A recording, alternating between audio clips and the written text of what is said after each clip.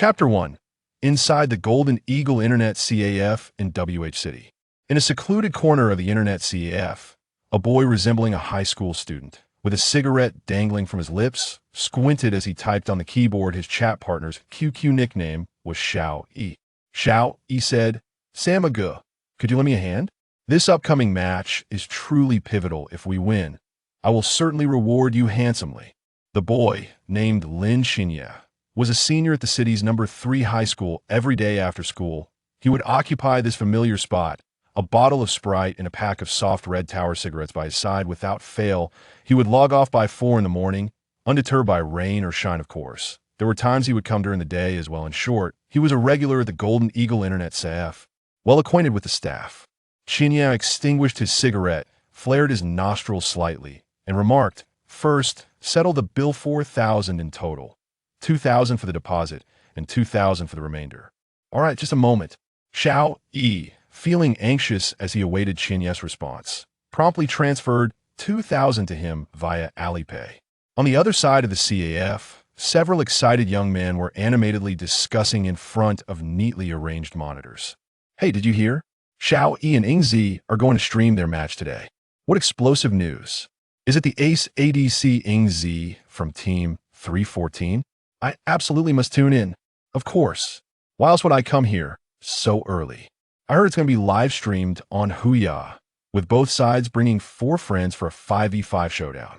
Clearly, this match had ignited considerable anticipation among them. After all, it involved 2 well-known figures in the domestic esports scene, transforming their public rivalry into a virtual battleground, where the question of superiority would be settled in a single clash. Who is Xiao Yi? Recently crowned the king of the casual players in the national server, he ranked 2nd in the Netcom region. With his handsome appearance and exceptional skills, he became a sensational gold-tier streamer on the Huaxia platform, captivating countless fans. As for Ingzi, his name has been rising meteorically in the domestic LOL esports sphere this year. He led Team 314 from the LSBL to the LPL Professional League, and just recently, he guided his teammates to victory in the Dalmatia Cup, officially securing his place among the top 3 ADCs in the country. Not long ago, Xiao Yi, in an attempt to assist a fellow streamer in ranking up, borrowed a King's account and encountered Ingzi during a duo queue. They quarreled over positions, resulting in Ingzi taking ADC while Xiao Yi, reluctantly, played support. The bottom lane was utterly dominated, leading to a heated argument between the two. Ingzi's recent success had inflated his ego, and after a verbal altercation in the game, he vowed to travel to Chengdu to confront Xiao Yi. Their exchange became so intense that it even made the homepage news on Duo 1. Following some persuasion from their peers, the two agreed to assemble their respective teams for a true showdown to determine who was the superior player in the Summoner's Rift. Thus, the highly publicized match of the day came to fruition, drawing considerable attention due to the prominence of both participants. The excited chatter among the onlookers served as a testament to this.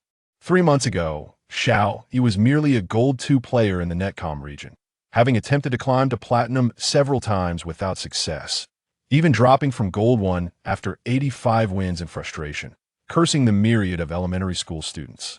By chance, Xiao Yi encountered an exceptionally skilled jungler during ranked play, achieving a flawless victory. Curious, he added the jungler as a friend, and to his surprise, the jungler accepted that day. Xiao Yi secured 14 consecutive wins, easily ascending to Platinum.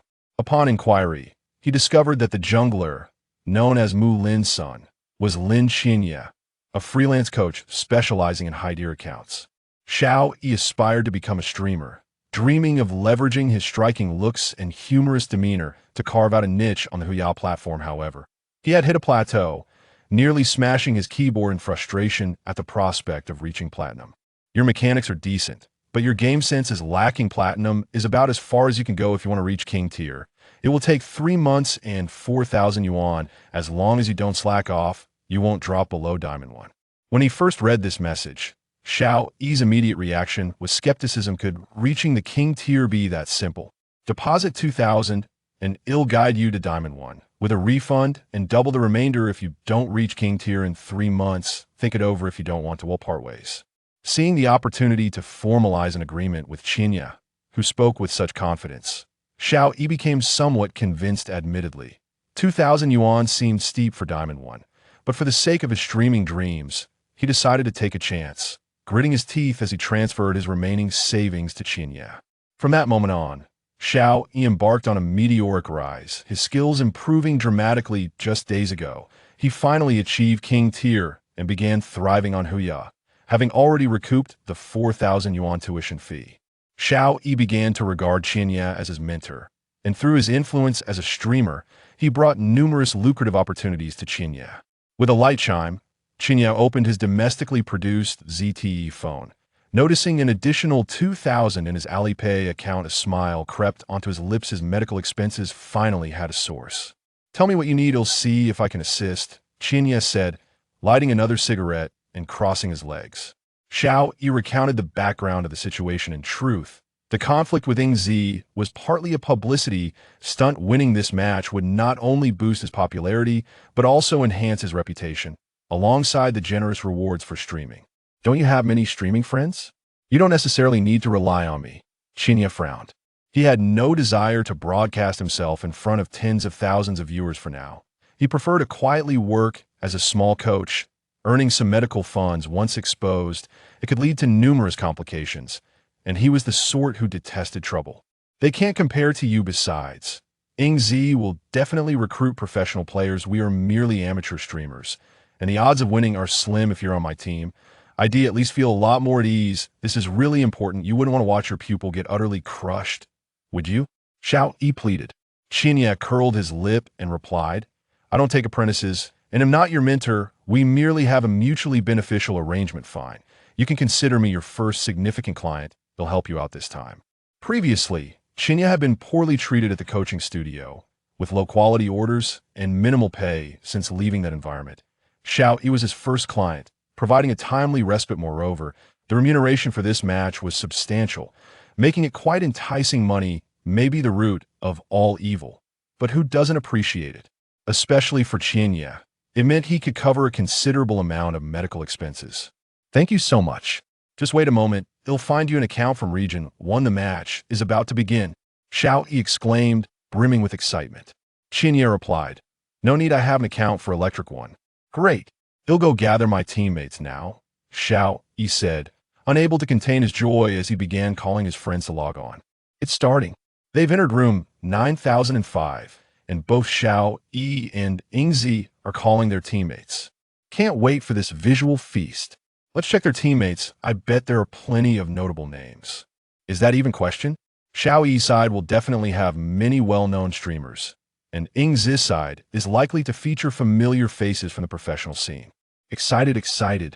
Not only the group of bespectacled youths, but several other patrons in the CAF were also glued to this live-streamed event, indicating that the match was garnering far more attention than anticipated. Similar scenes were unfolding in other parts of the country at the training base of Team 314 in SH City. The jungler Shixing bit into a freshly washed apple, juice splattering as he mumbled, "Ying Zi, are you really going to face off against those streamers?" "Sometimes, not fighting won't earn respect," Ying Zi replied, sitting confidently in his chair, a smirk revealing the youthful arrogance of his success. "Well, you take your time, it'll just watch, don't lose. There are so many spectators, and losing would be quite embarrassing," Shixing cautioned. Ying Zi chuckled. "How could we possibly lose? Those streamers are all amateurs this time. I've enlisted professional players from the team, by the way. I even managed to drag in the LPL Jungle King." "What? Tang Fei Bai is coming too?" Shixing exclaimed in surprise. As one of the top junglers in the country, he knew Tang Fei Bai's character. While he would never participate in such a match, what method did you employ to persuade him to agree to participate in this match? Shixing's interest in Tang Fei Bai evidently surpassed the significance of the duel itself. The shadow disregarded Shixing, instead immersing himself in the monitor before him. Just moments ago, the Huaxia streamer Xiao Yi had invited him into the room, and he was now ushering his teammates to join.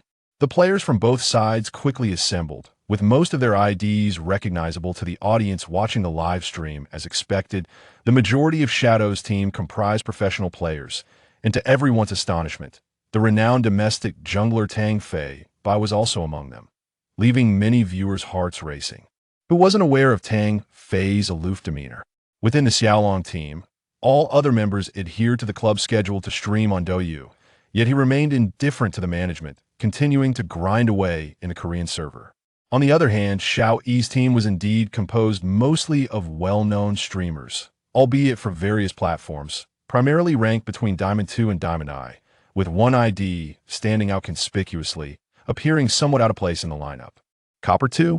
Shixing exclaimed in disbelief, causing half an apple to tumble from his hand and thud against the ground. Xiao Yi wouldn't actually recruit a copper player for this match, would he? Moreover, that IDM goodness, it's truly incredible. I'm in awe of this guy. Doesn't he realize he's up against Shadow and Tang Fei by along with other professional players? Gasped one viewer. Almost all the spectators' eyes widened in astonishment, their mouths agape as if they could fit an egg inside. In a match of such caliber, presenting a Copper 2 account amidst a sea of diamonds and kings was already peculiar enough. But the ID itself was outrageously mocking in regular ranked games. Merely possessing such an ID would undoubtedly draw the ire of opponents. For this Copper 2 account was named Diabol Dimin, literally torture the 5 dogs on the opposing side. Undoubtedly, the account belonged to Qian Yi upon seeing the ID. Qian Yi couldn't help but chuckle in disbelief. He hadn't intended to draw attention in such a manner earlier. He distinctly remembered having a diamond account, only to discover it had been completed yesterday, with time running short and no other accounts available. He logged in to find himself equally taken aback by the ludicrously poor ID. This elementary school level ID indeed belonged to a first-year student, and Qian Yi had accepted the job with the requirement of reaching Gold V, as the account owner seemed eager to flaunt his progress to his girlfriend. Meanwhile, Xiao Yi, upon seeing Qian Yi's account ID, nearly spewed his cola all over the screen. Sanmu, this is too outrageous. If you lack an account, just let me know. This level of provocation is a bit excessive, Xiao Yi messaged privately on QQ. Qian Yi responded with a light-hearted laugh. Sorry, I just forgot I only have this one account on hand, and there's no time to change it. Let's just get started. The sooner we finish, the sooner I can attend my class. You're a student? Xiao Yi replied, astonished. He had never known what Qian Yi did, and today was the first time he learned that Qian Yi was indeed a student. He inquired, "What year are you in?" Qian Yi did not respond, and urged everyone to commence the match. His teammates, glancing at Qian Yi's account with a mixture of resignation and amusement, were already beginning to feel the pressure of facing professional players. Winning seemed a distant hope, and while losing was one thing, the mocking ID was a glaring target. Should they falter, would become a taunt directed at themselves. They certainly did not believe Qian Yi's actual rank was Copper 2, and neither did the 5 from Shadow take such rank seriously. They were merely provoked by Qian Yi's ID. Copper 2? Let's see if you can indeed torture us, sneered a professional player from secondary team on the public screen. Shadow composed himself and signaled to Xiao Yi to initiate the match. However, the audience watching this match erupted with fervor at the sight of Qian Yi's rank and ID. The atmosphere akin to an explosion. Awesome, just awesome. This bravado deserves a 5-star rating. 66. This wave of provocation earns a perfect 10. A Copper 2 dares to join such a match. Who gave him the audacity? I'm truly laughing out loud.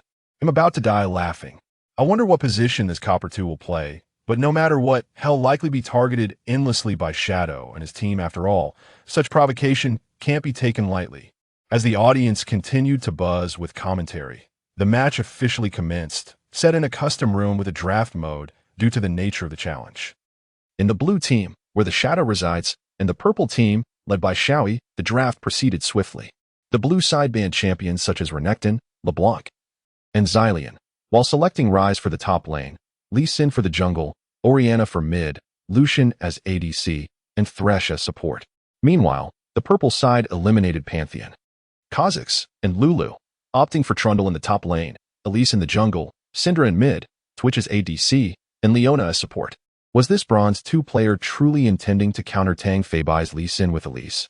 At the training base of Team 314, the jungler, Shixing, gazed incredulously at the unfolding scene, swallowing hard.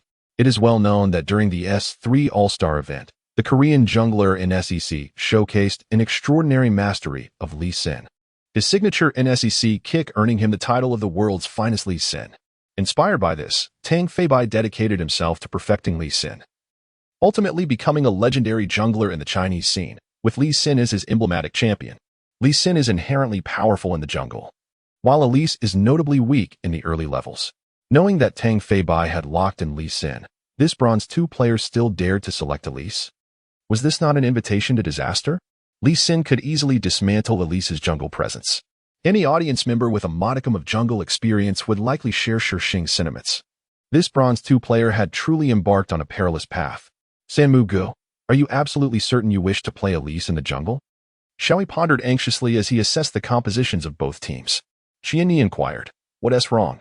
Is there an issue?" Xiaoyi contemplated for a moment before cautioning. It appears that the opposing jungler is Tang Feibai, and he is utilizing his most proficient champion, Lee Sin. And so what? Qianyi retorted dismissively.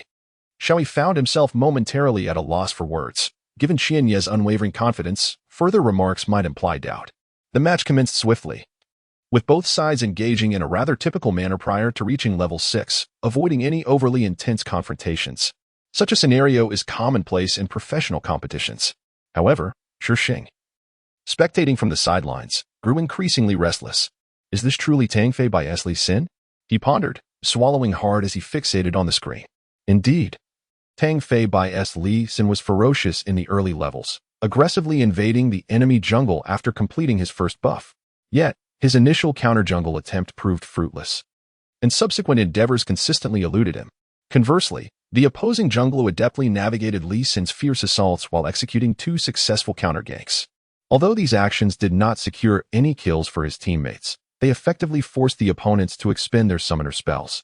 Under the looming threat of the jungler's stealth mechanics and the absence of summoner abilities, the 3 lanes on the side of Shixing found themselves constrained, wary of the jungler's unpredictable reappearance.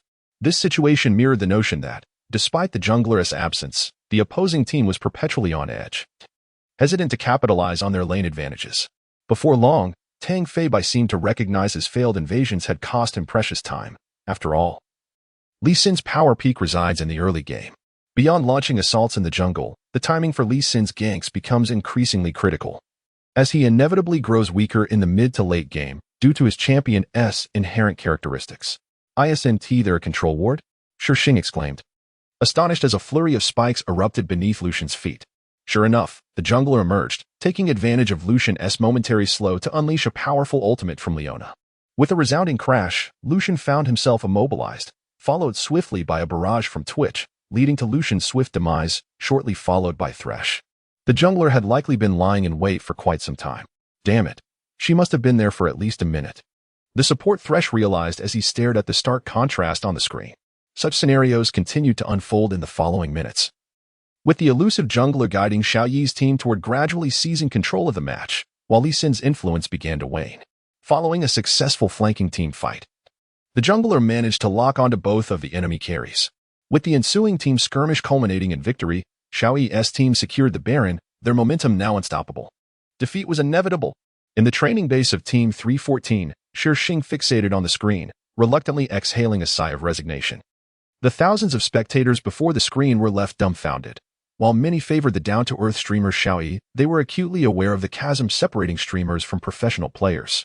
Witnessing Xiaoyi's team nearing victory, they were filled with a mixture of disbelief and elation. Reviewing the statistics, only Xiaoyi's performance stood out as exceptional. His Twitch had reached a godlike status, and should he unleash his ultimate in a team fight, it would undoubtedly wreak havoc. Meanwhile, the jungler, having accumulated 0 kills and 7 deaths, was statistically the weakest on Xiaoyi's side, but discerning viewers recognized the pivotal role she played in the match. Most spectators, however, fixated solely on superficial statistics, believing Xiaoyi's individual prowess rivaled that of top-tier professionals. With the Baron buff in hand, Xiaoyi's team swiftly dismantled the 3 lanes of the opposing side, achieving victory amidst a significant economic disparity. Xiaoyi is magnificent, truly deserving of the title of the strongest streamer. Haha, professional players are not all that impressive. In the wake of their triumph, the audience lavished praise upon Xiaoyi, heralding him as a new streamer who embodied both skill and charm, while his fellow streamers were equally astonished by this unexpected victory. Once the match concluded, the opposing side promptly exited, perhaps unwilling to witness Xiaoyi's gloating, leaving only Xiaoyi and 3 other streamers alongside Qianyi in the room. The 3 streamers were overjoyed. As teammates, they felt keenly the crucial impact of the jungler in this match, despite her lackluster statistics. It was clear that without her unseen intimidation, they could not have navigated the lanes with such ease. Her timely counter-ganks and strategic engagements were nothing short of genius. Xiaoyi, you've truly aligned yourself with a formidable ally. Great one. Please carry me to glory. One of the streamers messaged excitedly. Xiaoyi felt a swell of satisfaction. This match would undoubtedly amplify his fame on the Huaxia platform, a perfect amalgamation of recognition and reward. Indeed, this is my mentor. My skills have soared this month, all thanks to his guidance. Xiaoyi replied. The other streamers were taken aback. They were aware of Xiaoyi's previous rank and were astonished to discover that the jungler was indeed an exceptional talent. Immersed in the euphoria of victory and engaging in lively conversation, they remained blissfully unaware that the live stream had not been terminated, exposing their dialogue to the audience who had not yet exited the room. Is this jungler truly a master? How can that be? She has the most deaths and not a single kill to her name. He is Xiaoyi's mentor? I refuse to believe it. Xiaoyi appears far superior. Why do you all fixate on the statistics? Did you not witness that final Baron steal? If not for the jungler's flash into the Baron pit to snatch the buff from Tang Fei Bai's Lee Sin, coupled with a perfectly executed ultimate hitting 5 enemies. Do you think Xiaoyi's team could have triumphed? They would have been overturned long ago. Among the audience, astute viewers were not lacking. Qianyi, feeling somewhat fatigued, stifled a yawn, paying no heed to the enthusiastic greetings from Xiaoyi and the others, oblivious to the audience's intense curiosity regarding his identity. He typed, "Do not forget our agreement. I shall take my leave first." "Understood. I will attend to it immediately." Xiaoyi nodded vigorously. Qianyi raised his hand to glance at his phone, where a message from his deskmate Dado appeared. "The teacher has taken attendance. You couldn't hide it. Reply quickly." He sighed. And just then, another message arrived, this time from Xiaoyi, fulfilling her promise to pay for their upcoming match. The frown on Qianyi's face eased slightly as he gathered his belongings and hurriedly made his way to City Number 3 Middle School. Eh? Why did crushing 5 dogs log off? Qianyi pondered. Who exactly is Xiaoyi? Could it be that she is a professional player from some team? Xiaoyi shook her head and explained. Professional players wouldn't act as substitutes. He seems to be a student. A student? Which university? We should recruit him. Our chances in this upcoming Huaxia live streaming competition would certainly improve, another streamer suggested. Xiaoyi sighed and typed, from his voice, he doesn't sound like a college student. If I'm not mistaken, he should be in high school. Is a high school student that impressive? The other streamers were taken aback, simultaneously typing 2 words on the screen, impressive. At the training base of the SH City 314 team, Shixing noticed Ingzi lost in thought at his desk and reassured him, it's not a big deal, it's just an ordinary match.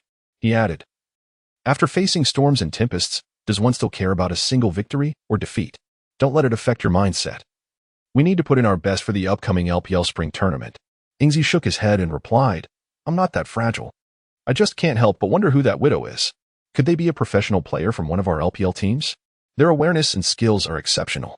I'm certain Tang Fei Bai didn't let up.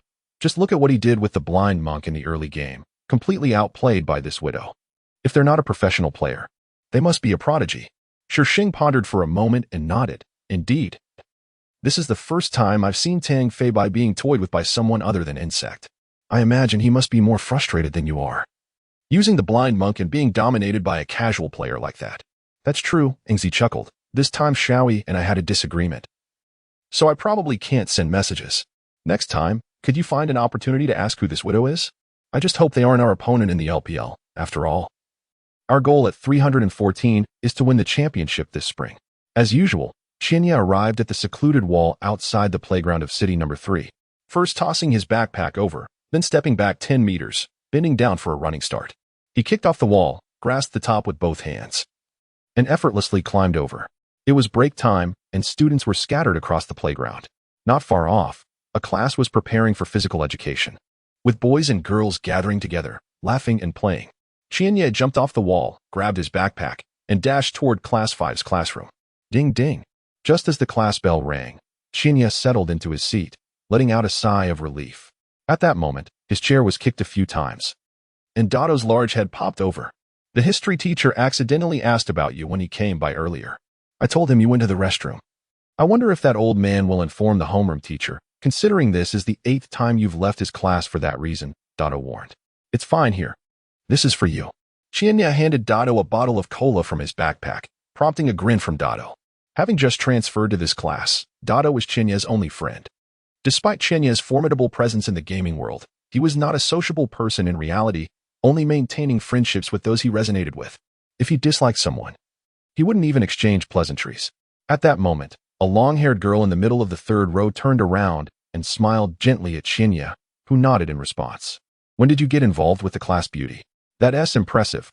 You've been so low-key. I didn't know you were secretly pursuing her, Dado teased. Where do you come up with these odd phrases? You sound like a literary scholar, Qianya retorted. You're the literary scholar. Dado looked up, puzzled. It's been a while since class started. Why has Teacher Yang arrived yet?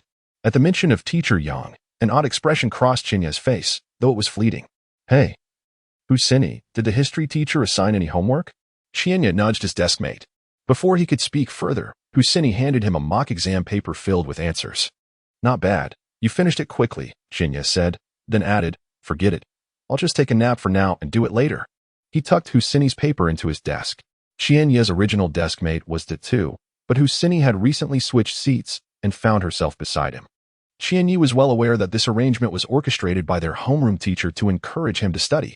However, Qianya preferred too as his deskmate over the current Huaxia. Huaxia, with her thick glasses resembling bottle caps and a long-standing dental brace that sparkled even when she wasn't smiling, did not pique Qianya's interest. Nevertheless, the sole advantage of having Huaxia as a deskmate was that he no longer had to endure standing and punishment for not submitting homework. As she was the top student in class, copying half and modifying the rest meant teachers rarely reprimanded them. Hey, can you stop skipping classes? Studying is more important than anything else. We only have a few months until the college entrance examination. And the coursework is so tight that there's no time for extra tutoring, even though you've never taken the initiative to seek my help with Mr. Yang's lessons. Huaxia timidly voiced as Qianya laid his head down. More important than studying? Qianya scoffed internally, feeling a twinge of impatience as he replied. Mind your own business. Take care of yourself. What are you trying to do? A gentle nudge on his arm prompted Qianya to raise his gaze and fixate on Huaxia's thick glasses. This is a note from Deng Xiaomin, she said, extending a heart-shaped folded paper toward him. Following her gaze, Qianya saw Deng Xiaomin looking back with an adorable wink and a playful tongue out. Still claiming there's nothing going on? You're practically giving me heart palpitations. The two muttered from the side. Go away. If you keep talking, I won't let you copy my homework. Qianya shot Datu a glare, unfolding the fragrant note. He found a delicate line written on patterned stationery. I'll wait for you at the cultural corridor after evening self-study. Upon reading this, Qianya's heart began to race.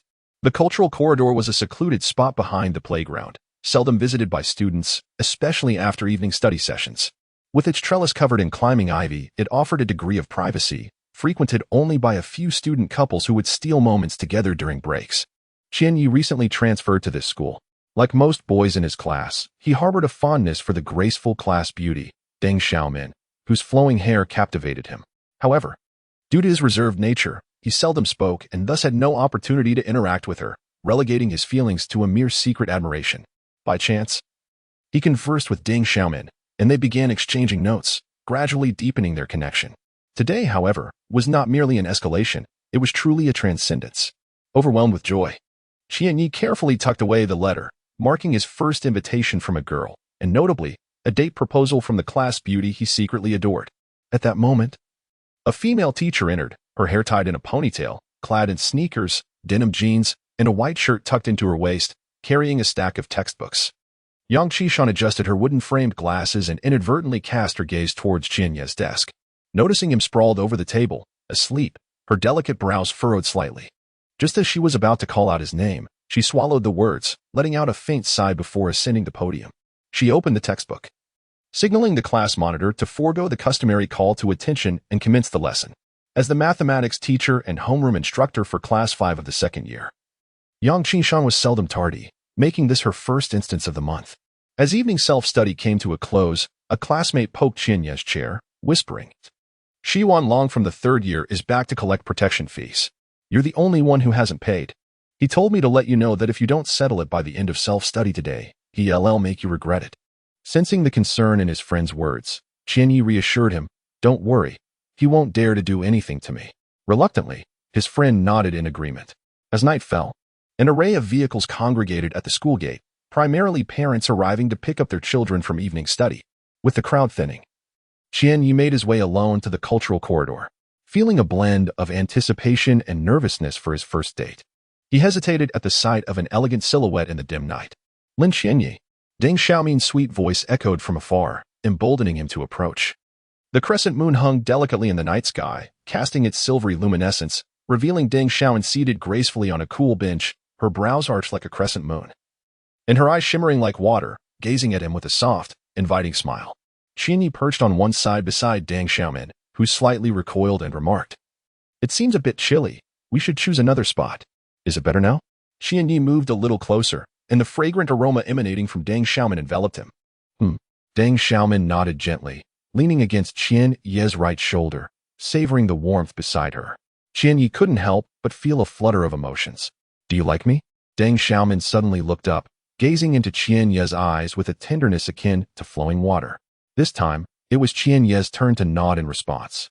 Deng Xiaomin continued, "Then could you please close your eyes? I want to give you a gift." Her voice was tinged with shyness, the word gift carrying a weighty significance, and the corners of her lips, adorned with gloss, slightly curled upward. Qianyi swallowed hard, obediently shutting his eyes.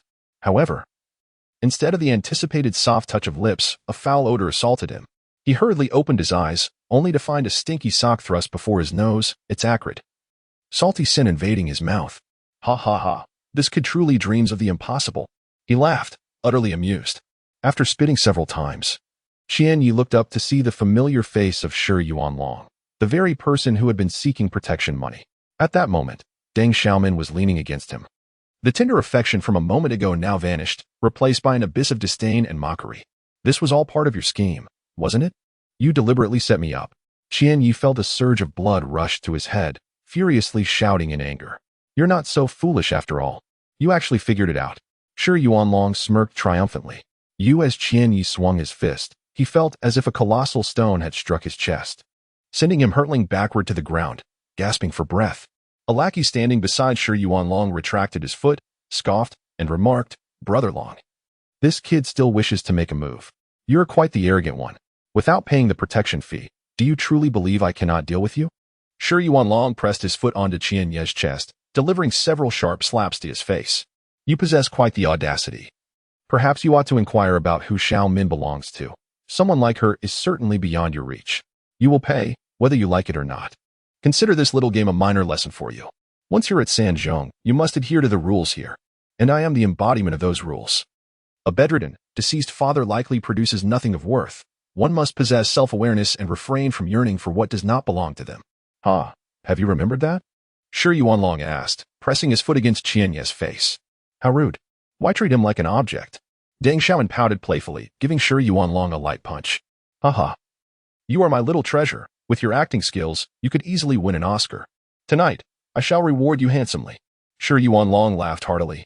Qianyi remained silent, fixated on the expressions of Shi Yuanlong and Deng Xiaomin, as if he wished to etch their visages into his memory. Although winter had ostensibly passed, an unsettling chill enveloped him. Beneath the dim glow of the streetlights, his limping silhouette elongated and shortened in a haunting rhythm as he trudged through the familiar, secluded alleyway towards his home. A soft click resonated, illuminating the corridor as the door stood ajar, unlatched as usual. Pushing the door open, he was greeted by an abyss of darkness. Qianyi stealthily refrained from switching on the lights, too weary to tend to his wounds. He made his way directly to his room. "You're surprisingly early today," a woman's voice pierced the stillness. Typically, Qianyi returned home in the early hours. But after enduring the humiliation at the cultural corridor, he had spent 2 hours in a nearby park to soothe his troubled spirit. Nonetheless, returning home by 11 o'clock felt remarkably early compared to his usual hours. "Are you hurt?" The living room lights flickered on, revealing the bruises adorning Qianyi's face and the abrasions on his elbow, blood seeping from the wounds sustained after being kicked and thrown onto the unforgiving concrete. Yang Qishan, her pent-up frustration dissipating at this sight, turned to retrieve a first aid kit from the cabinet. "Sit down, let me tend to your injuries," she said gently. "What about my father?" Qianyi inquired. "He is already asleep." Noting Qianyi's reluctance to sit, Yang Qishan gently pressed him into a chair, producing a cotton swab soaked in iodine. I asked Sister He to return early. She made some pig's trotter soup tonight, and there is plenty left. If you're hungry, I can serve you some. No need. He replied. Qianyi remained motionless, his demeanor towards Yang Qinshan consistently frigid, as indifferent as a stranger. You should focus on your studies. I will take care of the medical expenses. Staying up late is truly detrimental to your health. Yang Qinshan hesitated, yet ultimately spoke. With a cold laugh, Qianyi remarked. Are you going to handle it? Running around borrowing money only to fall victim to those with ill intentions? I am already an adult. There are some responsibilities I can shoulder myself. But you are merely 17. Yang Qinshan unwittingly raised her voice, and moments later, a suppressed cough echoed from the adjacent room, prompting both to lower their tones. Yet, I wish to make amends, she insisted. No amount of atonement can erase the established facts resulting from your actions. He retorted with a hint of sarcasm. From now on, refrain from prying into my affairs, all right? You continue to be the good teacher, and I shall remain the wayward student. Let it be. Before Yang Qinshan could finish bandaging her wound, Qianyi rose and made his way to his room. As the sound of the door locking resonated, Yang Qinshan felt her eyes moisten, a wave of guilt washing over her face. She gently opened the door on the other side, found everything to be in order, and meticulously organized the ingredients she had purchased today in the refrigerator before reluctantly locking the door behind her. After closing his door, Qianyi instinctively turned on his computer. Remembering that he had no training orders for the day, he opened the dual play box, where the homepage showcased a video of the match he had arranged between Xiaoyi and Yingzi. A confident smile crept across Qianyi's lips. It was only in the virtual realm of gaming that he felt like the king of the Summoner's Canyon, freely wandering and commanding the winds of battle, undefeated and invincible. Yet the scene from a few hours earlier in the cultural corridor replayed in his mind, and despite his desire to forget it, he could not suppress the shadow it had cast upon his heart. Qianyi could never forget the image of his face being trampled underfoot by Shi Yuanlong, along with the arrogant and wanton laughter of Shi and his two lackeys, not to mention the unabashed scorn reflected in Deng Xiaomin's eyes, each mocking glance piercing his heart like a dagger. Deng Xiaomin was the first girl Qianyi had ever liked. Yet the lessons of first love were painfully etched into his memory. With a bitter smile, Qianyi shook his head. Perhaps his life had never been smooth sailing. A message from Xiaoyi on QQ popped up, inviting him to Chengdu and offering to cover his travel and accommodation expenses for a gathering of Huaxia streamers. Naturally, Qianyi declined politely. After the events of the previous night, he had little desire to attend any social gatherings. The following day, Sister He arrived early to prepare breakfast, revealing her intention to resign after receiving her salary for the month. Despite Qianyi increasing her pay, she still wished to leave her position as a nanny, as her daughter had just given birth to a healthy baby boy, necessitating her return home to care for her daughter and grandson. Sister He, I will settle your salary next week. This week's routine health check will be entrusted to you, Qianyi said, grabbing his backpack.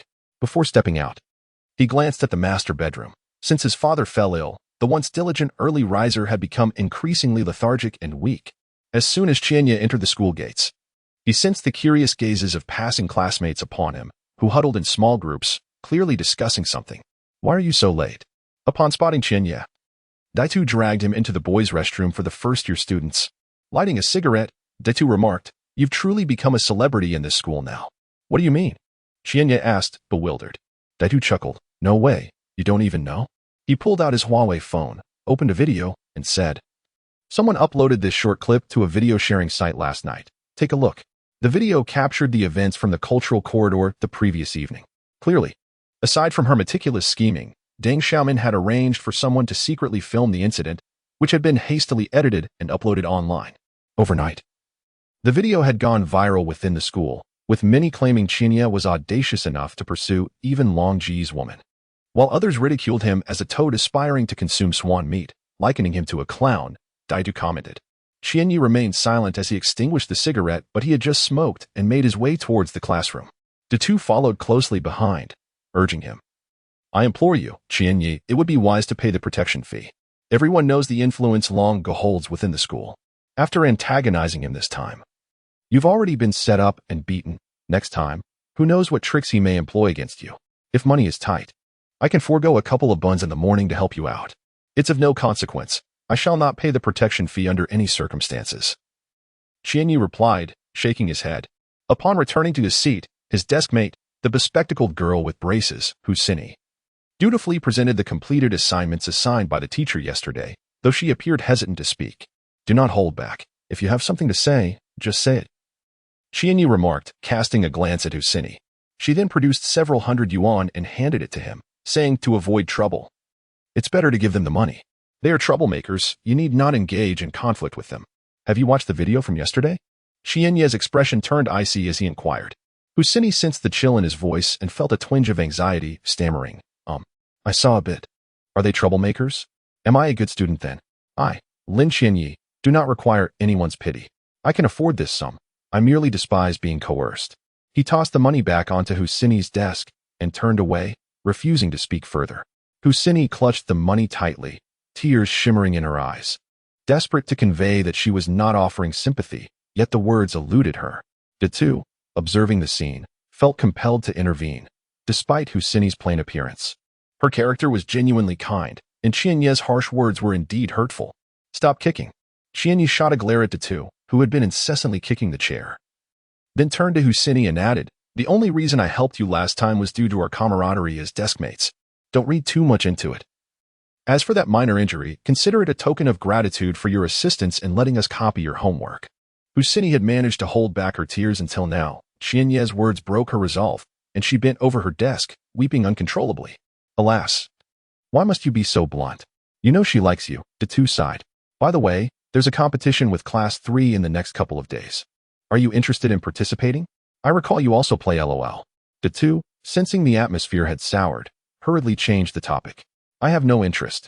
After such an uproar, Qianyi felt even more disheartened. This is a matter of class honor. Contributing, no matter how small, is worthwhile. De Tu insisted. Qianyi chuckled softly and remarked, I have never considered myself part of Class 5. This statement left Data momentarily speechless, for it was indeed a reflection of reality. As a transfer student, Qianyi found it exceedingly difficult to assimilate into this class.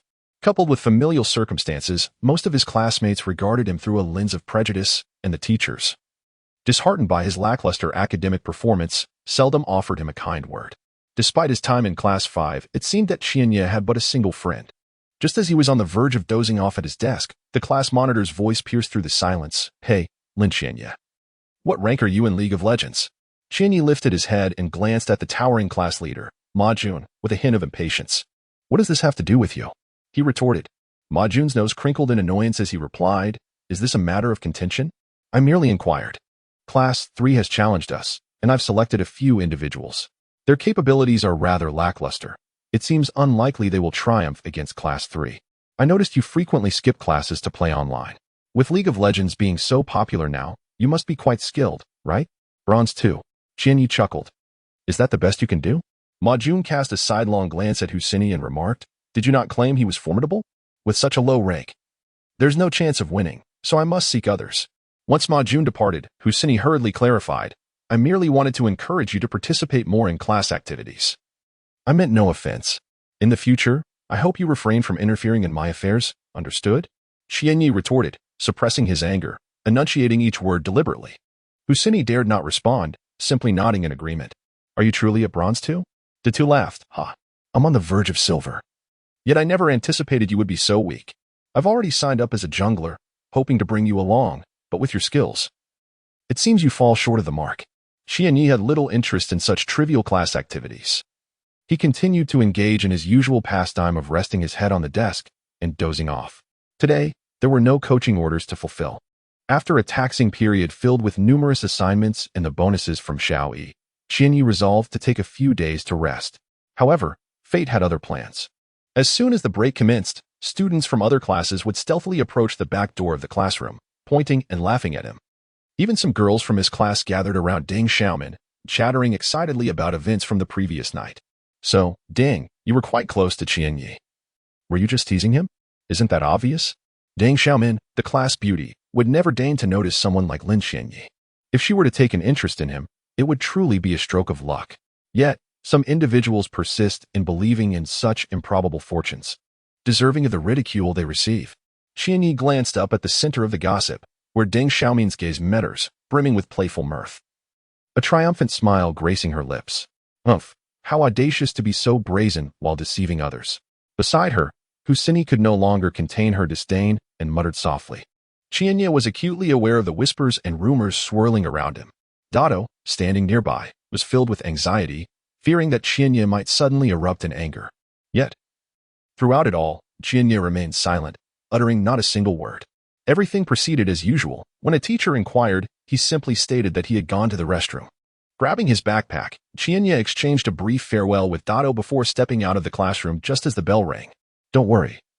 It's better for him to get some fresh air than to endure the derisive remarks of those people, Dado consoled Huaxia, who wore a worried expression. During lunchtime, as Dado was about to head to the cafeteria with his lunchbox, a group of individuals blocked his path at the classroom door. Where is Huaxia?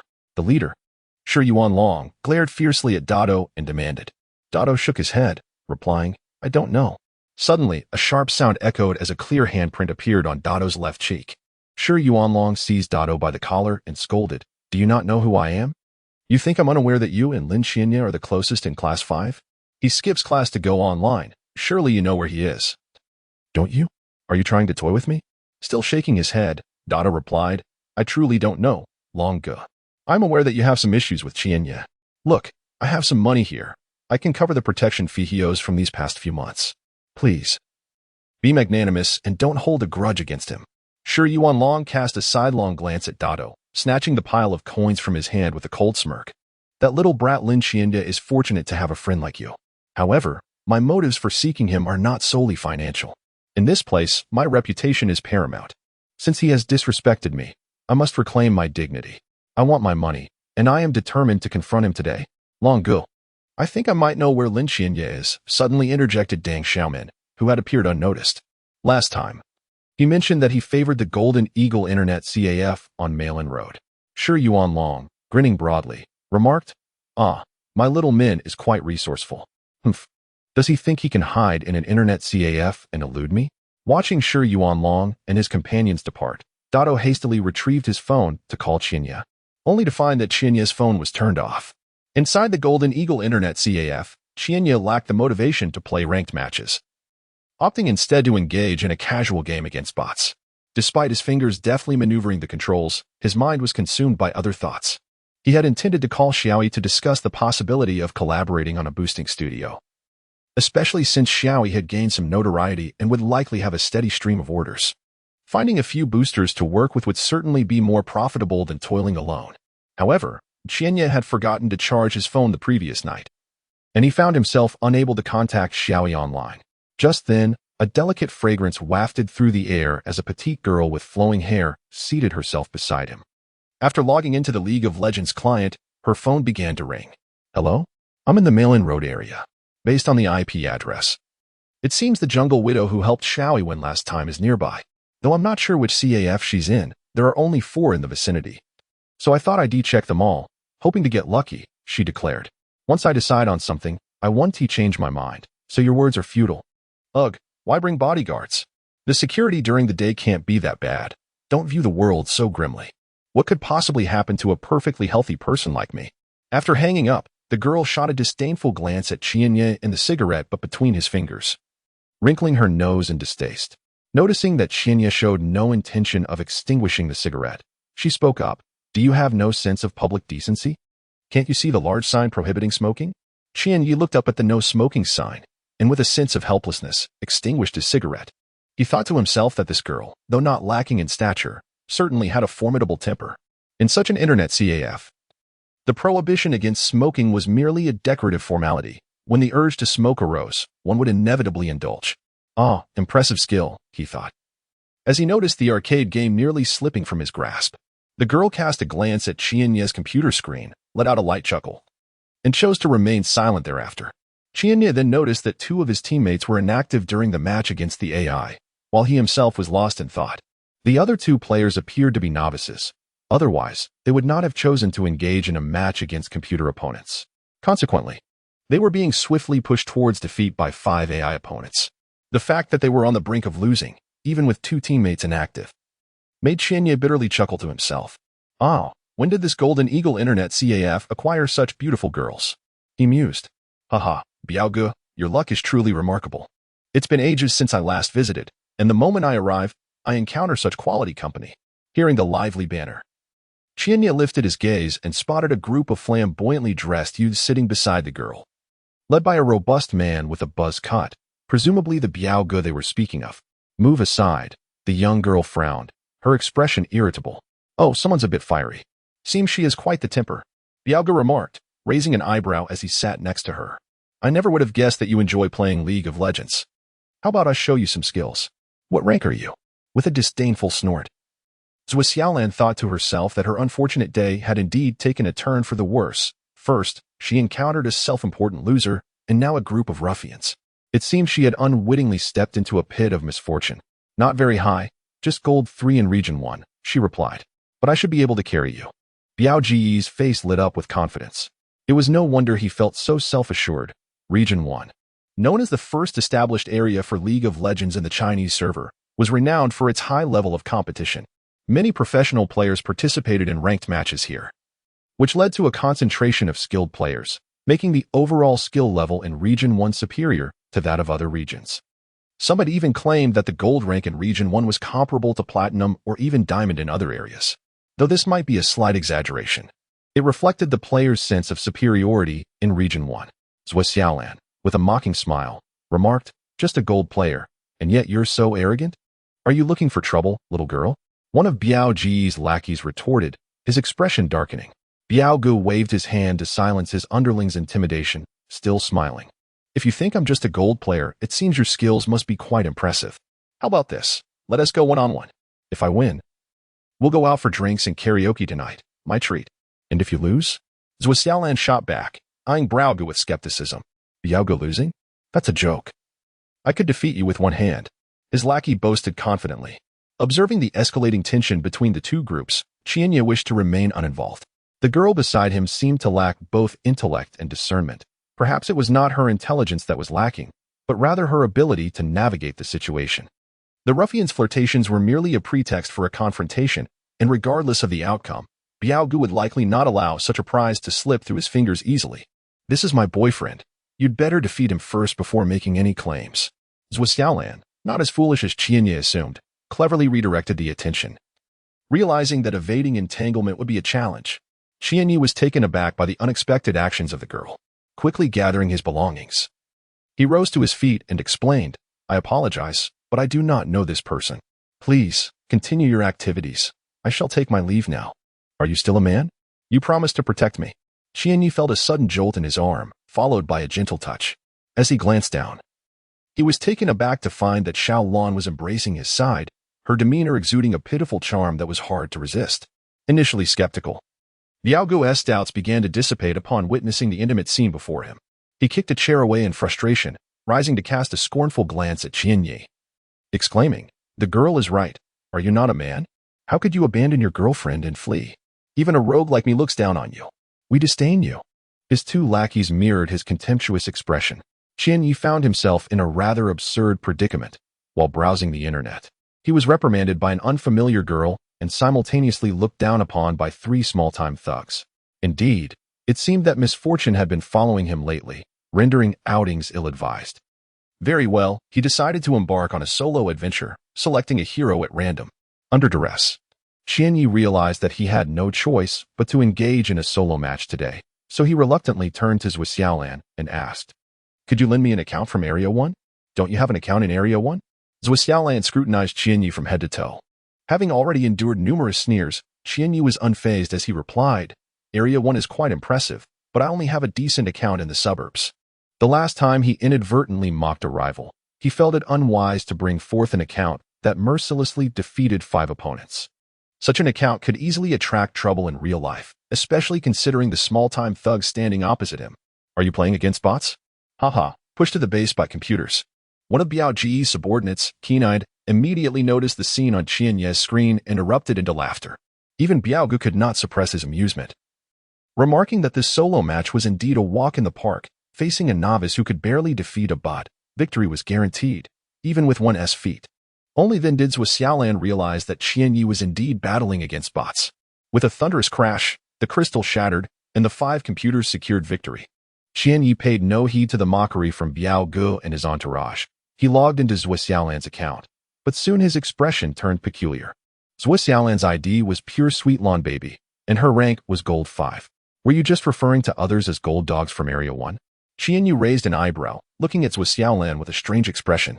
Zhuo Xiaolan felt a wave of embarrassment wash over her. She tucked a loose strand of hair behind her ear to hide her flushed cheeks and cleared her throat before retorting. And what rank are you then? Qianyu chuckled softly and remarked, I am but an unremarkable player, a Bronze 2 contender from District 17. Haraha. Biao Gu was the first to burst into laughter, his two subordinates nearly brought to tears by their amusement. Zhuo Xiaolan felt a pang of sympathy for herself. Her luck seemed to have taken a turn for the worse. Had she perhaps neglected to consult the almanac before venturing out? Why was it that today she encountered nothing but peculiarities? She had initially thought to find someone to serve as a shield, but could anyone truly be so inept? To her astonishment, she had come face to face with the legendary elementary schooler, the verbal champion of the plastic squad. Zhuo Xiaolan felt an urge to curse. It would have been better for her to take the reins herself. Since I am already your boyfriend, do not compete with me. Watch as I, the Bronze King, obliterate the golden dogs of District 1. Qianyu intercepted Zhuo Xiaolan, who was intent on taking the spotlight. Biao Gu wiped away the tears from the corners of his eyes, rubbing his aching belly from laughter, and said, Do be careful not to sprain your tongue. Mere words alone will not secure victory in a solo match. Qianyu nodded in rare agreement with Biao Ji's words, inquiring about his preferred method for solo play. Biao Gu furrowed his brow and replied, Isn't solo just about facing off alone in the mid or top lane, aiming for first blood, a tower, or 100 minions? Very well, let us commence. Qianyu refrained from elaborating further, allowing Biao Gu to create a custom room himself. In truth, personal solo matches are not as straightforward as Biao Gu suggested. There exist 4 distinct forms of solo competition, with Biao Ji's description merely encapsulating the most common version, the first blood and first tower system, typically held in the mid lane. A player can claim victory by securing either first blood, destroying the first tower, or reaching a total of 100 minion kills. Fulfilling any one of these conditions is sufficient for victory. Aside from the prohibition on entering brush and absorbing experience from side lane minions, the rules are quite simple. The other 3 formats include the 3-blood 2-tower system, the crystal system, and jungle solo, each of which is somewhat more intricate than the first. Qianyu surmised that Biao Gu would likely struggle to comprehend these nuances, and thus chose to remain silent. As both players entered the room, the blind pick mode obscured Qianyu's view of the champion Biao Gu had selected, while Biao Gu remained unaware of Qianyu's choice. Zhuo Xiaolan, observing the triumphant laughter emanating from Biao Ji's side, speculated that he would opt for a hero that was relatively straightforward to play in the early game. However, when she witnessed Qianyu's ultimate selection, her eyes nearly fell from their sockets. Wait, is this a mistake? Are you truly unfamiliar with this hero? Or are you merely jesting? You chose this for a personal solo match? Zhuo Xiaolan exclaimed in astonishment. Qianyu curled her lips and retorted, Is there a problem? Did not a certain deity once declare that there are no supreme heroes, only the most formidable players? The essence of the game lies in human skill, as each hero possesses distinct personalities and playstyles. Which deity made that claim? I was unaware, Zhuo Xiaolan exclaimed, visibly frustrated. She recognized that this time she was truly defeated. The hero chosen by Qianyu undeniably suited his Bronze 2 rank. That was I who said it. Qianyu grinned, choosing not to elaborate further as he focused on configuring his runes and talents. Zhuo Xiaolan shot him an exasperated glance, when from a distance, Biao Gu called out, Hey, kid, you're not planning to solo me with Riven, are you? That's a hero reserved for the gods. Her lightning-fast Q can be quite terrifying. Very fitting for your persona. Zhuo Xiaolan thought to herself, he wouldn't dare use Riven. That hero is merely a tool for novice players. For Qianyu had chosen none other than Garen, the Might of Demacia, much like many who first encountered the game League of Legends. They often dedicated their initial matches to champions like Ashe and Garen, for they are the quintessential heroes for beginners, completely free to play. Just as everyone knows the name of the illustrious Sara Aoi, who among the League players is unfamiliar with Garen. Besides being free, Garen's simplicity makes him accessible. One requires little in the way of intricate maneuvers to play him effectively. Once the game commenced, Biao Gu erupted into laughter upon seeing Garen on screen. I thought you would choose a hero with more finesse for our duel, but it turns out to be Garen. I must have overestimated your prowess. Following his declaration, his 2 henchmen nearly succumbed to fits of laughter. Zhuo Xiaolan felt a twinge of embarrassment. After all, Qianyu was stepping in for her in the solo match. Do you not understand? In a fair matchup, Nocturne utterly dominates Garen. Nocturne's passive grants him significant critical damage early on, and by level 3, he possesses the capacity to secure a kill. Conversely, Garen, before reaching level 6, should not harbor any thoughts of slaying. I am well aware of what you speak. Qianyi nodded, smiling yet remaining silent. This reaction left Huaxia speechless. She could hardly muster the energy to disdain Biao Gu for utilizing a champion like Pantheon, often seen as a trickster. I truly wonder where your confidence stems from, she muttered under her breath as she observed Qianyi's unwavering grin. The solo match was designated for the top lane, and as two top lane heroes, Biao Ji's Nocturne appeared on the lane as the minions clashed, clearly brimming with confidence. He had chosen to start with a Doran's blade and a health potion, with a clear objective in mind, to overpower Garen by level 3. Where is that kid gone? Surely he isn't too afraid to show himself?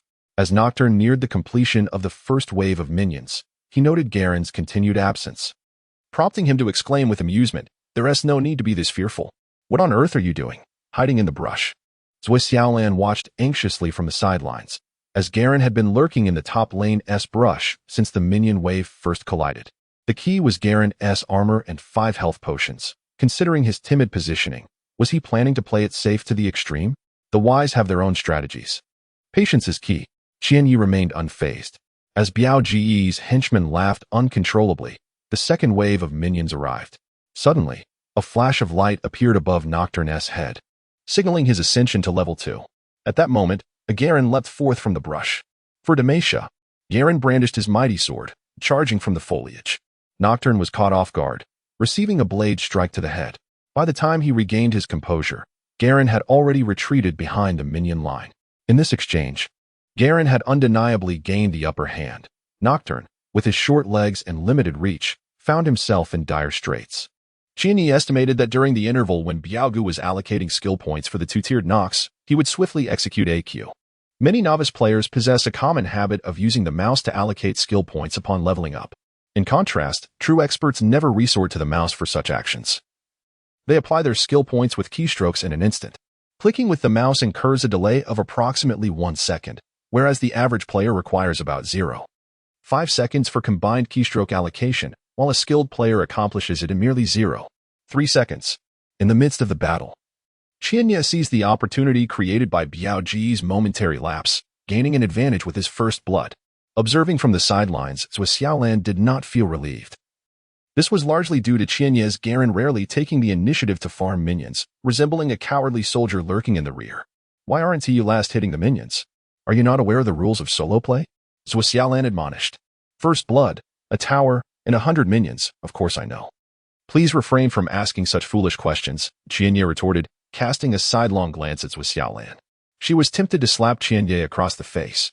She detested being regarded with such condescending looks, and Qianyi's gaze had been utterly devoid of subtlety in that regard, which infuriated Zui Xiaolan immensely. With a slight smirk at the corner of Qianyi's mouth, he had just noticed Nox's farming skills.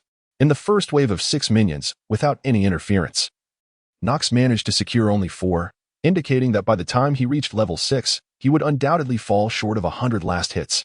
At this moment, Biao Gu felt a surge of frustration. This Garen was indeed insufferable, preferring to hide behind minions rather than farm, leaving Nox with minimal opportunities to deplete his health. Moreover, Garen's silence was exceedingly bothersome. After reaching level 3, Nox rarely had the chance to unleash all 3 of his abilities. Every time he pulled Garen in, a significant amount of damage was absorbed by Garen's shield, followed by a swift spin and a devastating strike, after which Garen would retreat without hesitation. Upon retreating, Garen either concealed himself in the bushes or hid behind the minion wave, consuming health potions and utilizing his passive along with the potion's regeneration to swiftly restore his vitality. After all, 5 health potions. Biao Gu began to regret his choice. Had he known Garen would play so deviously, he would have opted for a health potion instead of a Doran's blade, which also offered dual recovery. At this juncture, Biao Gu realized that not only was Nox's health dwindling, but his mana was also beginning to wane. If this continued, it was highly probable that Nox would miss the opportunity to unleash his ultimate ability after reaching level 6. Unbeknownst to him, Nox had also adopted a more cautious approach, no longer mindlessly engaging in skirmishes.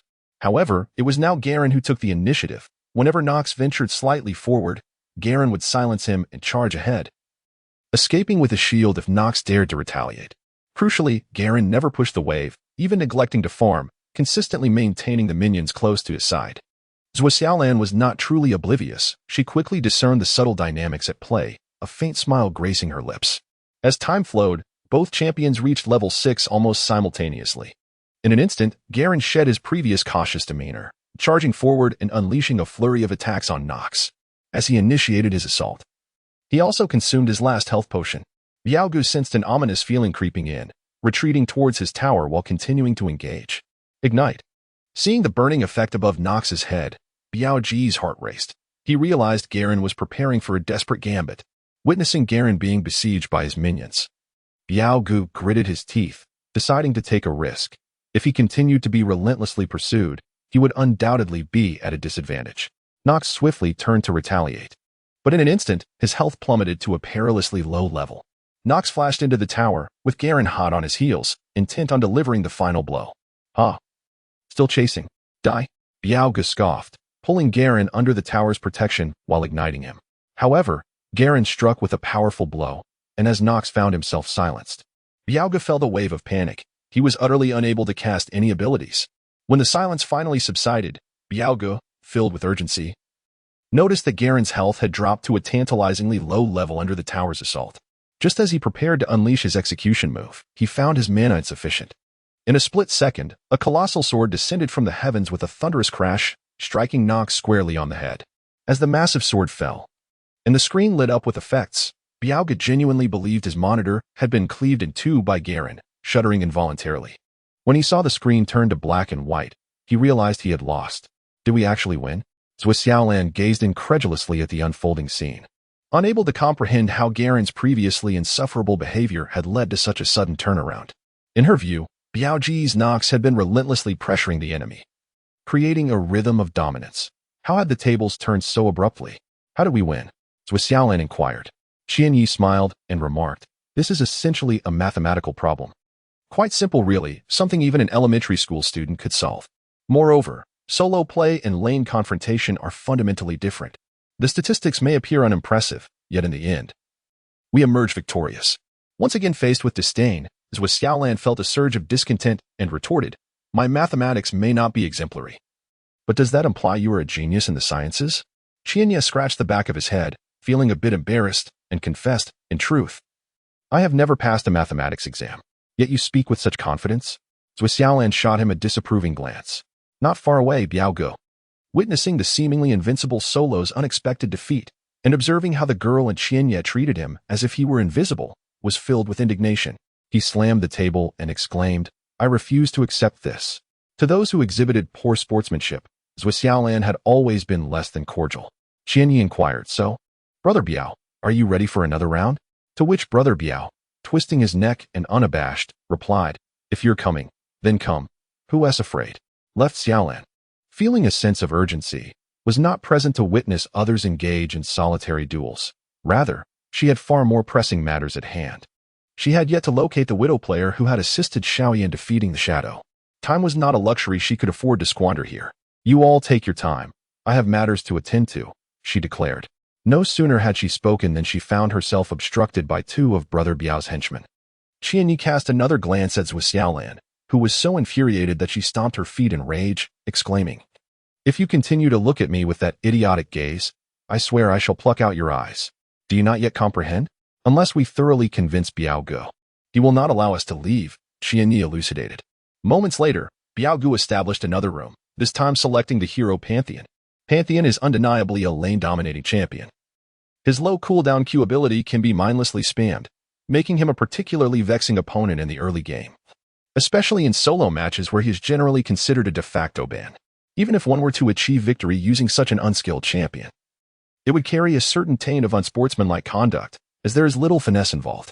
However, Biaogu lacked such self-awareness, and in a bid to redeem himself, he promptly chose Pantheon, this time opting for a health potion at the start, intent on wearing down Qianyi in the early levels.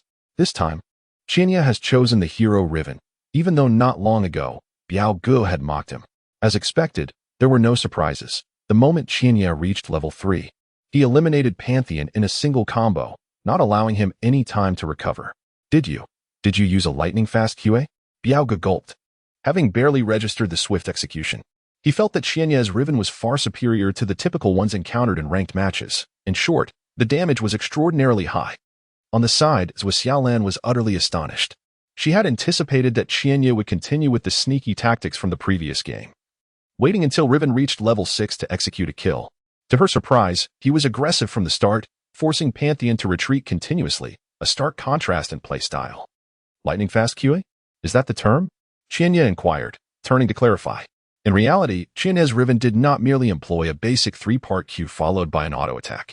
Instead, he utilized the shield from his E skill to absorb damage after the first Q, interrupted Pantheon's W with a stun from the second Q followed by W, and executed the third Q from behind Pantheon, sending him flying backward while using a minion to secure the final bit of damage.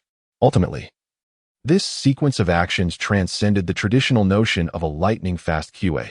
Everyone present could see that this swift and precise maneuver was indeed more challenging. Remarkable, truly remarkable. I never expected to encounter a master here, Biaogu exclaimed, giving Qianye a thumbs up. He was not one to take defeat lightly.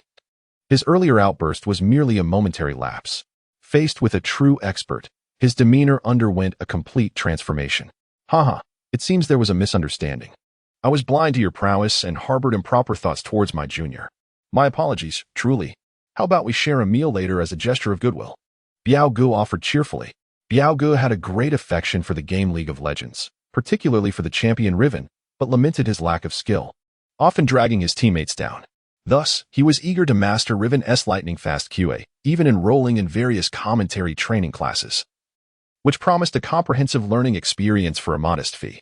Unfortunately, most of these turned out to be scams, leaving him disappointed, realizing that finding a mentor in real life was far more effective. Taken aback by Biao Ji's sudden enthusiasm, Qianye was somewhat speechless. Huaxia felt an intense mix of embarrassment and anger at being referred to as junior, finding herself at a loss for a retort, as she had previously used Qianye as a shield while being his girlfriend. All right, the matter is resolved. Shall we depart? Qianye suggested. However, Biaogu was unwilling to miss such a golden opportunity for mentorship. He quickly grasped Qianye's arm, pleading, "Could you teach me Riven's lightning-fast QA? I truly value this and would appreciate some hands-on guidance. Rest assured, I won't let you teach for free. I'll cover you in this area. If you encounter any difficulties, just give me a call." Caught off guard, Huaxia could not evade Qianye's outstretched hand, with Biaogu blocking her way, making it difficult for her to break free without revealing her identity. "You little rascal, I won't let you get away with this advantage," Huaxia thought to herself, her eyes narrowing in determination. As Qianye contemplated a refusal, he noticed Shi Yuanlong hurrying towards him with several companions, immediately sensing that the situation was rather dire. The previous night, during a brutal assault by Shi Yuanlong and his associates, he had made it abundantly clear that if Qianye failed to pay the protection fee today, he would personally come to collect. The primary reason for Qianye's decision to skip class was to evade Shi Yuanlong. Yet he had not anticipated that Shi Yuanlong would find him so swiftly. The Golden Eagle Internet CAF was situated on the second floor, aside from the main staircase. There were no alternative exits, rendering escape virtually impossible. "Brother Long, that kid is inside," one of Shi Yuanlong's companions pointed out, directing his attention towards Qianye. "Brother Biao." To be honest, mastering Riven's Q ability, while seemingly straightforward, can be quite intricate, and truly grasping it requires a significant investment of time, Qianye remarked as he turned to Brother Biao. Upon hearing this, Brother Biao's spirits soared. "Lin Qianye, do you truly believe that hiding here will keep you from my reach?" Shi Yuanlong sneered as he spotted Qianye engaged in casual conversation, advancing menacingly. "Who are these fools?"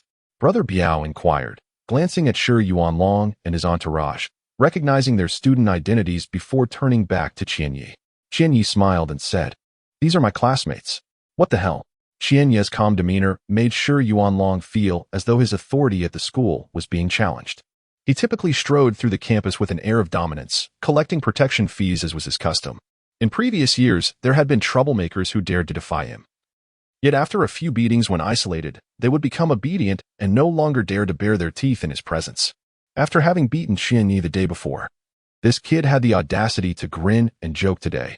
Had he truly learned nothing? Just as he finished speaking, Shi Yuanlong stepped forward and grabbed Qianye by the collar, preparing to land a punch on his face. However, he was taken aback to find that his right hand was immobile. Upon looking up, He realized someone had seized his wrist with considerable strength, causing a distinct ache. "Let go of me. Do you know who I am?" Shi Yuanlong glared angrily and shouted. Biaogu flung Shi Yuanlong's fist aside and sneered. "But do you know who I am?" "I don't care."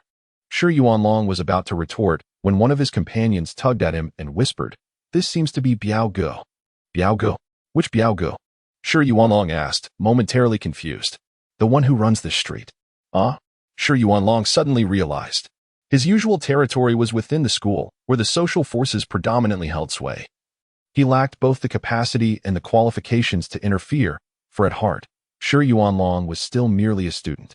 His complexion changed drastically as he hurriedly explained, Biaogu, I didn't recognize you at first. Now you do?" Biaogu kicked Shi Yuanlong in the abdomen, causing him to emit a muffled groan. Doubling over like a shrimp, his face flushed, nearly struggling to catch his breath. "What's the matter? Do you have a grudge against this kid? Do you need me to help you take care of him?" Biaogu turned back to inquire about Qianye's opinion. Qianye stepped forward, casting a fleeting glance at Shi Yuanlong. The latter's expression shifted once more, yet he dared not utter another word. After all, students are merely students. They cannot compare to individuals from the outside world. Although Biaogu was but a small-time thug to these ordinary high school students, he was akin to a gang leader. No matter how brazen Shi Yuanlong was within the confines of the school, he wouldn't dare act tough in front of Biaogu. It was merely a minor altercation, one that I did not take to heart. "True enmity is reserved solely for worthy opponents," Qianye mused, shaking his head with a smile. "You possess a magnanimous spirit.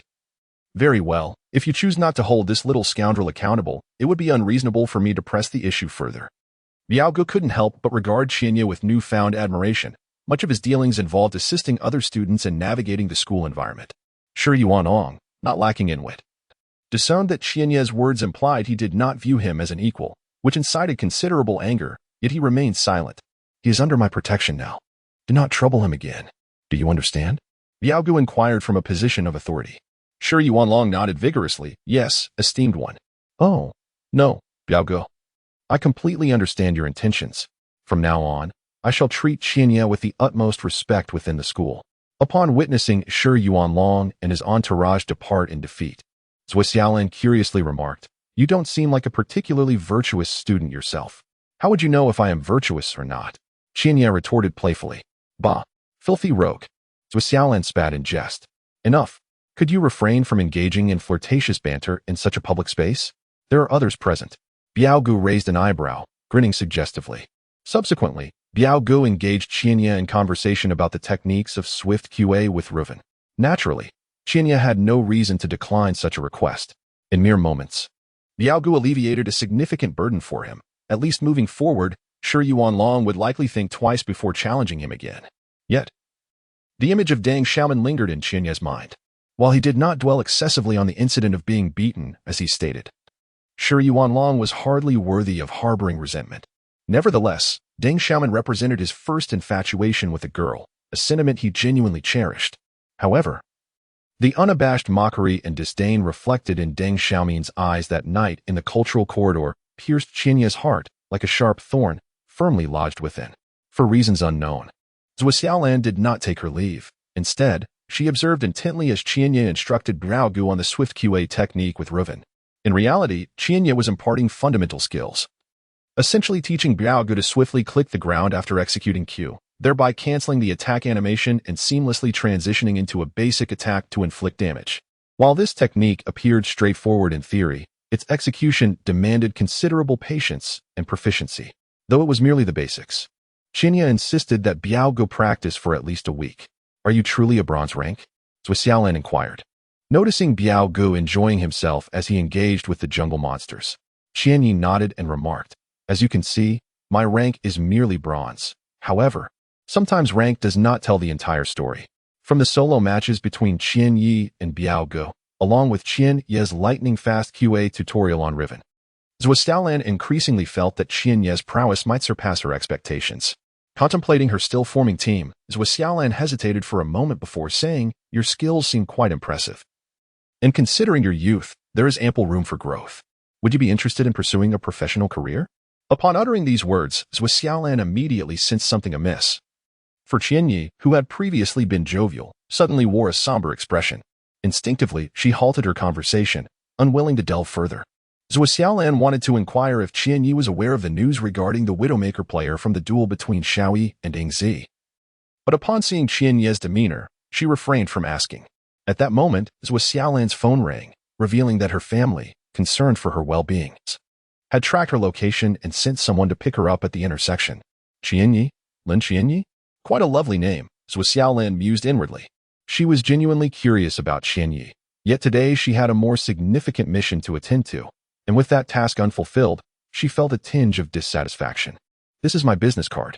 Given that you assisted me today, feel free to call if you require any help. Zhou Xiaolan offered Qianyi a business card. However, the card contained only a name and a phone number, devoid of any further information, appearing rather meager. Yet, a discerning eye would recognize that this minimalist card was crafted from exquisite cobalt paper sourced from Europe. Can we arrange a meeting? Qianyi inquired. Get lost. Zhou Xiaolan shot Qianyi a glare before turning to leave. Indeed, quite spicy. Qianyi chuckled, shaking his head as he casually tucked the card into his pocket. At the street corner, a black Phaeton car door swung open. Miss, you mustn't slip away from me unnoticed. Should anything happen to you, I could never bear the responsibility, said a young man, who emerged from the driver's seat, also serving as Zhou Xiaolan's bodyguard. Isn't it too ostentatious to escort me? I'm discreetly seeking someone. Not venturing into a den of danger, what is there to worry about? The young man added. You know the chairman's temperament. She would never tolerate any mishap befalling you. After all, she cannot endure such pain a second time, he remarked. Hearing this, Zhou Xiaolan's eyes clouded momentarily with sorrow. The young man, named Zheng Peng, quickly slapped himself twice in apology. Miss, I apologize. I did not mean to evoke painful memories. Enough, Zhou Xiaolan interjected. I understand you did not intend to. You grew up alongside my brother. Is this not a sorrowful matter for you as well? She responded with a bittersweet smile. With a deep sigh, Zhou Xiaolan settled into the car's back seat. Outside, the greenery blurred past, and the cacophony of bustling traffic filled the air. Yet a sense of solitude welled up within her. Brother, rest assured, I shall fulfill your wishes. One day, a Chinese team will stand atop the world. I promise you. Zhou Xiaolan pressed the button to close the car door, the tinted window slowly rising, gradually enveloping her visage in darkness. In the following days, Qianyi experienced tranquility at school as Shi Yuan long ceased to trouble him, allowing him to sleep soundly during classes. After declining an invitation to a gathering from Xiaoyi, Qianyi spent his time at the Golden Eagle Internet Cafe, not only earning money through gaming, but also instructing Biaogu in the art of Riven's rapid QA. Truth be told, while Biaogu struggled with comprehension and execution, lacking in awareness, his landing ability was decent under Qianyi's guidance, though he was woefully inadequate in team fights. Nevertheless, after spending a few days together, Qianyi found Biaogu, despite being a small-time thug, to possess a commendable character, sharing a certain camaraderie with him. Qianyi, I have an idea, Biaogu proposed one evening after a beer and barbecue, slightly inebriated. His tattooed arms draped around Qianyi as he leaned in to whisper. While Biaogu was indeed a small-time leader of sorts, he realized that continuing in this manner offered little promise. Only a select few managed to reform their lives and ascend into high society, while the majority squandered years in confinement. Biaogu himself had spent a year behind bars. He understood that in this realm, the name Biaogu carried some weight, but outside, it meant nothing, perhaps even less than nothing. Thus, he aspired to venture into business, particularly in the entertainment sector, but lacking capital and solid ideas. He was left to consider small enterprises. Based on proximity, Biaogu deemed opening an internet cafe a viable option. He envisioned a League of Legends-themed establishment, hoping to ride the wave of the game's popularity to secure his first pot of gold. With funding and location secured, he was on the verge of opening. Yet he lacked a captivating launch strategy. The days when good wine needed no bush to announce its quality had long passed. In this era, advertising and marketing were the keys to success. Hence, Biaogu contemplated organizing a tournament at the cafe, inviting skilled players to compete for cash prizes to attract customers. Although he found it challenging to recruit true top-tier talent. As fate would have it, he discovered Qianyi and, influenced by alcohol, extended an olive branch. Of course, the compensation will be substantial. If you help me host the strongest challenge over 3 rounds, the 888 yuan prize will be yours, Biaogu proclaimed, patting his protruding belly. To be frank, nearly 9,000 yuan was a significant sum for Qianyi, one that could alleviate immediate financial concerns. However, Qianyi gently shook his head, stating, I'm sorry, Biaoge, but I prefer to maintain a low profile and avoid the limelight. I must decline your invitation. Why? Biaoge expressed confusion, having come to know Qianyi well enough over the past few days to believe that the offered compensation would be enticing. Isn't this far more lucrative and quicker than what you earn as a booster? He pressed. Qianyi lit a cigarette and remarked, although fundamentally, there is little distinction between these two matters. I had promised a brother of mine that I would refrain from taking on the role of a substitute. Biaoge, a forthright individual, recognized Qianyi's resolute stance and ceased his insistence. After a brief silence, he resumed their spirited drinking, no longer mentioning the matter of the substitute. In the classroom of Class 5, the voice of the class monitor, Ma Jun, echoed, Can you believe it? That rascal, Ma Yunfei, has stood me up. Another student chimed in, Indeed. It's evident he is simply afraid of losing. Now he dares to fabricate an excuse about his grandmother falling ill.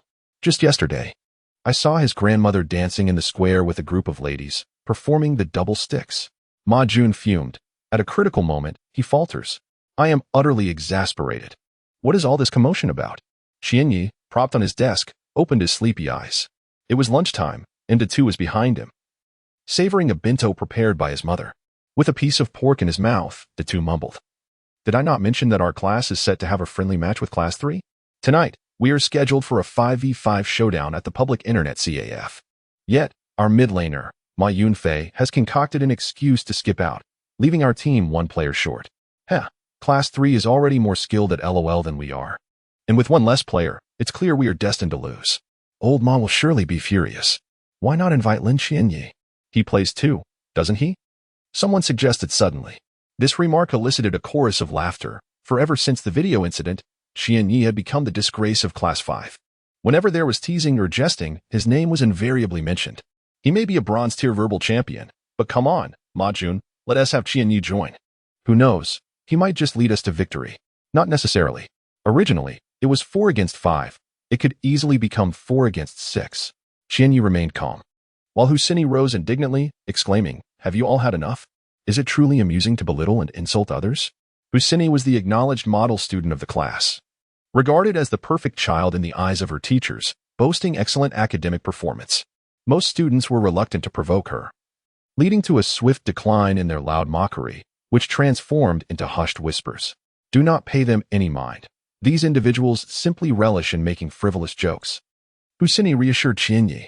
Qianyi cast a glance at Huaxia and remarked, Why should I care? Although his tone remained somewhat frigid. It had noticeably softened compared to before, for Huaxia was the first to bravely address him. I believe it would be worthwhile for Qianyi to give it a try. Suddenly, a sweet and melodious voice emerged, surprising everyone present. The speaker was none other than the class beauty of Class 5, Deng Xiaoan, who was also the leading lady in the video that had turned Qianyi into the laughingstock of the entire school. If Qianyi, who had always preferred to remain low profile, had become a school celebrity, Deng Xiaoan undeniably played a pivotal role in that transformation. Qianyi experienced a slight surprise as he lifted his gaze to glance at Deng Xiaoman, only to discover that her expression did not bear the marks of deception. This time, Qianyi chose not to place his trust too readily. His wariness was heightened. Previously, Deng Xiaoman had worn a similarly innocuous demeanor. Yet she had deftly toyed with him, subjecting him to profound humiliation.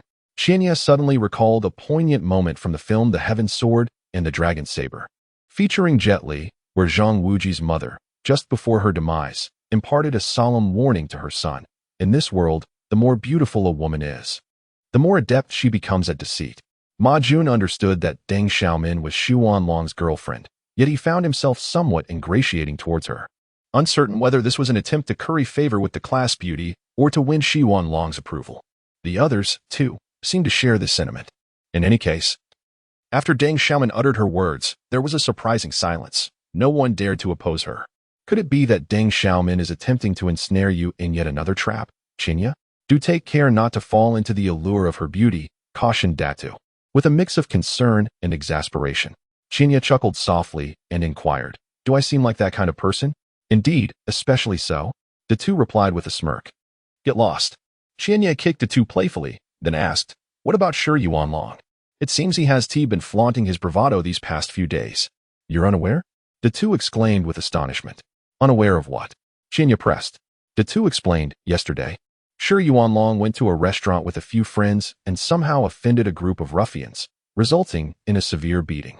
Today, he is likely at home nursing his wounds. Those thugs were particularly vicious, and it's estimated that Shi Yuanlong's right hand will take several months to heal. I see, Qinya nodded thoughtfully. As the class drew to a close, Deng Xiaomin approached Qinya's desk, while Huaxia regarded the class flower with a protective glare. Qinya said little and followed Deng Xiaomin outside the classroom. After a moment's hesitation, Deng Xiaomin, with an apologetic expression, said, "I'm truly sorry. All of that was Shi Yuanlong's idea. I never intended to hurt you. Does it even matter now?" Qinya retorted. "But I genuinely did not mean to." Deng Xiaomin's eyes brimmed with tears, her pitiable demeanor evoking sympathy from the onlookers. Qinya shook her head and said, "The events have already transpired, and further discussion is futile. I shall not dwell on them excessively. However, I wish to share a phrase with you." "What phrase?" Deng Xiaomin lifted her head, filled with anticipation. Qianyi smiled faintly and said, "Do not underestimate the youth and poverty." I heard an answer that was not the one I desired, and a pang of pain struck Deng Xiaomin's heart. Yet, all that remained for her was the fleeting silhouette of Qianyi as he turned to leave. In an instant, the gloomy expression on Deng Xiaomin's face dissipated, replaced instead by a flicker of resentment. Humph, did she truly believe that associating with a petty delinquent made her remarkable? Deng Xiaomin gritted her teeth, her countenance filled with indignation. As for the trivialities of school life, Qianyi swiftly cast them aside, regarding Ma Jun's insincere invitation with indifference. Such a class competition was far beneath his consideration. Indeed, he had no need to prove anything to others, having lingered in the Golden Eagle Internet CAF until dusk. And with no phone calls to disturb him, Qianyi understood that the two had once again successfully aided him in skipping class. Just as he prepared to focus on an evening's gaming endeavor, transitioning from gold to diamond rank, the CAF was suddenly enveloped in darkness. "Damn it! A power outage at this moment," Qianyi exclaimed, abandoning the bowl of instant noodles that had lost its appeal after only a couple of bites. He stepped out of the CAF, contemplating which establishment to visit next when the two rushed in, breathless. "Hey, why are you still here?" the two inquired, catching his breath. Qianyi remarked, "What nonsense. If I am not here, where else could I possibly be?" Daitu interjected, "Have you forgotten about the match against Class 3 today? The entire class is eagerly awaiting your presence." "Huh? Do you truly believe that I would attend?" Qianyi retorted. Daitu grasped Qianyi's arm, urging him. "This is a matter of urgent necessity. You should have seen the audacious demeanor of Zhuangxing from Class 3 at our classroom door after school today. I was nearly compelled to confront him directly." "Did you confront him?" Qianyi inquired. Daitu scratched the back of his head and replied, "How could I? I merely dared to speak of it. His father is the head of the urban management team, while my mother runs a stall in the night market. What if he sought revenge? Please, lend a hand. They are unaware of your true capabilities, and I know better. Your skipping class is not akin to their assumptions of frivolity. Rather, you are engaged in making money. The accounts of your prowess would surely dispel any notions of you being merely a novice. You are accustomed to humility, shunning the spotlight. Yet this pertains to our class's collective honor. You must participate, regardless of the circumstances," Daitu continued to persuade. Qianyi was equally familiar with Daitu, as he tilted his head and fixed his gaze on Datu's eyes, remaining silent. Datu, feeling the weight of his stare, sighed and admitted, "Everyone has bet on Class 3 to win, but I placed my bet on our class. That's a whole month's worth of living expenses. You can't expect me to survive on air this month, can you? Just this once, I promise it won't happen again." With some reluctance, Qianyi nodded in agreement. Datu leaped 3 feet in the air, filled with excitement, exclaiming, "I knew you would agree. Hurry, the match is about to start." With that, he eagerly dragged Qianyi towards the Internet CAF. The Internet CAF, located on Anping Road, was just 2 streets away from the Golden Eagle CAF. Under Datu's relentless pulling, the two soon pushed through the door. As it was just after school, the CAF was crowded with students.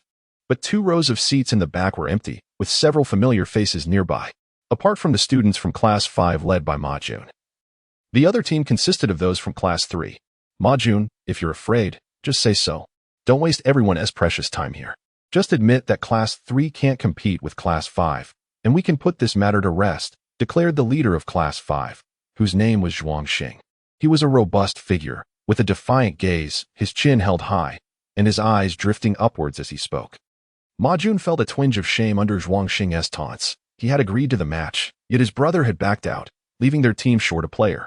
He had hoped to pull Qianyi in to fill the gap, thinking that even in defeat, they would stand tall rather than cower like timid turtles.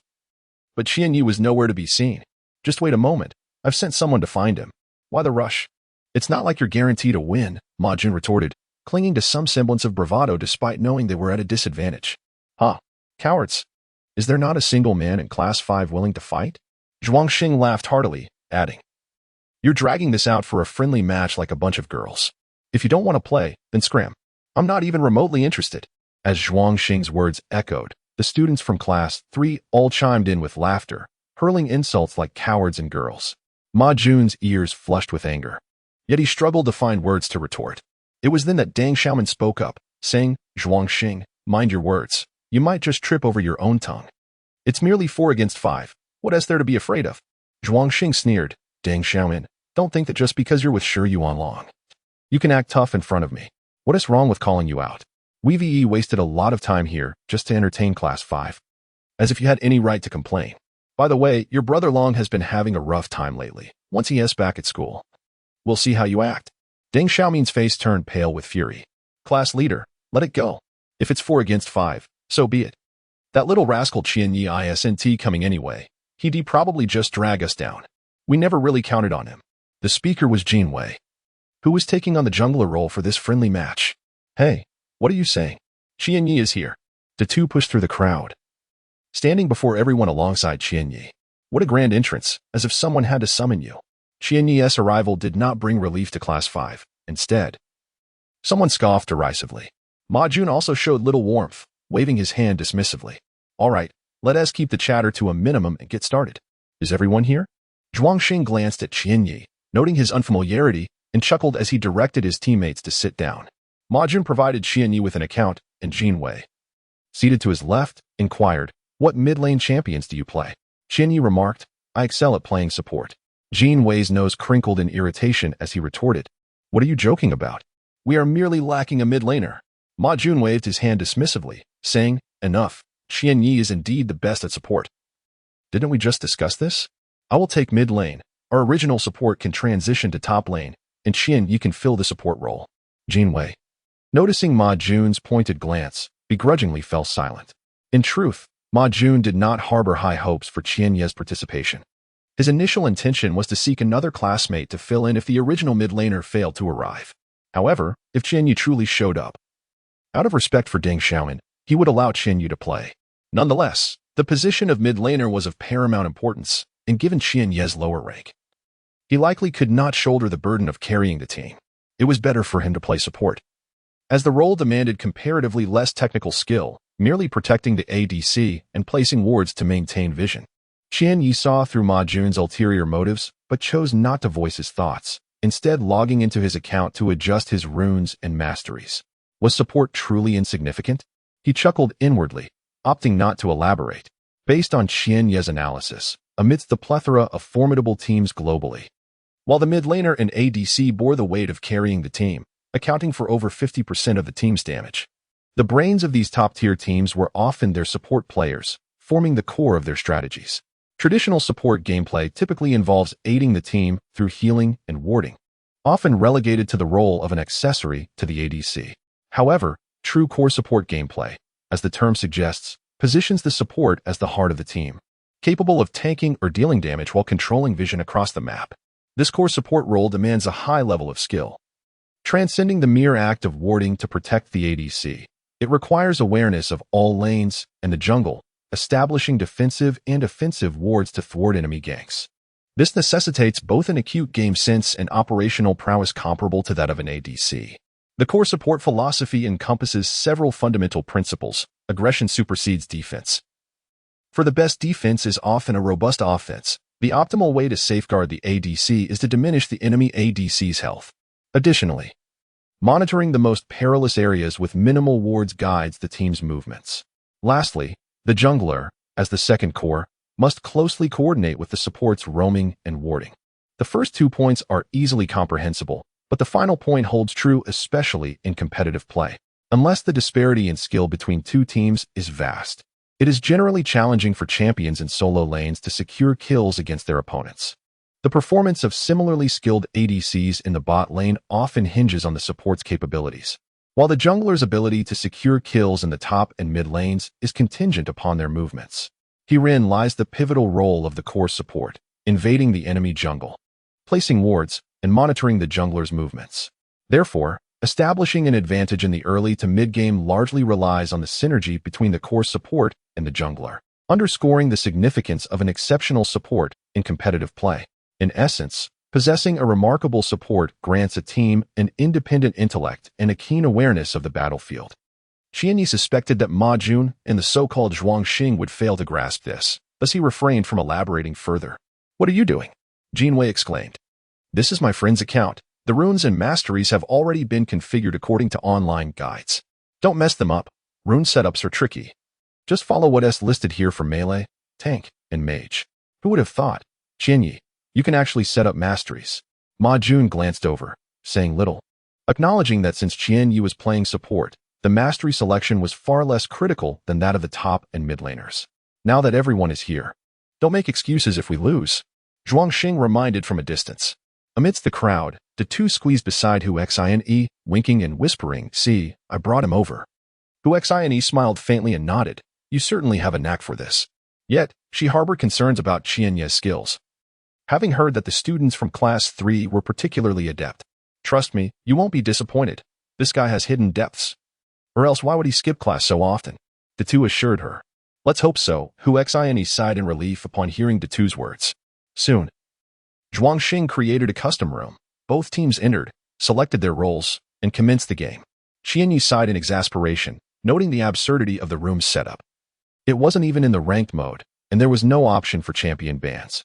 Yet, considering that the highest rank among them was only Gold 2, he resigned himself to the situation. With no ban pick phase, there was no counterplay to consider. Ma Jun and Jinwei quickly chose their champions. Class 5's composition included Wukong for top, Annie for mid, Mastery for jungle, and Misfortune for ADC. Qianyi, pick a Malphite. He's tanky, and you can just hide behind him and poke with Q during lane, focusing on landing your ultimate in team fights, Jinwei advised. Malphite's simple, it doesn't require much technical skill. Ma Jun chimed in, "This composition is our own strategy. If Wukong and Malphite ult together, Annie and Misfortune can follow up with theirs, and Master E can clean up. Just this lineup alone will be overwhelming for Zhuangxing's team." Listening to Ma Jun's confident tone, Qianyi couldn't help but chuckle inwardly. Their confidence stemmed from a simple ultimate-centric strategy. To be fair, this composition could indeed perform well in lower-tier matches, but it also depended heavily on the opposing lineup. Realizing it was a blind pick mode, Qianyi knew he had to wait until the game commenced to see the enemy champions. His mouse hovered over several heroes, ultimately settling on a different champion rather than Malphite. "What are you doing, Qianyi? Didn't we agree on Malphite?" Jinwei exclaimed, caught off guard by Qianyi's choice. "You chose a blind monk as support?" Ma Jun scolded. "Do you not realize that champion is typically a jungler? If you don't want to play, just say so. Don't drag us down." Ma Jun fumed. "What is the difference between Malphite and Lee Sin?" Qianyi retorted. "We wanted Malphite for his crowd control ultimate. What can Lee Sin offer? That champion is not easy to master. I wouldn't dare pick him myself." Jinwei exclaimed with exasperation. Just as Ma Jun had ignited a flicker of hope, his spirits plummeted to the depths upon realizing that his plan to secure a crowd control support character was thwarted. He had envisioned a sliver of victory in this match, yet now, to his dismay, Qianyi had chosen to disregard the strategy and selected a blind monk instead. At this juncture, no amount of lamentation could alter the fact that his support was a non-mainstream blind monk. Sighing in resignation, Ma Jun accepted the impending defeat and awaited the commencement of the game. Among the onlookers were students from both Class 3 and Class 5, their attention drawn to Qianyi's choice. As they gathered in the internet CAF, naturally, they were all familiar with League of Legends. However, upon witnessing Qianyi's selection of a blind support character, they were left incredulous and began to comment amongst themselves. A blind support was not entirely unheard of. There were indeed some novice players who, unable to secure a jungler position, sought to showcase their skills by opting for a support blind monk, only to be utterly overwhelmed in the process. Indeed, a blind support offers neither crowd control nor healing. One could hardly fathom what utility it could possibly provide. Qianyi paid no heed to the murmurs behind him. As he entered the waiting game screen, he beheld the composition of Team 3, a top lane pantheon.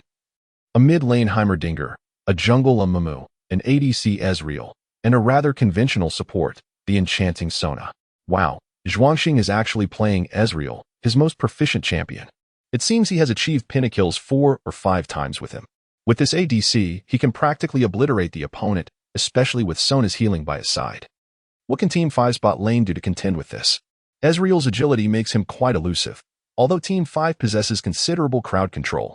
Capturing Ezreal will prove to be a formidable challenge. Indeed, I've observed that players wielding Ezreal seldom face defeat. His elusive nature makes it difficult to secure a one-shot kill without substantial crowd control. I'm curious to see how Team 3's Blind Monk will fare against Zhuangxing's golden-haired champion. As a melee support, he probably won't even graze a single hair of Ezreal or Sona. Amidst the audience's discussions, both teams swiftly entered the game. Team 5, positioned on the blue side, after procuring their equipment, marched boldly towards their red jungle and the entrance to the dragon pit. Xinya's Blind Monk trailed behind at a leisurely pace. He had no desire to engage in the triviality of rushing to the river's mouth merely to await a level 1 skirmish. In matches below platinum rank, it is commonplace for teams to clash at this location during the first level, a confrontation deemed lacking in technical skill. Qian Yi failed to keep pace with his teammates, instead opting to take a circuitous route. As the clock ticked down to 1 minute and 30 seconds, he strategically placed a ward in the opponent's blue jungle near the frog, intending to observe the enemy jungler's initiation.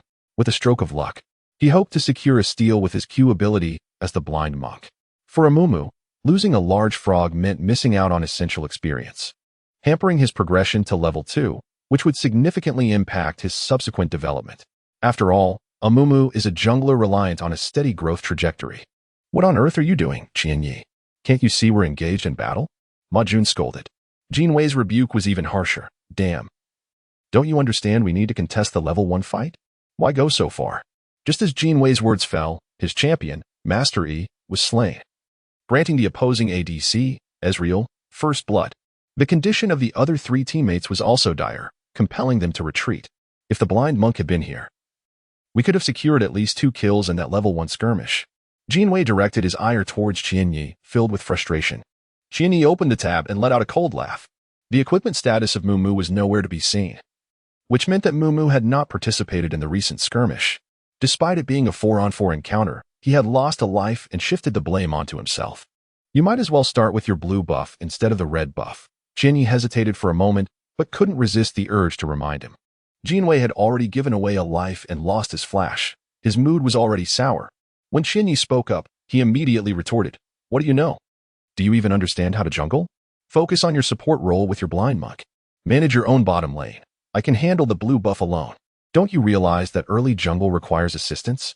Forget it. Let us just focus on our lanes. Jin Wei knows what he is doing." "There's no need for us to interfere," said Xiaoan, the ADC from Class 5. "Qian Yi, let us play it safe and farm until level 6. Your Blind Monk isn't very impactful in the early game. With the healing from the Harpist, we mustn't let our health be whittled down too much. We can wait for the Sword Saint to GNK once he reaches level 6. Where's my blue buff?" After finishing his red buff, Jin Wei headed straight for the blue area, only to find a solitary little monster in the camp. His blue buff had vanished. It must have been stolen by Mumu. Ma Jun pointed out. Damn it, the enemy jungler is a Mumu. Jin Wei swallowed his frustration, feeling the urge to curse. He had only ever heard of Mumu being counter-jungled. Never had he known one bold enough to invade the enemy's jungle. Everyone knew Mumu was weak in the early game. Encountering even a single jungler was enough to send him running. Reflecting on Qian Yi's earlier warning, could it be that he had anticipated Mumu's attempt to counter the blue buff? Impossible. Jin Wei shook his head, dismissing the thought. With the loss of his blue buff, not only did it affect his level, but it also made jungling significantly more painful. His mana reserves dwindled, forcing him to return home for replenishment after clearing a few monsters. "Qian Yi, how come your Blind Monk has a blue buff?" Ma Jun's Annie was struggling against the Inventor in mid lane. The Inventor's turrets made last-hitting minions perilous. A careless move could lead to being struck by laser beams. To take down the Inventor, one either needed longer reach or burst damage to eliminate him quickly, neither of which Annie could achieve before hitting level 6. A single misstep around the turret would result in a painful experience. "That was a Q I just secured," Xiaoan explained. Initially, he had believed Qian Yi's Blind Monk was going to the Dragon River for vision. but it turned out he had ventured into the enemy's blue area for the same purpose. Mumu returned home with both buffs, only to struggle to secure his own blue buff, which was snatched away at the last moment by a well-timed cue from the blind monk. To be honest, while the early acquisition of a blue buff by a support blind monk was particularly impactful, it would undoubtedly affect Mumu's development. An ally has been slain. As the mid and bottom lanes exchanged blows, a bloody incident unfolded in the top lane. It was not a case of the monkey solo killing the Pantheon, rather. Class 5's top monkey had recklessly given away the second kill. Pantheon capitalized on his level 3 power spike, unleashing a series of skills coupled with ignite, followed by a flash to catch the fleeing monkey, landing a critical Q that secured the kill. This is awful. Just a few minutes in, and we've already lost 2 lives, Ma Jun lamented, feeling the pressure as he faced constant harassment in mid lane, struggling to maintain his health. Jinwei, why didn't you come sooner? If you had, Pantheon would have been dead by now. The Class 5 top monkey began to lay blame on his jungler. With his blue buff stolen by Mumu, Jinwei was already seething with frustration. Being unfairly blamed for another's incompetence only added fuel to the fire. And he snapped back, "You lose to a solo kill and blame others? Do you not realize my buff was stolen? My level is too low. Am I supposed to go top lane and die too? Alright, enough bickering. Let us stabilize. We're relying on our ultimate abilities. We'll see results after level 6. Ma Jun suggested, though his words felt hollow even to him, as the absence of a crucial tank support like the Stone Man left them with a rather lackluster blind monk, while Class 5's top and jungle were busy shifting blame. Unbeknownst to them, their bottom lane had gained an unexpected advantage, leaving spectators in disbelief. After acquiring the blue buff, the blind monk's Q was hitting its mark with astonishing precision, leaving Class 3's ADC Ezreal in a state of despair. Even the 36D harpist felt her mana dwindling. Ezreal had considered harassing Misfortune, but found his attempts thwarted by the blind monk's W shield. To make matters worse, the blind monk had a natural lifesteal, enabling him to sustain himself while poking at minions, eventually leading to an accumulation of health. After several exchanges that yielded favorable outcomes, Xiaoan had developed a newfound respect for Qian Yi's skills. Upon hearing Qian Yi's instructions, he nodded in agreement. Use your ultimate. However, Xiaoan hesitated for a moment before fully committing. Even though Ezreal and the harpist were not entirely within the range of Misfortune's ultimate barrage, the moment Xiaoan pressed the button, they would surely escape the area, rendering the damage ineffective. Yet, under Qian Yi's command, Xiaoan unleashed the ultimate. Misfortune stood firm, her dual guns raised, and with a gleam of gunfire, a torrent of bullets erupted, creating a dazzling conical barrage that enveloped Ezreal and the 36D harpist. Misfortune's ultimate was perhaps released a tad prematurely, with both opponents still boasting plenty of health. It merely resulted in a slight reduction in their life bars. Observers noted the distance between the two, realizing that the damage dealt was insufficient, serving little purpose beyond nicking their health. Among the onlookers were those familiar with playing Misfortune. Upon seeing her initiate the barrage, many shook their heads. Furthermore, it was evident to many that there was a significant disparity between Misfortune and Ezreal. Had it not been for the blind monk shielding Misfortune from several of Ezreal's QS during the landing phase, she would have likely been forced back home before reaching level 6. At this juncture, Misfortune's ultimate was perceived as a considerable blunder by the audience. Indeed, while Misfortune and the blind monk had reached level 6 first, Ezreal and the harpist were on the cusp of leveling up as well.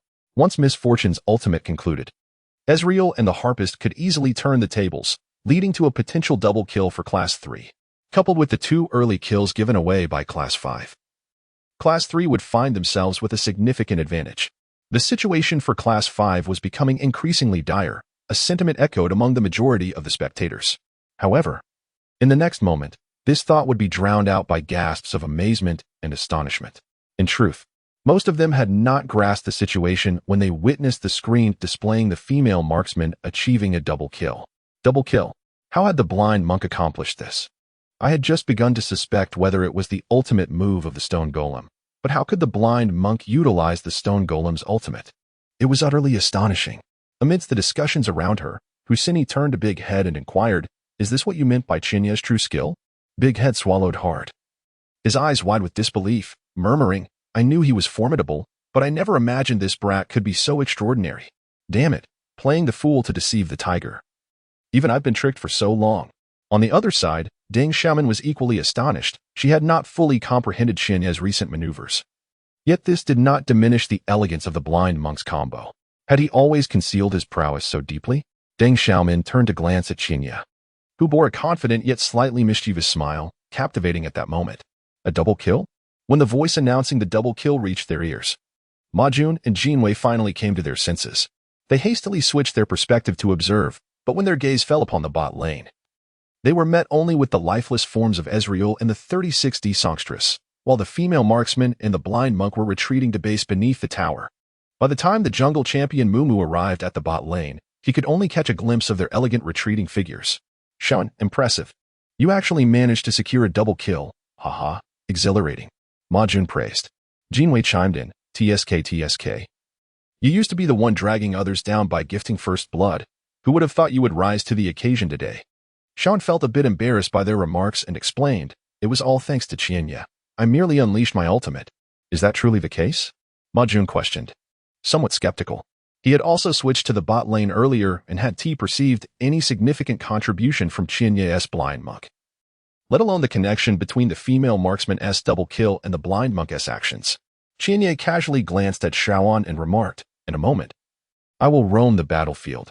Just remember not to engage recklessly. All right, I understand. You can go without worry. Xiaoan eagerly nodded. Although he had not fully grasped Qianye's recent maneuvers, the outcome had resulted in Misfortune achieving a double kill. After several skirmishes, Xiaoan had transitioned from skepticism to complete trust in Qianye's abilities, thus he had no objections to Qianye's plans. However, as soon as he finished speaking, Xiaoan noticed a similar gaze from Qianye. Realizing the misunderstanding, Xiaoan quickly clarified, what I meant was you can confidently roam. Qianye did not mean it in that way. He inquired, your female marksman's early damage is insufficient. You should have enough gold to purchase a storm sword. What is the purpose of acquiring a yellow cross and boots instead? In the early game, your damage relies on your Q skill and ultimate. What benefit does a swift attack item provide? Xiaoan glanced at her equipment, somewhat perplexed, and replied, in the realm of martial arts, speed is paramount. Is it not based on this principle? Qianye sighed. Fine, let us proceed with the electric knife. He cradled his head, pondering how to articulate that even the swiftest bullet pales in comparison to the thunderous impact of artillery. The maneuver he had just executed was, in essence, both simple and complex, ultimately hinging on three pivotal factors: hand speed, angle, and timing. At the precise moment when the female gunslinger unleashed her ultimate ability, the 36D support champion and Ezreal instinctively retreated. Ezreal, in particular, swiftly activated his E skill, Arcane Shift, in a bid to escape the looming barrage of the ultimate S range. At that moment, the blind monk anticipated the trajectory of Ezreal's descent with a celestial sound wave, striking true as it hit the elusive champion from behind. Swiftly, he planted a free ward in Ezreal's wake, teleporting with agility before executing a powerful dragon tail sweep. It was crucial for the monk to precisely direct his ultimate ability. Otherwise, he would merely eliminate Ezreal, and achieving a double kill would prove to be a formidable challenge. In an exquisite display of finesse, Qianye maneuvered behind Ezreal, executing a delicate adjustment in position. With a masterful flick of the wrist, he unleashed a dragon tail, propelling both Ezreal and the enchanting 36D Sona into the air. This adept play by the blind monk emulated the effects of a Nar's ultimate, simultaneously knocking back and launching his adversaries, thereby subjecting them to the relentless barrage of Misfortune's ultimate for a full 2 seconds and inflicting a staggering amount of damage. Following this, the monk employed his E ability to slow both foes, allowing Misfortune to effortlessly connect with her Q skill, achieving a remarkable double kill for the ADC. Xiaoan, of the 5th Squad. The recent maneuvers executed by Qianye with the blind monk may appear uncomplicated at first glance. However, achieving precise skill execution requires meticulous control over speed, awareness, and timing, akin to the delicate art of embroidery.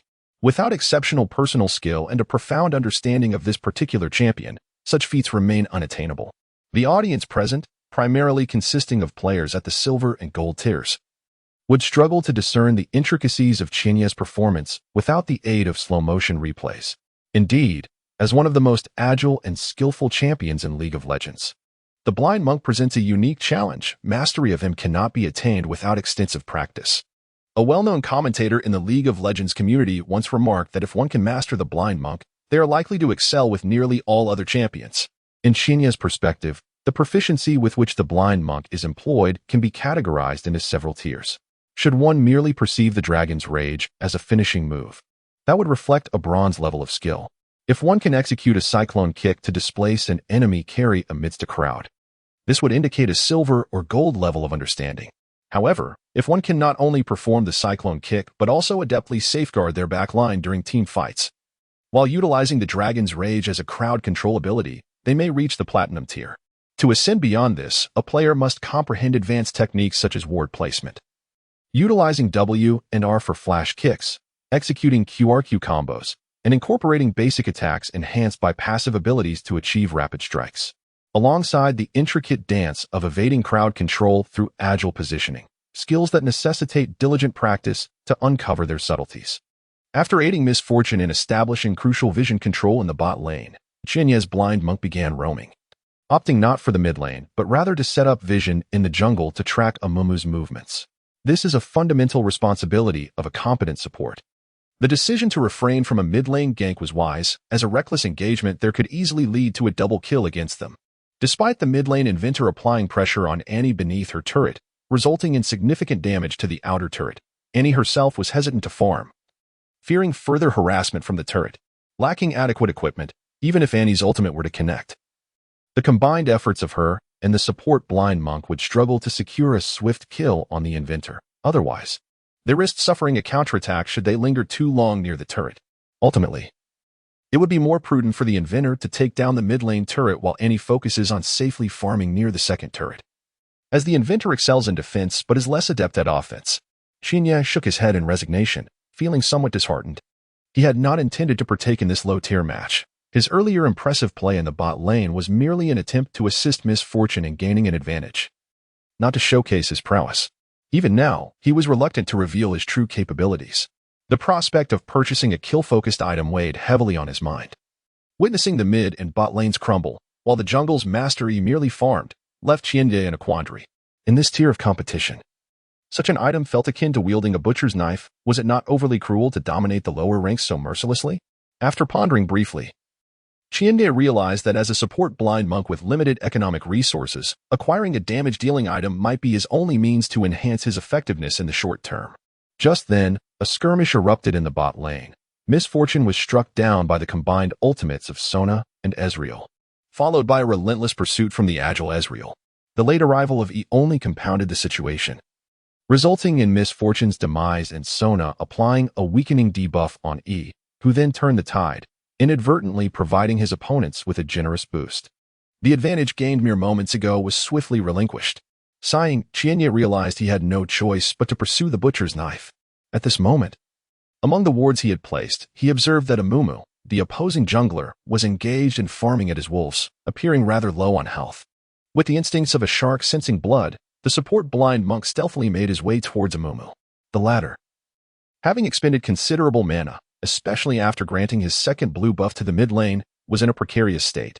The adage held true: when mana is scarce, one must rely on health. Amumu, bearing the brunt of the wolves' assault, was laboriously attempting to farm alone. Suddenly, the blind monk appeared, startling Amumu. Although he was a support, he was at full health. Amumu, realizing the danger, turned to flee, but the blind monk swiftly employed his E-skill to slow him down, followed by an auto-attack. In a panicked rush, Amumu attempted to escape, flashing over the wall in a desperate bid to reach the safety of his lower turret. Huaxia let out a cold chuckle as he executed a well-timed strike on Mumu through the wall, achieving a swift kill with 2 basic attacks and a dragon tail maneuver. Meanwhile, Ma Jun was lamenting in the mid lane. Upon hearing the news of a kill in the bot lane, he was further dismayed to see Huaxia's blind monk meandering through the enemy jungle, resulting in their ADC falling victim in a 1 versus 2 situation. Just as he was about to voice his frustration, he witnessed Huaxia's blind monk chain together a series of moves to claim Mumu's life. At this juncture, Huaxia's blind monk boasted a score of 102. A stark contrast to Annie's dismal performance, prompting Ma Jun to swallow his impending criticism. Xiaoan, maintain control of your lane. If it comes to it, sacrificing the first turret in the bot lane is acceptable, but do not yield any more kills to the enemy. Play defensively. Do you understand? Huaxia instructed. Xiaoan, unwavering in his trust towards Huaxia, nodded and positioned himself cautiously beneath the turret, ensuring he remained out of the firing line of the opposing duo. Are you serious? You actually bought a killing blade? Jean Wei exclaimed, struggling under the pressure from Pantheon in the top lane. Upon returning home to purchase new gear, he was taken aback by the chat notifications revealing that their blind monk had procured a mystic sword, commonly referred to as a killing blade. This item, akin to the killing book, serves as a formidable weapon for seasoned players to dominate less experienced opponents. However, both items possess their pros and cons. Failing to secure kills or assist with them may render them less effective than smaller items. Yet, if one excels in acquiring kills, they can become nearly unstoppable in the early to mid-game. Thus, opting for the killing blade early on not only signifies a substantial advantage in the game's dynamics but also requires an exceptional level of self-assurance in one's abilities. Observing the current state of affairs, it appeared that Class 5 was at a disadvantage, making Qian Yi's decision indicative of his formidable confidence.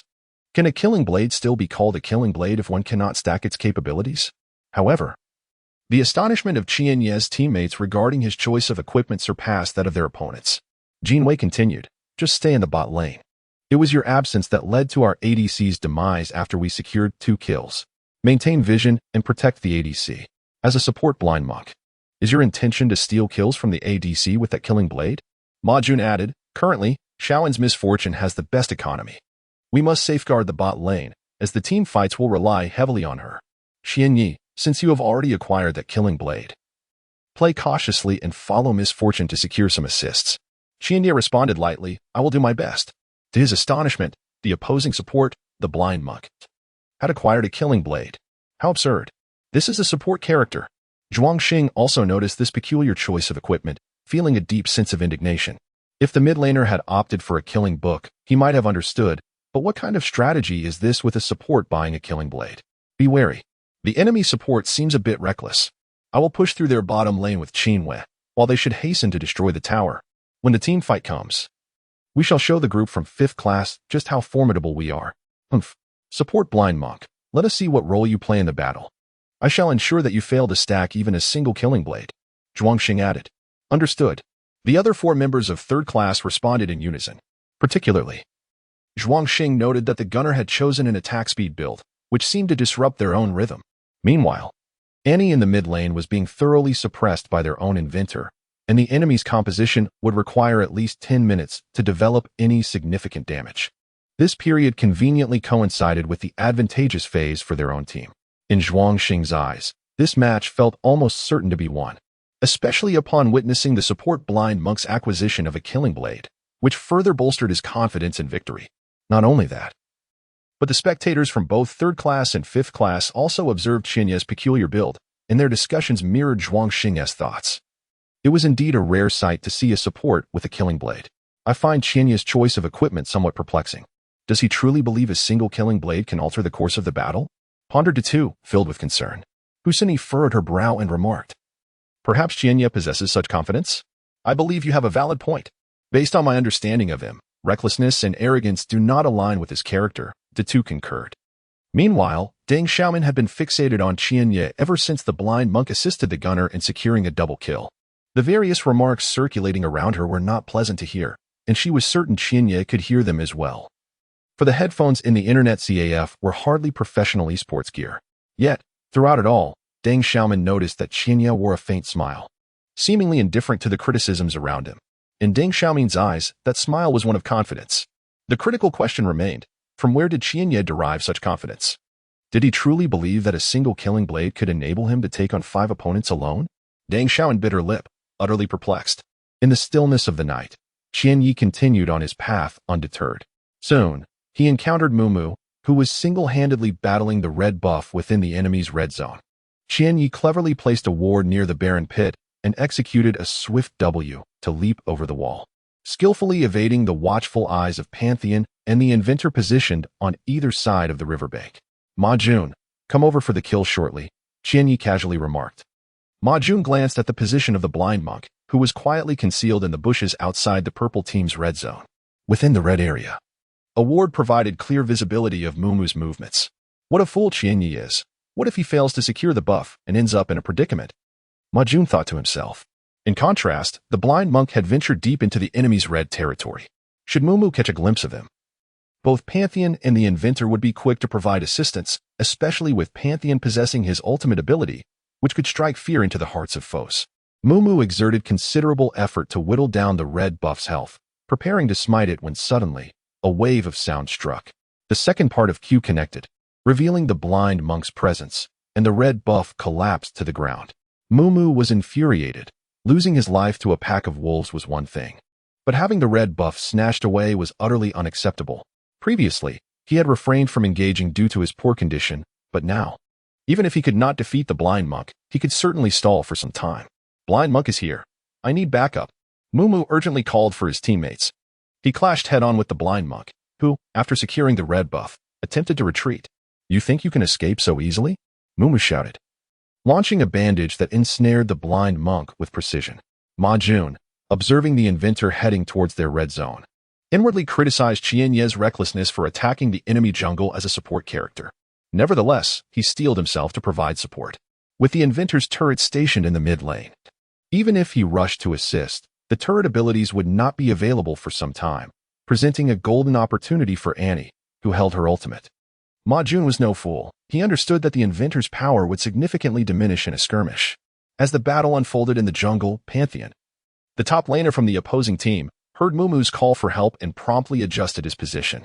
However, just as Pantheon began to chant his ultimate, the Monkey King interrupted his leap with a chaotic display of power.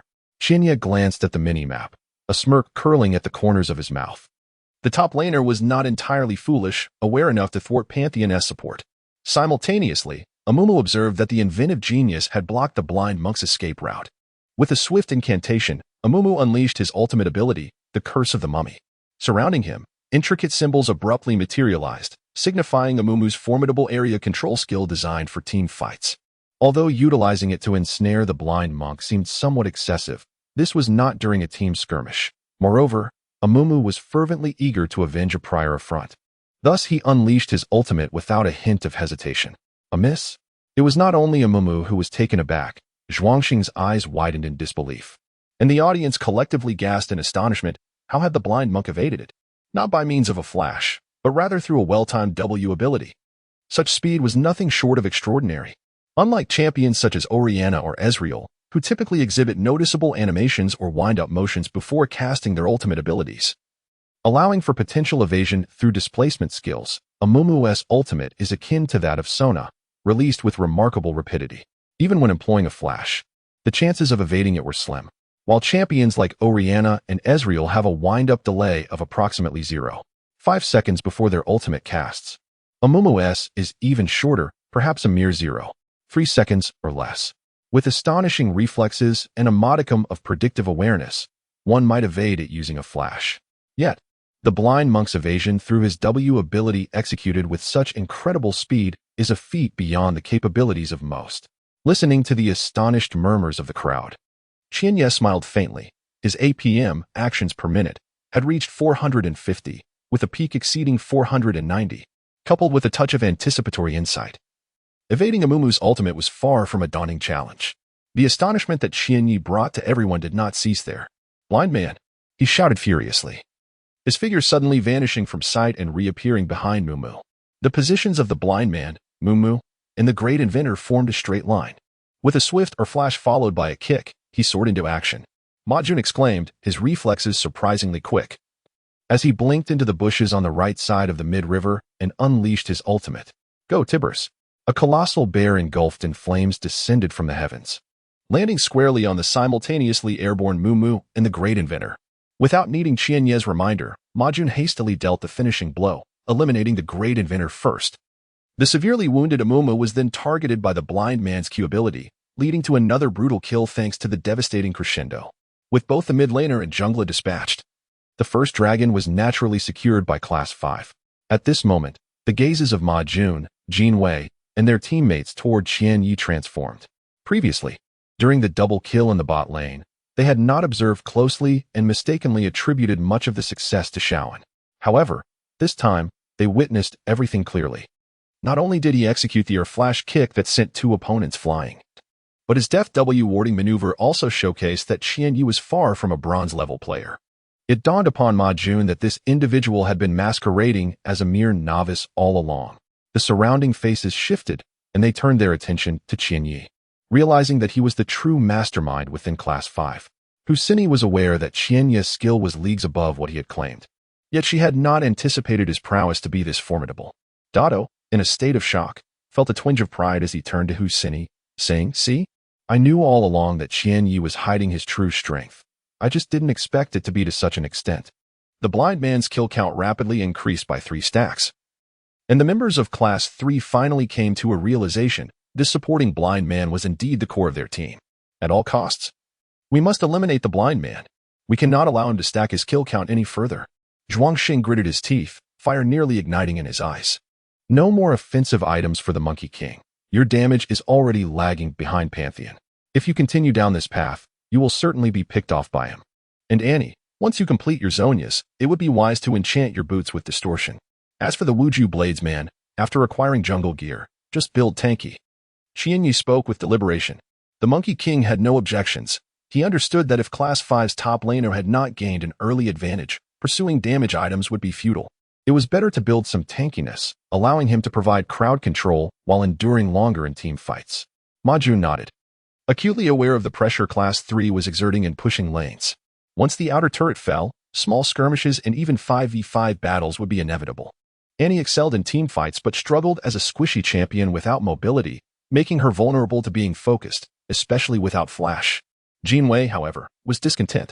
He was the Wuju Bladesman, focused on team fight cleanup and turret sieging.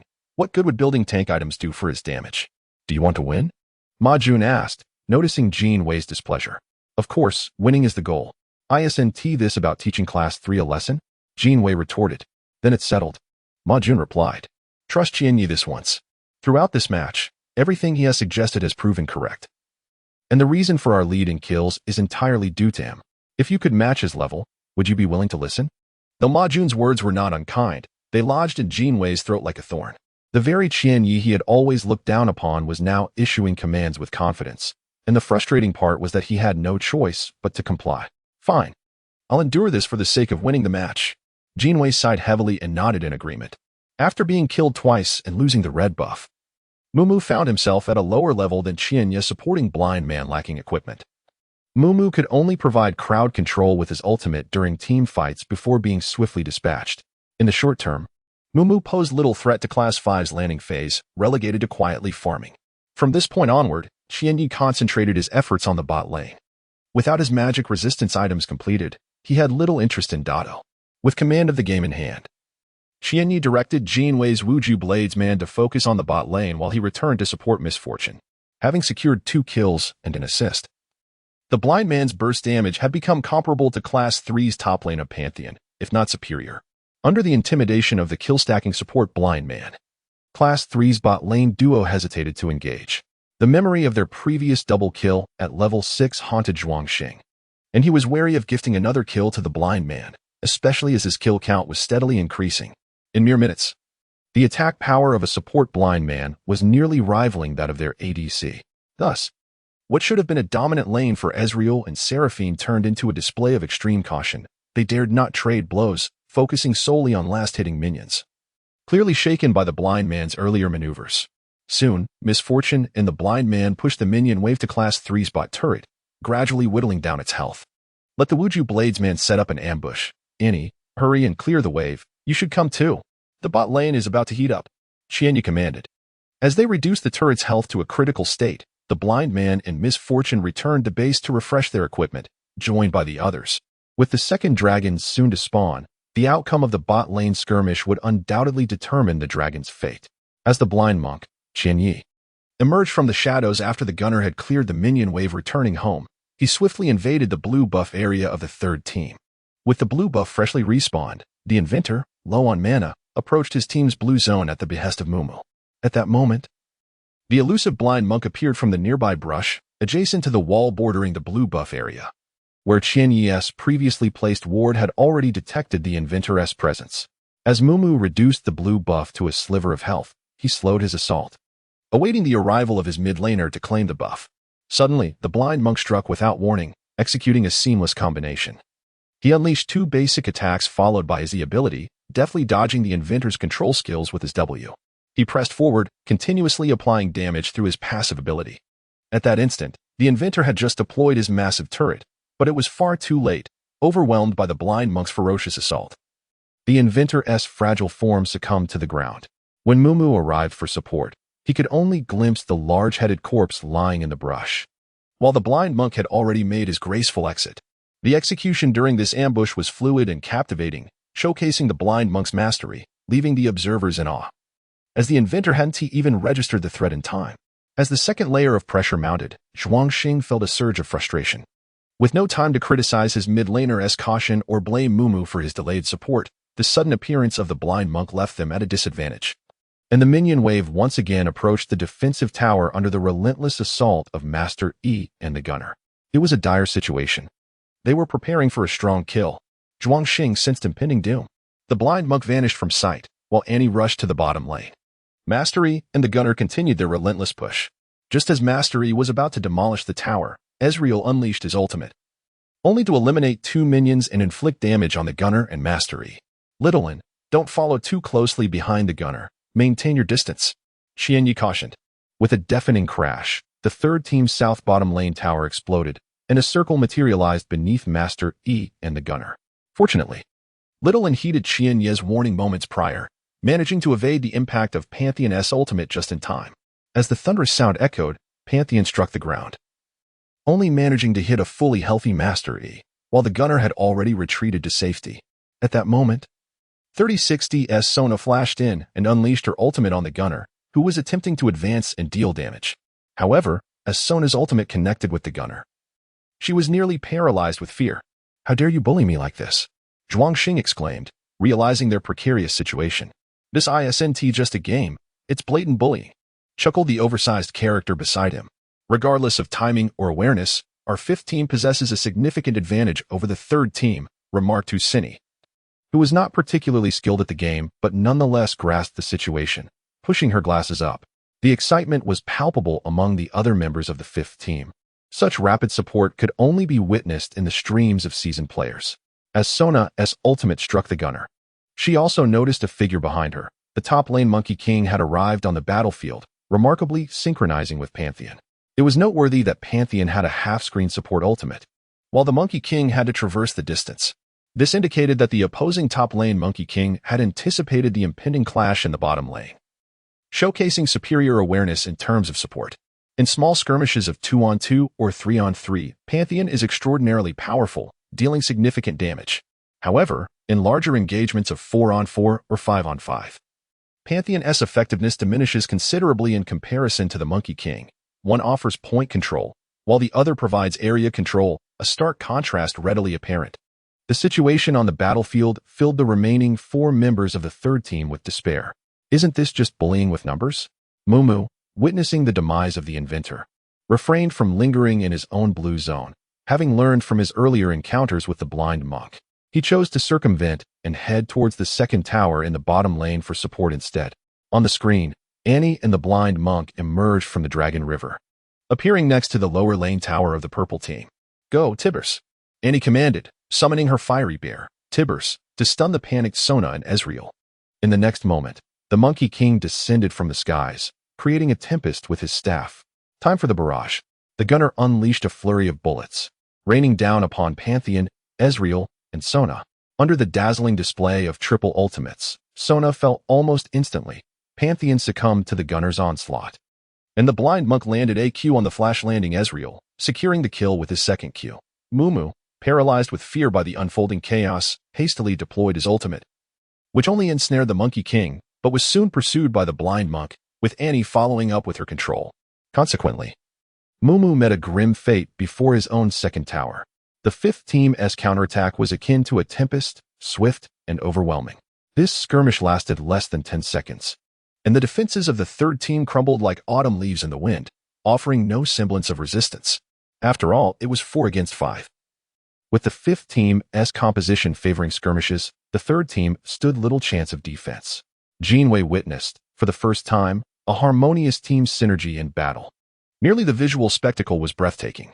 Although his mastery did not play a significant role, merely damaging a tower and absorbing one of Pantheon's ultimate strikes before swinging his sword in the crowd, by the time he comprehended the situation, he found himself utterly alone, as all his allies had perished. Even devoid of the exhilarating experience of master relentlessly pursuing foes, Jin Wei felt a sense of triumph. Was this coordination truly something they had forged themselves? Ma Jun, unable to contain his joy, recalled his earlier doubts about Qian Yi's directive to send their top lane Monkey King to the bottom lane instead of defending the tower. It now became clear what it meant to prepare for the storm and act with foresight. Unbeknownst to him, Qian Yi had foreseen the impending clash in the bottom lane and anticipated Pantheon's ultimate support. It should have been the third team leveraging their numerical advantage. Yet under Qian Yi's guidance and meticulous planning, the tides had turned, leaving Zhuang Xing and his team utterly bewildered. In truth, Ma Jun recognized that all of this was attributable to Qian Yi's brilliance, including the earlier solo kill of the inventor, a seamless chain of events. Without the inventor's downfall, how could they have achieved the subsequent numerical advantage? If the great inventor had not perished and had secured the blue buff to assist in defending the bottom lane tower, the first tower of the third class would not have fallen so swiftly, even if they had forcefully pushed it down. With the inventor's turret formation combined with the prowess of Pantheon, Sona, and Amumu's ultimate, the outcome of that team fight would have remained uncertain. Unavoidably, Ma Jun, who had previously harbored doubts about Qian Yi, found himself utterly convinced, while Jin Wei ceased his incessant chatter, as the facts had undeniably demonstrated Qian Yi's precise command. It seemed that merely following Qian Yi's directions could lead to a devastating defeat for the trio of young challengers. Qian Yi, what shall we do next? Jin Wei, who had previously voiced numerous complaints, now spoke with newfound respect, grinning as he declared, I'll build my sword saint purely tanky. Let me serve as the meat shield while I watch your blind hero soar. Ah, how quickly you seek to cling to a strong ally, Jin Wei. You truly are a fickle supporter. Ma Jun jested, then turned to Qian Yi, stating, You take the kills with your blind hero. I'll just assist, allowing your kill count to rise. Come on, old Ma, you're being shameless. Are you going to the pharmacy for that? Jin Wei scoffed disdainfully. Listening to his teammates' spirited discussions, Qian Yi calmly responded, Let us push down their second tower in the bottom lane, secure the dragon, return to upgrade our gear, and then push mid lane. After we claim their first mid tower, we can shift our focus to the top lane. Taking down their top tower should pose no challenge. And then we will aim for the Baron. It's only 15 minutes in. The Baron hasn't even respawned yet, Shaoan reminded. Ma Jun suddenly realized, exclaiming, You fool. By the time we take down their mid and top towers, won't it be nearly 20 minutes? Are we really going to engage the Baron as soon as it spawns? Jin Wei asked incredulously, recalling his past ranked matches where it was rare to contest the Baron before the 30-minute mark. With our early game gear, how can we withstand its damage? That's essentially the idea, Qian Yi affirmed, continuing. However, the prerequisite is that we must fully control their red zone, and maintaining vision is essential. Upon hearing Qian Yi's explanation, without further ado, he promptly purchased a ward stone. After all, he had resolved to treat his sword saint as a support champion. Not only could he place wards, but he could also absorb damage. It was a unique approach for a sword saint. And Jin Wei mused to himself that perhaps this unconventional build could set a trend for support sword saints in the competitive scene. Such a strategy, however, required the presence of Qian Yi and his blind champion. If anyone else attempted this build, they would likely face a barrage of criticism from their teammates. The purple team's second bottom tower fell swiftly, and the second dragon was once again claimed by the fifth team. With 2 towers, 1 dragon, and a team fight that effectively resulted in a total wipe of the enemy, the economic disparity between the teams had surged to an astonishing 6,000 gold. The subsequent developments unfolded as Qian Yi had anticipated. The pressure from the bottom lane left the third team vulnerable in the mid lane.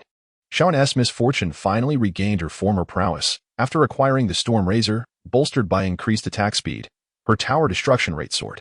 As the mid tower fell, everything transpired as Qian Yi had foreseen. After a forceful push on the enemy's second mid tower, the 5 members of the 5th team suddenly redirected their assault towards the top lane. The opposition, caught off guard, was entirely unprepared for a 5-man defense of their top tower. With the enemy's outer towers breached, the Sword Saint utilized his ward stone, while Ma Jun even purchased 2 fake wards alongside 1 true ward, swiftly seizing control of the purple team's red zone. It was noteworthy that Ma Jun had rarely purchased true wards during his time playing mid lane. As soon as the Baron respawned, under Qian Yi's leadership, the 5 swiftly eliminated the Baron Nashor. While pushing down the outer towers posed little difficulty, top-tier towers were a different challenge. especially with the enemy possessing two formidable crowd control champions in the Adept Inventor. Qianyi glanced at his kill count, now at 14 stacks.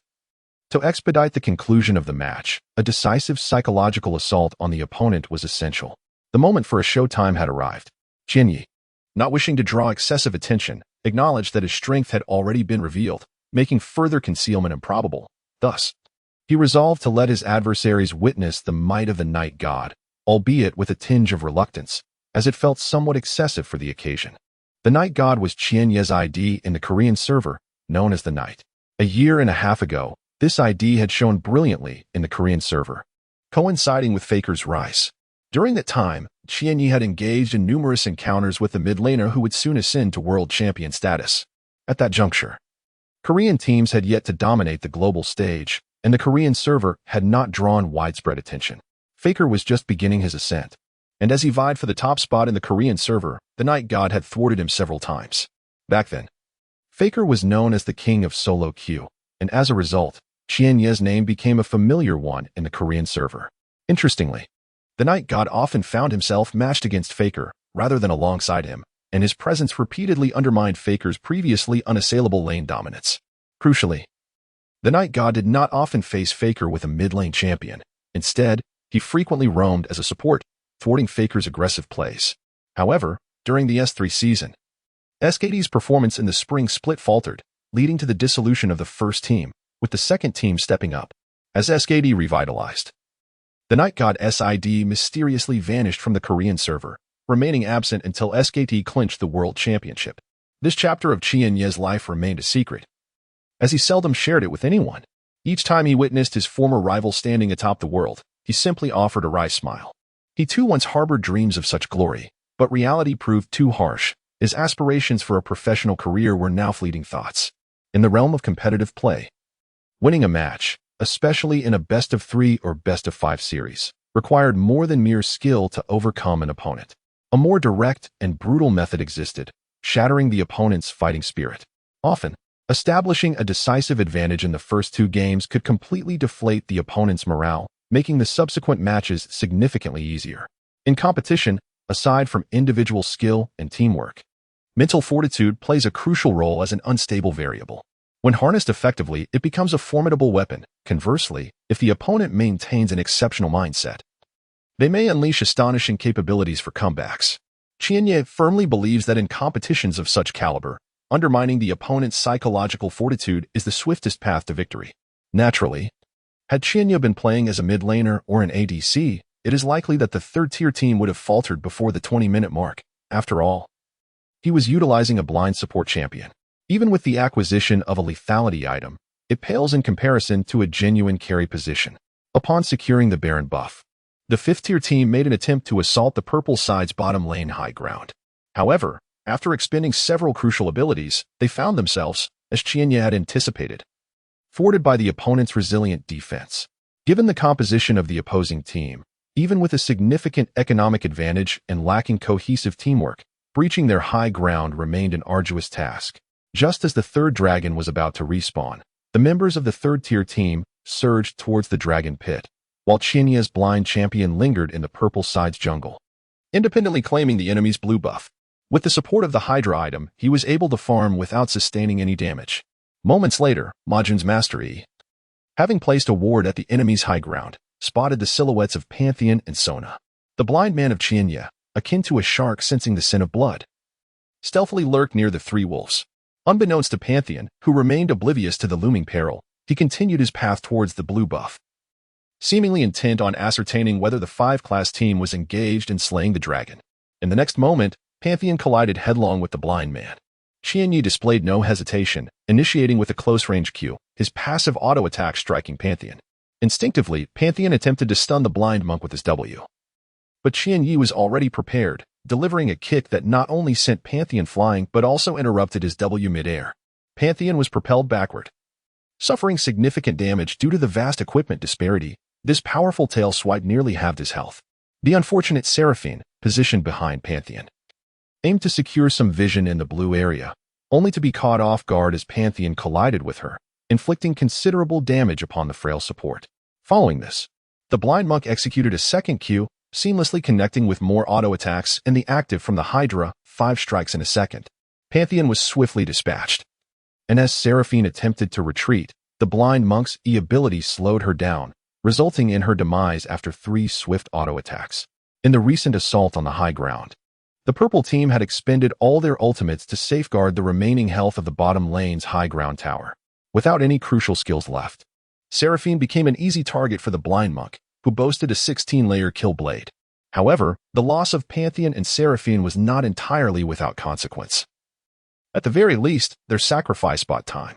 Amumu arrived first, followed closely by Ezreal and Victor. Amumu's bandage toss from behind the wall caught Qianyi off guard, leading to the blind monk being momentarily trapped beside Seraphine's lifeless body, while Victor and Ezreal surged toward the steps of the high ground. Fortunately, the blind monk had already acquired Mercury's treads, allowing him to break free from Amumu's control, and Qianyi remained composed, maneuvering the blind monk to escape. Ezreal, employing his arcane shift, advanced to deliver a Q, but Qianyi had prudently refrained from engaging the 3 wolves earlier. Now surrounded by 3 foes, the blind monk's Q accurately struck the large wolf, allowing him to evade capture effortlessly. Despite the kill blade reaching 18 stacks, Qianyi did not overestimate his chances. Against 2 carries and a jungler, he knew he could not confront them head-on without terrain to assist him. He was acutely aware that a miscalculated kick might result in him being overwhelmed by the small wolves, preventing his escape. The audience, engrossed in the spectacle, failed to notice such intricate details. They were only aware of the blind monk's recent double kill, oblivious to how he had interrupted Pantheon's W. Many spectators derided Pantheon, branding him foolish for being intimidated and not retaliating during his assault. Should the player controlling Pantheon have heard such insults, he would likely lament, arguing that he had indeed fought back, but being kicked mid-air was an unprecedented experience in his time playing Pantheon. The blind monk soon vanished from Zhang Xing's sight. Knowing the enemy was attempting to take the dragon, the remaining 3 players felt powerless to intervene, especially with the blind monk still lurking in the jungle. Even upon witnessing his escape, Zhang Xing lacked the motivation to pursue. In the hands of the 5-man team, the blind monk appeared nearly invincible. The recent encounter had seen 2 champions fail to deplete even a third of his health, and he mused that it might require 5 players to successfully confront him, let alone defeat him. In the jungle, the blind monk darted around like a rabbit, evading death while posing a threat of retaliation, rendering the situation nearly unplayable for Zhang Xing. Frustrated, he contemplated abandoning the dragon hunt to instead farm the minion wave that had pushed to the 2nd tower mid lane. With the outer towers down, opportunities for gold were dwindling, and Zhang Xing sought to complete his Triforce. His beloved champion, Ezreal, had yet to acquire a significant item, possessing only a pair of boots and 2 components of the Triforce after over 20 minutes, a dire state for any player. Amumu and Victor prepared to defend the bottom lane high ground tower, anticipating another wave of minions. Unbeknownst to them, the blind monk had not retreated, lying in wait within the brush by the 3 wolves, hoping to ambush. Without his ultimate and aware of the 3 enemies, the blind monk still harbored intentions of securing another kill? Was Qianyi truly daring to attempt a 1v5? The disbelief was palpable among the spectators, with many gasping at the audacity of his intentions. At last, the blind monk awaited Ezreal, who was making his way toward the 2nd tower. Faced with the 18-layer kill blade, the golden-haired champion stood no chance. The blind monk's Q struck with ferocity, augmented by Hydra and his passive, alongside the red buff acquired from a previous encounter. In mere moments, he overwhelmed Ezreal, leaving him severely injured. Fortunately, Amumu and Victor were not far off. Upon witnessing their ADC in peril, they split their efforts, one rushing to assist, the other to encircle the blind monk in a 3-on-1 skirmish at the 3 wolves camp. With double buffs in hand, the blind monk was poised to eliminate Ezreal on the spot, but the elusive champion, known for his agility, executed an arcane shift to evade the blind monk's assault, fleeing for his life toward Amumu, who was positioned at the intersection near the 3 wolves and the blue buff. In a bid to protect his ADC, Amumu hurled a Q from a distance, hoping to hinder the blind monk's pursuit. Yet, having witnessed the blind monk's earlier displays of agility, Amumu held little hope that his control would succeed. He had failed to catch the blind monk even once in the jungle, despite employing his ultimate. This time was no different, as the blind monk moved with precision. He deftly avoided Amumu's bandage toss while closing in on Ezreal. Cornered and unable to escape, Ezreal found himself ensnared by the red buff, ultimately succumbing to his fate at Amumu's hands. Ironically, Amumu's damage paled in comparison to the blind monk's lifesteal. A triple kill. Was he truly on the verge of a 1v5? A voice called out, "Pinnacle! Pinnacle! Pinnacle!" The crowd erupted in excitement, with Victor leading the charge. Huaxia bit her lip, fixated on the screen, while Deng Xiaoman clenched her fists, her eyes sparkling with anticipation. Deng Xiaoman cherished League of Legends, often playing under the whimsical idea of Silk Stocking Queen, relying on others to help her rank up.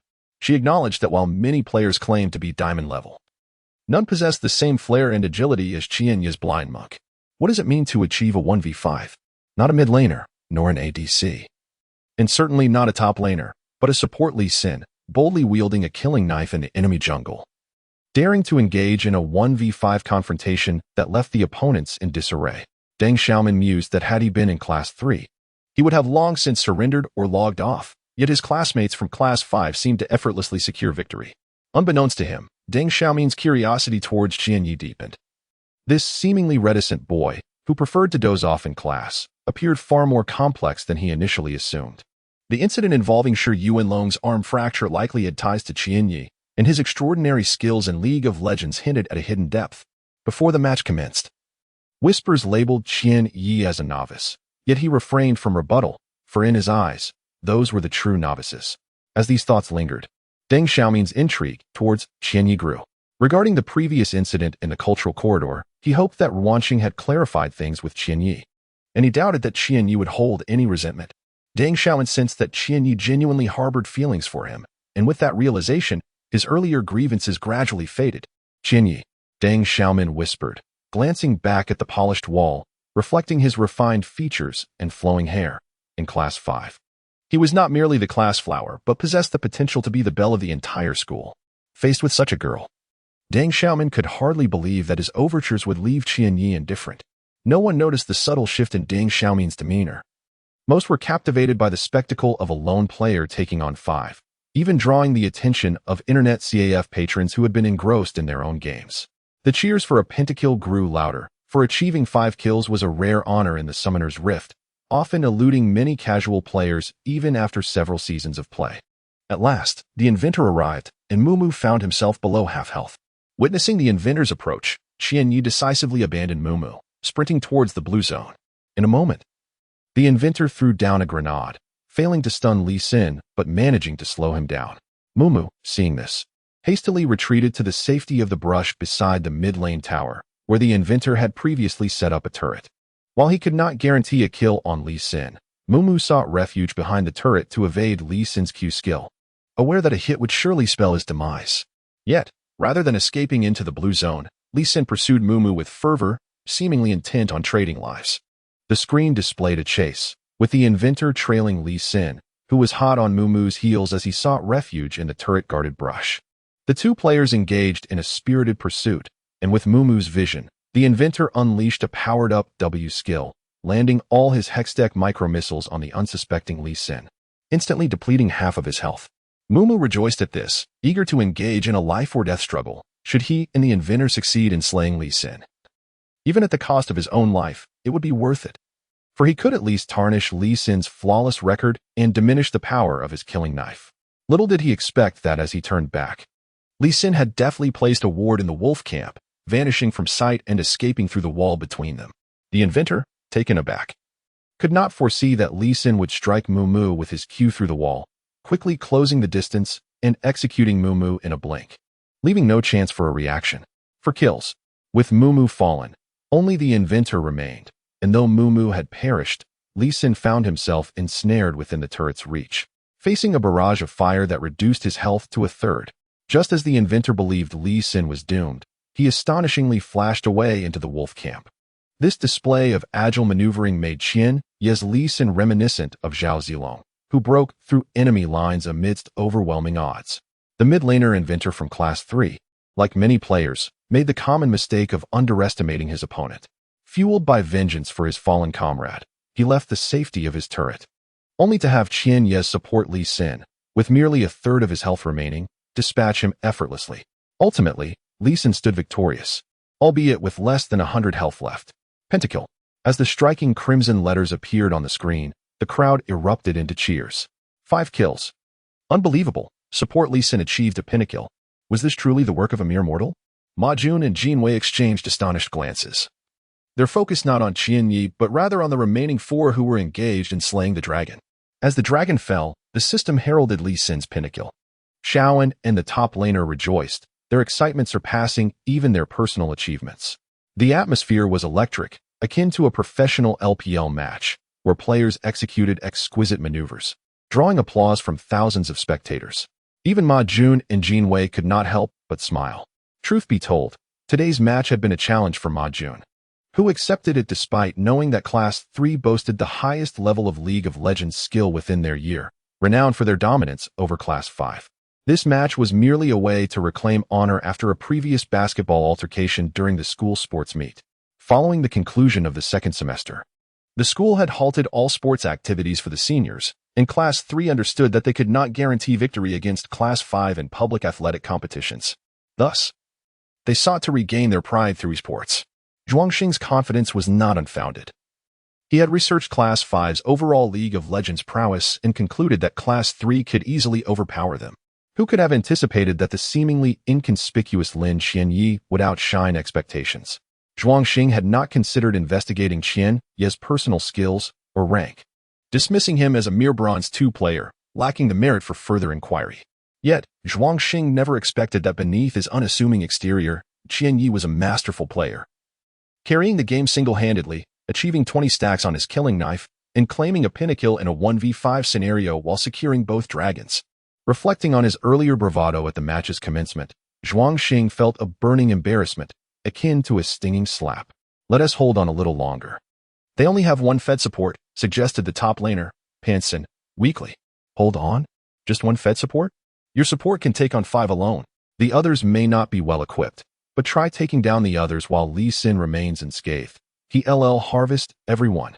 The bravado of the opponents had proven hollow, and Zhuangxing lamented that they should have retreated to play Contra instead. Zhuangxing remained oblivious to the fact that his words had inadvertently included himself in the reprimand.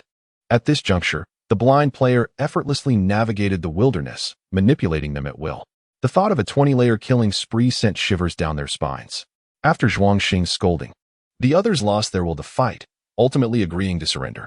As the members of the purple team unanimously conceded, Ma Jun's Annie playfully unleashed her ultimate attack on the middle lane's tower, while Miss Fortune mimicked her with precision.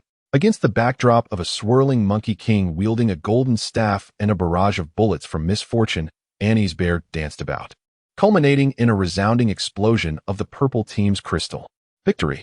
When the word victory appeared on the screen of Class 5, the students and the support team erupted into jubilant cheers.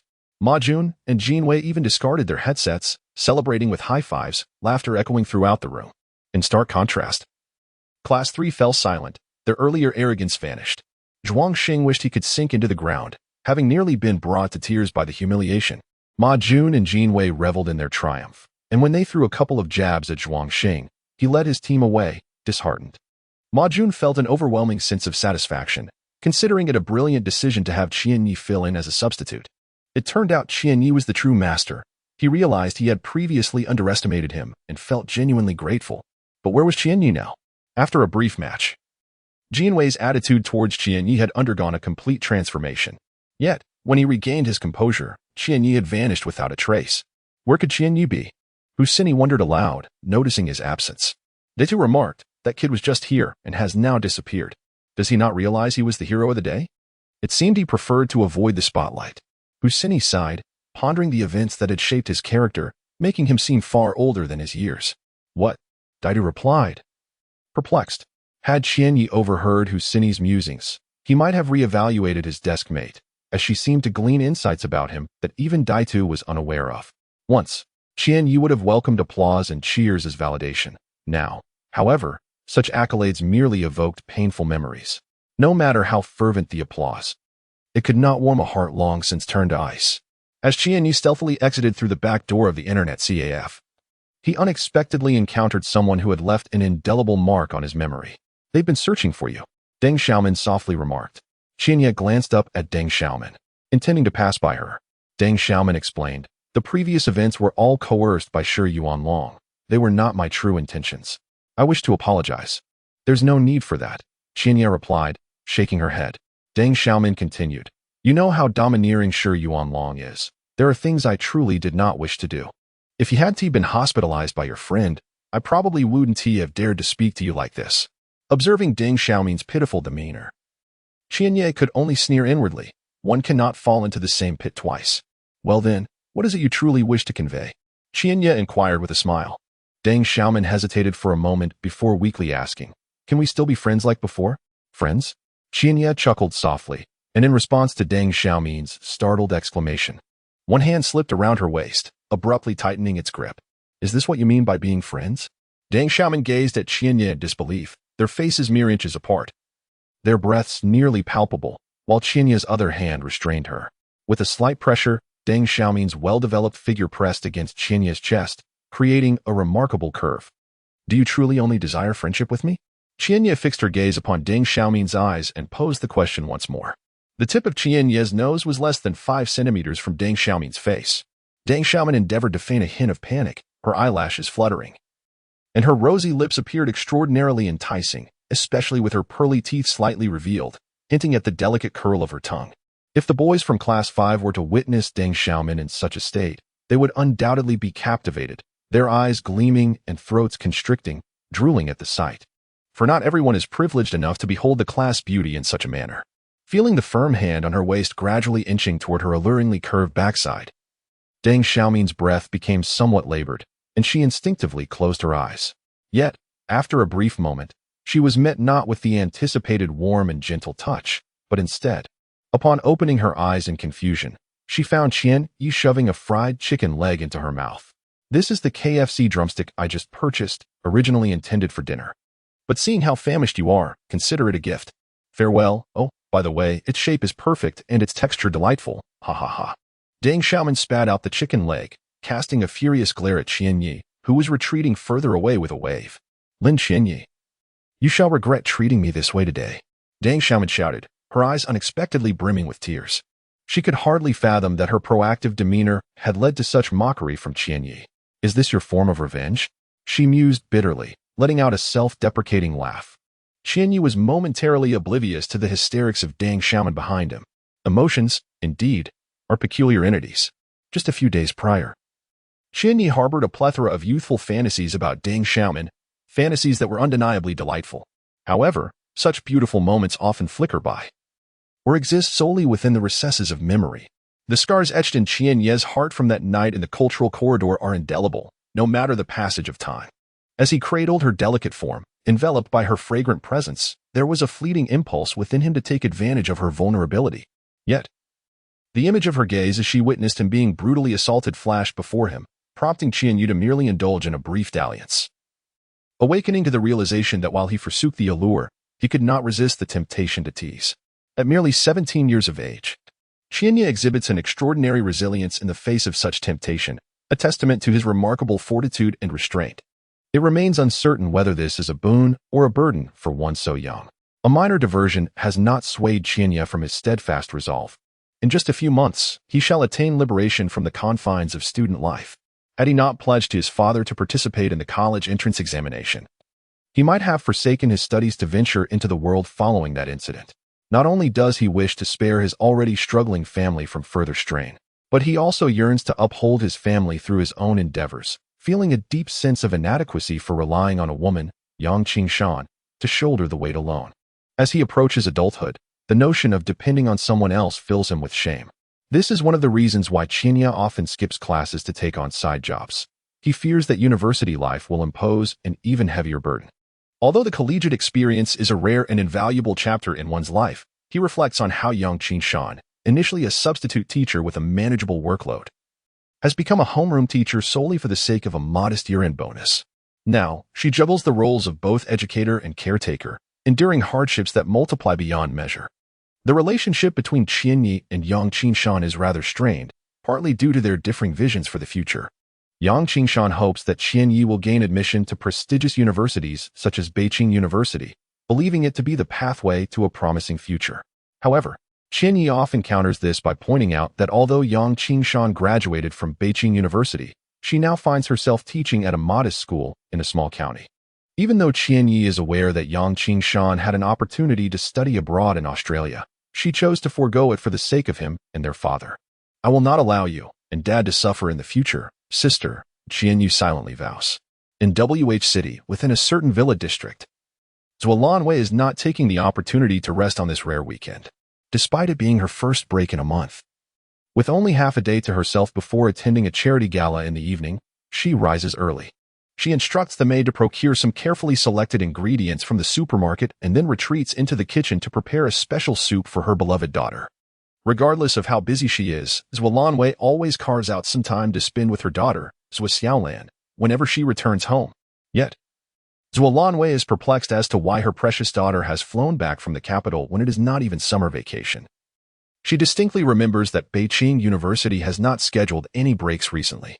Setting aside her questions, Zuolanwei dedicates herself to preparing a heartfelt lunch for her cherished daughter, Zuoxiaolan. During her holidays, often sleeps in until late morning, a fact Zuolanwei is well aware of. Thus, despite her eagerness to catch up with her daughter, she patiently waits for Zuoxiaolan to awaken.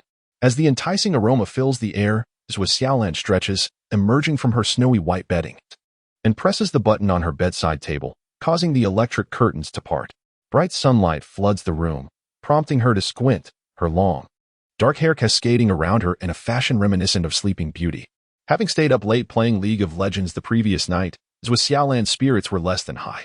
Although she is a female player, she has never developed the habit of being carried to rank up. Instead, she prefers to play solo.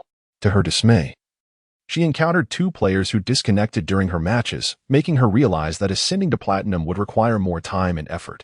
In truth, Zuoxiaolan had only recently taken up League of Legends, barely a year ago. Previously, she dismissed such online games as a waste of time and could not comprehend her brother, Xia Yushuan's, passion for it, which had led him to forsake family outings during holidays to engage in battles among summoners. It was only after Xia Yushuan sacrificed his life for the esports he loved that Zuoxiaolan began to recognize the significance of this globally popular competitive game. Rather than being merely enamored with League of Legends, she found herself cherishing it as a means to honor her half-brother's memory. Having never entered her brother's world, Zuoxiaolan discovered through his belongings that his dream was to lead a Chinese team to the global stage, achieving the pinnacle of success. This dream was almost realized by Xia Yushuan, but a tragic accident transformed it into a wistful aspiration. Lacking significant gaming talent, Zuoxiaolan immersed herself in the world of League of Legends, simultaneously experiencing the joy it brought her while diligently striving to fulfill Xia Yushuan's dream. Throughout the past year since returning home, she has been searching for opportunities to establish an LOL team, often following high-level games in hopes of discovering outstanding players to form a new Chinese team. Regrettably, many high-level players, including streamers, preferred running their businesses over pursuing a professional gaming career, as not everyone prioritizes honor over financial gain, Xia Yushuan being the notable exception. Zuoxiaolan did not lack effort in seeking out top domestic players, yet few believed in her potential as an unknown girl.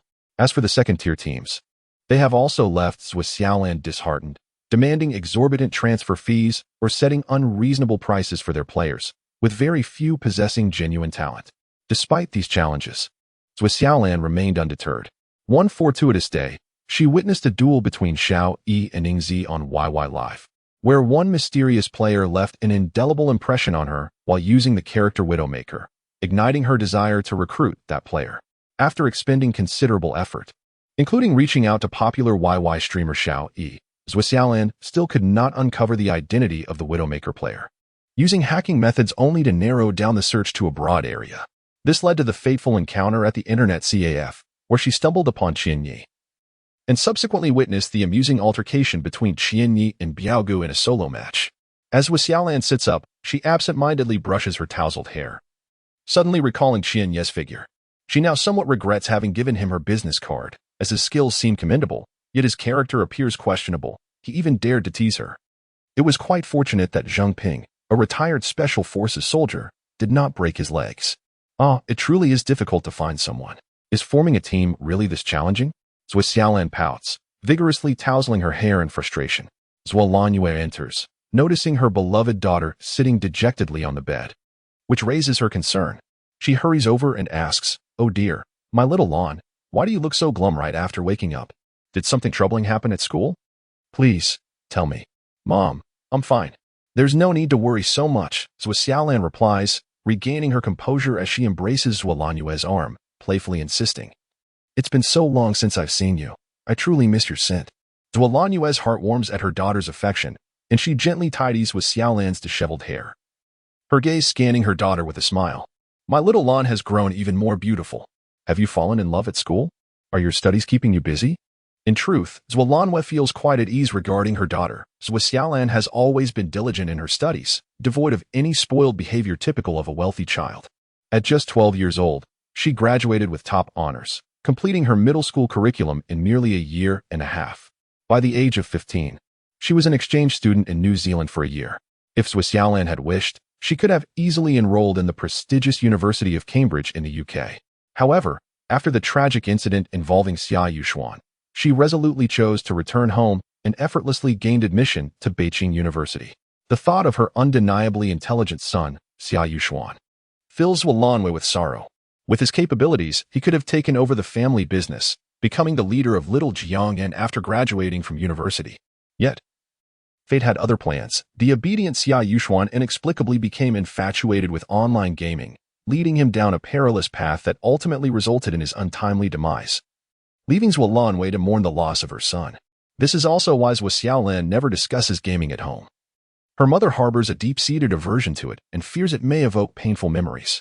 Despite the passage of time since Xia Yuxuan's death, Zhuolanjue seems to have yet to fully heal.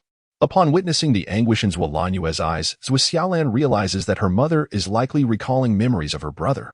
Being the thoughtful daughter she is, Xiaolan wraps her arms around Zhuolanjue's neck and reassures her, "Where would I find a boyfriend? I haven't even graduated from university yet. The pursuit of knowledge is not a pressing matter. With your daughter's cleverness, what course could possibly hinder me? By the way, mother, what soup have you simmered? I have long been enticed by its fragrant aroma. If it weren't for my insatiable craving, I might have lingered in bed a while longer. It's pig trotters and yellow bean soup, your favorite." Zhuolanjue cast an exasperated glance at her daughter, delivering a playful slap to Xiaolan's well-rounded dairy little lazy pig. "Still asleep? Hurry up. The sun is already high in the sky. Are you not afraid of turning into a fool? Go wash up. I shall be waiting for you in the dining room. This afternoon, we shall enjoy a delightful shopping trip together." Xiaolan stuck out her tongue and made a face, while Zhuolanjue placed the prepared toiletries on the bedside table and quietly closed the door as she descended the stairs. Once Zhuolanjue departed, Xiaolan sprang up like a rabbit, her bare, snow-white feet padding swiftly to her computer desk. She hurriedly pressed the shutdown button, relieved that she had forgotten to close the League of Legends client before sleeping the previous night. Thankfully, the power-saving feature had been activated, preventing the screen from illuminating. Otherwise, if Zhuolanjue had discovered her indulging in this game, she would surely have been driven to tears. Young Qishan felt increasingly troubled, as only a few months remained until the college entrance examinations.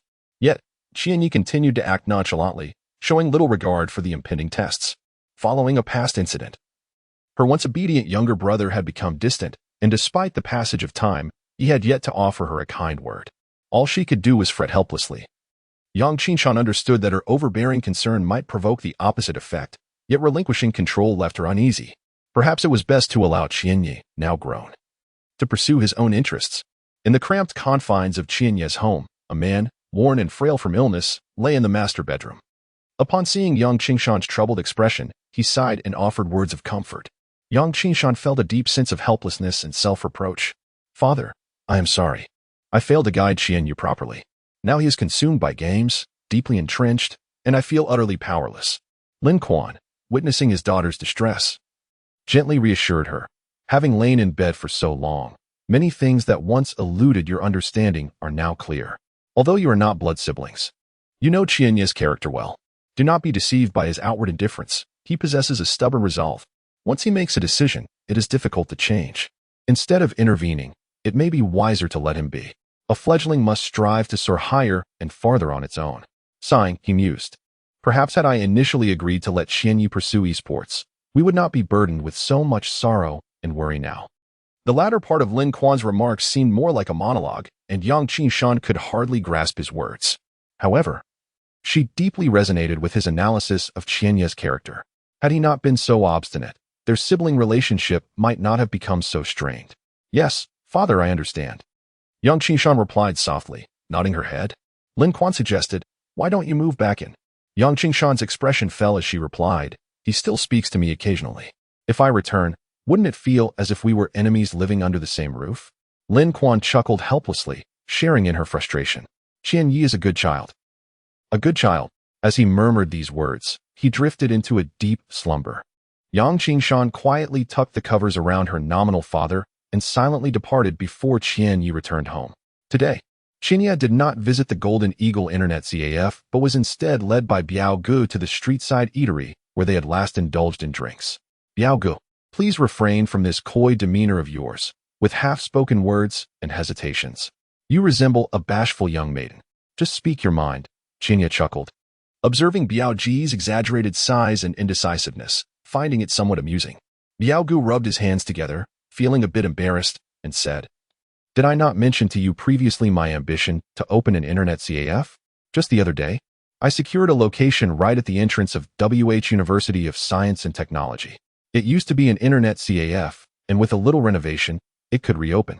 Alongside promotional events, as I mentioned before, I also plan to host a competition, and honestly, aside from you, I find it challenging to recruit anyone else.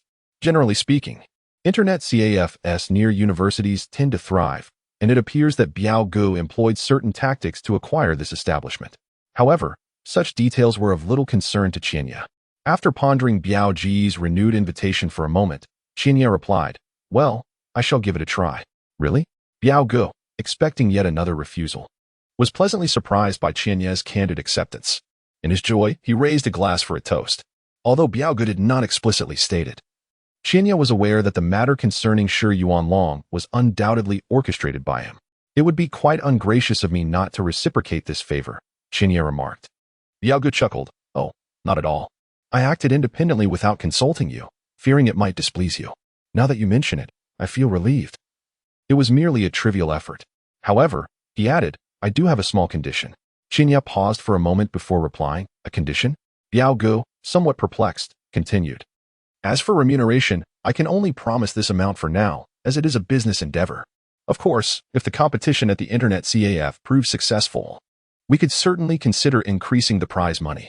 Qianyu shook his head and said, "Biao Gu, I believe you have misunderstood. Your assistance has been invaluable to me, and the prize for this competition is quite substantial. I certainly do not wish to be overly demanding, rather than calling it a condition.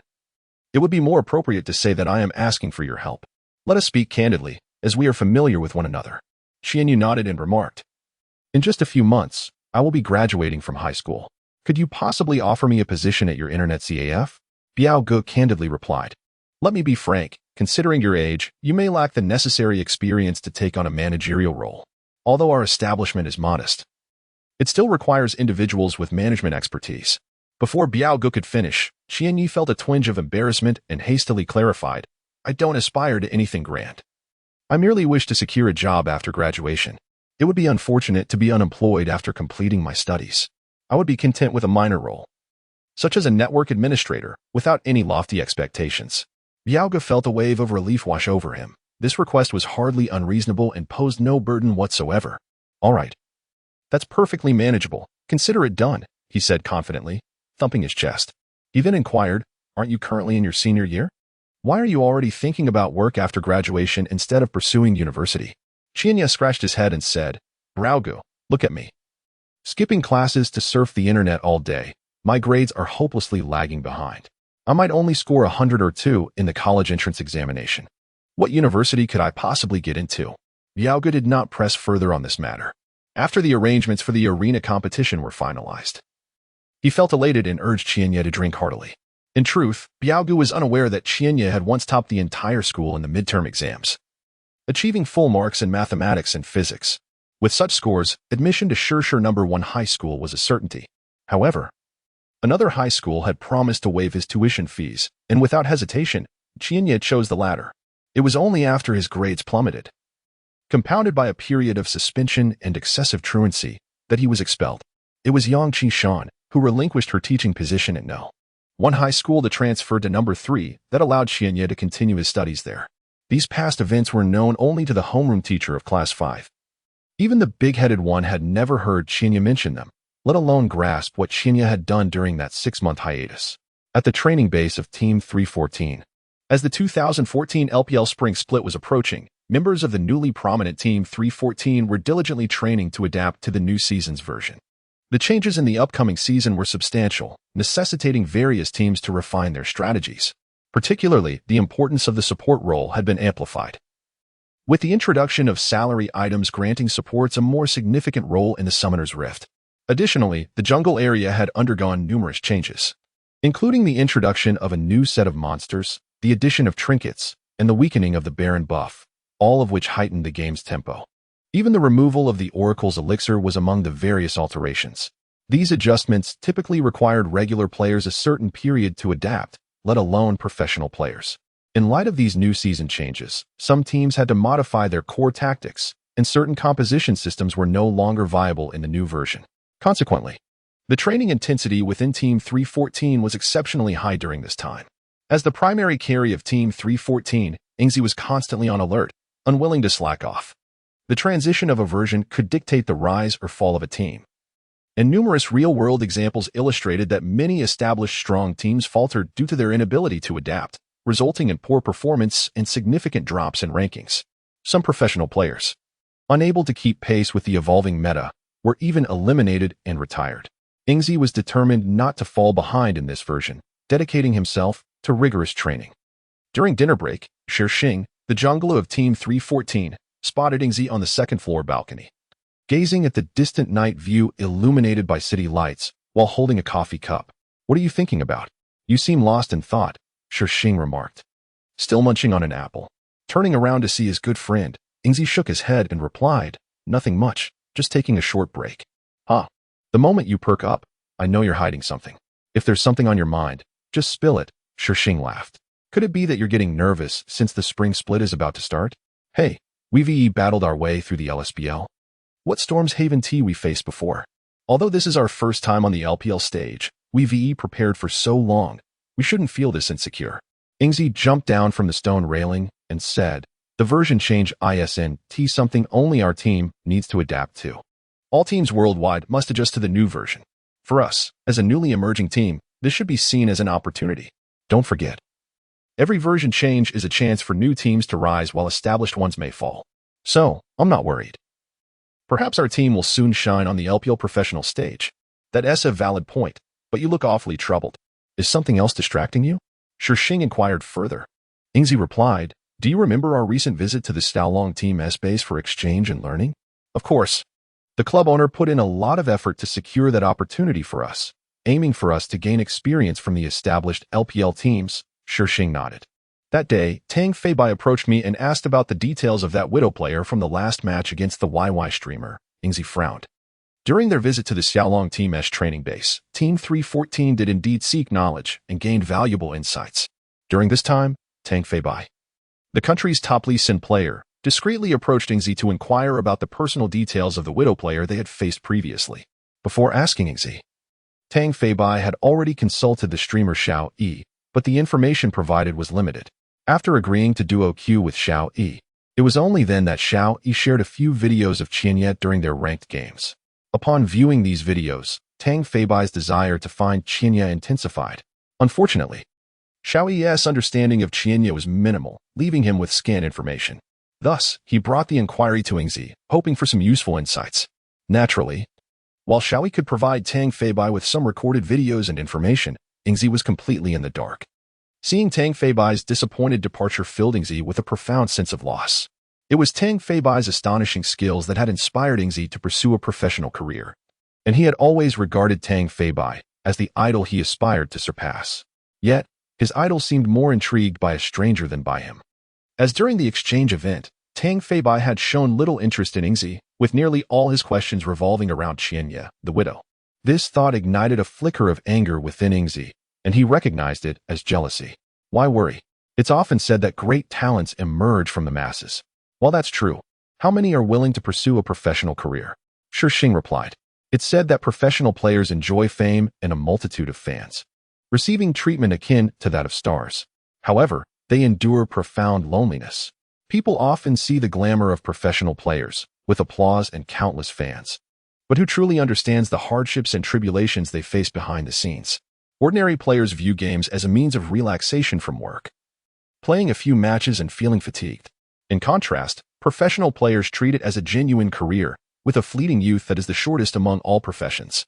Endless training. With gaming becoming a job, the monotony of daily drills surpassing even the most dedicated homebodies, and during competitions, one must maintain peak performance. If the state is good, they also require competent teammates. If any element is lacking, they risk being outperformed by competitors, discarded by their clubs, or even insulted by fans. This struggle and solitude are what most people shy away from. It's no wonder they don't flock to it.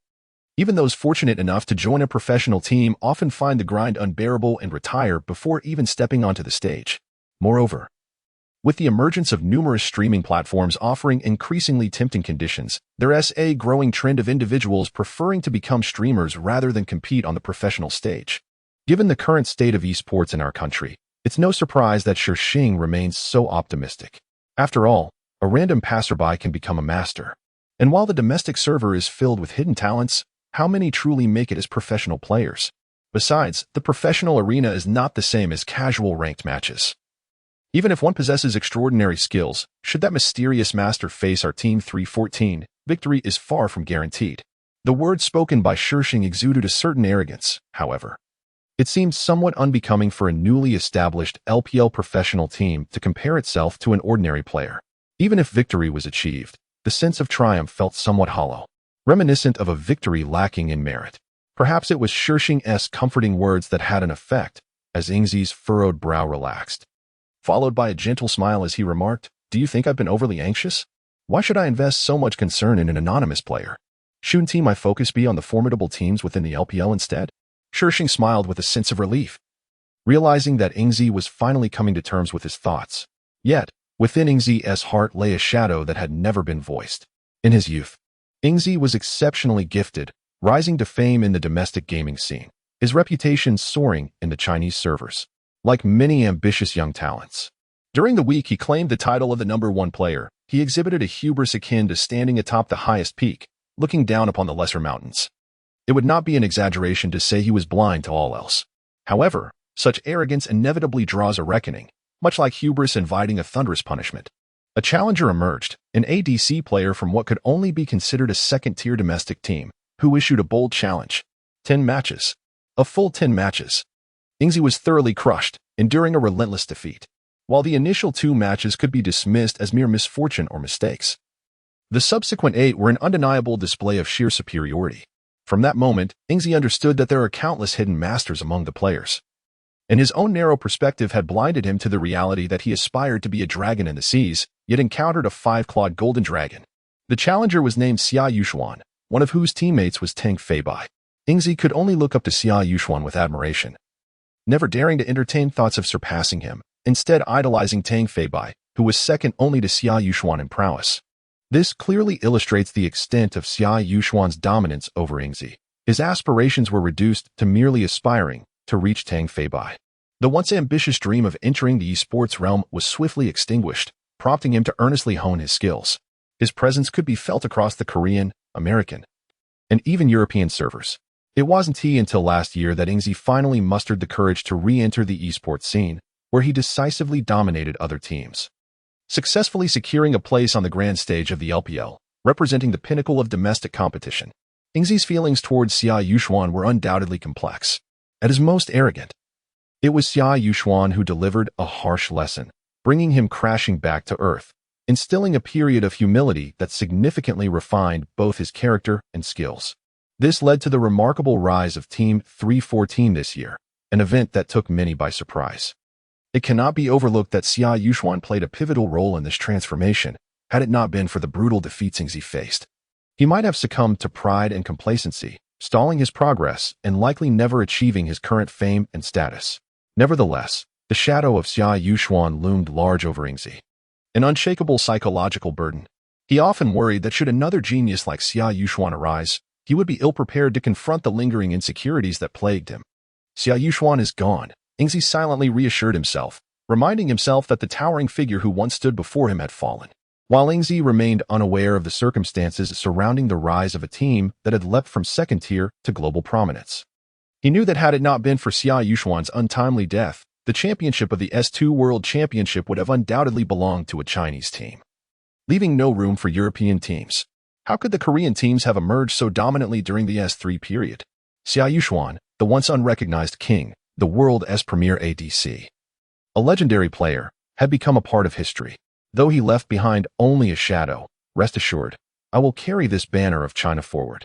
Ingzi gazed into the distance, a flicker of determination playing upon his lips, as an era filled with storm and turmoil faded away, making way for a new age of fierce competition.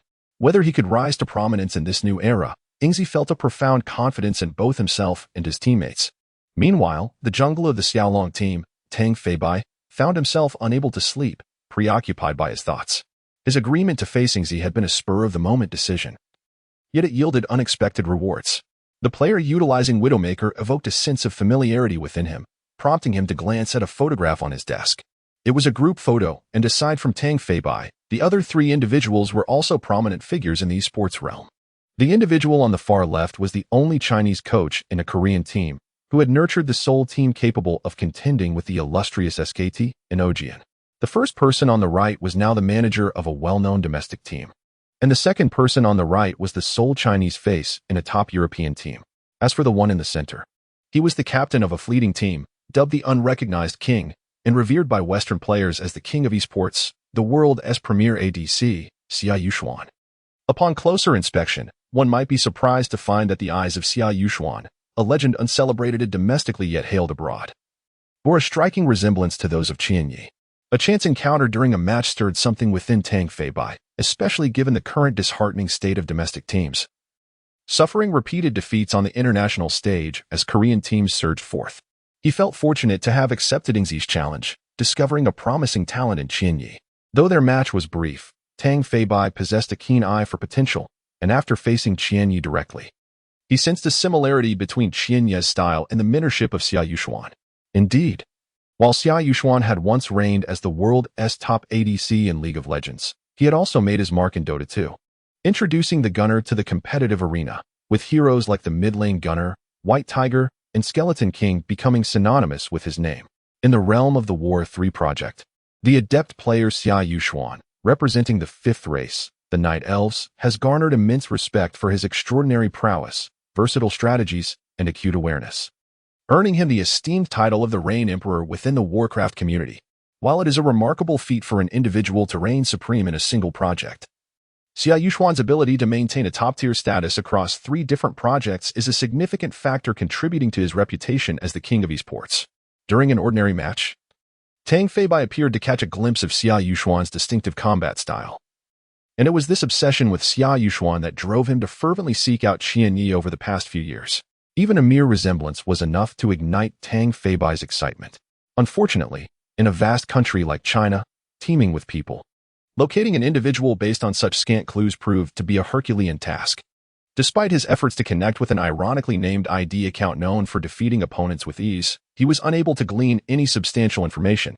At that moment, Qianyi remained blissfully unaware of the attention he garnered, living a tranquil and uneventful life, patiently awaiting the arrival of the college entrance examination that would herald his liberation.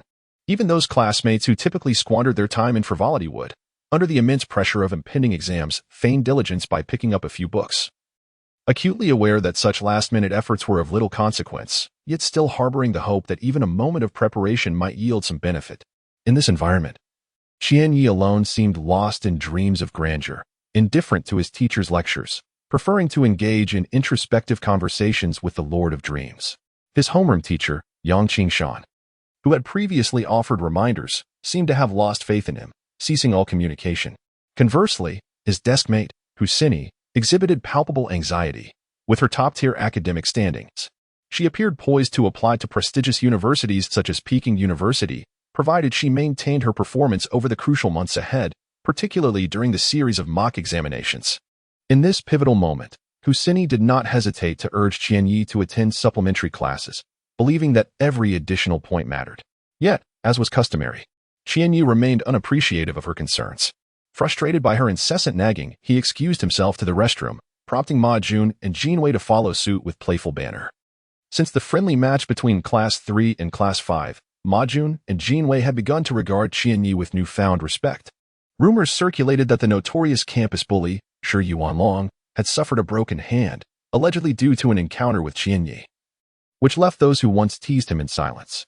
However, Ma Jun and Jin Wei, who had fought alongside Qianyi at the Internet CAF, felt a sense of pride and often gathered around him after class, regaling others with tales of how he had led the team to victory with his exceptional support play, leaving their opponent, Zhuang Xing, visibly shaken. Qianyi had attempted to drive them away several times, but eventually chose to ignore them. Upon learning that Shi Yuanlong had also suffered a setback at Qianyi's hands, the group no longer confined themselves to the classroom. Instead, they naturally became his entourage outside of it. I must admit, I am quite impressed by their audacity, reminiscent of my own spirited youth. The two glanced at the individuals trailing behind him and let out a deep sigh. Qianyi chuckled, remarking that his current plumpness seemed to suggest a lack of thick skin, urging him to shed some weight lest his neck and head grow indistinguishably thick. The two laughed heartily. In the past, his hefty stature had made him a target for ridicule by the more mischievous students at school. However, since the recent friendly match, his association with Qianyi, the most esteemed student in Class 5, had elevated his status, rendering him untouchable by bullies. The two had once inquired about the details of Shi Yuanlong's beating, but Qianyi had always brushed it off with a smile. The boys' restroom in Class 3, situated in a corner near the small playground, often served as a smoking room rather than its intended purpose. Typically, someone would stand guard outside, ready to alert the others if a male teacher approached, while inside, the rebellious boys indulged in clouds of smoke. Additionally, the boys' restroom was a discreet venue for settling school disputes, where one could frequently find bricks, steel pipes, and sawed-off stool legs. Occasional bloodshed occurred there. Yet regardless of how intense the brawls became or how bruised the participants were, they adhered to an unspoken agreement, never to inform the teachers. Violators of this pact found it nearly impossible to survive in Class 3. Shi Yuanlong had dislocated and fractured his arm. Apart from the initial pain, it posed no significant long-term issue after being put in a cast. Today marked his return to school, and the number of boys in the restroom had noticeably increased. So, while I was away for a few days, you lot thought you could run riot. Shi Yuanlong seized a short, frail boy by the collar. Following his words, he delivered a sharp slap to the boy's left cheek with his intact right hand. Fang Xiaoyan, tell me, how have you managed this month? Brother Long, I truly have no money. My father just lost his job, and I haven't even managed to pay my tuition this semester. Fang Xiaoyan was on the verge of tears. Like many other short and frail boys, he was perpetually bullied due to his submissive demeanor. Did you think that just because I have a broken arm, I can't deal with you? Shi Yuanlong sneered, delivering a kick to Fang Xiaoyan's stomach. Fang Xiaoyan was sent sprawling into a puddle of urine, while Shi Yuanlong's companions laughed and flicked their cigarette butts at him. Poor Fang Xiaoyan had no choice but to endure, yelping in pain from the burning embers. At that moment, Qianyi and the two entered. Upon witnessing the scene, both were momentarily stunned. Shi Yuanlong, too, was taken aback to see Qianyi, the very person responsible for his injury, on his first day back. After scanning the despondent Fang Xiaoyan, who sat helplessly on the filthy floor, Qianyi frowned. It was not in his nature to intervene in such matters. He was averse to trouble and preferred to remain oblivious unless his principles were breached. The humiliation from the previous altercation in the cultural corridor had already been addressed by Biao Ge. Qianyi did not believe that his association with such a figure granted him free rein within the school. The two signaled to Qianyi, but Qianyi merely shook his head gently. Xiaoyan.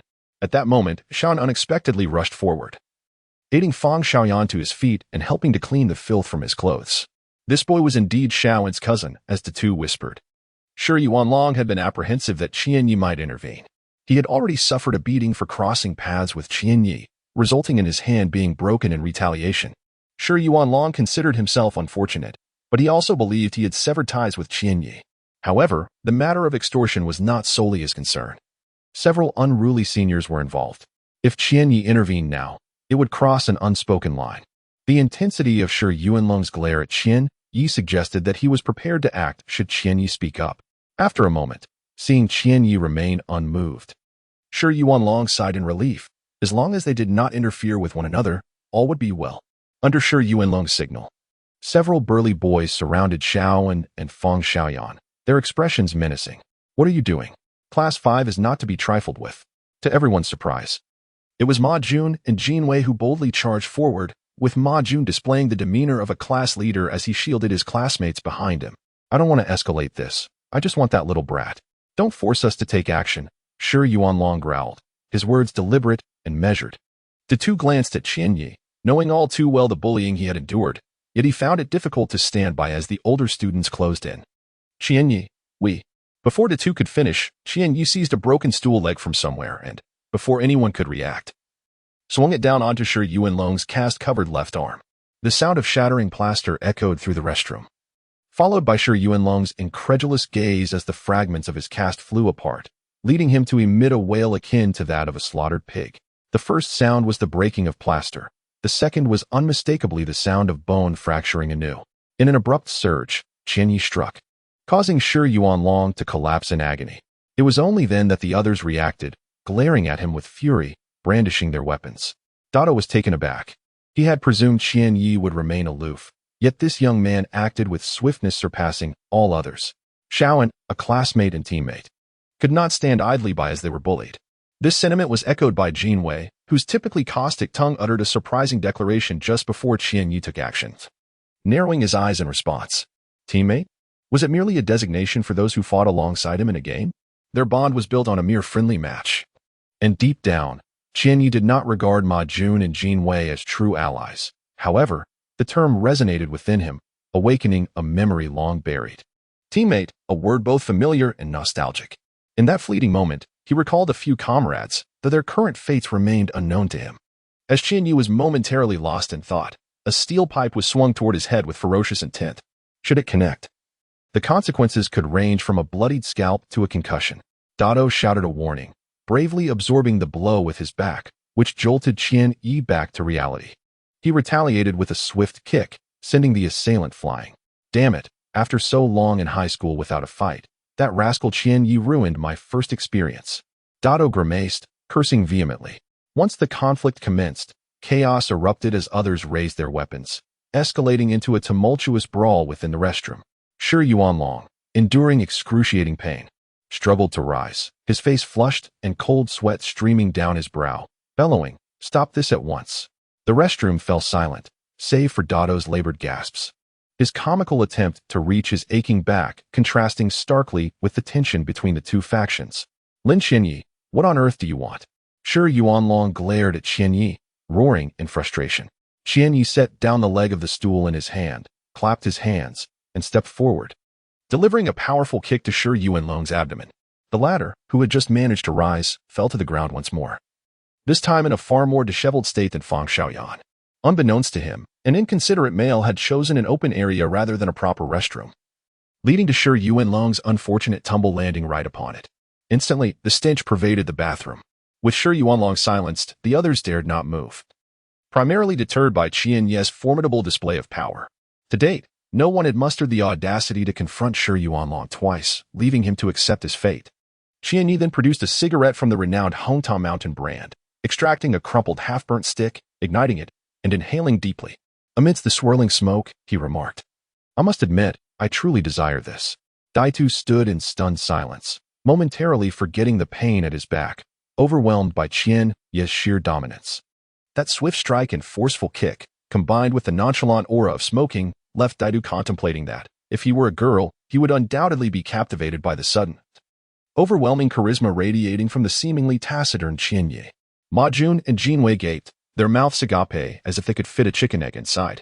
Typically, they held little affection for this transfer student who had maneuvered his way into their midst, at least prior to their friendly match. They had assumed Qian Yi was merely a reticent individual, occasionally engaging in harmless banter. Even after the video incident, they believed Qian Yi to be nothing more than a timid figure.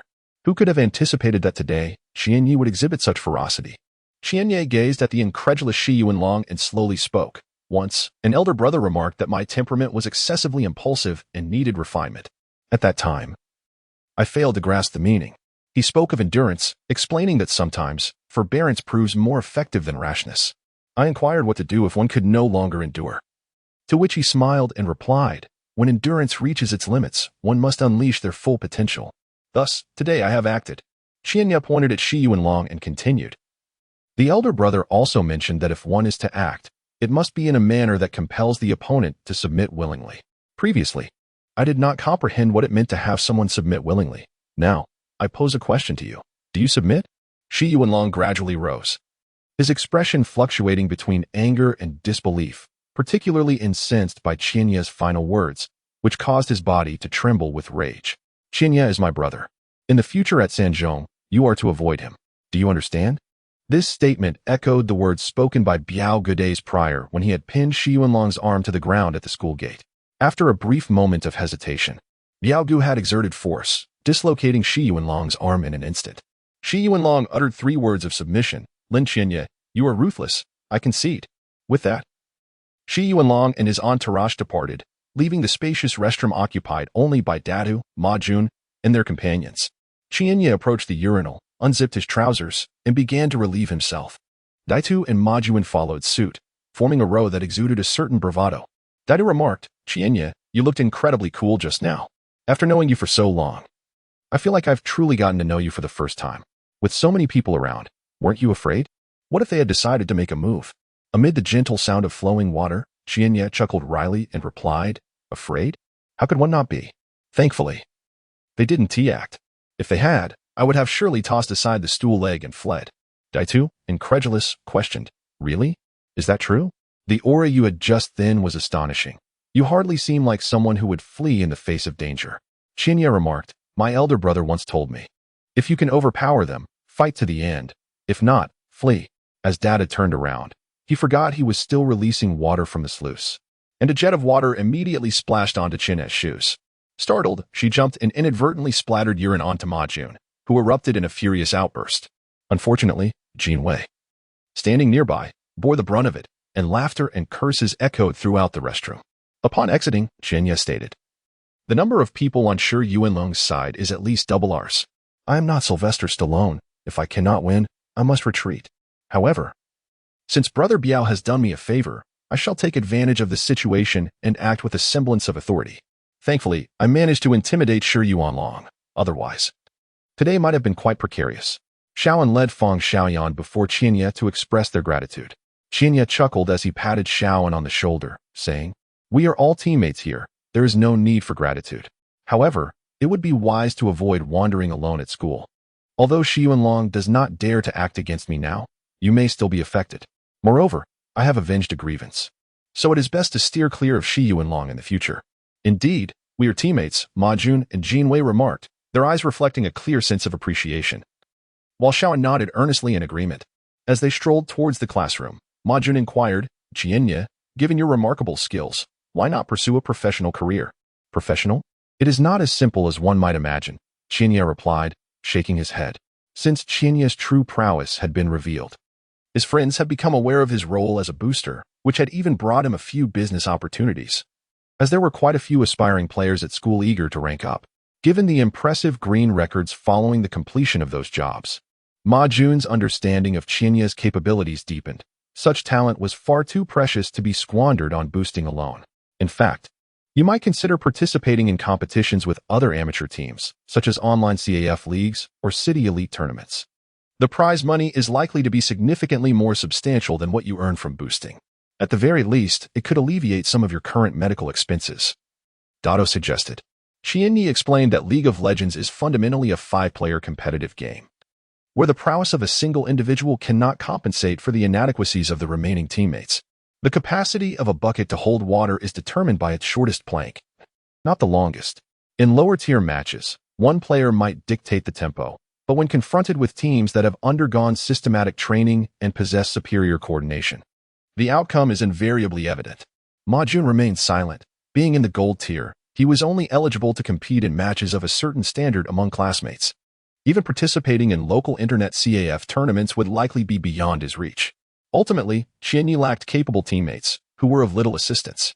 As Qianye and his companions entered the classroom, Shi Yuanlong emerged slowly from a corner of the playground, his appearance disheveled. Gazing at Qianye's retreating figure, Shi Yuanlong's face contorted with hatred as he muttered through clenched teeth, Lin Qianye, is it not merely the support of a brute that you rely upon?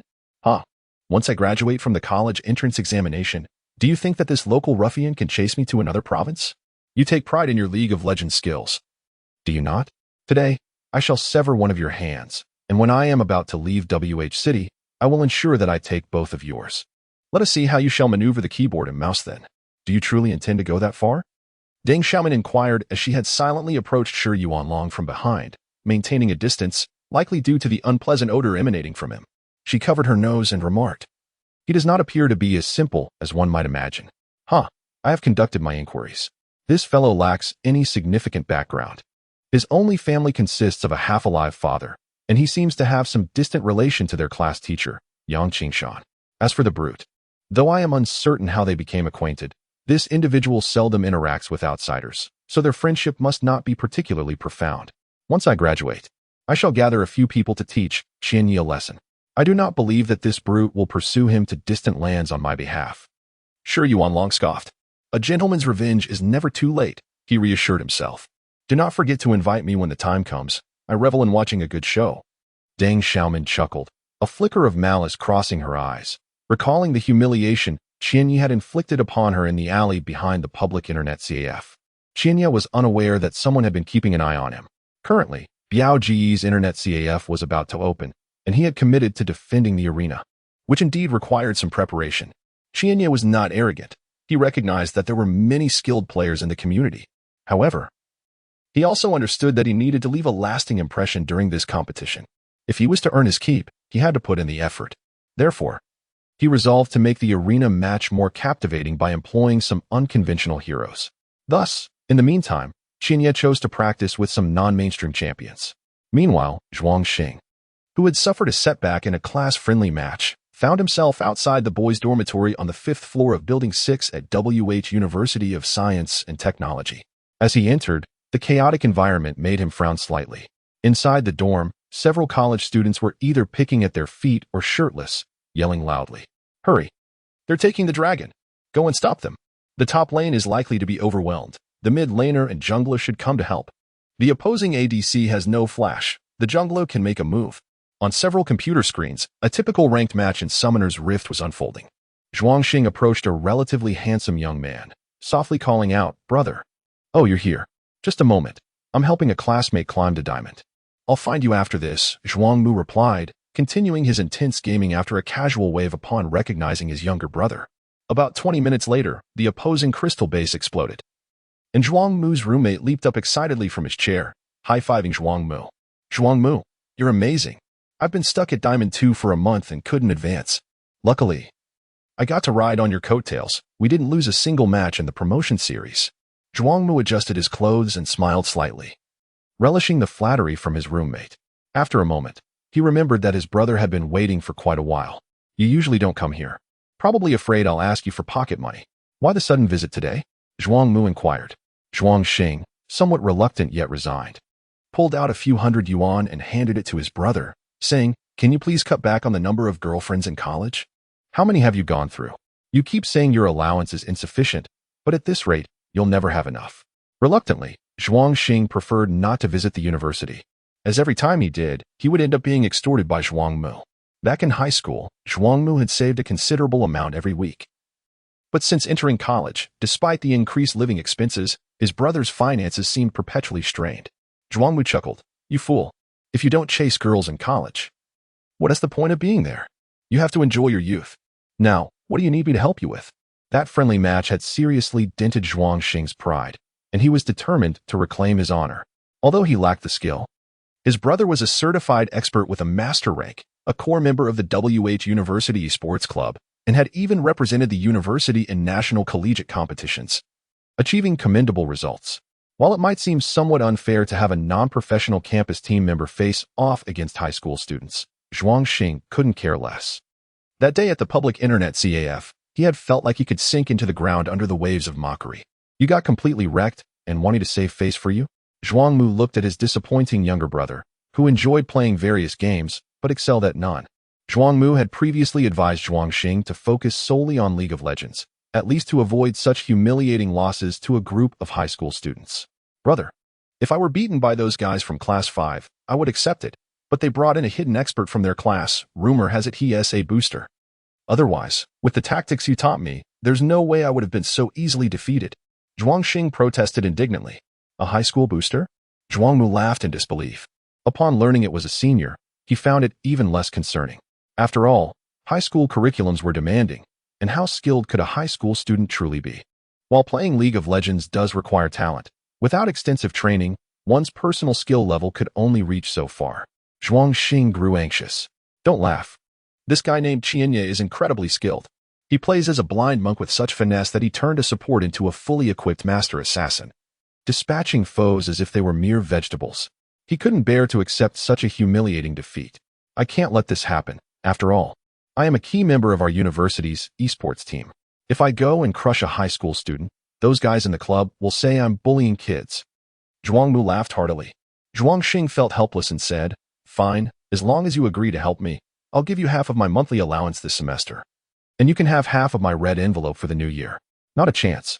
The red envelope split is 3-7. I take the 7. Zhuang Mu waved his finger dismissively.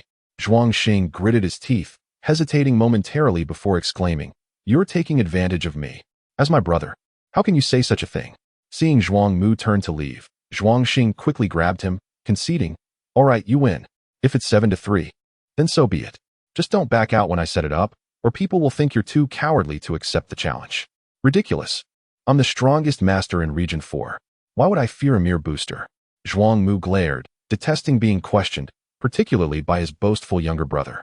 Then it's settled. Remember to wait for my call. Finally securing his brother's assistance, Zhuang Xing felt invigorated as he stepped out of University of Science and Technology. However, he also felt a lingering pain in his heart, knowing he had been extorted quite severely, and the next few months would require him to tighten his budget. Nevertheless, the thought of avenging his humiliation made it all worthwhile. It's just a kid named Lin Qianye. A mere booster. Let's see how you fare against the strongest master in Region 4. Biaogu was known for his decisive actions. After securing the Internet CAF, he immediately set about renovating it. In less than a month, the new CAF had transformed remarkably and was officially renamed Dragon Rising Internet CAF. Proud of the name he had chosen, Biaogu felt it exuded both power and substance. When Qianye arrived at the Internet CAF and saw the name on the sign, he couldn't help but smirk, relieved that Biaogu hadn't noticed. Otherwise, he would have surely questioned Qianye's naming skills. Look at this. What do you think? Biaogu beamed as Qianye approached the entrance, where a League of Legends-themed poster greeted him. Dominating the display was the champion ribbon, surrounded by alluring images of other female champions like Sona, Miss Fortune, and Janna. The Dragon Rising Internet CAF was set to open in 3 days, a date personally chosen by Biaogu, so the CAF was still relatively empty. The uniformity of white 80 all-in-one machines paired with colorful backlit mechanical keyboards, along with brown leather sofas and a stylish refreshment area, gave the place a distinctly upscale ambience compared to typical Internet CAFs. Noticing Qianye's approving nod, Biaoji's spirits lifted further. "Come on, let me show you the high-end gaming area. We have Apple monitors, and even the mechanical keyboards are Napa black switches." In the high-end gaming area, several young individuals were engaged in ranked matches. "Let me introduce you. This is Wen Guangyuan, the captain of our Dragon Rising Internet CAF team." Biaogu pointed at a young man with long hair, revealing only half of his face, and spoke. Wen Guangyuan merely lifted his head slightly before immersing himself once more in the fierce battles of the Summoner's Rift. Once the game concluded, Wen Guangyuan finally rose to his feet and scrutinized Qianye from head to toe. "Are you Qianye, the ally Biaogu has summoned?" Wen Guangyuan inquired, extending his right hand. Qianye had just closely observed the match played by Wen Guangyuan. The individual demonstrated a commendable level of skill and a reasonably sound awareness of the game. Had it not been for the presence of another young player alongside him in a duo queue, the outcome of this match would have indeed been quite uncertain. Qianye harbored a certain aversion to the gaze of Wen Guangyuan, unable to recollect the transgression that might have provoked such disdain. In Wen's eyes, Qianye perceived a hint of contempt and animosity. However, adhering to the adage of not striking a smiling face, he could not refuse when the other extended a hand. As he reached out, a frown creased his brow, and he subconsciously tightened his grip to prevent any injury from the opposing party's grasp. Amidst this subtle contest, Biaogu, not one to be easily outwitted, quickly intervened to mediate the situation. While his strength was commendable, his technical prowess remained uncertain. Wen Guangyuan, who had left school after junior high to work, had initially toiled at a Foxconn factory but found the monotony of assembly line work intolerable. After resigning, he drifted aimlessly through society. During his tenure at Foxconn, he had developed a penchant for Dota, yet limited by his own capabilities, his skills never flourished. It was only after he transitioned to League of Legends that he became truly captivated by the game. However, his obsession led to the loss of a bartender position he had secured through a friend's introduction. Fortunately, his dedication to League allowed him to achieve a Diamond 3 rank. Through a friend's referral, when Guang Yuan received his first order for game boosting, the initial taste of earning money from this venture drew him in, and for a while, he earned nearly 10,000 yuan a month. Yet, as time progressed, competition intensified, making it increasingly difficult to secure orders. Seeking alternative avenues, he gathered a few friends to form an amateur team, participating in local internet CAF competitions and online challenges, which allowed them to scrape by. It was through this network that when Guang Yuan met Biao Ge, upon Biao Ge's invitation, he and his teammates transitioned to Longting Internet CAF. However, not everyone was willing to follow. Only Zhao Ling, the jungler, ADC Zhu, and supporting Xian joined him, while their top laner was snatched up by another CAF. What if when Guang Yuan's conditions for joining Longting was that Biao Ge find a competent top laner? Biao Ge, with a promise of unwavering assurance, claimed he would secure a top-tier player. When Guang Yuan, accustomed to Biao Ge's forthrightness, trusted him enough to settle in early with his team, harboring a flicker of anticipation for their new teammate. To his dismay, the individual who arrived was merely a high school student. When Guang Yuan felt unable to voice any grievances to Biao Ge, redirecting his frustration towards Qianya. After all, the former top laner had been formidable, which was why he had been lured away with a lucrative offer. When Guang Yuan dreaded the thought of his team's performance faltering due to an inadequate player, Qianya, observing the defiant young man with long hair, pursed his lips and remarked, "Your skills are merely adequate." Unbeknownst to Qianya, Biao Ge had altered his plans. The scale and impact of the solo competitions were too minimal. He aimed to amplify promotional efforts and increase the prize money, shifting the format from individual duels to team challenges in Internet CAFS. A singular solo competition could only attract a limited audience, while a multi-team event promised to draw in a broader array of potential patrons, potentially luring other CAFS and amateur teams, thereby exponentially increasing visibility and promotional effectiveness. Biao Ge conveyed his latest plans to Qianya, carefully scrutinizing his expression, having kept this information from him until now. To Biao Ge's surprise, Qianya exhibited little reaction, merely nodding in agreement. "All right, I will join," he declared. Biao Ge, elated, failed to notice Qianya's tightly clenched fists, the veins protruding in tension. In truth, Qianya yearned to turn and leave immediately, not solely because of the transition from solo to team competitions, but also due to Biao Ge's half-hearted manipulation, which he found utterly distasteful. Having experienced a similar situation before, culminating in the dissolution of his club and his return to studies, Qianya was acutely aware of the repercussions. His former teammates had not fared as well, scattering to the winds. A singular moment of impulsiveness had cost him dearly. Maturity had taught him to adapt rather than resist. The shift to team competitions would inevitably demand more of his time, and correspondingly, the remuneration would increase, which was not inherently unfavorable for Qianya. However, his reluctance to confront Biao Ge stemmed from his current status as a student, wishing to avoid unnecessary turmoil on campus. Having already dealt a decisive blow to Shi Yuanlong, he feared retribution if the imposing figure of authority were to vanish, leaving him vulnerable to backlash from others. Seeing Qianya acquiesce so readily, Biao Ge felt a significant weight lift from his shoulders. Through their interactions, he recognized that Qianya was one who responded better to gentler persuasion than to force. "Wait," interjected Zhao Ling, a lean figure beside when Guang Yuan, the team's jungler. "We don't just accept anyone into our ranks. I've heard you're still in high school? As for Biao Ge, we trust him implicitly, but you, well, we need to evaluate your worthiness." Biao Ge thumped his chest, asserting, "Qianya's skills are undoubtedly up to par. Otherwise, I wouldn't have brought him on board." When Guang Yuan added, "Biao Ge, we naturally trust you. But team competitions differ from standard ranked matches. Beyond individual skill, we require strong team synergy and an understanding of leadership. If you can't meet these criteria, I'm afraid you would hinder our progress, even if you join us." "Biao Ge, I doubt you wish to see your team trounced in the first round by another," Zhao Ling retorted. Their skepticism towards Biao Ge was evident, and as his expression fluctuated, Qianya stepped forward with a smile, saying, "All right, I'm on board. What shall we do first?" "First, we'll have you play a few matches with us to assess your qualifications for the top laner position. You'll only know if you're up to the task once you've played," when Guang Yuan replied. Biao Ge turned to Qianya, who simply nodded, affirming, "No problem." Over the course of 2 hours, they engaged in 3 5v5 matches, emerging victorious in 2, while the lone defeat was not attributed to Qianye's performance. In the victorious matches, Qianye's contributions were deemed satisfactory. Qianye's performance was reluctantly acceptable to Wang Guangyuan, although he could not compare to the former top laner for a high school student. Achieving such a level was commendable.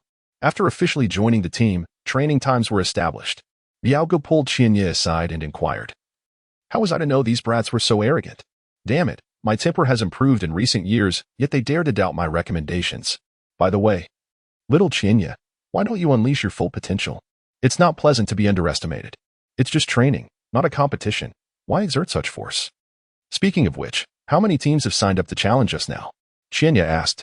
3 days later, the Longting Internet CAF officially opened.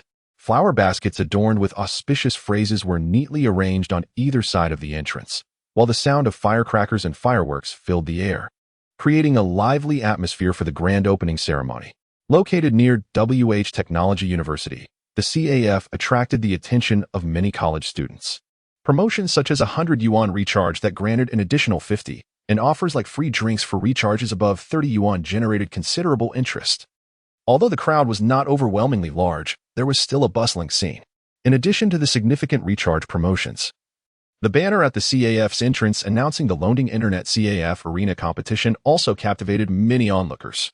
It was said that this event was organized by the CAF's owner, featuring teams from within the CAF. Over 3 consecutive days, any team that could defeat the Longting Internet CAF team in B03 would have the opportunity to claim the entire prize of 10,000 yuan. The Longting team was colloquially known as the defending team, while the challengers were referred to as the invaders. Naturally, the members of the invading teams had to meet certain rank criteria. A group of 5 players with ranks of bronze or silver could not simply assemble to challenge the arena. The basic requirement for challengers was that they could not be lower than platinum rank, with no upper limit. Every evening at 8, the Longting team would face one challenger team. If multiple teams issued challenges on the same day, they would need to compete among themselves to determine who would have the right to challenge the defending team. On the very first day, 6 teams issued challenges simultaneously. And after a day of fierce competition, only one team, composed of 3 college students and 2 young professionals, emerged victorious. At 8 in the evening, the Longting team made their debut in front of an audience. Both Wang Guangyuan and Zhao Ling, along with Zhu Yi and Yin Xian, were somewhat well-known figures in the Internet CAF community of WH City. Many spectators, even if they had never seen their faces, had heard of their names. However, when Qianye appeared, not a single person in the CAF recognized him. It wasn't that Qianye's appearance was particularly ordinary. Rather, his school uniform was conspicuously eye-catching. Upon seeing Qianye seated at the Player S bench, nearby spectators ignited a fervent curiosity. It was a Monday, and the school had a routine flag-raising ceremony that mandated all students wear their uniforms. Qianye, too, had no exception. He had sneaked out of evening study halfway through, not having had the chance to change his clothes. This was the reason he found himself, against his will, in his school uniform, arriving at the Longting Internet CAF at the appointed time. Wasn't it said that Wang Guangyuan's previous top laner had been poached, and now he was rebuilding his team? Why recruit a high school student? Rumor had it that the owner of the Longting Internet CAF had a formidable background, so one would expect Wang Guangyuan to secure a more competent top laner, not a high schooler still in uniform. Perhaps this high school student was a hidden top-tier player. What a joke. Do you think top-tier players are as common as carrots and cabbages? In the crowd, Zhuangxing tugged at Zhuangmu's sleeve, pointing at Qianye. Look. That one in the school uniform is Lin Qianye, the strongest in Class 5 at League of Legends. Zhuangmu followed his finger and scrutinized Qianye's appearance. Slightly disheveled hair, an unremarkable face, looking like an ordinary high school student. Ah, I've heard of Wang Guangyuan. He was the captain of the former Qingyang Internet CAF team. I've had dealings with that team before, and we've had scrimmages with our campus team. Honestly, their former top laner was quite strong, while the rest were average, not particularly formidable. With their previous top laner gone, their strength must have plummeted significantly, Zhuangmu remarked. Glancing at Wang Guangyuan, a familiar rival, Zhuangxing asked eagerly, so, who won? Zhuangmu smacked Zhuangxing's head lightly, scolding, Isn't that obvious? Our campus team at Technology University ranks quite well among national university teams. What level is Wang Guangyuan's Internet CAF team? We faced them 5 times and won 4. Most of those matches ended in under 30 minutes.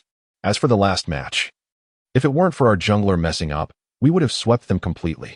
Do you have confidence in defeating the Longting team with Lin Qianye on it? Upon hearing this, Zhuangxing's eyes sparkled with intrigue.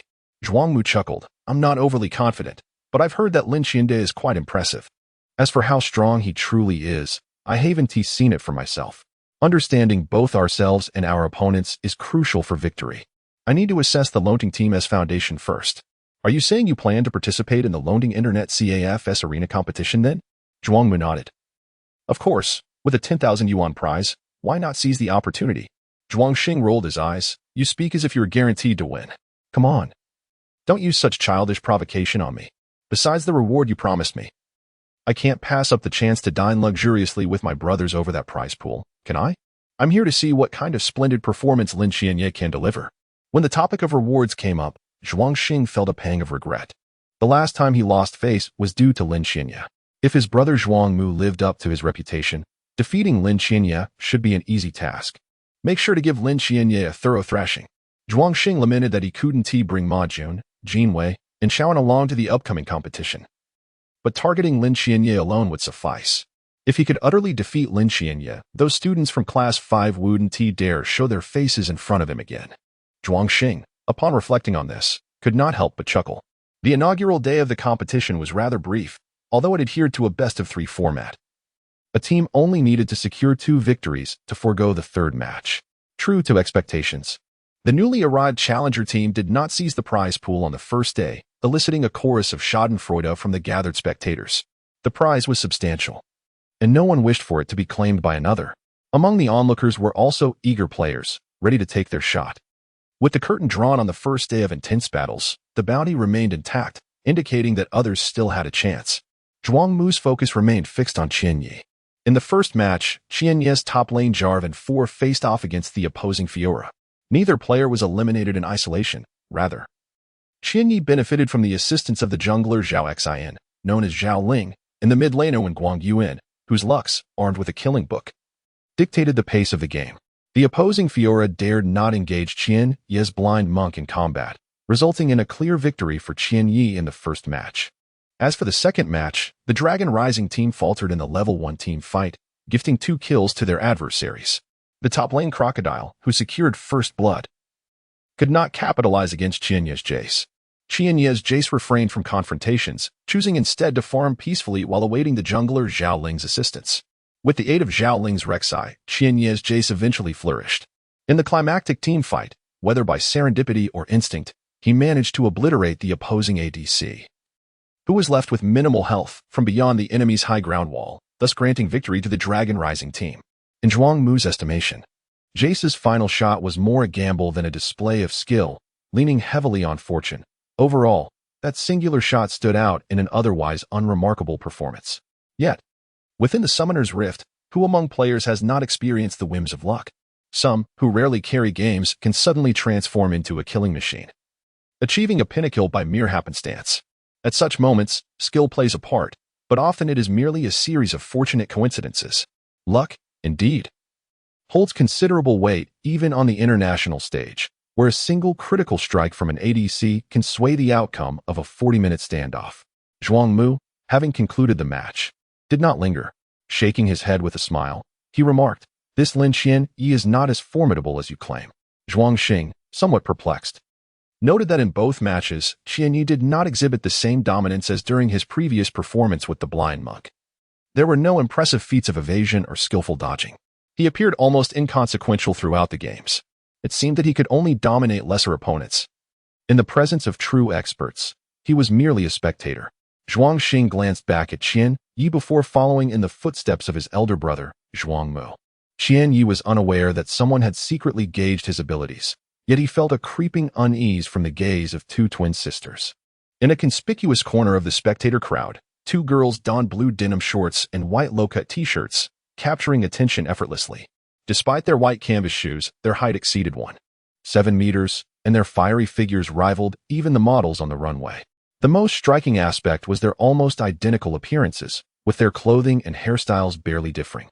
Standing side by side, they mirrored each other perfectly. Such exquisite twins were a rare sight indeed. The sisters, named Xiaomei and Xiaya, were second-year students at Normal University. With a shared passion for playing League of Legends, they had even formed a female campus team, defying the stereotype that women are less skilled in gaming. In fact, their duo excelled, achieving a rank of Diamond 2 in Black Rose, ascending through double queues without assistance, perhaps due to their twin synergy. One played mid and the other jungle, leading to seamless coordination that often resulted in advantages for their team.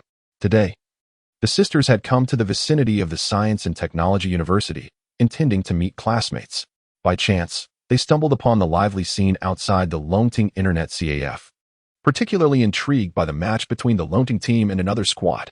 As the match concluded, the attention of the audience shifted to the vibrant and youthful twins. When Guang Yuan turned to glance at them, he inwardly lamented his misfortune. Xiaomei, the more vivacious of the two, noticed Guang Yuan's gaze and smiled brightly, approaching him. "Hello." Guang Yuan. She greeted cheerfully. When Guang Yuan's expression became somewhat awkward, his facial muscles stiffening, Xiaomei intentionally glanced at the screen, inquiring, "Are you all competing? It looks quite fun." Zhao Ling chimed in, smiling, "Yes, we are just playing for fun. We came to support this newly opened CAF." Xiaomei clapped her hands, exclaiming, "I love lively atmospheres. I want to support you too. I just read the rules for your challenge, and it seems that teams with a minimum rank of Platinum 2 can participate, right?" When Guang Yuan grimaced and nodded reluctantly. Besides agreeing to help Biao Gu defend the title, he knew that if no one could defeat the Longting team in 3 days, Biao Gu would draw a substantial reward from the prize pool. With the seemingly harmless twins before him, when Guang Yuan felt a sense of dread, realizing he had little hope for the prize money now, Xiaomei, hands behind her back, strolled between the monitors and remarked to Zhao Ling, "My sister Xiaya mentioned that she had a thrilling match against you last time and wants a rematch in the jungle. As for us, we might have been unprepared last time. Shall we have another go?" Xiaomei's gaze returned to Guang Yuan, her playful demeanor evident. Clearing his throat, Guang Yuan, reluctant to lose face in front of others, nodded in agreement. "Since Xiaomei suggests it, I shall oblige." In truth, the sight of such beauty before him captivated Qianyi, and overhearing their conversation hinted at a history of rivalry between Guang Yuan and the twins in League of Legends. What is the story here? Qianyi couldn't help but inquire of his ADC, Zhu Yi. Adjusting his glasses, Zhu Yi explained, "These twins are students at Normal University. A few months ago, they formed a female team that gained quite a reputation for their skills. When several internet CAFs held a league, we participated and happened to face off against this sister duo." Support player Yin Xin added, "Guess what? In the semifinals of the BO5, we unexpectedly met the sister team. In the outcome, sigh. When Guang Yuan's previous team had a strong top laner, generally performing well against typical CAF teams, they had won more often than not until they encountered the twin sisters. Perhaps due to a widespread underestimation of female players, they had not taken the sisters seriously. In the first game of the BO5, when Guang Yuan, caught off guard, was killed twice in lane, while the pressure from the opposing team's jungle mid synergy forced their top laner to remain under the tower, resulting in a loss. In the second match, when Guang Yuan finally decided to take the sisters seriously, but despite his efforts, their coordinated attacks on the bot lane led to an insurmountable economic disadvantage, and they lost again. In the third game, he instructed Zhao Ling to focus on targeting Xiaomei's mid-champion.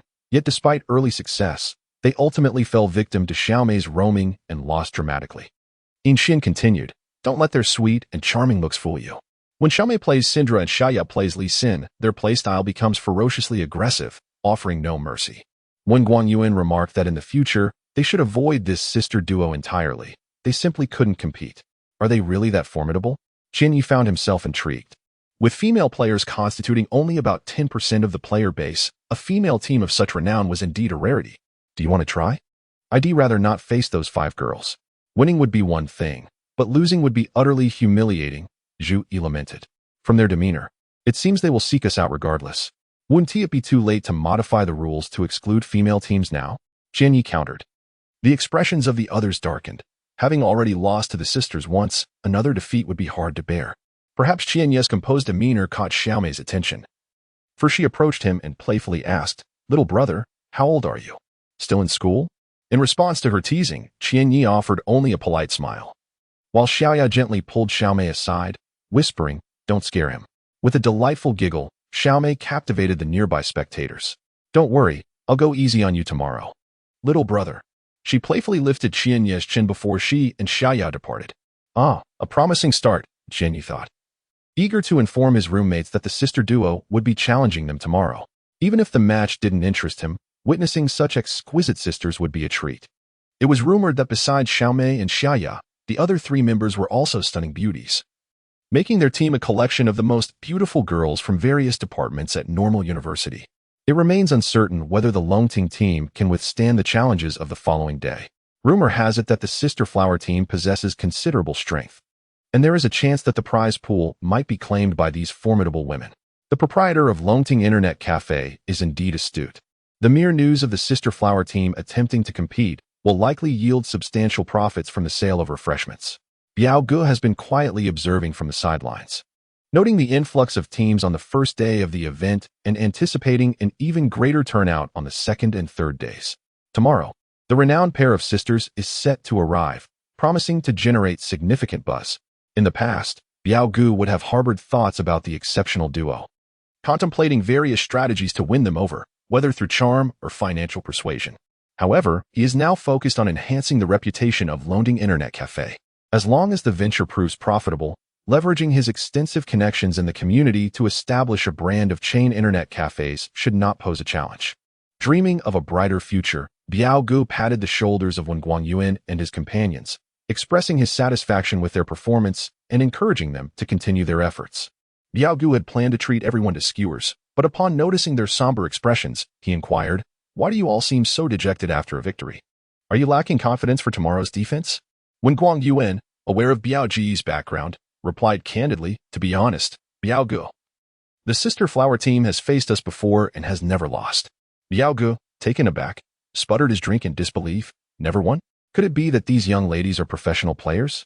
Wen Guangyuan felt a flush of embarrassment. Indeed, despite his modest fame in the local esports scene, he had never secured a victory against 5 female university students. Wasn't it commonly said that women were a disadvantage? Perhaps the sister flower team practiced tirelessly or possessed exceptional talent under the guidance of a seasoned mentor. Indeed, while they may not be the best in one-on-one matchups, their awareness surpasses that of typical internet CAF teams. Their coordination and support, jungle interactions, and objective control is markedly superior. Biao Gu rested his head in his hands, troubled. The very reason he had invested so much effort in recruiting Wen Guangyuan and his team was due to their skills, complemented by Qianye's presence. He believed they could endure the competition for 3 days, provided they didn't face professional teams or seasoned amateur squats. Who could have predicted that the Longting team's captain would openly admit defeat to a female team?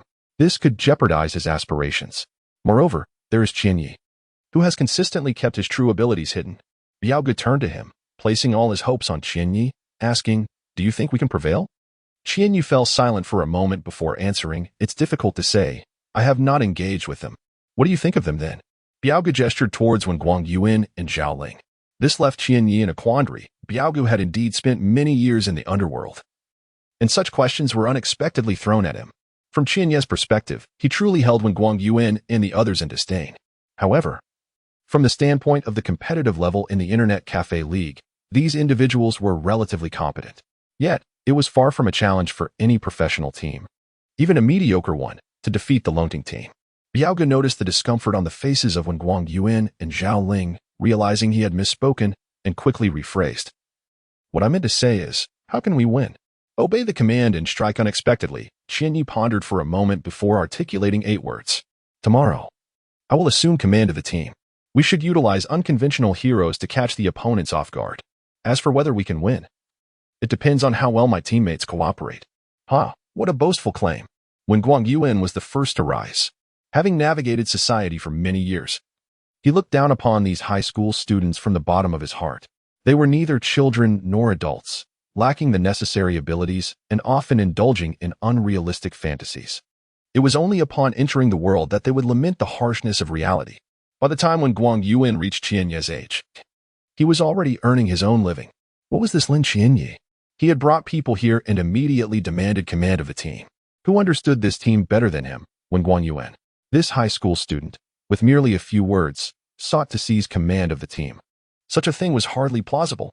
Zhao Ling, Zhu Yi, and Yin Xin all wore expressions of indignation. After days of training matches, Qianye's skills were indeed not as poor as they had initially thought, yet they were not as formidable as Biao Gu had claimed. he was merely acceptable. Today's match was no different, with neither significant achievements nor major blunders. A player of such mediocrity was already plotting to usurp command of the team? This high school student truly embodied the notion of a small snake attempting to swallow an elephant. Even Jui, who had developed no ill feelings towards Qianyi over the past few days, remarked, "Following your command isn't an issue, but you must demonstrate convincing skill. Let us not even mention the absence of formidable opponents. You have yet to present any outstanding performance. Regarding your earlier statement about striking unexpectedly, how do you plan to achieve that? Do you think simply using an unconventional hero will allow you to single-handedly control the game?" Zuyi's argument was logical and well-founded, with Yin Xian nodding in agreement. Seeing his teammates rallying against him, when Guang Yuan felt a sense of relief wash over him, while a cold smirk spread across his face as he regarded Qianyi. Listening to his teammates' verbal onslaught, Qianyi chose silence, merely absorbing their words. Ultimately, it was Biao Ge who made a decision that balanced the scales, saying, "How about this? We have 3 games. Let Qianyi command the first match and follow his strategies. If we win, that's great. If we lose, you can play as you see fit in the second match. Even if we ultimately lose, I won't blame you. What do you say?" Wen Guangyuan furrowed his brow in contemplation, while Zhao Ling and Zhu Yi nodded slightly. Since Qianyi would help shoulder half of the responsibility for a potential loss, when Guang Yuan found this arrangement agreeable, although he harbored a myriad of reservations. He ultimately acquiesced to Qianyi's 8-word strategy: obey the command and strike unexpectedly. Upon returning to the girls' dormitory at the Normal University, Xiaomei abandoned her previous playful demeanor at the Longting Internet Cafe. Kicking off her shoes, she crossed her long, smooth legs high up on the bed and immediately opened her tablet, beginning to search for information. Her sister, Xiaoya, who witnessed her sister's newfound seriousness for the first time, asked, "Sister, I've gathered our sister flower team members to arrive at Longting Internet Cafe on time for the competition tomorrow. What are you worried about?" Xiaomei's fair legs were as white as snow, particularly when they were intertwined, evoking a sense of discomfort in onlookers. Turning over, she lay on her stomach, her perfectly curved hips slightly raised, creating a striking silhouette. As she flipped through pages on her tablet, she murmured, "Why can't I find any information?" "What information are you looking for?" Xiaoya inquired, puzzled. "I need information on the Longting team," Xiaomei replied. Xiaoya was even more confused now. "Haven't we already faced off against them? We have a general understanding of their skill levels. What else is there to investigate?" Xiaomei huffed. "I know the abilities of Wen Guangyuan and his incompetent crew, but I need to investigate the background of that high school-looking top laner." Xiaoya queried, "Sister, I just saw you bullying that high school student, clearly looking down on him, yet now you seem quite interested." "Indeed." Xiaomei found no information about Qianyi on her tablet. After hearing Xiaoya's teasing laughter, she sat up and playfully tapped her sister's forehead, scolding, "I'm merely a bit intrigued, but how did you gather that I looked down on him?" "Huh, although he may be a tender shoot, an old cow. Can't bring myself to graze on him. Clearly a milk cow, yet calling yourself an old cow, how shameless." Xiaoya chuckled. Xiaomei raised her eyebrows and reached out, provoking a playful scuffle between the sisters. Amidst laughter and squeals, the two engaged in a delightful tussle, each attempting to tickle the other's sensitive spots. The twins had always shared a close bond, and such affectionate antics were a daily occurrence. Ultimately, the more composed younger sister, Xiaoya, found herself bested, panting and flushed in a corner. Xiaomei straightened her clothes and tidied her disheveled hair, then stated earnestly, "Actually, none of you have noticed that the high school student from the Longting team is a hidden expert. During previous observations, due to her familiarity with Wen Guangyuan and the others, Xiaomei had primarily focused her attention on the unfamiliar figure of Qianyi in his school uniform. Across 2 matches, Qianyi had utilized 2 champions. One was Jarvan 4 in the top lane, and the other was Jace. In the first match, Jarvan's presence was not particularly impactful. During the landing phase, Qianyi's Jarvan made little contribution, and in team fights, he merely unleashed his ultimate, providing control with an EQ combo, while his teammates did the rest of the work. This was how others perceived the top lane Jarvan, but to Xiaomei, the few successful baiting attempts during the landing phase allowed their jungler to secure numerous kills. One notable moment occurred when Jarvan executed a brilliantly timed EQ flash during an invasion of the enemy jungle, leaving the opposing jungler with no hope of escape. For the average player, an EQ combo is undoubtedly a basic skill. The quality of a Jarvan player is often judged by their proficiency with this maneuver. However, the Prince's EQ combo possesses a multitude of subtle techniques. For instance, the E-flash Q maneuver, which utilizes flash to alter direction, allowing the prince to strike enemies not aligned with his military banner. Alternatively, there is the flash EQ technique, enabling an extensive displacement, or the E-flash Q feint, where one pretends to retreat only to unexpectedly turn back and launch an attack, sending opponents flying, followed by a devastating blow. These fundamental skills are likely to be internalized by those who frequently play as the prince over time. Nonetheless, the EQ flash combination is notably challenging, rarely seen even in high-level matches. Its execution, while seemingly straightforward, requires impeccable timing. If performed too early or late, the attempt will fail, although it primarily provides crowd control rather than damage from the EQ combo. A prince adept in this technique can significantly enhance the success rate of the EQ combo in small skirmishes, thereby securing victories in such encounters. In team battles, Xiaomei astutely observes that Xinya's timing and the strategic use of his ultimate are impeccable. Particularly, he traps 3 opponents with his ultimate, inflicting passive damage from basic attacks, then uses the EQ combo to escape his own ultimate, sending enemies within the radius flying, while awaiting support from teammates to deal damage. After the cataclysmic effect of his ultimate subsides, and with the Q skill S 4-second cooldown and the military banner S 8-second duration, the prince can seamlessly connect another Q skill with the banner, providing yet another opportunity for crowd control. Not only in the final team fight, but also in several earlier skirmishes, Xinya's prince consistently offers maximum control potential. Yet, due to his teammates' overwhelming prowess in finishing off low-health enemies, few acknowledge the foundational role the prince played in paving the way for their success. As for the top lane Jace in the second match, Xiaomei's observations lead her to conclude that Xinya is deliberately holding back, despite the possibility of solo kills. He waits for his mid laner to join in securing kills to stack kill credits. How can you tell that his Jace is deliberately holding back? Huaxia inquires. Xiaomei smirks, saying it. This guy clearly knows how to utilize Jace's rapid-fire attacks, yet during lane phase, he chooses not to. If I hadn't witnessed his astonishing speed while farming jungle monsters, I would have never guessed he was concealing his true capability. Regarding team fights, his Jace's aim is hardly commendable. How difficult could it be to intentionally miss? Many players struggle with Jace, aside from the early game's mana scarcity. His combat style appears somewhat singular, primarily revolving around the long-range EQ combo for poke damage, lacking versatility in chaotic battles.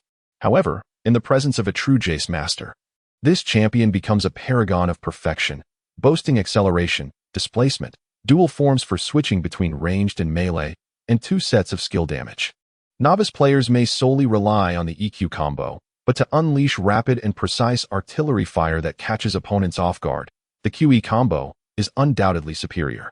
The rapid-fire technique guarantees Jace's explosive damage. In close combat, his capabilities remain formidable, especially when the QE combo connects, activating W to transition into melee. Employing QS leap to slow, and following up with a 3-strike W in hammer form, coupled with the execution potential of E. The combined damage from both sets of skills can effortlessly obliterate a squishy opponent. Does this guy think I can't see through his FAAD? Xiaomei chuckles.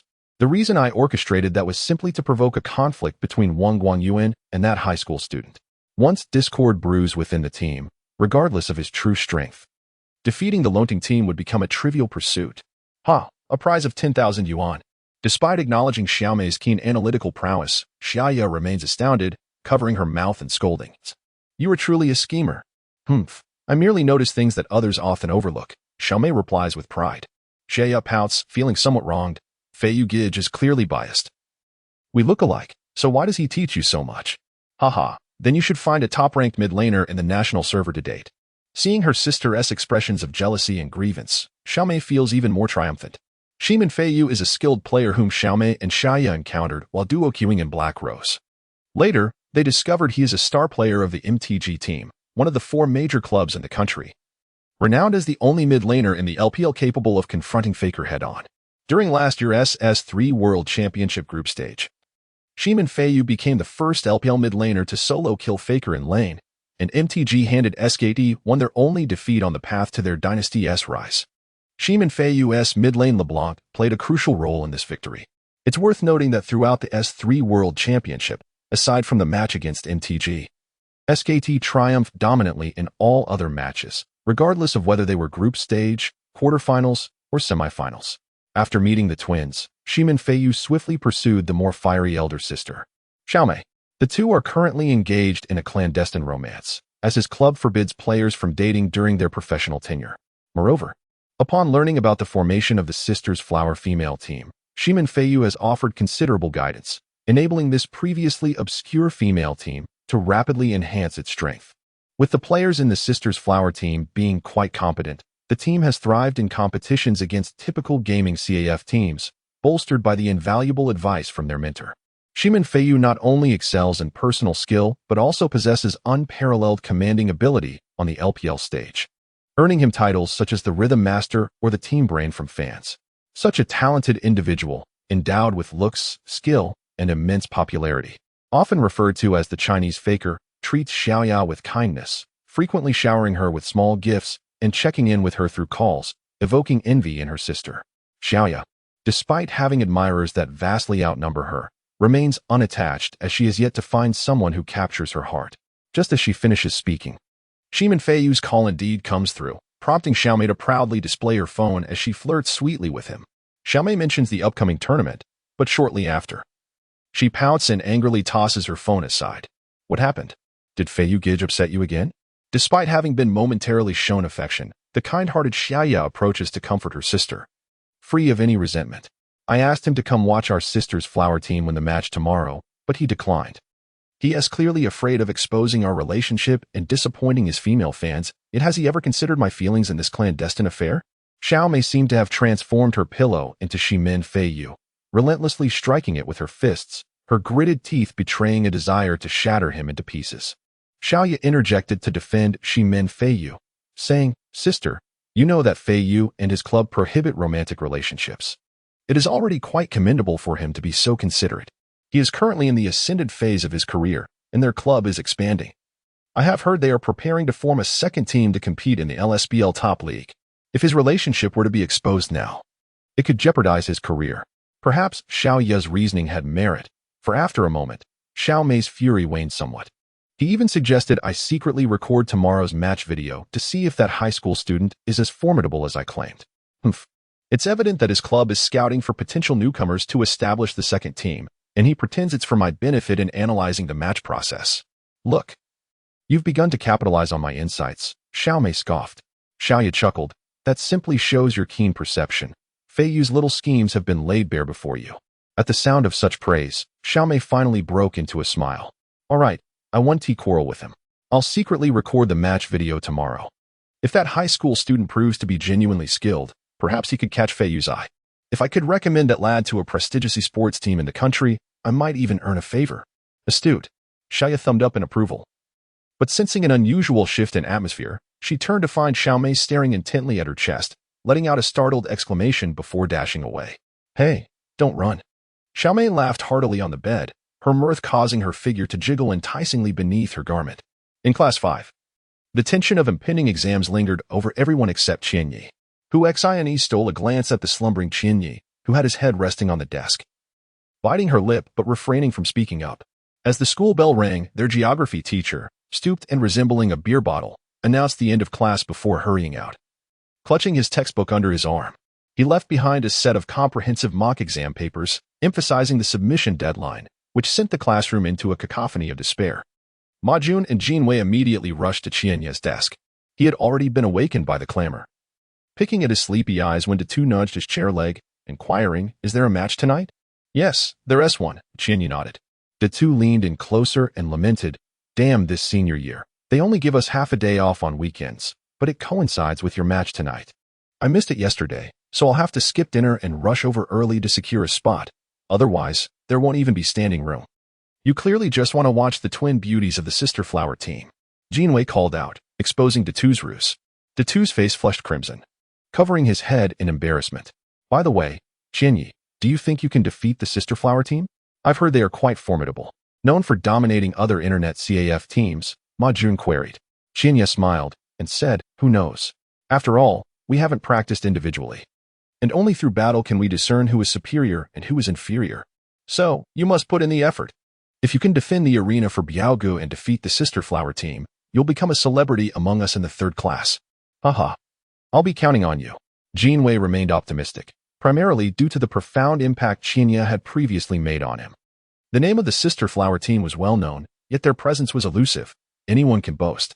In truth, Jinwei still harbored the belief that girls can be quite troublesome, but his confidence in Huaxia was boundless. "We will cheer for you," Shaun exclaimed, waving her fist. "Absolutely, don't worry. Even if that pair of twins is popular, their cheers won't match ours." The two interjected. Ma Jun and Jinwei exchanged sly glances at the two, who then lowered his head.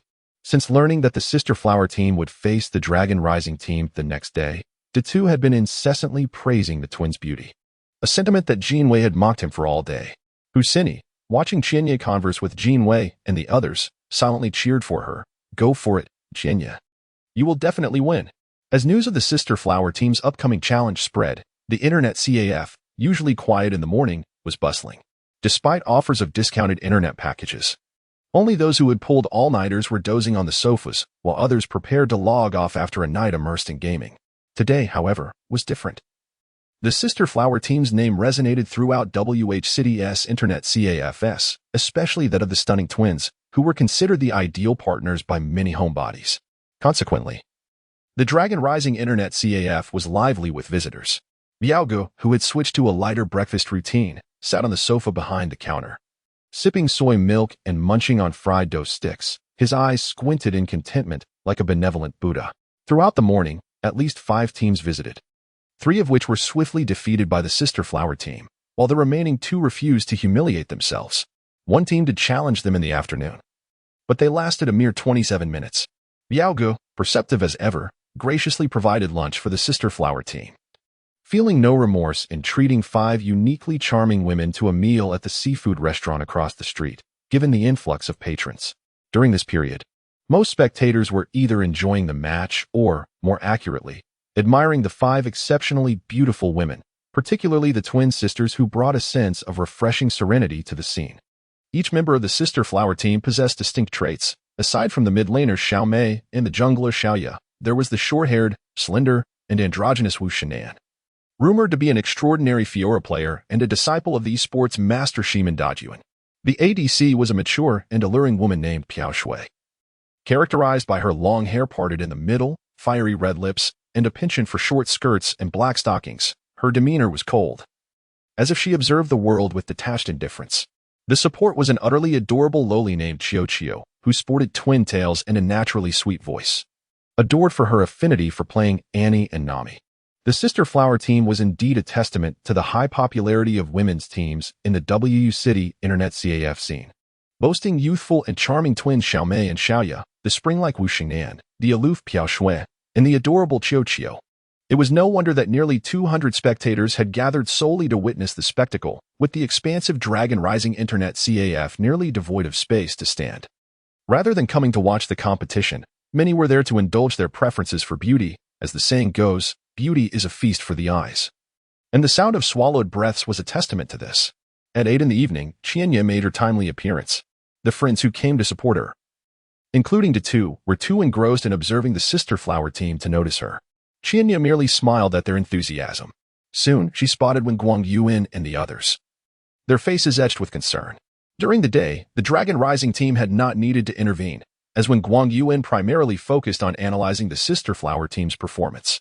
To his dismay, their strength had seemingly increased. The ADC, Piao Shui, displayed an unforgiving prowess with Vayne, a stark contrast to their previous weaknesses.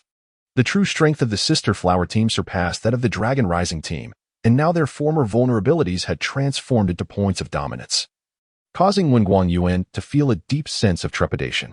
Zhao Ling, Zhu Yi, and Yin Xian shared similar expressions, their confidence waning as the match drew near.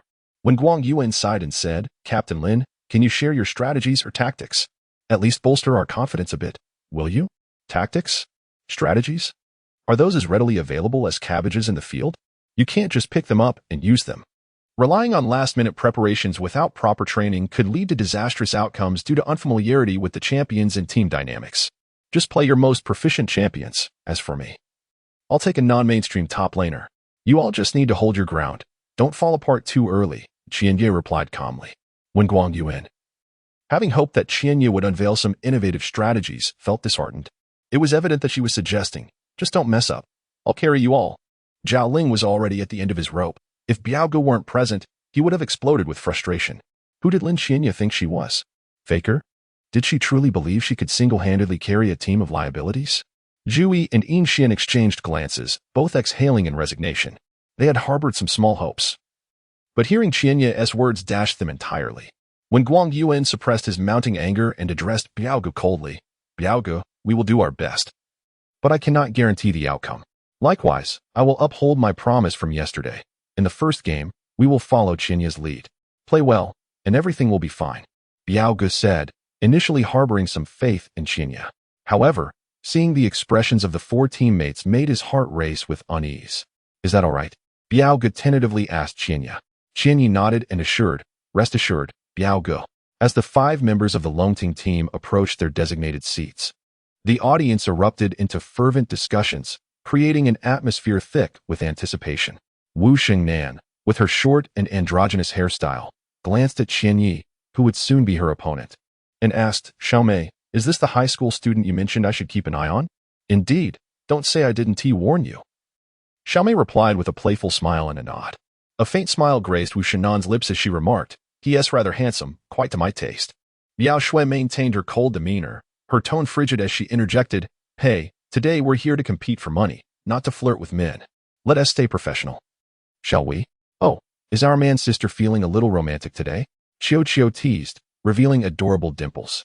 But this Lin Qian does seem quite charming. Xiaoya sighed in exasperation, covering her face. The 5 members of the Sister Flower team each possessed distinct personalities, and it was rare for them to share a unified opinion. Only finding solidarity in the Summoner's Rift where they fought together against a common foe. As the duo players settled in, both teams seamlessly entered the match, bypassing any unnecessary chatter.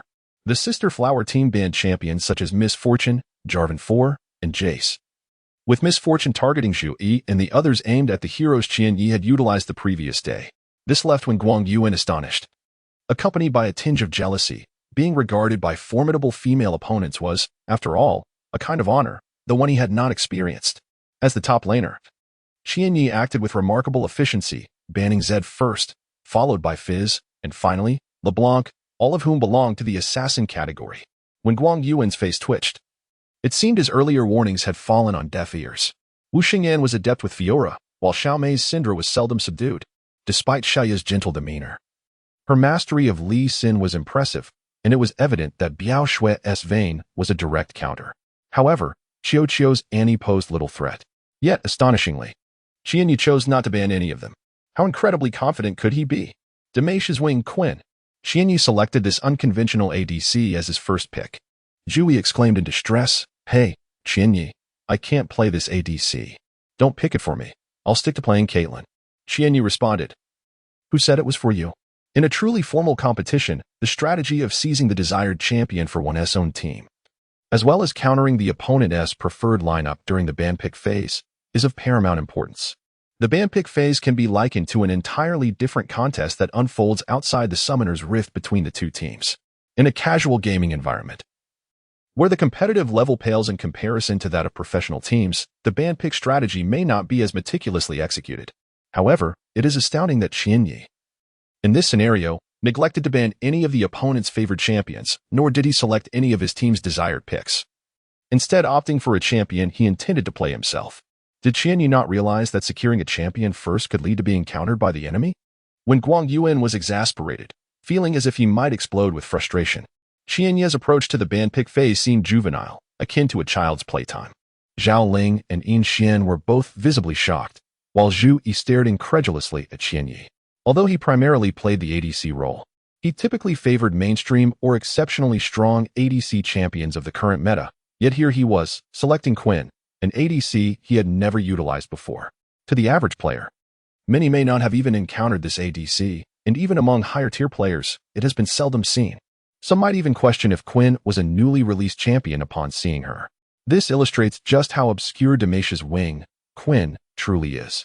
Had Qianyi chosen the seldom-used ADC, Urgot, the so-called crab, it might not have been as surprising, given that Urgot had experienced some popularity during Season 2.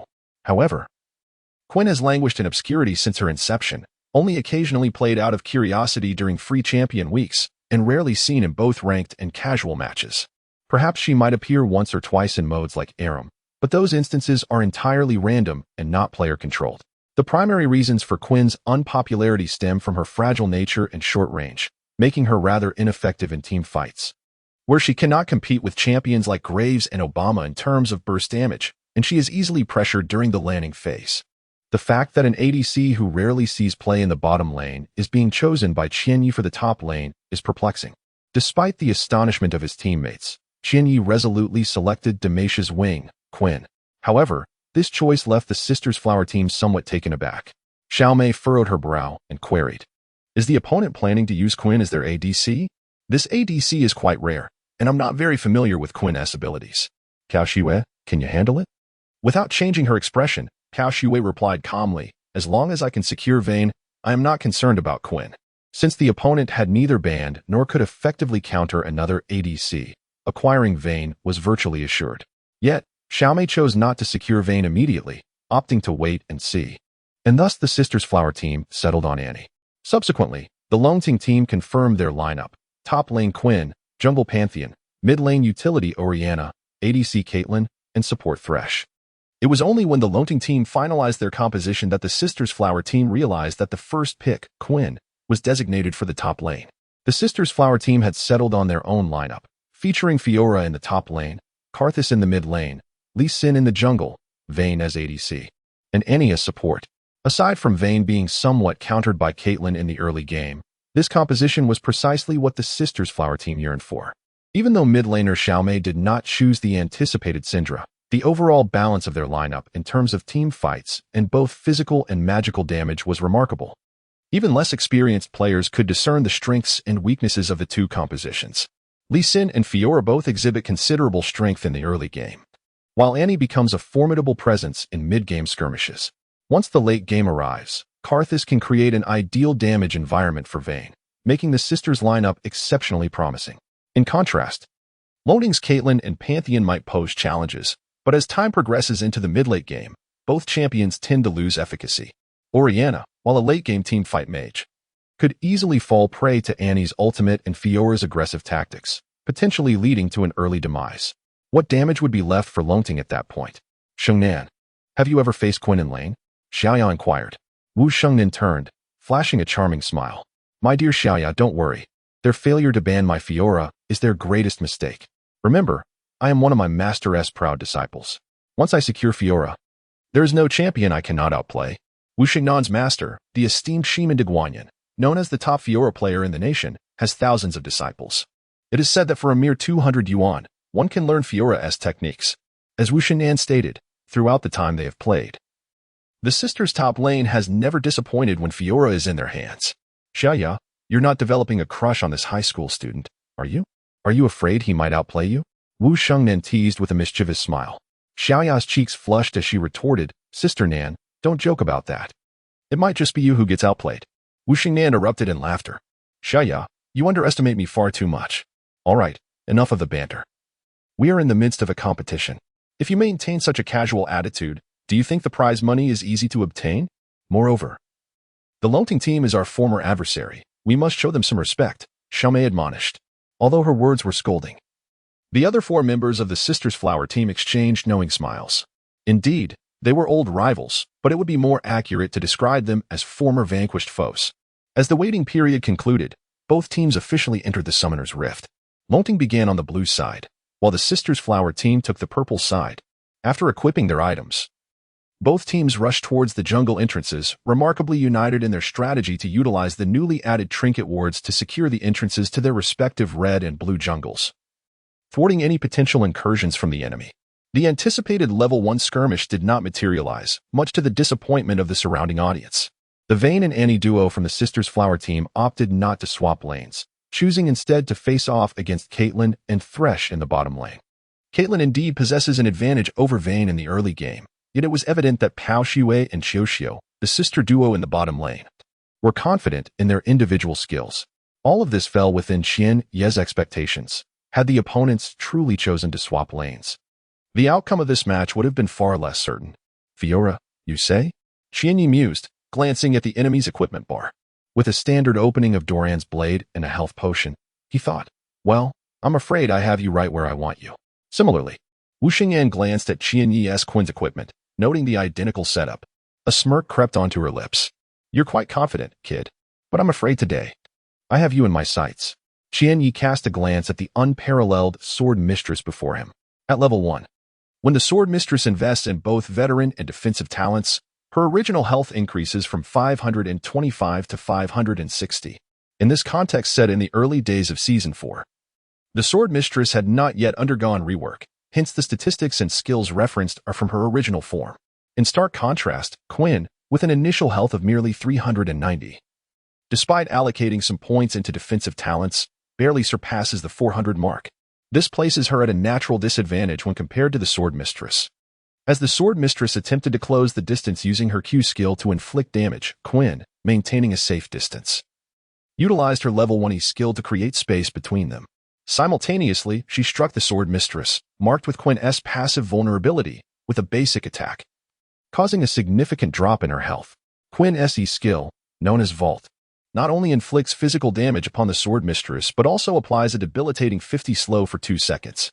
Upon contact with the target, it momentarily disrupts their actions and lands at the maximum range of her attack, marking the target as vulnerable. It is noteworthy that this is only the E skill in her human form. In her avian form, she executes a similar assault but does not mark the target or leap away from them.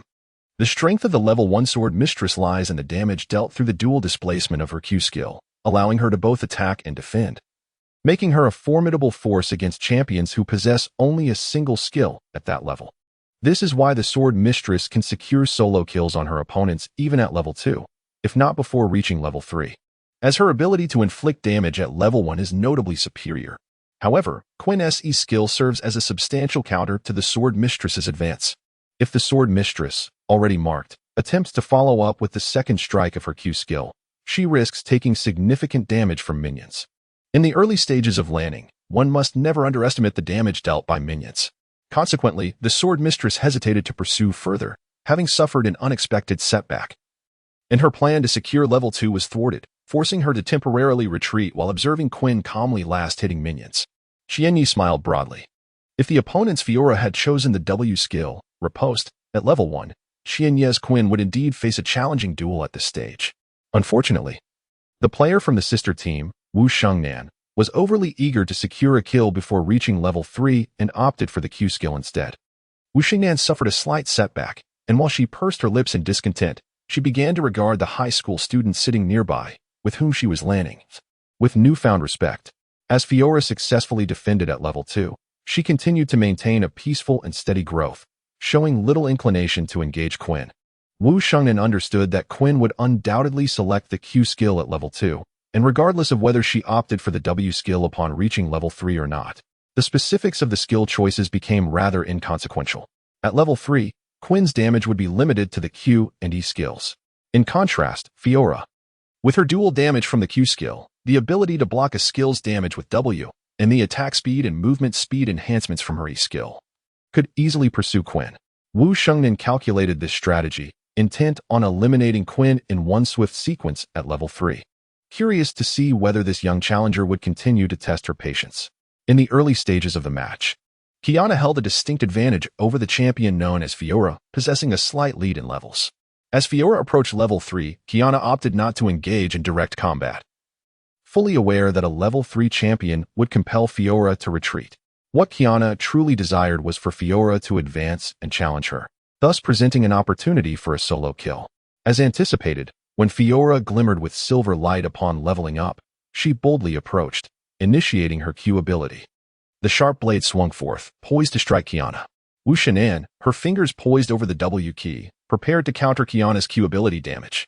If she could endure the 1.5 seconds of blinding effect, the subsequent Q ability, coupled with her E skill's pursuit, would either secure a kill or significantly weaken Kiana, forcing her back home. Some might argue that Garen effectively counters high-burst champions like Riven and Fiora. While this assertion may not universally apply, it does highlight the annoyance caused by Garen's silence. Kiana's Q ability similarly blinds opponents, functioning as a diminutive area of effect blinding skill. When compared to champions like Teemo and Garen, Kiana's AoE blind proves more advantageous in skirmishes. Wu Xingyan meticulously calculated her strategy, believing that even if she could not secure a kill at level 3, forcing Kiana back would provide her with the opportunity to achieve a kill after reaching level 6. She was determined to eliminate Kiana. If she, as Fiora, could not best a short-range ADC in a solo lane, how could she claim to be a worthy disciple of the illustrious Shimin de Guanyuan? Although Wu Shengnan had considered numerous factors, she perhaps underestimated Kiana's skill set. After utilizing her Q ability to blind Fiora, Kiana fearlessly engaged in close combat, landing precise shots on Fiora, who, blinded, could inflict little damage in return. Moreover, Fiora's advance past the minion line drew the ire of the blue minions, further diminishing her health. Kiana's Q ability was executed with remarkable finesse, effectively blinding the 4 nearby melee minions of the purple team, who could do nothing to harm her. Consequently, Fiora's health dipped below that of Kiana's. Once the 1.5 seconds of blindness concluded, Fiora's blade gleamed as she activated her E-skill, but observing Kiana's positioning, Wu Shengnan confidently pressed the W key to block damage. If she could withstand Kiana's E-ability, her own E-skill's enhancement of both attack and movement speed would make this exchange advantageous. What? Wu Shengnan furrowed her brow in disbelief. Kiana had not cast any abilities, merely repositioned herself to attack Fiora from behind a minion. As Wu Shennan's block concluded without deflecting any abilities, she sensed danger and considered retreating. Thinking of escaping after a fierce exchange, Kiana scoffed, then employed her E-skill to slow Fiora, firing an arrow that inflicted marked passive damage. Wu Shengnan, undeterred, engaged in close combat with Kiana, attempting to create distance through her E-skill's speed stacking. However, upon noticing the ignite effect above Fiora's head, she cursed under her breath. What a cunning little rascal. Kiana aimed for a solo kill. Wu Shengnan would not grant Kiana that opportunity. Without hesitation, she used her flash to hastily retreat towards her tower, yet Kiana pursued, igniting her as the arrow struck Fiora. Perhaps Wu Shengnan was truly unfamiliar with Kiana. Her W skill appeared to lack substantial damage, its active merely granting vision. Yet, she overlooked that Kiana's W skill, when attacking a vulnerable target, provided a 20 boost in attack speed and an increase in movement speed at level 1. In the midst of combat, Kiana's blinding of Fiora simultaneously blinded the purple minions, allowing her minions to inflict damage. She baited out Fiora's W skill, slowed her with E, triggered her passive, and combined the W skill's enhancements with the ignite damage. This intricate sequence of maneuvers required impeccable timing and damage calculations. Ultimately, the final arrow struck Fiora, and with a decisive turn, Kiana left the scene, her confidence evident as she glanced back just as Fiora fell. The entire exchange transpired in a mere 8 seconds, yet Kiana's resolute demeanor suggested no intention of retreat, signifying that the last attack was indeed a lethal blow. This showcased Kiana's precise understanding of damage mechanics. Wu Shengnan seethed with frustration, realizing she had carelessly surrendered first blood. Having expended both summoner spells, she gained nothing in return. The audience erupted in astonishment. Both champions were level 3. Yet the top laner from the Lonting team effortlessly dispatched the top laner from the Sister Flower team. Earlier that day, the Sister Flower team's top laner had dominated 3 other teams, with Fiora pushing the enemy's top lane to the high ground tower in mere minutes. The reputation of the nation's top Fiora disciple, Shimin de Guanyuan, was well-deserved. The shocking aspect was that Fiora was not defeated by a dominant early-game champion, but rather by an underappreciated ADC, Kiana, known as the Dalmatian Wing. It was widely acknowledged that ADCs are often feeble in the early game without items, easily bullied by any champion. Yet, it was this rare ADC who took down the formidable Fiora, a champion known for her prowess in the early levels. Wow, I knew it, Dotto exclaimed, pride swelling as he stretched his neck. He felt more triumphant than had he secured the kill himself. Ma Jun and Jin Wei exchanged glances, realizing that Kiana not only excelled as a support but could also dominate as a top lane ADC. Truly, a masterful player. Hey, sister. You're not really developing feelings for that high school student, are you? Must you be so competitive? This is your first time being solo killed today, Chiyo remarked incredulously. Initially believing Fiora had secured the kill, she was shocked to discover the opposite was true. Xiaoya inquired, Nanjia, are you alright? Wu Shengnan, flustered by her teammates' concerns, felt embarrassed for being solo killed. Before the match, she had boasted to her teammates about demolishing the enemy top lane. Xiaomei smirked, see? I told you not to underestimate that high school student. He may seem unassuming, but he's a hidden expert. I warned you to be cautious, and now look. You've suffered a setback. Wu Xingyan pouted. I was just a bit careless. It's only a single kill. Who has he been solo killed before? Just you wait. I'll reclaim my honor. All right, just don't let me down. Xiaomei nodded.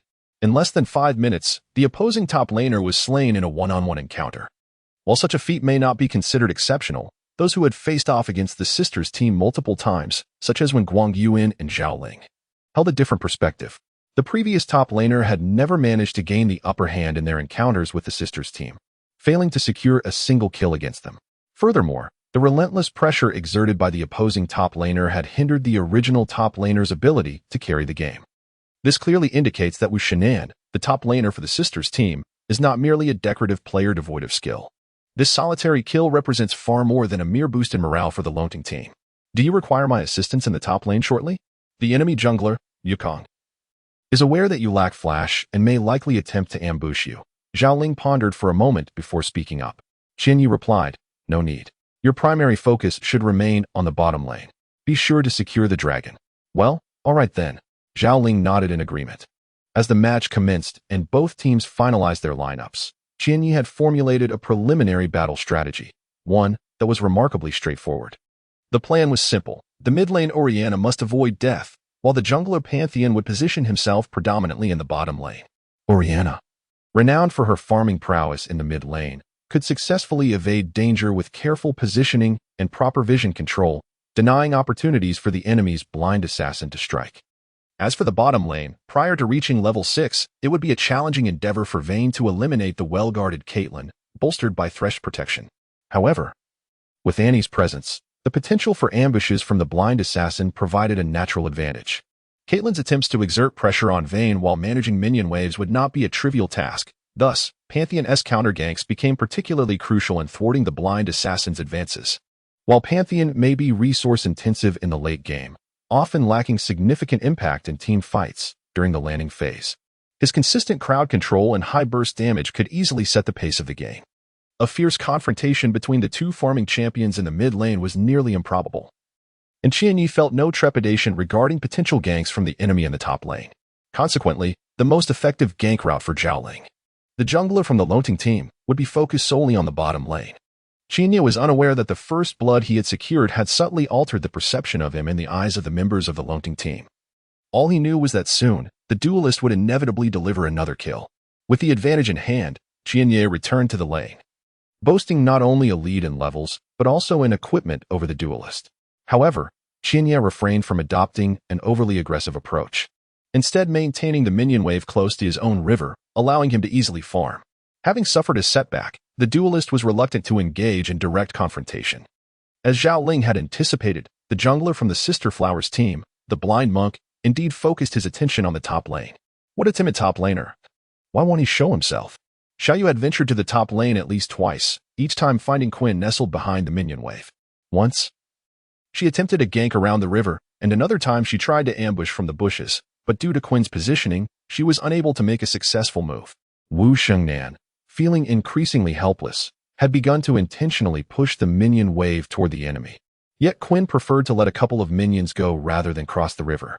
On one occasion, she had successfully lured Quinn out, but as soon as the Blind Monk appeared in the river, Quinn vanished from sight, displaying an exceptional sense of awareness that left the Blind Monk with no opportunity to capitalize. Having given up first blood, the duelist found herself significantly behind in levels, thereby allowing Quinn to reach level 6 ahead of her. This time, as the duelist misstepped while attempting to secure a runaway minion, she was marked by Quinn's vulnerable passive. Qin Yi seized the opportunity, landing a basic attack that triggered the additional damage from the passive, causing the enchantress's health to plummet. In her moment of pain, Wu Xingyan hurriedly retreated, knowing that just 2 minions worth of experience would have brought her to level 6. In the midst of battle, Qin Yi swiftly propelled the sword mistress to her 6th level, relentlessly pursuing her with a sequence of QE skills that forced her to retreat in haste. However, the agility of 2 legs could never outpace the might of 2 wings. Witnessing Quinn transform into her avian form, a magnificent harrier, she soared with a remarkable 80 increase in movement speed for 20 seconds, rendering her collision size nearly irrelevant. Under the influence of her W skill's attack speed enhancement, this soaring falcon unleashed ordinary attacks that reduced the sword mistress to a mere third of her health. Wu Xingyan inwardly lamented her predicament. just as the Sword Mistress ascended to level 6. Yet, before the Sword Mistress could unleash her ultimate ability, Quinn emitted a sharp cry and reverted to her human form. Accompanying this transformation, a flurry of razor-sharp feather arrows rained down within a 700-yard radius, delivering a devastating area of effect ultimate that spelled doom for the Sword Mistress. Unsurprisingly, she fell once more, eliciting a chorus of cheers from the audience. As Wu Shengnan listened to the jubilant shouts surrounding her, she tossed her mouse aside in frustration, her lips curling in dismay, and her eyes glistening with unshed tears. Who could fathom that beneath her boyish exterior and androgynous beauty, Wu Shengnan was, at heart, a delicate young girl, unable to withstand even the slightest injustice, often shedding tears that starkly contrasted her fierce persona? How can they take advantage of my unfamiliarity with Quinn's abilities? It's only level 6, and I've already been soloed twice. Can't the girls enjoy the game in peace? Wu Shengnan pouted, her expression one of profound grievance. Despite having achieved Diamond 3 in the Black Rose District through her own merit, unlike those who relied on support to climb the ranks, she felt utterly powerless against Qianye's Quinn, resembling a mere elementary school student. In her previous endeavors with the Sword Mistress, it was commonplace for her to secure 2 solo kills before reaching level 6, a source of immense satisfaction. Now, as she found herself on the receiving end of such defeats, she understood the depths of her despair. All right, let the top lane falter. You always claimed you'd carry us to victory. Today, let us carry you for a change, Xiaomei reassured Wu Shengnan with a fearless demeanor. Despite the setbacks in the top lane, the sisters' team held a significant advantage in composition. In the mid lane, with the help of Blind Monk, Xiaomei's death song had successfully pressured the Clockwork Mage, ensuring that even if the latter did not return home, Death Song maintained a substantial lead in last hits and itemization. Turning to the bot lane, the early game advantage of the marksman over Vayne was evident. Yet, despite this advantage, individual skill remained paramount. The combination of Vayne and Annie had already surpassed the duo of the marksman and Thresh in last hits, even forcing the marksman to expend both summoner spells in a recent skirmish. It was all but predictable that once both junglers reached level 6, a well-timed gank from Blind Monk, coupled with Annie's crowd control and the mid lane's full-screen ultimates, would leave the marksman with scant hope of survival. A minor collapse in the top lane is inconsequential, as long as we secure a significant advantage in the bot lane to allow Vayne to flourish. Can we not triumph in this match? Ultimately, the Dragon Rising team lacked overall strength, with the sisters' team vastly outclassing them in individual skill. Quinn proved formidable in one-on-one encounters and performed admirably in skirmishes, yet in the context of a full 5v5 team fight, how much impact could she truly have, given her range disadvantage? In any case, Xiaomei remained unconcerned about the top lane's misfortunes affecting the overall outcome. Xiaoya, you must keep an eye on the top lane for me and suppress that arrogant high schooler. How dare they bully my Shengnan? Xiaomei declared. Xiaoya glanced at the bot lane, her expression uncertain. With the top lane in such disarray, would she be merely delivering a buff? Qianye achieved 2 solo kills against Fiora. As he swiftly pushed the last wave of minions to the enemy's top turret, he glanced at his equipment and smiled faintly. Quinn had reached level 8, while Fiora was still at level 6. Panth, go down and make a play. Also, Zhu Yi, before Panth arrives, unleash your ultimate as Caitlyn. Qianye instructed. All right, I'll hit level 6 after finishing this F4, Zhao Ling nodded. Following Qianye's previous arrangements, his Pantheon had been farming in the lower jungle. Without Pantheon's 2 supports, Orianna might have been killed by the combined gank from Karthus and Thresh during the skirmish in the bot lane. Had it not been for Pantheon's timely intervention, Vayne could have easily flashed in and slain Caitlyn under the tower. Although Pantheon hadn't achieved much in the lower jungle, he had thwarted several ganks by Thresh. Quinn's 2 solo kills against Fiora had secured him 2 kills and allowed him to successfully predict Thresh's movements, enabling the Loading team to narrowly escape 2 ganks. Zhao Ling began to believe in Qianye, who had performed mediocrely in the training matches a few days prior in the previous day's competition. After hearing Qianye's instructions, Zhao Ling's Pantheon headed straight to the bot lane after returning home. I'll hit level 6 soon, and then target the enemy ADC, Huaxia said coldly, eyeing the small dagger on Vayne. She snorted softly, knowing that returning home before level 6 meant she wouldn't have enough gold to purchase a blade of the Ruined King. At best, she could only afford a pickaxe and some boots. With such equipment, how could Caitlyn compete against her Vayne at level 6? Moreover, with Annie, who possessed strong crowd control, even in a 2 versus 2 skirmish, Annie's ultimate could be a decisive factor. Don't worry, Sister Piaoxue. I've played countless games with little Annie. We've teamed up for so long, I know when to strike. Huaxia made a playful face. Once I cast my ultimate for support, you all can fight freely. Even if I exhaust my mana, I won't let Oriana get past. Xiaomei assured her teammates before asking, by the way, Huaxia, did you record today's match video as I asked? How could I forget? This is for Brother Feiyu. Huaxia stuck her tongue out. Xiaomei nodded. Ximen Feiyu often remarked that among the sister flower team, only Wu Xinan's top lane Fiora was noteworthy. Now, a high school student had managed to solo kill Wu Xinan's Fiora twice as an ADC, which would surely pique Ximen Feiyu's interest in this student's potential for professional play. My Thresh is in the lower jungle. Give me a heads up before we engage. I'm concerned that the enemy jungler Pantheon might jump in with his ultimate, especially since he has been particularly attentive to the bot lane, Huaxia cautioned. As both bot lanes reached level 6 simultaneously, Zhu Yi understood that this marked a power spike for Vayne and Annie, particularly since his Caitlyn lacked summoner spells. Annie's crowd control would be lethal. While the minion waves collided, Caitlyn maneuvered cautiously, but Vayne intentionally controlled the minion wave. Unbeknownst to her, the blue side's minions had crossed the river, forcing Caitlyn, who had been trying to minimize the gap, to draw closer. Seeing Pantheon stealthily positioned in the first bush by the wall bolstered Zhu Yi's courage. Xian, try to hook Annie with Thresh to force out her ultimate, Xinya commanded. Got it. Xian smirked at Annie, who was deliberately exposing herself. If you want to bait, let us see if you succeed. Thresh took shot out, accurately hitting Annie, who was aware of the ward in the bush yet remained hidden. Caitlyn and Pantheon immediately followed Xinya's orders, creating distance to focus fire on Annie. Wow. We have an ambush. Sister Huaxia, Sister Piaxue, help me. Huaxia panicked and called for aid. Activate your ultimate. I'm right behind. Huaxia shouted as her Thresh appeared behind Vayne at the tower. Amidst the assault from Caitlyn, Thresh, and Pantheon, Annie was forced to unleash her ultimate, but unfortunately, it only hit Pantheon and Thresh. Caitlyn, standing further back, avoided Tiber's devastating slam. Damn, the blind monk is countering. Zhao Ling felt a sense of dread. Don't worry. I'm here too. Xinya's Quinn appeared near the bot lane turret. Everyone was focused on the clash below, initially expecting Quinn, who had just reached level 6, to remain in the top lane against Fiora. However, she had returned to the bot lane, explaining Pantheon's earlier ambush. With Quinn joining the fray, Zhao Ling's confidence surged, prompting an aggressive play, but seeing Thresh behind Vayne made him retreat in fear. Pantheon had just been stunned by Annie when Vayne unleashed a series of hits, significantly depleting his health, forcing him to withdraw and let Thresh take his place. Caitlyn diligently provided damage from the side, and Xinya's Quinn dove into the fray in her avian form, darting through the battlefield with remarkable speed, effortlessly soaring above the minions. Wow, Sister Piaxue, the bird person has arrived, Huaxia exclaimed. Just as Annie flashed away, Thresh used his flay to knock her back. How did the top laner get to the bot lane? Huaxia's blind monk aimed to shield his teammates.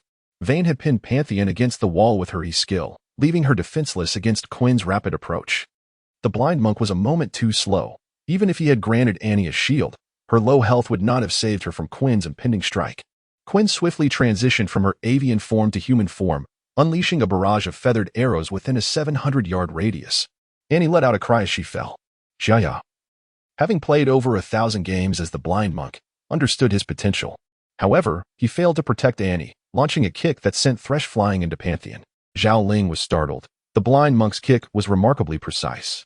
Had it not been for the shield that just refreshed, that kick could have easily claimed Pantheon's life. The blind monk's intentions were clear. He aimed to secure Pantheon's kill with his Q skill. Thanks, Zhao Ling acknowledged. Realizing his impending demise, he noticed that Quinn fortuitously positioned herself in front of him, intercepting the lethal Q aimed at Pantheon. At the same moment, Quinn's blinding shot struck Vayne, and Caitlyn's passive triggered a headshot on Vayne, leaving her with scant health. With no choice, Vayne was forced to flash away from Caitlyn and Quinn's assault. In the next instant, Caitlyn leveled her sniper rifle, the reticle locked onto Vayne, and given her health, a headshot would surely seal her fate. Piaxue felt a surge of frustration. A flicker of annoyance crossed her previously stoic face. Had it not been for Quinn's sudden arrival, this carefully orchestrated plan would have played out differently. Without Caitlyn's summoner spells, they could have easily secured at least 2 kills, making it a simple task for Vayne to claim one. However, Quinn's unexpected entrance unraveled their meticulously crafted strategy. Moreover, with Annie's death, Vayne would likely find it challenging to escape Caitlyn's crosshairs. Let us get out of here, Huaxia urged. Huaxia suddenly realized that Vayne might not be so easily dispatched. As teammates were nearby, just then, the blind monk flashed in, intercepting the deadly bullet meant for Vayne. Beneath the tower, two individuals teetered on the brink of demise. Confronted by four opponents who remained unscathed, compelling them to flee in desperation. "Sister, why are you still dawdling? There are so many wounded foes down the bottom lane," Xiaoya exclaimed. Xiaomei pouted and replied, I know. You all have fought valiantly. Although one has fallen, it's not a total loss. Hehe, with my ultimate ability, I can at least secure 2 kills. The mid lane's Reaper operated in this manner, contentedly amassing gold in the center lane. As long as the side lanes were embroiled in combat with weakened adversaries, a well-timed full-screen ultimate would yield ample assists. Each time someone witnessed the Reaper chant the Requiem, a sense of despair would wash over them, for witnessing one's own demise in such a manner was truly disheartening. Zhao Ling felt similarly, with Pantheon's health dwindling.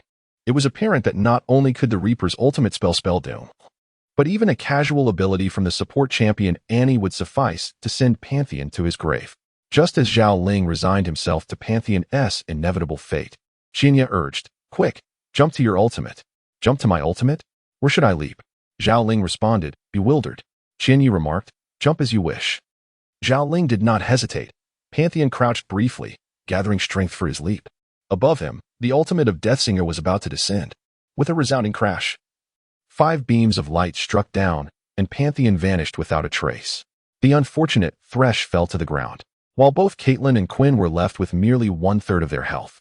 Orianna unleashed her ultimate, forcing Deathsinger to retreat. Qianyi issued another command. Before releasing his ultimate, Deathsinger would always switch perspectives to observe the skirmish in the side lanes, assessing whether any opponents were low on health and if it was opportune to secure a kill. At that moment, Deathsinger's primary focus was certainly not on the mid lane. Previously, Orianna's skills may not have been easy to land against the elusive movements of Deathsinger. Meanwhile, Xiaomei was astonished, pondering why she hadn't claimed Pantheon's life, especially since he had barely 100 health remaining. Surely, Deathsinger's ultimate should have netted her 2 kills. How was it that she only secured an assist?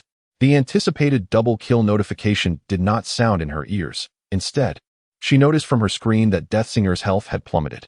As she shifted the camera back to the mid lane, Xiaomei realized that Deathsinger had fallen victim to Orianna's ultimate, followed by a precise QW combo that reduced Deathsinger's health by more than half.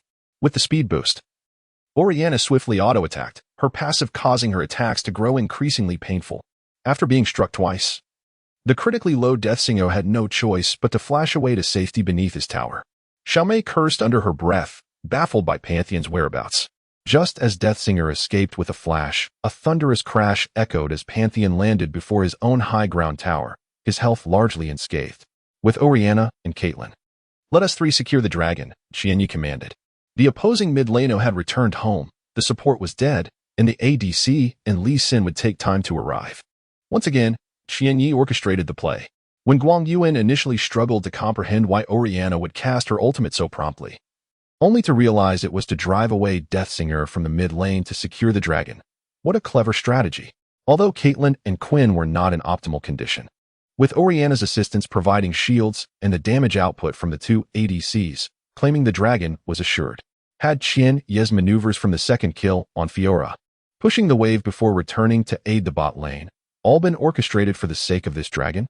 In terms of timing and awareness, Qianyi's support revitalized both the bot and mid lanes. What was initially anticipated to be Pantheon's demise turned out to be merely the loss of a support, alongside the acquisition of a dragon.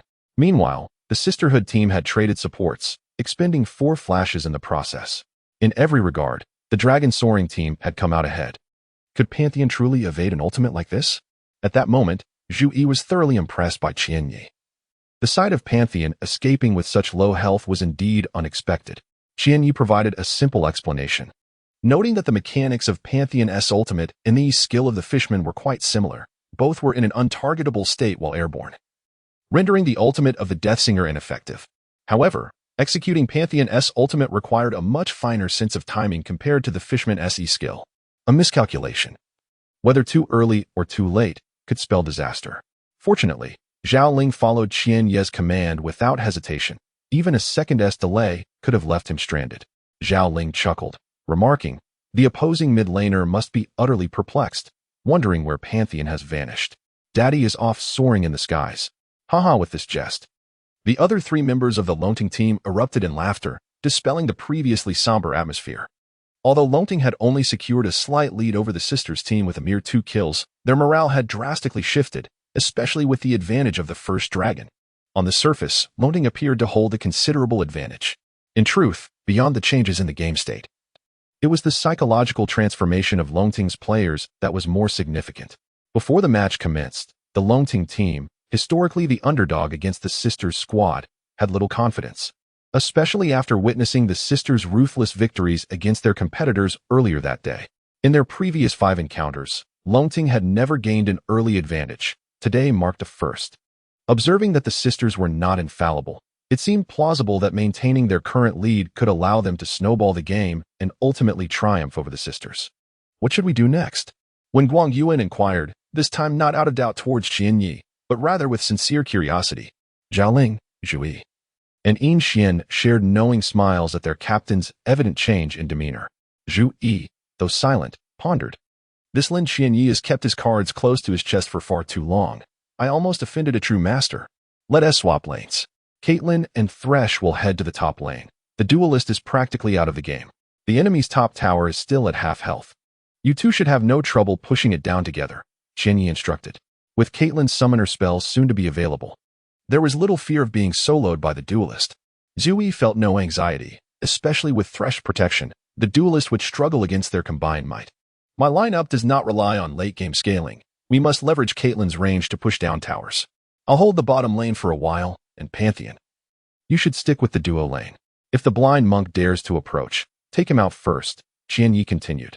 Having experienced success under Qianyi's guidance in the past, Zhu Yi and Yin Xian were eager to comply, and Zhao Ling readily accepted the direction. The sisters' team had yet to recover from their recent defeat and were puzzled regarding how Pantheon had evaded disaster. Wu Shengnan was seething with frustration. She had assumed that Qin had sent the duelist back to base for supplies, not anticipating her swift arrival in the bottom lane. The lack of communication from her teammates had allowed Qin to capitalize, resulting in severe losses for her side. Despite being close friends, no one blamed Wu Shengnan, however. She felt as if a thorn was lodged in her throat, wishing to lash out at Qin countless times.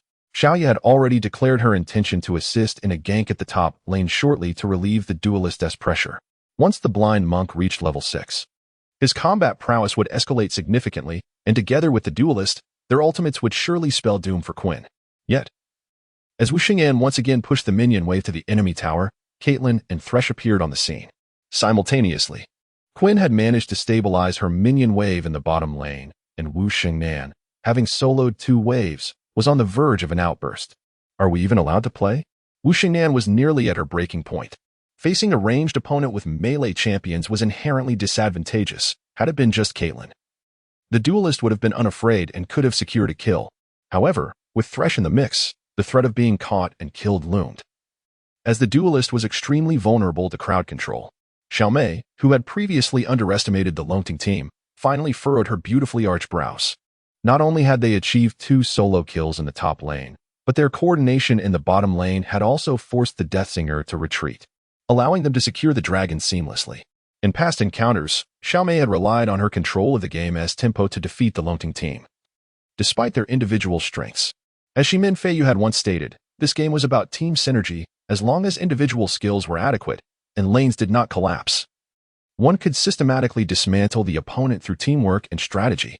If the Lonting team had previously appeared as a disorganized bunch in Xiaomei's eyes, they now presented a stark contrast, displaying excellent rhythm in their plays. Unbeknownst to them, the sisters had fallen into the Lonting team's pace. In the bottom lane, Qianyi was managing quite well against 2 opponents. With 3 kills to his name, he found no challenge in dueling Qin, especially against an ADC like Vayne, whose damage relied heavily on basic attacks. A single blind would be lethal. Even if Qianyi misstepped, the 2 forms of Damash's wings could easily evade the 2 assailants. As expected, the enemy's top tower was demolished by Caitlyn and Thresh before the blind monk could arrive. The duo then shifted their focus to the mid lane, where Pantheon's ultimate cut off the Deathsinger's escape route. As Pantheon stunned the Deathsinger, the Clockwork Girl's ultimate descended, and with no flash available, the Deathsinger could only await his demise. Following suit, Qianyi joined the mid lane, where the 5 players swiftly regrouped to push forward. The sisters' team reacted too slowly, arriving just as their mid-tower fell. With 2 towers destroyed in quick succession, the Lonting team pressed onward, directing their efforts to the bottom lane to take down the first tower there. The duelist was preoccupied with the top lane minions, while the enemy minions in the mid lane had already encroached upon the second tower. With their numbers diminished, the sisters' team was unable to withstand the onslaught, losing 3 towers in a mere 5 minutes. After toppling the towers, the most prudent course of action was to invade the enemy jungle to secure buffs and contest the dragon. After claiming the blue buff, the sisters could only watch helplessly as the Lonting team seized yet another dragon. Unbeknownst to them, the Lonting team had amassed a gold lead of 5,000. Xiaomei's expression grew increasingly grave. The progression of their teamwork and strategy, intricately linked and methodical, was devoid of haste. The sisters were entirely manipulated by the Lonting team's rhythm. Falling into the opponent's tempo is the gravest taboo in a match. Not only does it result in the loss of initiative, but it also leaves one in a position of vulnerability, unwittingly spiraling towards inevitable defeat, akin to being buried under a snowball. Xiaomei was perplexed. Despite her team possessing a favorable composition, the dynamics of the game seemed to have shifted. The Lonting team's tower-pushing speed was astonishing, their timing impeccably precise, as if an intricate web was silently being woven around her, suffocating her with pressure. Is this the legendary fast-push strategy? Biting her lip, Huaxia's expression shifted for the first time. Fast-push strategy? Xiaoya's countenance darkened. This tactic gained notoriety after the S3 World Championship last year when a Korean team utilized it to dominate their opponents, ultimately clinching the championship title. The origins of the rapid push strategy can be traced back to South Korea, which had its earliest encounters with League of Legends. Following the development of the EU strategy characterized by the traditional roles of top lane, mid-AP, jungle, and AD carry with support, the pace of the game slowed to a standstill. The initial archetype in the American server was the roam strategy, which involved assisting teammates across lanes and invading the enemy jungle, allowing the carry to farm solo while tanks or semi-tanks partnered with support to gain experience. This marked the nascent stages of League of Legends tactics, serving as the foundation for future strategies. Subsequently, the game evolved through the EU strategy, leading to the 4-1 split push, which was later popularized by Korean teams with the rapid push strategy. These teams utilized this tactic to maximize the game's tempo, exhibiting a distinct preference for aggressive early-game champions, opting rarely for scaling heroes unless strategically necessary. Their champions were predominantly early-game powerhouses, focusing on overwhelming opponents, swiftly demolishing towers, and amplifying their economic lead. Typically, the rapid push strategy necessitates a core ADC, ideally one with substantial range and quick wave clear capabilities, such as Caitlyn or Misfortune. Late-game champions like Vayne struggle to initiate a rapid push effectively. Furthermore, the rapid push strategy is particularly vulnerable to face-initiating compositions, since it relies on positional warfare. Any breach of the front line can yield devastating consequences. To maintain formation and mitigate risks, a robust support champion like Thresh or Alistar is essential. Long-range skill damage also plays a pivotal role, with champions such as Lux or Orianna providing distant harassment and shields to bolster lane presence while simultaneously pressuring towers. Occasionally, the rapid push can incorporate a strategy of simultaneous tower diving, necessitating champions with formidable dueling capabilities. While conventional choices include champions like Tryndamere or Master Yi, Qianyi opts for the Dalmatian-winged champion Quinn, whose enhanced dueling potential, coupled with a 1.5-second blind in early kills, makes her a formidable presence.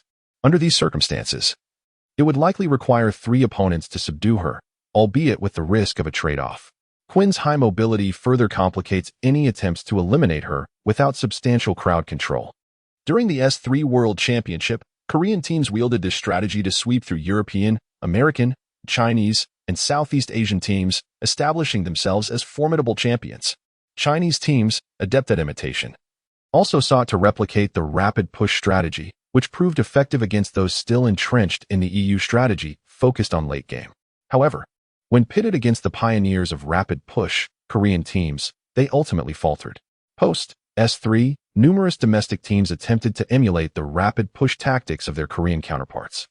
Yet they struggled to grasp its essence, often failing to replicate success. The rapid push composition generally favors early game dominance, and without a significant advantage, the likelihood of a reversal in fortunes increases dramatically. The Korean team's creation of the rapid push strategy hinges on exceptional individual skill, after all. If they cannot suppress opponents in the early game, the strategy becomes challenging to execute. In today's match, Quinn's 2 solo kills against Fiora allowed the rapid push strategy to unfold seamlessly, enabling the sister team to align with their rhythm. They swiftly took down 3 towers and secured a dragon, returning home to upgrade their equipment. Following Qian Ye's instructions, Thresh illuminated the purple side's red zone, while Quinn split-pushed top lane, and the remaining 4 confronted the mid lane. Under Qian Ye's command, the 4-1 split-push left the sister team in disarray, as Fiora struggled to defend alone. Any additional support for her would lead the Dragon Rising team to aggressively pressure mid lane. In this relentless push and tower siege, Vayne found no opportunity for split-pushing. She attempted to do so once, but fell victim to Quinn, who executed her in the blue zone, thanks to the 1.5-second blind, which was sufficient for Quinn to eliminate her, especially given the vast disparity in their equipment. In a fleeting moment, the underdeveloped Fiora was forced to transition into a tank role, while Annie hesitated to initiate team fights due to insufficient damage from her allies, fearing for her life. Consequently, under Quinn's relentless split-pushing, the sister team's second tower fell, and Fiora was slain beneath it. With all outer towers lost, the sister team's jungle economy was compromised, their blue buff taken, and vision controlled by the opposing team. Vayne and Karthus found it increasingly difficult to farm, and the third dragon was easily claimed by the Dragon Rising team. As time progressed, the sister team found themselves struggling against the Dragon Rising team in direct confrontations. Quinn continued to push the bottom lane, aiming to destroy the purple side's second tower. At this juncture, both Xiaomei and Huaxia displayed signs of instability. Without vision, Lee Sin, Vayne, and Karthus ventured toward the second tower, hoping to catch Quinn off guard, only to be ambushed by 4 members of the Dragon Rising team lurking in the blue brush. Karthus and Vayne were swiftly dispatched, barely escaping with their lives. Haha. Qian Yi, your calculations are remarkably precise. Zui laughed heartily as Caitlyn secured 2 more kills, now boasting equipment significantly superior to Vayne's. Secure the Baron, pressure mid, and then pivot to the top lane. If we can breach the top lane high ground, we shall. If not, we will return for the 4th dragon. Qian Yi calmly stated. Under his guidance, the Baron was slain by the Dragon Rising team, while Lee Sin attempted to steal but was eliminated by Quinn's counter. Everything transpired as Qian Yi had foreseen. The sister team was unable to defend effectively against the Dragon Rising team, who leveraged the Baron buff to dismantle the top lane high ground. Faced with this overwhelming pressure, the sister team contemplated initiating a fight. Yet the economic gap had surpassed 13,000, and the disparity in equipment rendered them incapable of withstanding the Dragon Rising team's onslaught. Predictably, by the 35th minute, the Dragon Rising team had demolished both the mid and top high grounds of the purple side, ultimately obliterating the enemy nexus with the aid of super minions. At the moment of victory, when Guang Yuan wore a smile, while Zhao Ling excitedly pounded the table, Zhu Yi and Yin Xin exchanged high-fives filled with exuberance.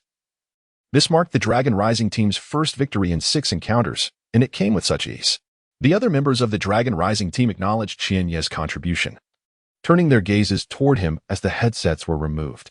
Meanwhile, Wu Shengnan from the sister team genuinely wept.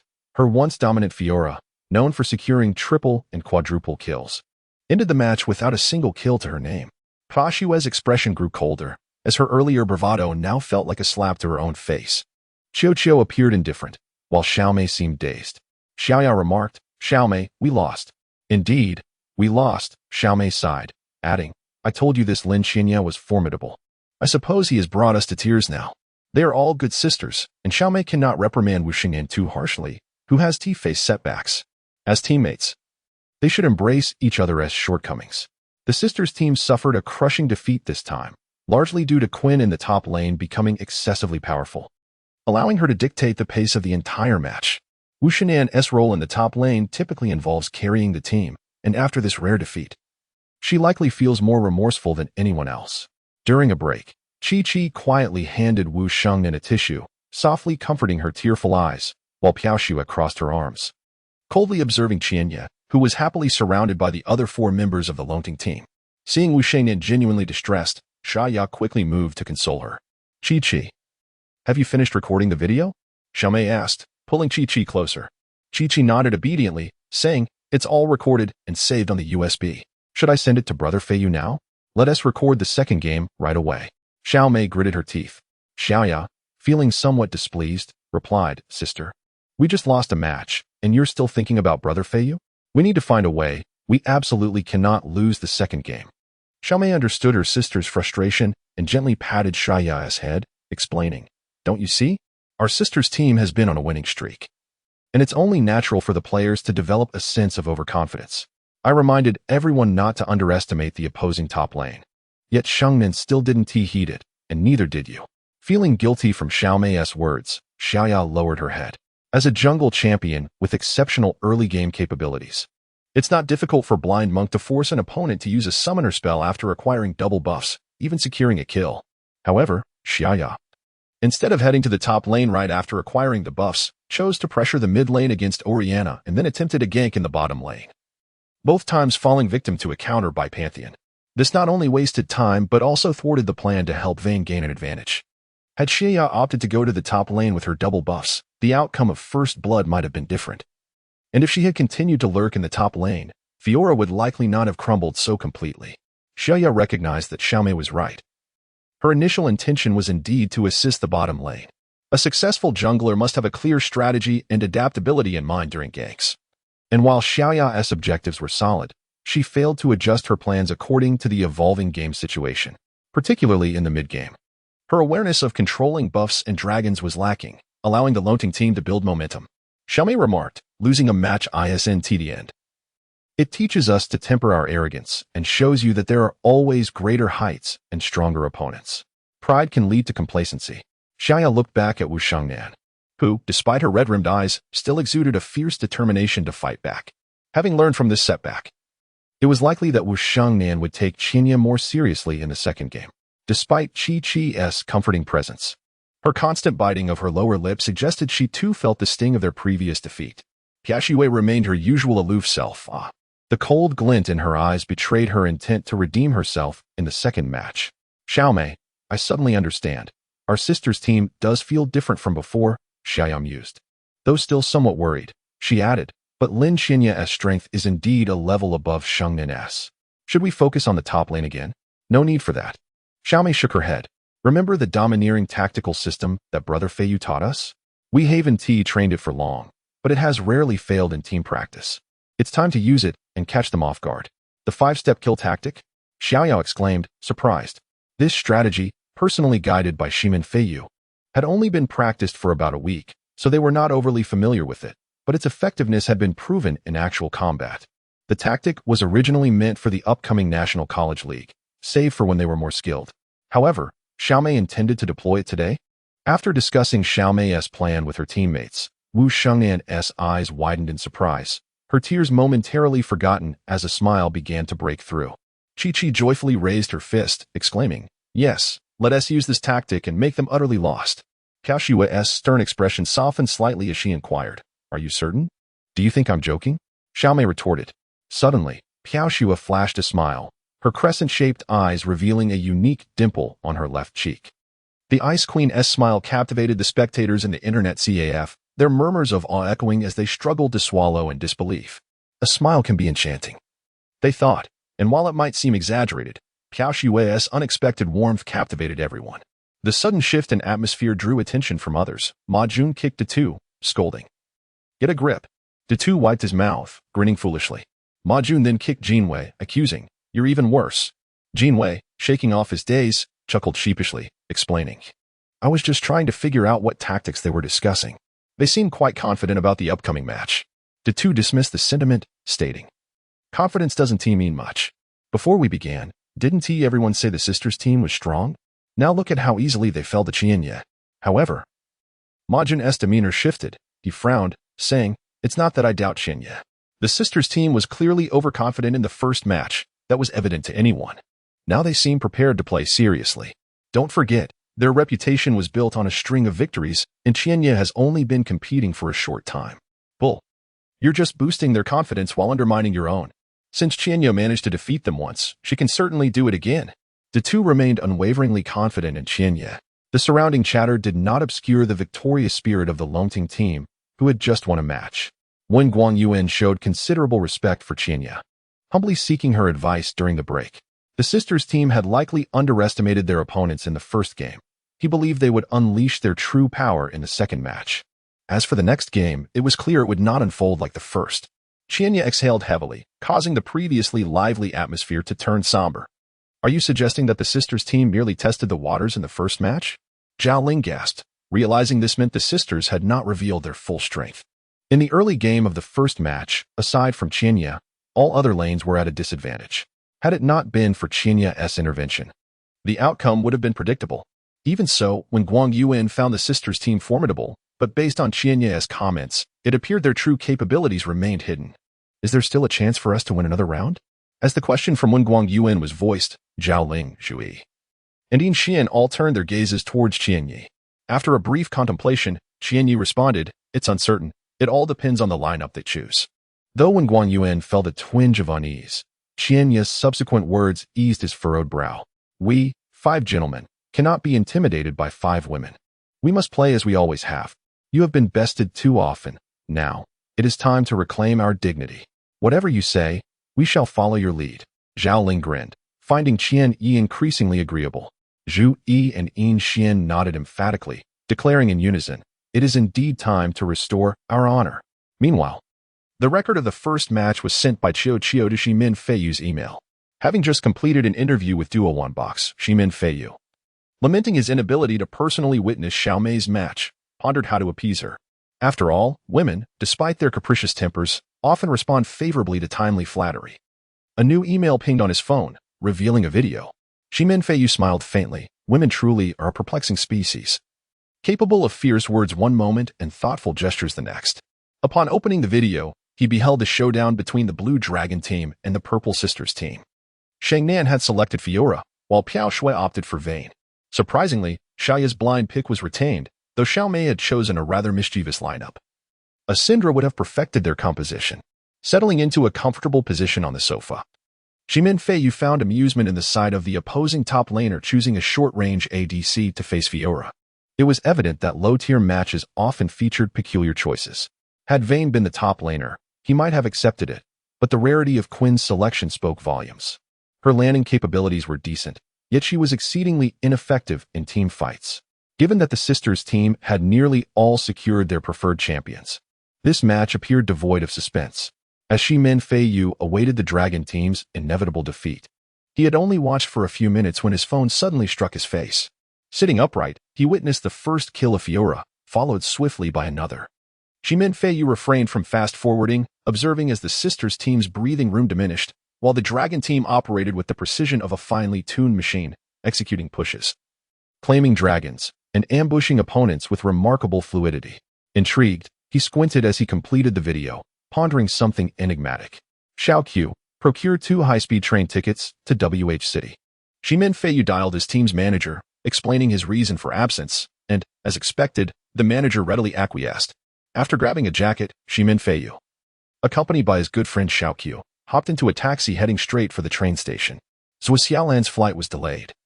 She could have landed at WH City's by an airport an hour prior. This time, she had secretly returned to WH City, having secured the approximate location of the elusive high-end player who once used Widowmaker through Xiao Yi's connections. This location was near the food street adjacent to WH City University of Science and Technology. In this bustling commercial street, catering primarily to students, amidst various affordable eateries and vendors, stood 3 internet CAFs. Zhou Xiaolan was nearly certain that the mysterious expert was nestled within one of these establishments.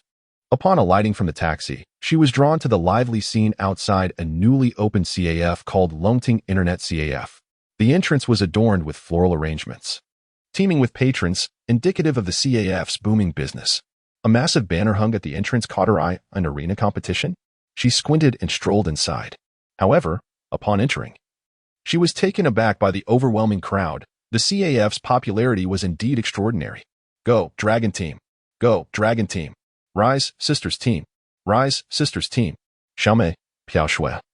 Look here, look here. The cheers for the latter team were evidently louder, and Zhou Xiaolan quickly grasped the reason for the throng. Both teams were competing, one of which featured a lineup of various beautiful women, rather uncommon in the domestic scene, hence the significant attention. Suddenly, she halted, spotting a familiar silhouette among the players. A smirk crept across her face. This bronze-tier player was also competing in the CAF's team match. Huaxia's thoughts drifted back to the day Qian Yi had gallantly rescued a damsel in distress. Though he had gained a slight advantage over her, deep down, Huaxia held no ill will towards the cheerful young man, with a perfect smile, revealing 8 straight teeth. She mused on this, unaware that she was actually younger than Qian Yi, yet her thoughts bore an unwarranted sense of maturity. Hey, you came to watch the match too? It's been ages since I last saw you. I thought you and Qian Yi had split. Upon entering the CAF, Biaoge, counting cash at the counter, recognized the stunning beauty. Huaxia shot him a glare, gesturing with her foot, causing his expression to shift as he discreetly tightened his legs. Biaoge chuckled awkwardly. Qian Yi is playing exceptionally well. I was right about him. Take your time watching. By the way, would you like something to drink? No need. Huaxia huffed, dismissing his attempts at flattery. De Tu swallowed hard, clearing his throat to chastise. Aren't all these folks here to support the Longting Internet CAF? Why are they all cheering for the sisters team? Jinwei, shout louder. You're sounding like a girl. Who can hear you? What did you say? Jinwei leaned over, inquiring. He said to screw your grandpa. Ma Jun shouted. Oh, all right. The cheers supporting the sisters team were so thunderous that Ma Jun could hardly discern their conversation, merely nodding in agreement. Simultaneously, the Dragon team and the sisters team entered the band pick phase as the second round of their fierce contest was about to commence. During the band phase, Qian Yi remained quite nonchalant, casually selecting champions for the 3 positions. Conversely, the sisters team, without waiting for Xiaomei to speak, saw Wu Xing'an promptly banishing the Dalmatian Wing champion, Qin. The second ban was reserved for Riven, and after deliberation among the sisters team, they ultimately banned Renekton as the 3rd champion. Wu Xing'an reasoned that if Qian Yi could perform so adeptly with Qin in the top lane, he must be a cunning player who plays the underdog. Therefore, both Riven and Renekton should be manageable. Wu Xing'an harbored no fears regarding top lane champions, save for Riven and the formidable Renekton in the hands of a skilled player, as both possess terrifying kill potential in the early game, capable of snowballing like Qin did in the previous match if one is not careful. Moreover, the top lane champion for the sisters team was a late-game powerhouse, lacking significant prowess in the early game, making it unlikely to win the landing phase. They could only rely on their strength in the late game. The blue side, represented by the sisters team, secured the support champion Thresh, while the Dragon Rising team opted for Lux. Subsequently, Dragon Rising acquired Nidalee and Scarecrow, all 3 champions capable of occupying the mid lane. Xiaomei glanced at the Thresh, Nocturne, and Zed her team had secured, frowning slightly, as it was challenging to ascertain the exact positions of the opponents, given that Lux, Scarecrow, and Nidalee could feasibly play either mid or support roles. After deliberation, the sisters team decided to adhere to their pre-planned strategy known as the 5-step fatal strike. Moments later, both teams finalized their compositions.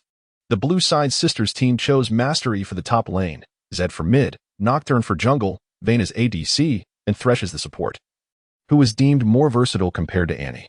Only when the 5 champions of the Dragon Rising team were confirmed did their true composition come into focus. It was evidently a conventional poke composition, Jace in the top lane, Nidalee in mid, Scarecrow in the jungle, Ezreal as ADC, and Lux as support. However, to regard this lineup merely as a poke strategy would be an oversimplification. Upon finalizing their own lineup, Wen Guangyuan breathed a sigh of relief, recognizing that the sisters' team's composition clearly favored an aggressive all-in strategy. In contrast, their own team could execute long-range pokes while preventing being caught off guard. Despite an overall fragility, their composition was commendable.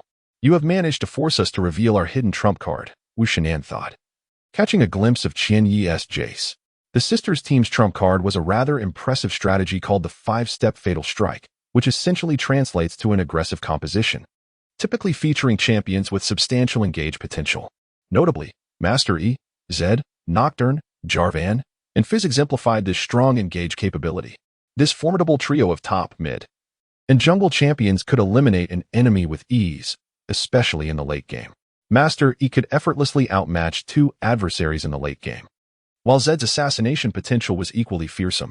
Nocturne, too, was a powerhouse, capable of being both tanky and damaging, making it easy for him to approach the enemy backline and provide control for his teammates to follow up. Thresh, whether in lane or team fights, proved to be an adept champion. If he could hook an opponent, he could follow up with his second Q and unleash his ultimate, significantly disrupting the enemy's formation and positioning, making him a potent initiator, especially when paired with their aggressive composition.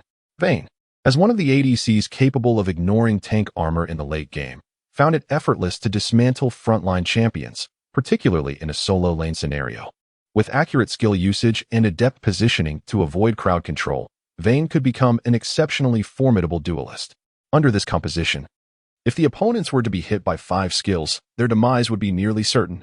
This aggressive strategy, dubbed the 5-step fatal strike team by Feiyu, was aptly named to appeal to the preferences of the 5 female players, and indeed, it was regarded by Xiao Mei as the sisters' team's ultimate tactic. The composition of the Dragon Rising team, in contrast to the 5-step fatal strike strategy, was solely orchestrated by Qianyi, with Wen Guangyuan and the others expressing minimal dissent, as these champions were all within their comfort zone. At this moment, when Guangyuan realized that their initial training sessions aimed to gauge Qianyi's true capabilities. Yet Qianyi was likewise assessing their preferred champions and strategies.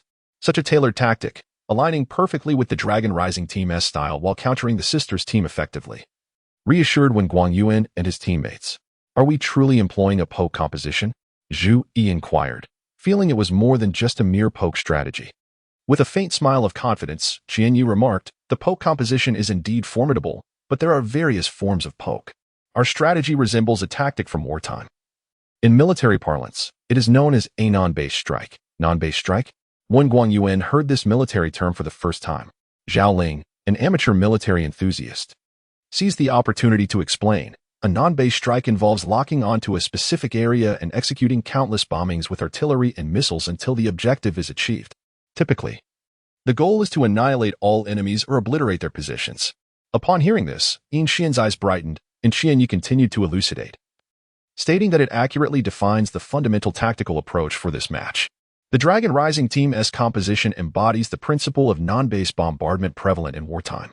Relentlessly exhausting skills in team fights. The top lane Jace possesses formidable long-range bombardment capabilities, capable of delivering a lethal strike from the enemy's blind spot, inflicting immense damage akin to laser-guided precision, while also providing vision for allies. Although the mid-lane Nidalee's Q ability is not an area of effect damage skill and requires prediction, its high accuracy in densely packed team fights makes her one of the most challenging heroes to deal with in terms of single-target damage. Characterized by her long range and high damage output, allowing her to showcase her prowess from a safe distance. Doomsday is relatively conventional, but his powerful E skill convects enemies through its ricochet effects. The Q skill of Ezreal, with a range of 1150 units, provides exceptional poke capabilities, while Lux, the renowned long-range poke mage, complements their synergy. The combination of Ezreal and Lux's ultimates effectively grants them the potential to eliminate squishy targets in an instant. Aptly described as a half-screen laser missile, the greatest advantage of this composition lies in its adaptability and flexibility, with minimal weaknesses. If the opposing team lacks champions capable of initiating strong team fights, they are likely to be whittled down to defeat. Crucially, this formation possesses formidable counter-engagement capabilities. Jace can knock up foes with his hammer stance, while both Jace and Nidalee boast impressive range and agility, making it exceedingly difficult for enemies to engage them directly. Additionally, Doomsday offers single-target fear and global silence, while Ezreal is remarkably agile and Lux provides crowd control and slows. Thus, breaching the defensive line of the Dragon Rising team is no simple task. The second game of the best-of-3 series officially commenced, with the Dragon Rising team, represented by the purple side, taking an aggressive stance. The 5 players grouped together, advancing through the Dragon Canyon towards the enemy's red zone. From the perspective of their level 1 composition, it was evident that Dragon Rising held a significant advantage over the sisters' team. With the strong control from Lux and the Scarecrow at level 1, along with Jace's 2 skill sets and the high damage output from Nidalee and Ezreal, the sisters' team seemed to understand the disparity in strength. Upon witnessing Dragon Rising's 5-man invasion of their red zone, they proactively opted to retreat. The support Lux placed a ward in the gap between the blue side's bottom lane high ground tower and the second tower before withdrawing, refraining from attempting to seize the sisters' team's first red buff as anticipated. Xiaolan observed this scene with mild surprise. Such level 1 ward placements are seldom noticed in domestic competitions, however, in the Ojian scene, typical supports would utilize this ward to gain insight into the movements of the enemy's south bottom lane or top lane. Normally, Establishing this ward signifies an intention to either pressure the lane or execute a lane swap. Zhuo Xiaolin was acutely aware of this, while the inexperienced Sisters team remained oblivious. The Sisters team's jungler, Nocturne, mistakenly assumed the red buff had been taken, promptly turning to his own blue zone. Meanwhile, the Scarecrow initiated a standard blue buff start, with none other than Jace, initially positioned in the top lane, aiding him. Can we still play?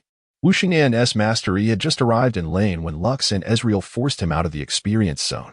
Under the deliberate control of Dragon Rising's duo, the minion wave struggled to cross the river, leaving Mastery to watch helplessly.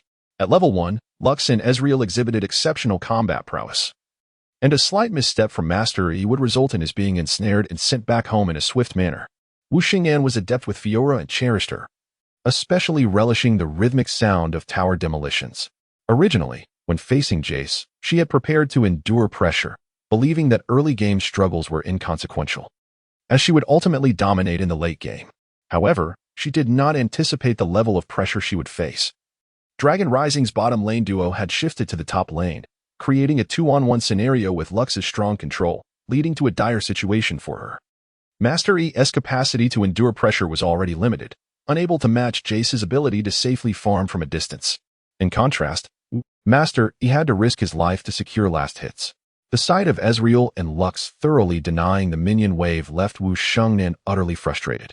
Jace, on the other hand, thrived, accompanying the Scarecrow through the jungle. Knowing that simply waiting for Vayne and Thresh to control the lane was not a viable strategy, Jace hurriedly brought the second wave of minions to the tower just as he arrived, especially after reaching level 2, when he felt increasingly fearless against Vayne and Thresh South bottom lane duo. This is going to end poorly. How can they swap lanes? Chio pouted, feeling pity for Master Yi's plight. She was concerned for Wu Xingyan, especially as Jace's movements were exceedingly astute, causing Thresh to miss his hook entirely, while Jace's minion clearing left her health dwindling rapidly. Let's go to the bottom lane and take down Jace. Piao Shui felt a surge of frustration. Jace was alone in the bottom lane, gaining experience and exceeding Master Yi in minion count, leveling up at an alarming rate. If this continued, the disparity between their top laners would widen significantly. During the lane swap, successfully ganking the isolated top laner was optimal. If they could achieve a kill, it would set the tempo for securing both kills and towers. Seeing that Master Yi's health had already been diminished significantly, Zhao Ling was eager to venture to the top lane once, believing that with the combined control of the Scarecrow and Nidalee, dispatching Master Yi beneath the tower would not pose much difficulty. Even in the unfortunate event that Master Yi managed to escape, they should at least make him pay a price. A flash would not be excessive. Let us help with a counter gank at the bottom, Jian Yi commanded, instructing the two from the top lane to move to the bottom. Isn't the goal to suppress Master Yi's development? Yin Xian inquired, noting Master Yi's hesitance. This was an excellent opportunity. With the Scarecrow's arrival, Master Yi's fate would be all but sealed. What is the purpose of suppressing Master Yi? Jian Yi countered. Zhu Yi retorted, if I tell you to go, just go. Why all the unnecessary chatter? The aim of suppressing Master Yi is to win. Are you really so dull that you can't grasp Jian Yi's intentions? Realizing he might be ganked by the Scarecrow, Master Yi wisely chose to return home. After respawning, he opted not to venture to the top lane, but instead quietly farmed the 3 wolves in his jungle, knowing he would gain no experience or minions by heading there.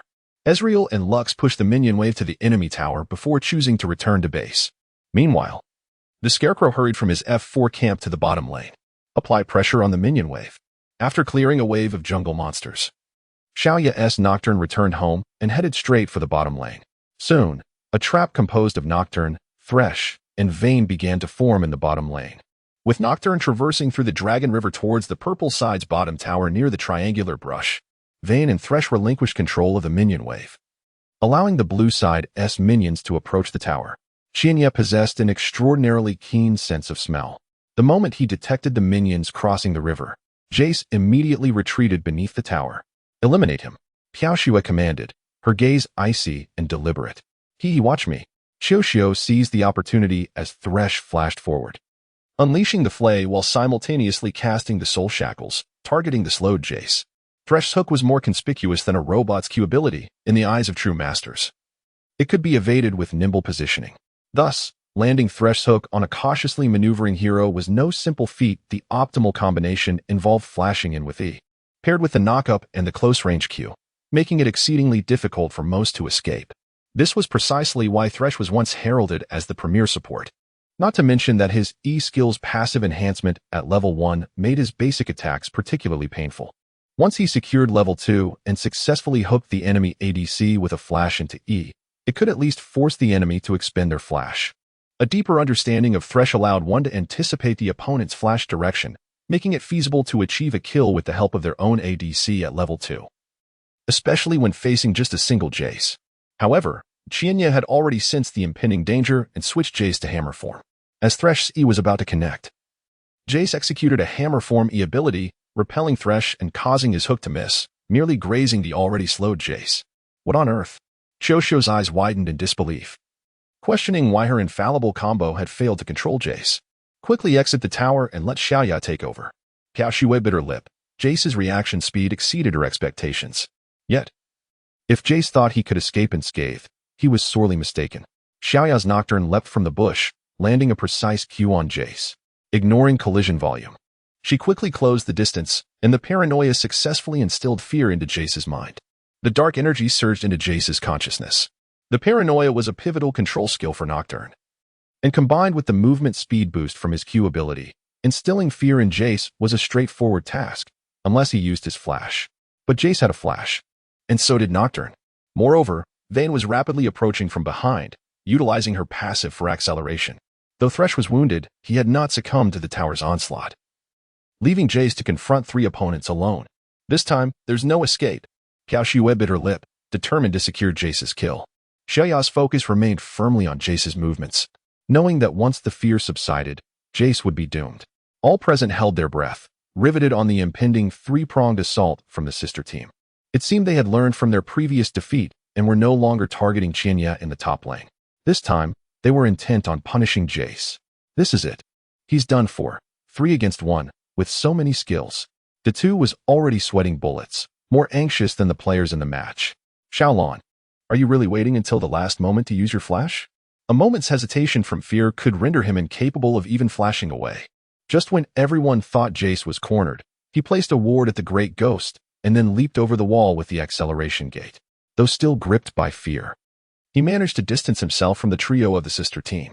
This all transpired in a blink of an eye. Many spectators blinked in confusion, struggling to comprehend the rapid sequence of events. Was Jace's flash still available? The warding. The hammer form Q striking the minion behind the wall. It was astonishing how swiftly he executed it. Before the audience could voice their astonishment, they saw Jace and the leopard woman converge at the blue area. Thresh recognized the incoming support upon spotting the leopard woman and tossed a lantern to Nocturne, preparing to assist in their retreat. As the leopard woman rushed toward the blue area, Xiaomei's mid lane Zed had already arrived at the Dragon River to provide support. Huaxia had calculated every possibility except for Thresh revealing his position while tossing the lantern. The leopard woman launched a spear from an extraordinary distance, accurately striking Thresh, who was hiding in the bushes. Thresh had already lost a fifth of his health from Jace's earlier attacks and had barely survived the tower's assault by using his heal. But the leopard woman's strike was a lethal arrow, hitting its mark, and Thresh fell. Vayne had already crossed the tower's threshold. Retreating was no longer an option. And with the blue minions decimated, she had no choice but to slip into the bush to regroup with Nocturne, awaiting Zed's arrival.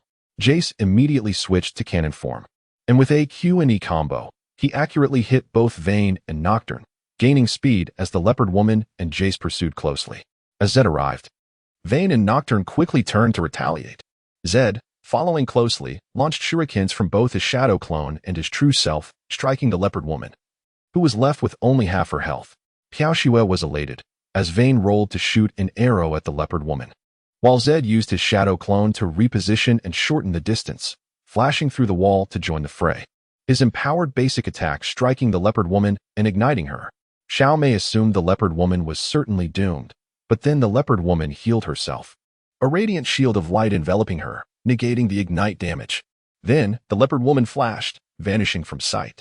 Upon witnessing this luminous shield, Xiaomei felt a chill run down her spine and glanced at the mini-app, realizing there was no trace of the enemy duo in the top lane. Not good. We need to retreat, Xiaomei urged anxiously. Just as she spoke, a radiant sphere of light glided past the wall and descended upon the head of Zed, transforming into a circular beam of light that ensnared him within. The luminous sphere then split in two, immobilizing Vayne. It was indeed the binding light from Lux's Q ability. In the next moment, the golden-haired Ezreal appeared beside the Great Ghost, executing a close-range Q that struck Zed. Jace and Ezreal both targeted the same enemy, and Jace's cannon form unleashed a triple strike with his W ability, depleting a significant portion of Zed's health, ultimately leading to Zed's demise at the hands of a basic attack from Jace. Vayne, attempting to flee, suddenly felt as though she were mired in quicksand, her feet ensnared by radiant energy. It was revealed that Lux's third skill, Lucent Singularity, had descended, applying a slow effect on Vayne. Instantly, she found herself under siege from both Ezreal and Jace, while Lux stealthily approached from the side of the tri-brush. Noticing this, Nocturne dared not linger and decisively abandoned Vayne to escape the dragon's lair. However, as he descended into the river, he encountered the tardy Fiddlesticks. Nocturne's timely shield merely negated Fiddlestick's silence, but failed to protect him from the fear effect that followed. Vayne, having flashed over the wall, found refuge in the brush of the river and sprinted towards her team's south bottom lane turret without looking back. Jace swiftly switched from cannon form to hammer form, leaping down and landing a powerful blow from his Mercury hammer onto Nocturne. To everyone's surprise, the nearly dead Nidalee did not flee. Instead, she remained hidden in the distance. Just as Nocturne's fear was about to dissipate, he was struck down by Nidalee's spear from an extreme distance before he could even flash to safety. What should have been a triumphant assault by the bottom lane duo turned into a scenario where the entire dragon team swiftly converged for support and encirclement. Their rapid response and awareness not only spared Jace from death but also allowed him to claim 3 kills. With Fiddlesticks in play, the dragon team easily secured their first dragon at 6 minutes and 18 seconds. The speed of their support was astonishing. It was as if dragon team operated as a single, cohesive unit. While Jace faced danger, the rest rushed to his aid. Contrasting sharply with the Gunner Master of the Sisterhood team, who had only just begun to gather minions in the top lane. Majun chuckled, nodding in agreement. I have witnessed a high-level support team fight. It was truly spectacular. Nidalee withstood so many skills yet survived to secure a kill. Did you see how swiftly Jace placed his ward and QD the Great Ghost? Absolutely remarkable. I suspect even Nocturne couldn't react in time. The audience expressed their regret. The Sisterhood's strategy had been promising, aiming to eliminate Jace and seize the dragon, yet the dragon team's awareness had evidently surpassed theirs. Following this skirmish, the members of the Sisterhood team fell into a gloomy silence, with Wu Shengnian's Gunner Master diligently farming in hopes of turning the tide in the mid to late game. This 5-on-4 encounter in the bottom lane had dealt a heavy blow to the Sisterhood, as the 5 steps to kill tactic had been taught by Shimin Feiyu. Even the 3-man tower dive against a lane swap had been instructed by him, and historically, this strategy had proven effective. However, their attempt failed, resulting in the loss of 3 kills and a dragon, a misfortune that could only be described as catastrophic. The 3 kills were divided between Nidalee, who claimed 2, and Jace, who secured 1. This signified that 2 critical points within their poke strategy had been claimed, heralding the growing strength of their composition. Especially after Jace returned to the top lane, Wu Xingnian's situation became increasingly dire, as Jace, with 1 kill and 2 assists, was now a formidable foe against Wu Xingnian's Gunner Master, who was nearly 2 levels behind. After being slain by Jace once more, Wu Xingnian slammed her keyboard in frustration, exclaiming, "Damn it, I'm done." Her reaction left everyone in the venue astounded. The match had barely lasted 10 minutes. The kill count stood at 3-0, neither side had lost a turret, and the economic gap was merely 1,500 gold. Although the dragon team held a significant early advantage, it was hardly an insurmountable situation. The game was still early, and numerous examples existed of teams reversing their fortunes in the late game through a well-timed team fight. To concede at this point was far too premature. They hadn't even reached the surrender threshold. Yet Wu Xingnian genuinely did not wish to continue playing.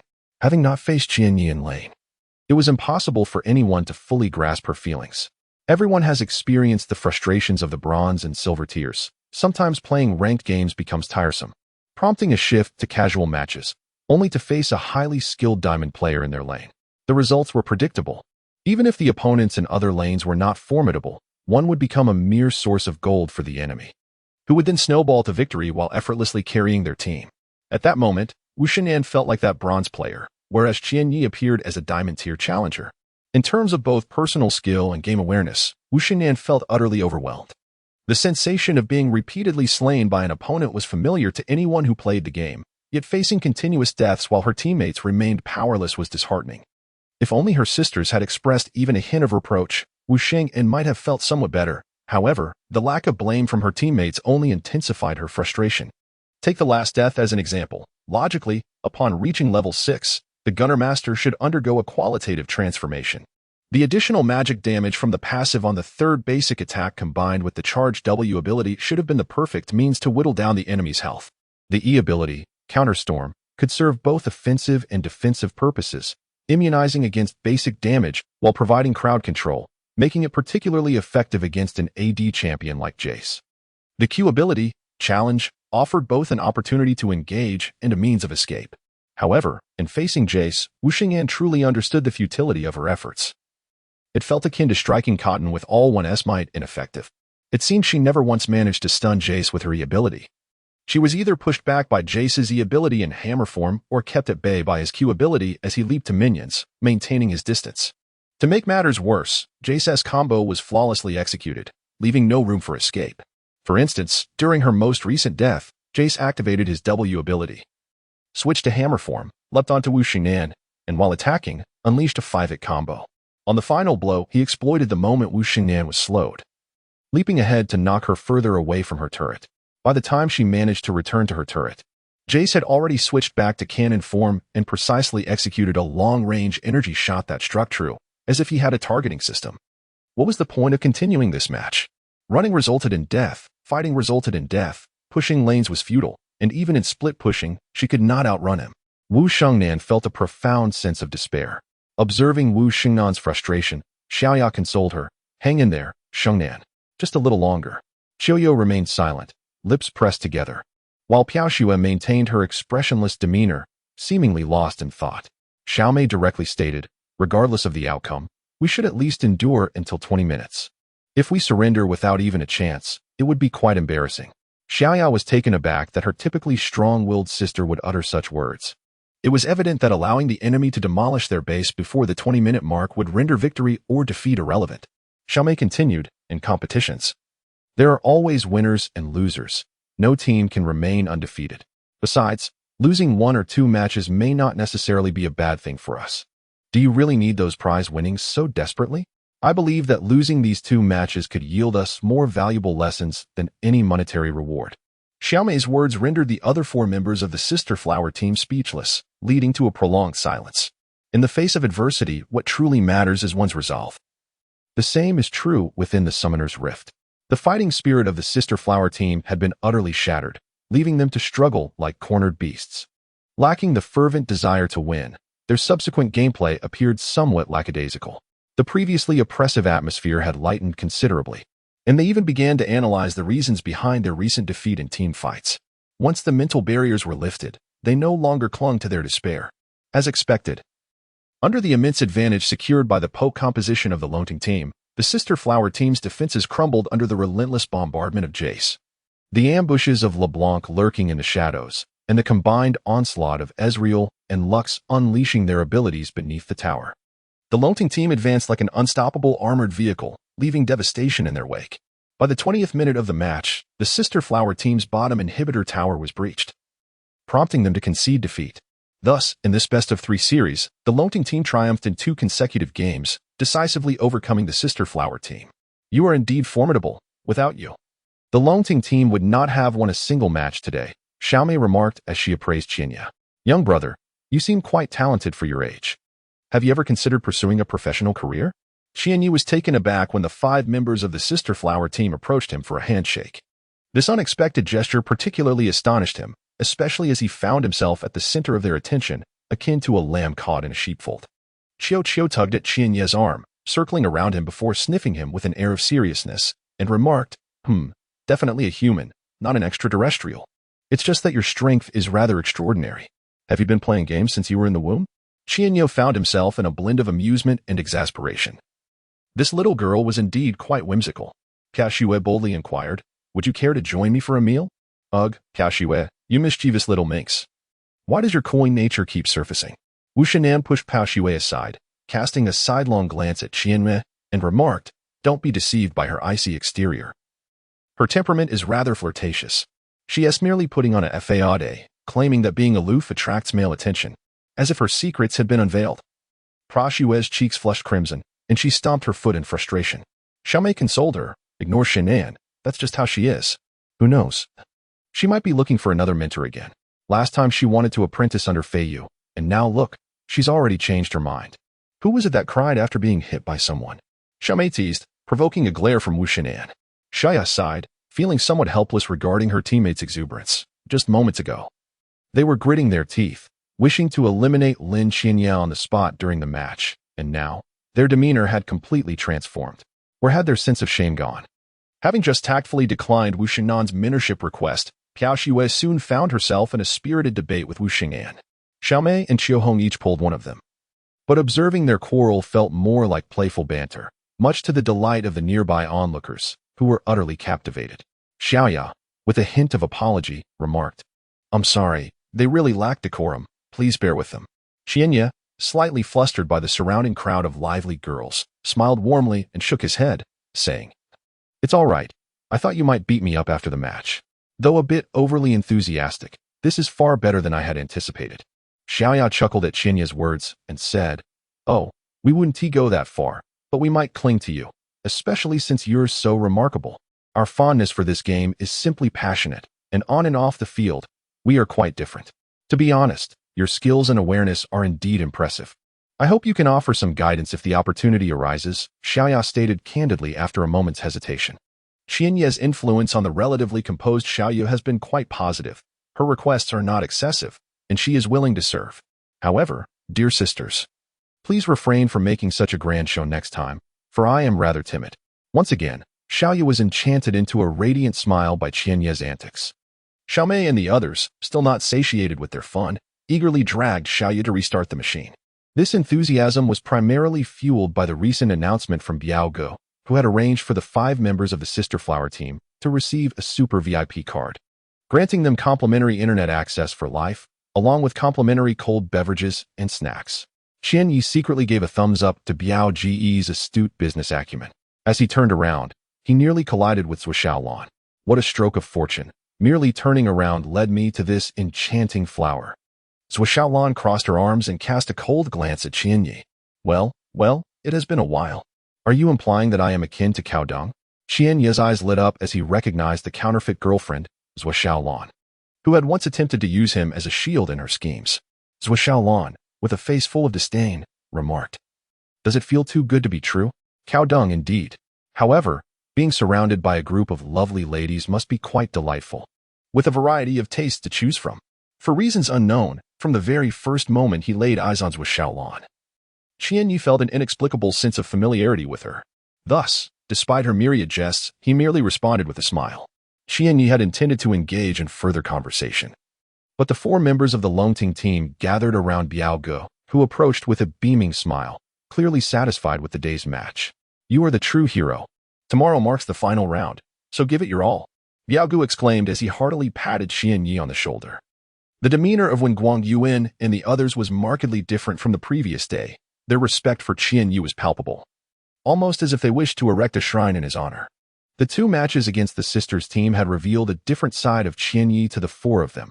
His individual skills and command capabilities were utterly impeccable. Moments later, Qiu assisted Wu Shengnan in drawing Qian Yi aside. Observing this, Biao Ge merely clapped his hands in amusement. If the sisters' team were to establish a regular presence here, it would undoubtedly bring a steady stream of business to the Longting Internet CAF.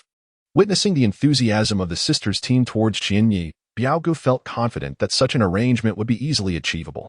"What is it that you wish to discuss here?" Biao Ge inquired as Wen Guangyuan led him to a corridor near the restroom. Noticing Wen Guangyuan's cautious demeanor, Biao Ge furrowed his brow in puzzlement. Wen Guangyuan cast a glance at Qian Yi, who appeared somewhat weary from managing the 5 members of the sisters' team, and chuckled. "Biao Ge, you truly have struck gold. It is fortunate that you placed your unconditional trust in Qian Yi. Otherwise, we would have surely faltered in this competition." To be candid, having a star player within a team can exponentially enhance its combat effectiveness. You are likely aware of our previous encounters with the sisters' team, where we faced them 5 times and suffered defeat on 4 occasions. To be frank, the disparity between our original team and the sisters' team is not as vast as one might think. What we lack is experience and a steadfast leader, essentially a tactical commander. Apart from his exceptional tactical command, Qianye's personal abilities are nothing short of remarkable.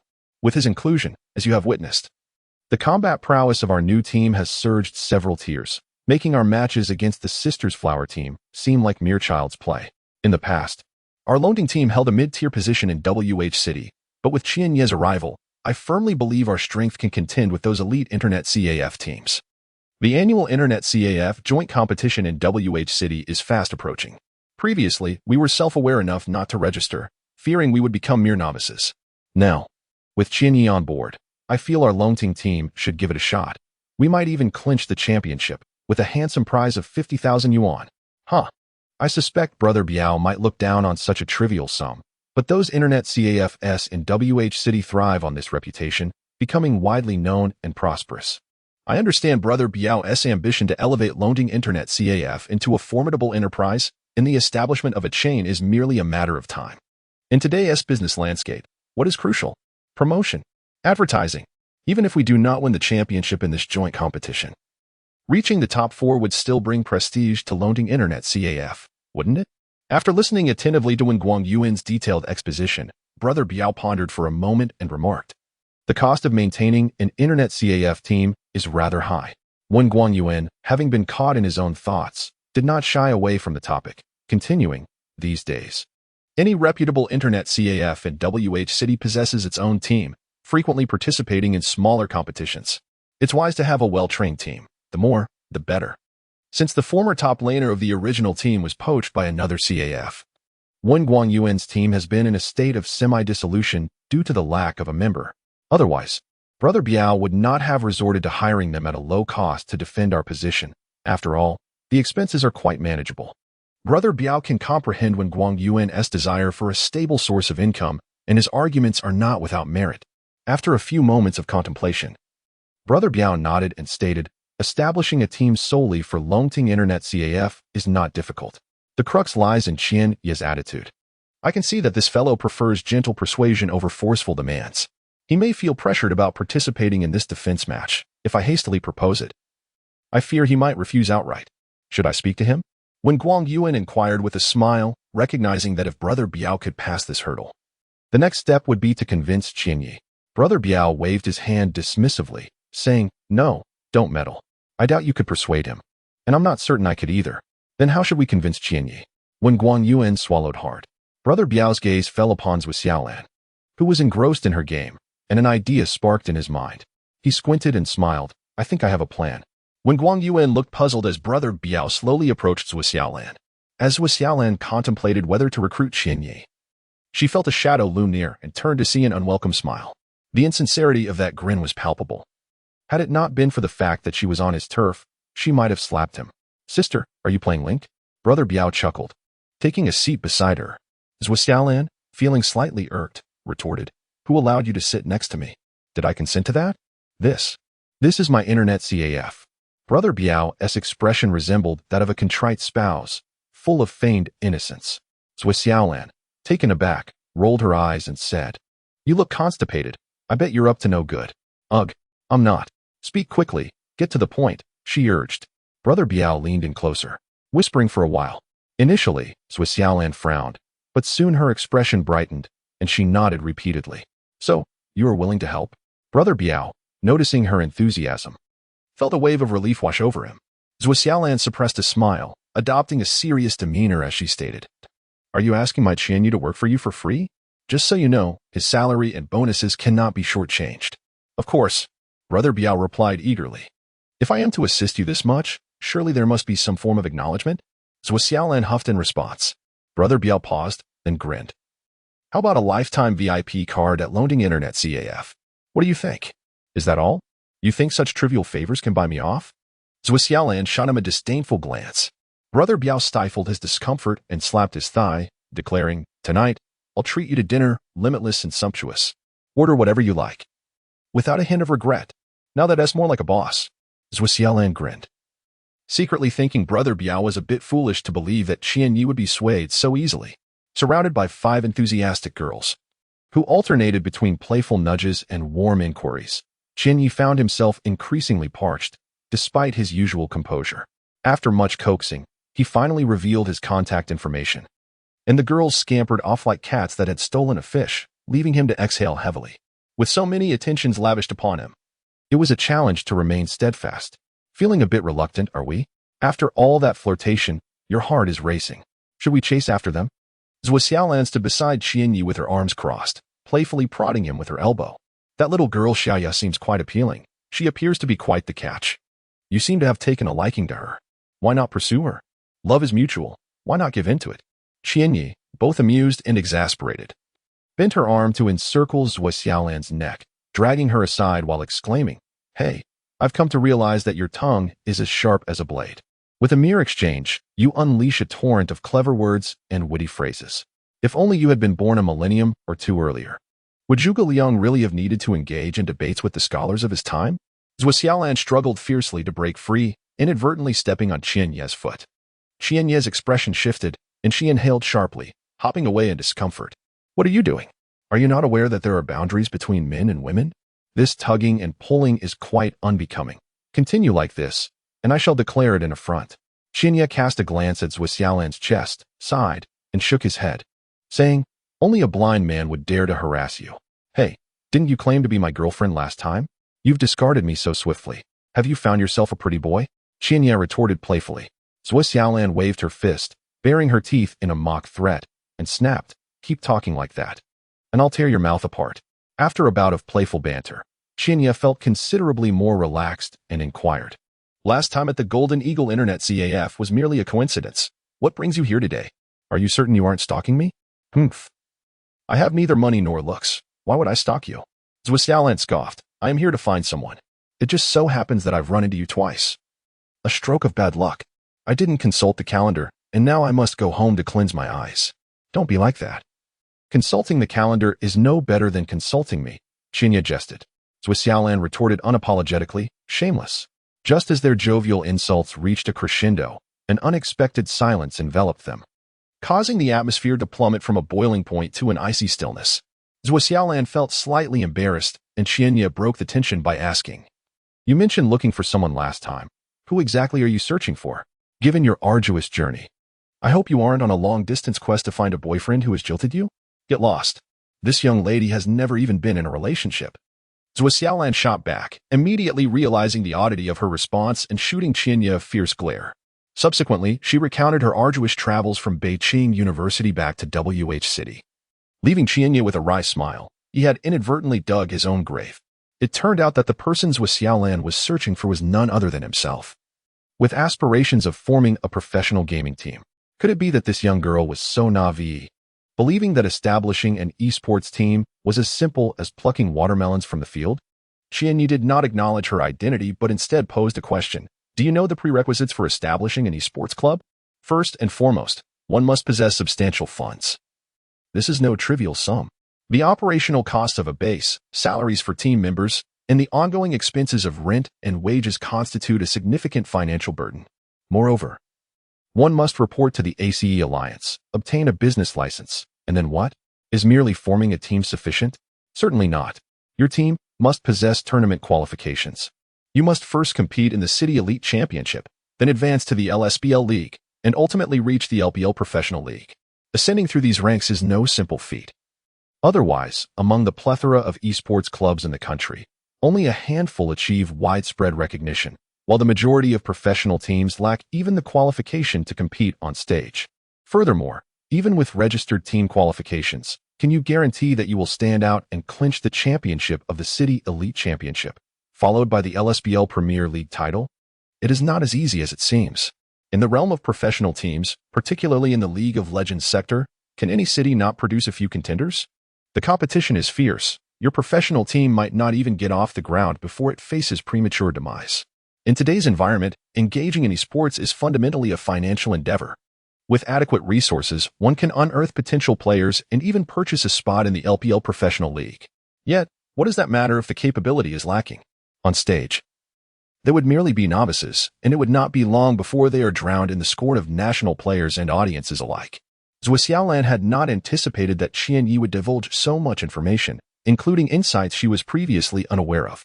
Listening to Qianyi, She realized how arduous it truly is to establish an esports club and form a competitive team. Xiaolan was oblivious to how her brother, as a high school student, managed to lead a nascent team all the way to the international stage.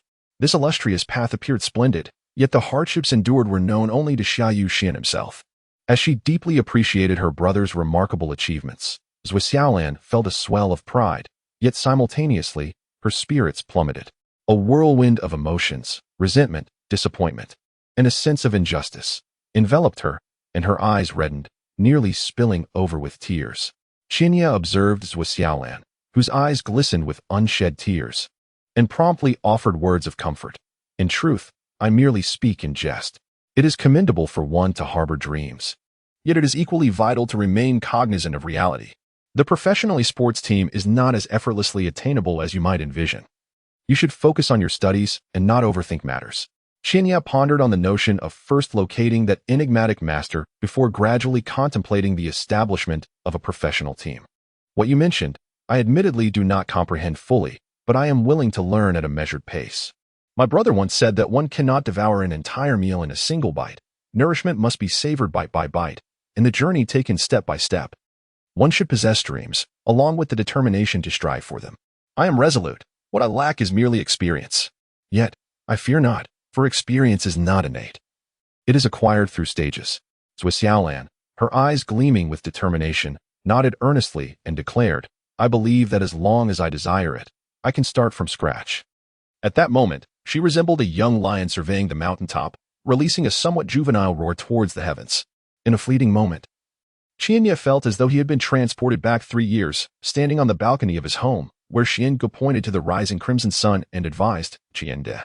One must have dreams, but one must also consume their meal bite by bite, and traverse the path step by step. You are still young. There is no need for haste. If you are an eagle, there will come a time to soar through the skies. If you are a dragon, there will be a day to roar across the heavens. A fine sword is honed through grinding. Endure the trials, and I shall take you to the world stage, where all shall witness the glorious moments that belong to the Chinese esports community. As Xiaolan spoke, she noticed that Xianya had seemingly lost his train of thought, nearly causing her to frown in irritation.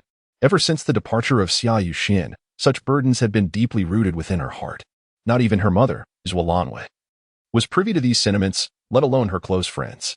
This was a dream Xiaolan wished to fulfill on behalf of Xia Yuxian, a matter she had never shared with outsiders. Today, she could not fathom what prompted her to confide in Xinya.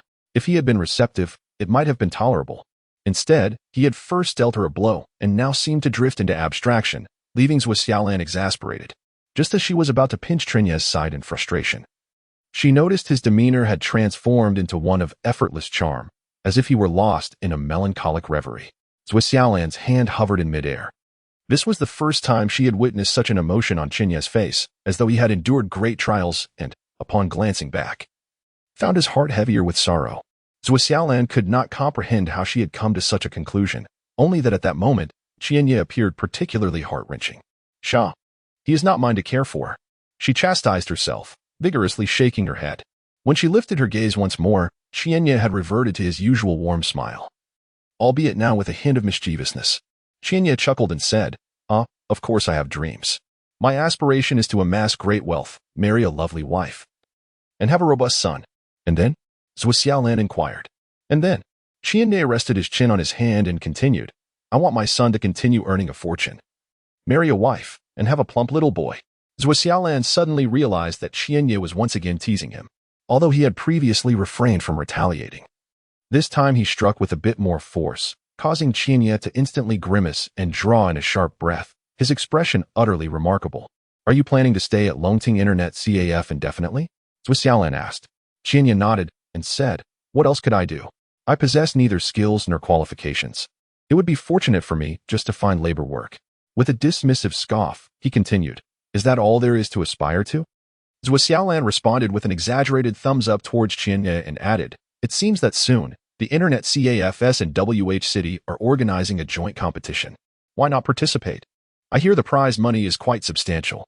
Who knows, if you perform well, you might even catch the eye of a professional team. Why should I care? Xinya retorted. I merely agreed to assist Biao Gu in defending the title for 3 days. Once that is over, I'll return to my studies and continue my training. Each to their own. I have no interest in what you propose. Xiaolan realized that persuading him would not be an easy task. Suddenly, her demeanor shifted. Her voice softened, resembling a gentle bird as she fluttered her beautiful eyes and said, "Just give it a try. If you win the championship, I will genuinely be your girlfriend, all right?" The unexpected tenderness sent a shiver down Chen's spine. This girl was resorting to such tactics. It must be quite a sacrifice on her part. "Xiaolan, may I tell you a story?" Qianye said earnestly, placing a reassuring hand on Xiaolan's shoulder. Xiaolan forced a sweet smile, nodding obediently, and replied, "Go ahead, I'm listening." Qianye cleared his throat and narrated the tale of two wealthy gentlemen, A and B, who were strolling through the park when they suddenly stumbled upon a pile of dog excrement. A turned to B and proclaimed, "If you consume that feces, I shall reward you with 50 million. The deal was struck. They soon encountered another similar pile, and B challenged A, "If you dare to eat this one, I shall also grant you 50 million. A, taken aback by B's audacity, was nonetheless pained at the thought of losing his 50 million and, without hesitation, devoured the mess entirely. However, when they came across yet another pile, silence enveloped them, and they embraced, weeping profusely. Do you know the reason behind their tears? Xiaolan's face began to show irritation, and before she could speak, Qianye mused aloud. They suddenly realized that they had earned not a single penny. Yet one had consumed a pile of excrement. Is this a roundabout way of cursing someone? Xiaolan, suppressing her rising anger, gritted her teeth and inquired. What I mean to convey is that anyone can issue a worthless promise, but securing the money at hand is paramount. Don't wait until I win the championship in the gaming tournament. Become my girlfriend now, and I shall immediately agree. How does that sound? Qianye chuckled, observing Xiaolan's reaction. Her eyes darted about.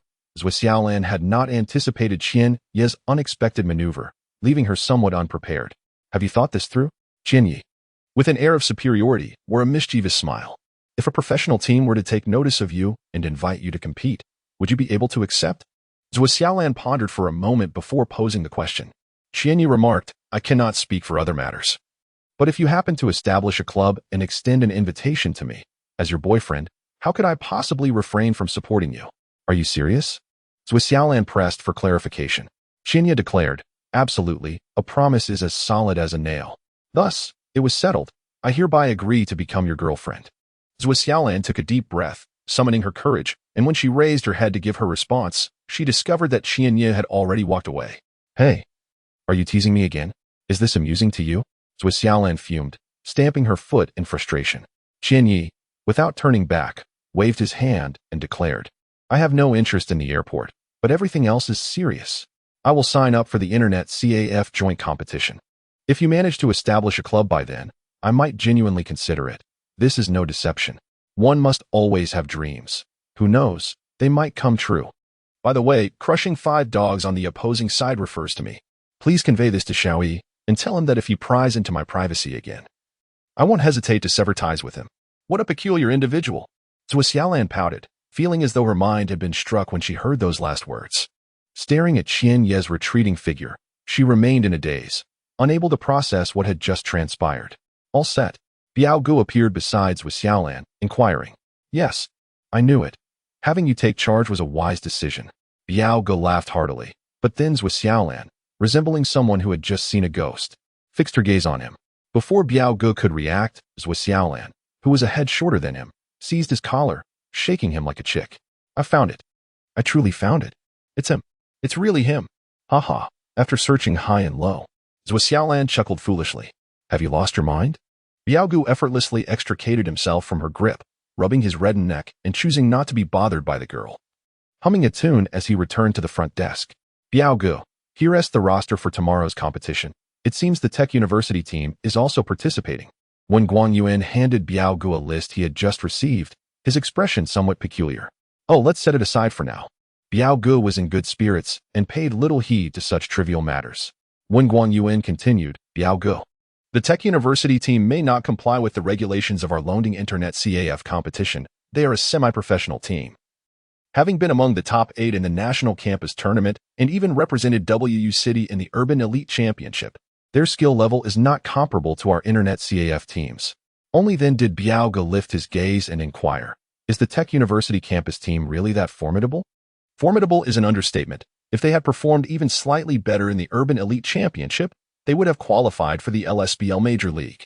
Do you understand what the LSBL Major League signifies? It is the sole pathway to ascend to the LPL Professional League. They nearly made it into the LSBL Major League. Their level is evident, when Guang Yuan explained. Biao Ji's previously relaxed demeanor slowly morphed into a frown.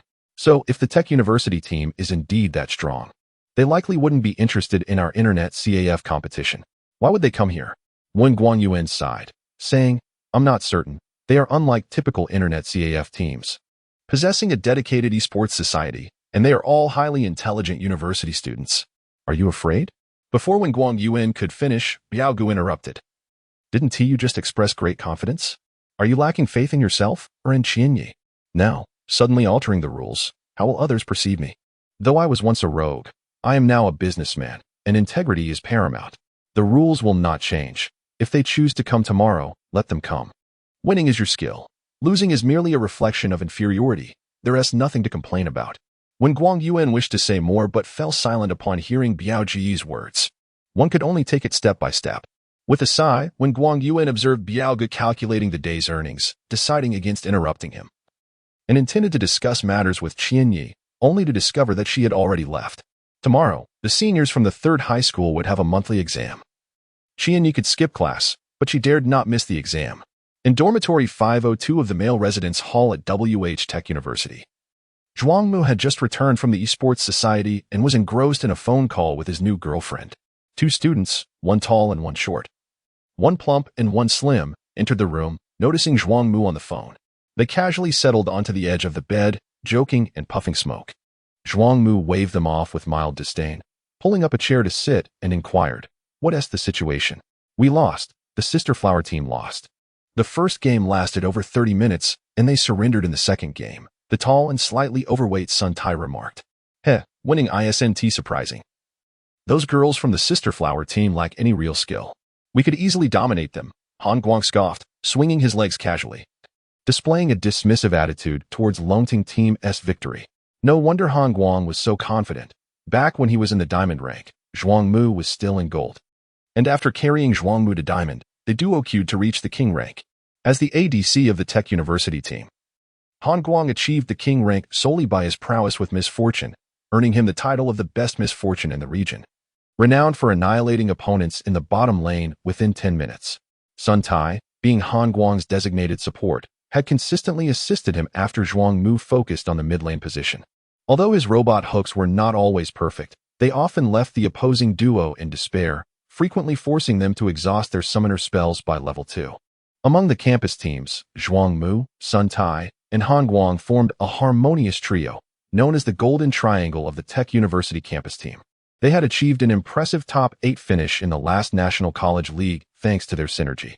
Had the jungler not been a consistent weakness for the Tech University team, they might have made it to the Final Four in the Urban Elite Championship. Han Guang had always looked down upon the internet CAF teams from WH City, considering them a ragtag bunch, capable of easily winning against lesser players, but would undoubtedly crush them in a real match. They are merely amateur players. What is there to worry about?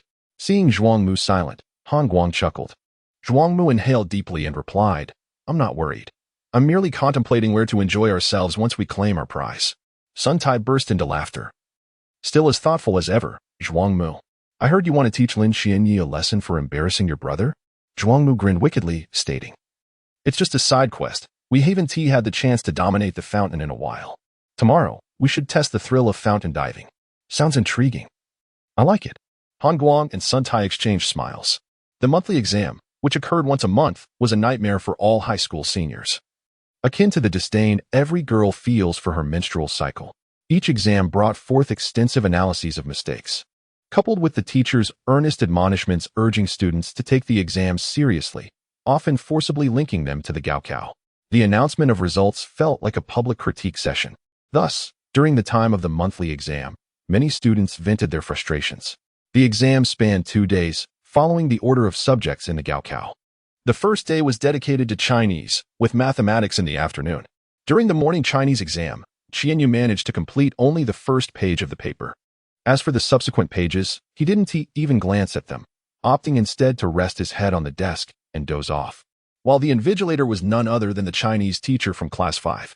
This teacher was a frail old man, reputed to be a scholar of traditional Chinese studies, who was often seen with a copy of Zhou Ruchang's New Evidence of Dream of the Red Chamber or Sima Qian's Records of the Grand Historian tucked under his arm, alongside works of other literary giants. Every time this bespectacled elder spotted Qianyi, he would let out a heavy sigh, lamenting the youth's ignorance of the value of time.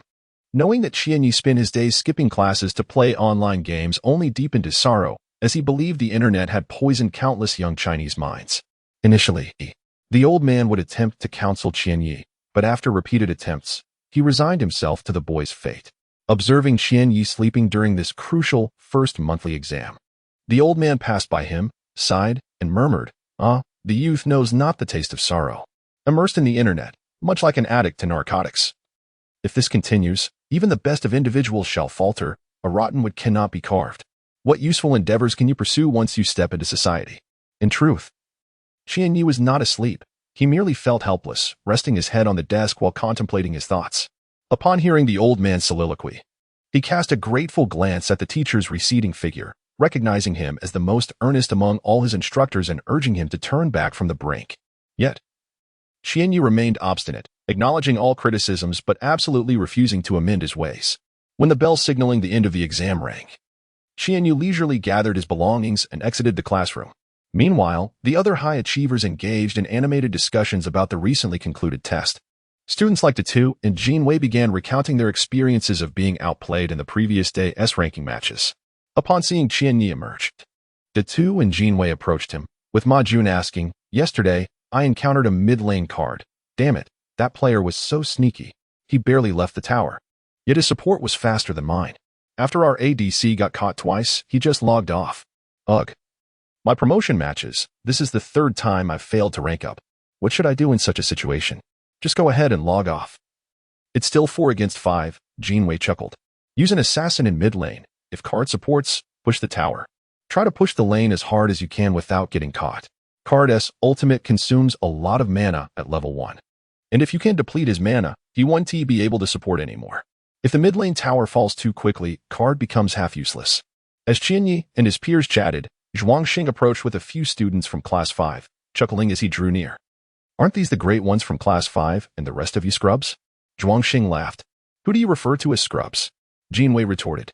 "The scrubs refer to you." Zhuangxing began, but then abruptly halted, smirking. "Well, today I'm in a good mood, so I want to argue with you." "You'll find out tonight." Ma Jun shrugged and asked Zhuangxing, "If you're not just all talk, Class 5 wouldn't mind accompanying you to the end. But last time, you were utterly defeated. Do you dare to fight again?" Mentioning the previous embarrassing incident made Zhuangxing cough awkwardly, recalling the time when he boasted too much and was subsequently humiliated by being outplayed. The audience at the Internet CAF had witnessed his folly, leaving him unable to lift his head in class for days. Otherwise, he wouldn't have gone to great lengths to invite his brother from the Technology University to intervene. In a fit of anger turned mockery, Zhuangxing chose not to argue, but simply stated, all right, you're impressive. But I shall see how long your arrogance lasts. You're merely small fry, capable of flailing about for only so long."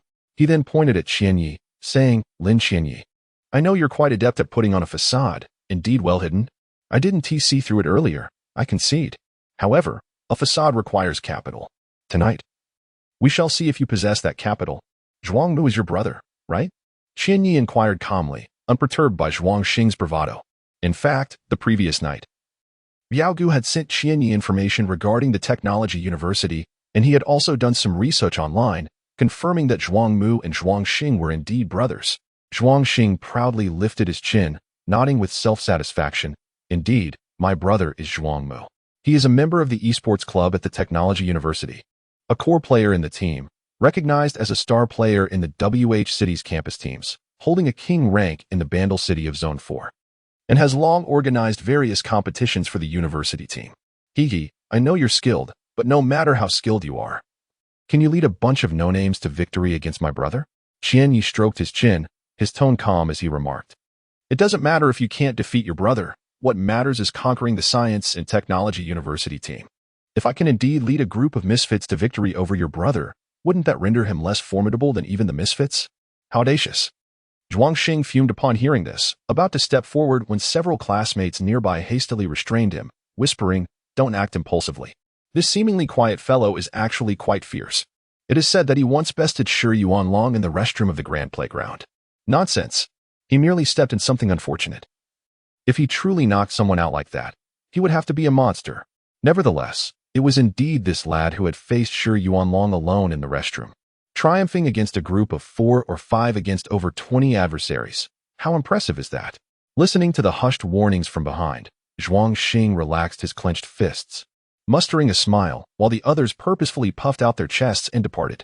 Ma Jun raised his thumb in admiration, exclaiming, "Qianyi, I find your burgeoning dominance quite remarkable." The two laughed, adding, "Qianyi has always been formidable. You've only just begun to notice." Although Zhuangxing's words were largely provocations, they resonated with the group. The two turned to Qianyi, inquiring, wasn't Zhuangxing just boasting? Is his brother Zhuangmu truly that impressive? About that, Qianyi replied succinctly. Both Ma Jun and Jin Wei gasped in astonishment. Previously, they believed those in the platinum and diamond ranks were exceptional, only to realize that the players in the internet CAF teams were the true elites. As for professional players, they were regarded as idols. The Science and Technology University team could be considered a semi-professional squad, and their prowess was evident, especially given the accolades they bore, indicating that their strength was not mere bluster. "Are you truly going to compete tonight?" The two queried. The Sister Flower team, no matter how formidable, merely belonged to the realm of internet CAF teams, while the Science and Technology University team operated on a higher echelon, nearly approaching that of professional teams. How could one engage in a competition with such a vast disparity in skill?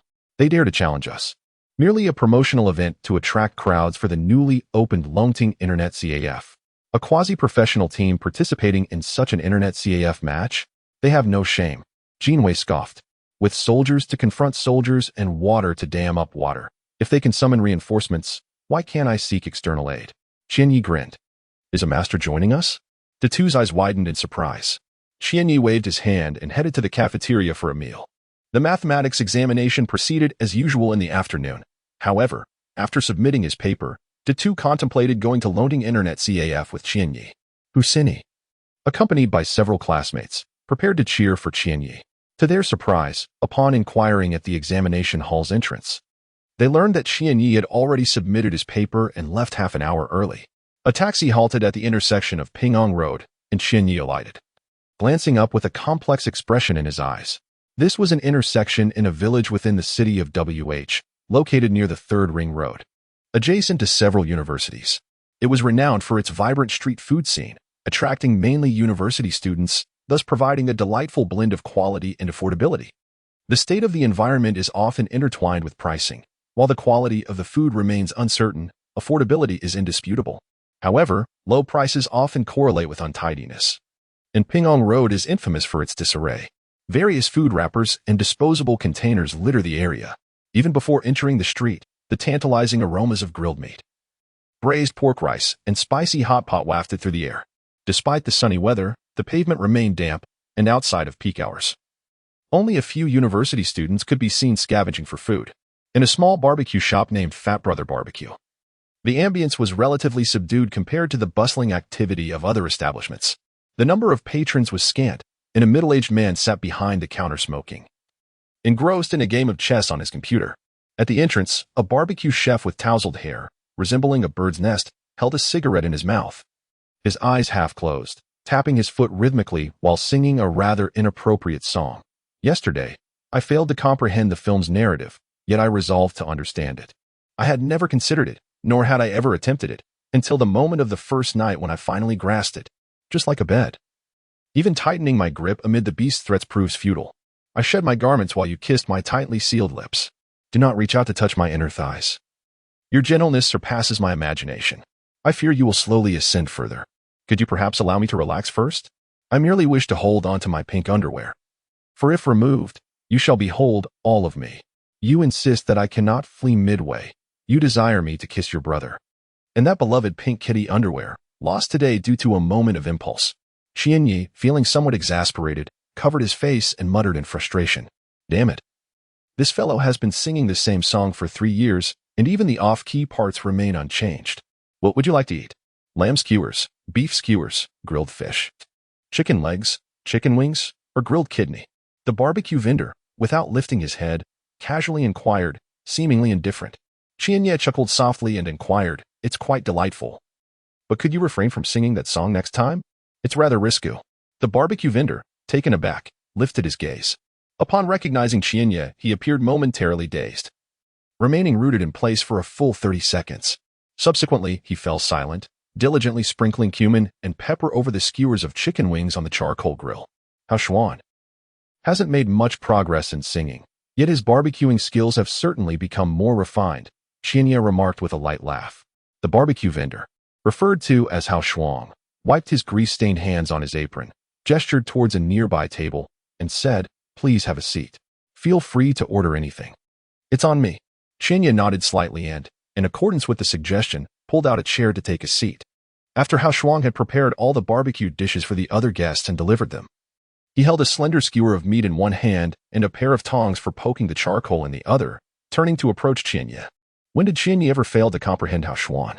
In that moment, his form resembled that of a startled rabbit, swiftly turning and bending to balance a stool atop his head. A sudden, sharp clang resonated as the iron clamp struck the stainless steel leg of the stool in Qianye's grasp, had he not deftly evaded. That razor-sharp steel might well have grazed his face. "By the heavens, Lin Qianye, you wretched scoundrel, do you even have the audacity to approach me?" Huaxia bellowed, spewing spittle onto Qianye's visage. Observing the palpable panic among the few patrons in the establishment, a middle-aged rotund man lifted his gaze and reassured, "Pay no mind to these two rascals, they are merely jesting." He then resumed his focus on the computer screen. Calm down.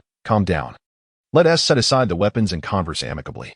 Recently, a few friends sent me some uncensored seeds of your goddess, Asamaki. I thought to come share them with you," Qianye implored with a conciliatory smile. Huaxia snorted in response, inquiring, "Do you possess Asamaki?" "Indeed, I do. Trust me," Qianye affirmed, nodding vigorously. Only then did Huaxia reluctantly relinquish the item in his hand, pulling out a stool to sit down. He called out, "Old uncle, please grill something for us. I haven't eaten dinner yet." "You little rascal, consuming my food and drink, and still expect me to serve you?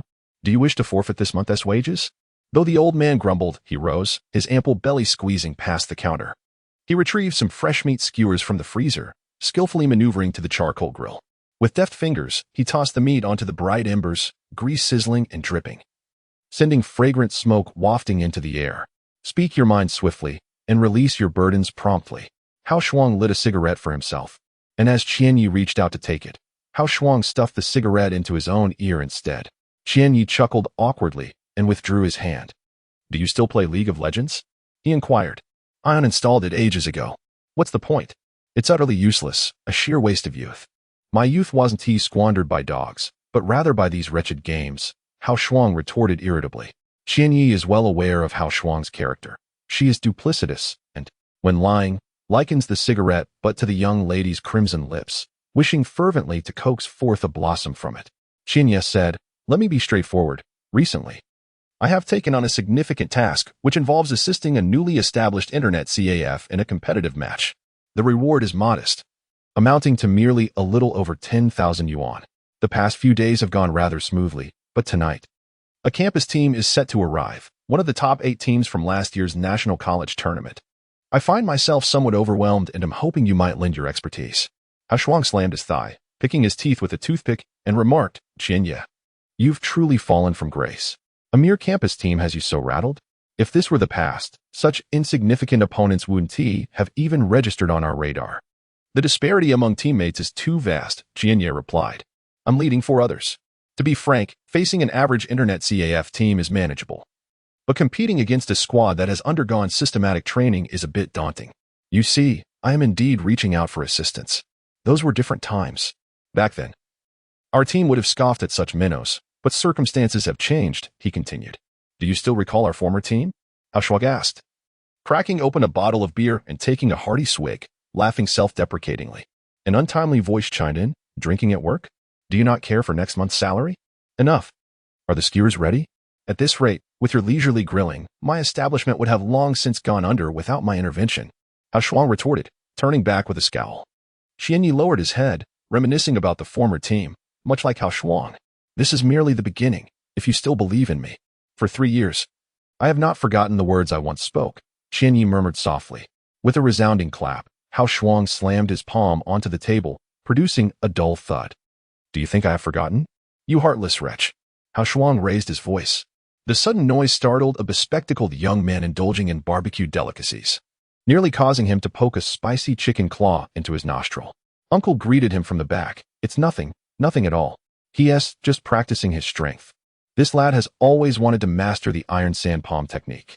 The young man cast a wary glance at the bright knife in Uncle's hand.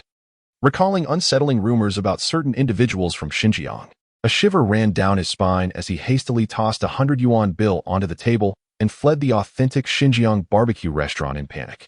Look at my uncle's fierce, intimidating face, coupled with his distinctly Xinjiang features. I can't fathom how many customers he has frightened away, Hao Shuang muttered. Here, feast upon this. Uncle tossed over a plate of lamb, rich in color, aroma, and flavor, before turning back to his work. Observing Hao Shuang, who bore no resemblance to Uncle, Qianyi spoke apologetically. Uncle Maymate, do not heed this fool's nonsense. It is merely a handful of individuals who tarnish the image of the people from Xinjiang. After sampling a skewer, Qianyi gave a thumbs up, exclaiming, this truly is the authentic flavor. Uncle, rarely glancing back, smiled, revealing a set of smoke-stained yellow teeth. Did you truly mean what you just said? Hao Shuang inquired. Are you genuinely considering a return to the esports arena, unafraid of being deceived once more? Qianyi sighed and remarked, one learns wisdom through experience. One cannot perpetually stumble over the same pile of folly. Upon hearing this, Hao Shuang's expression subtly shifted.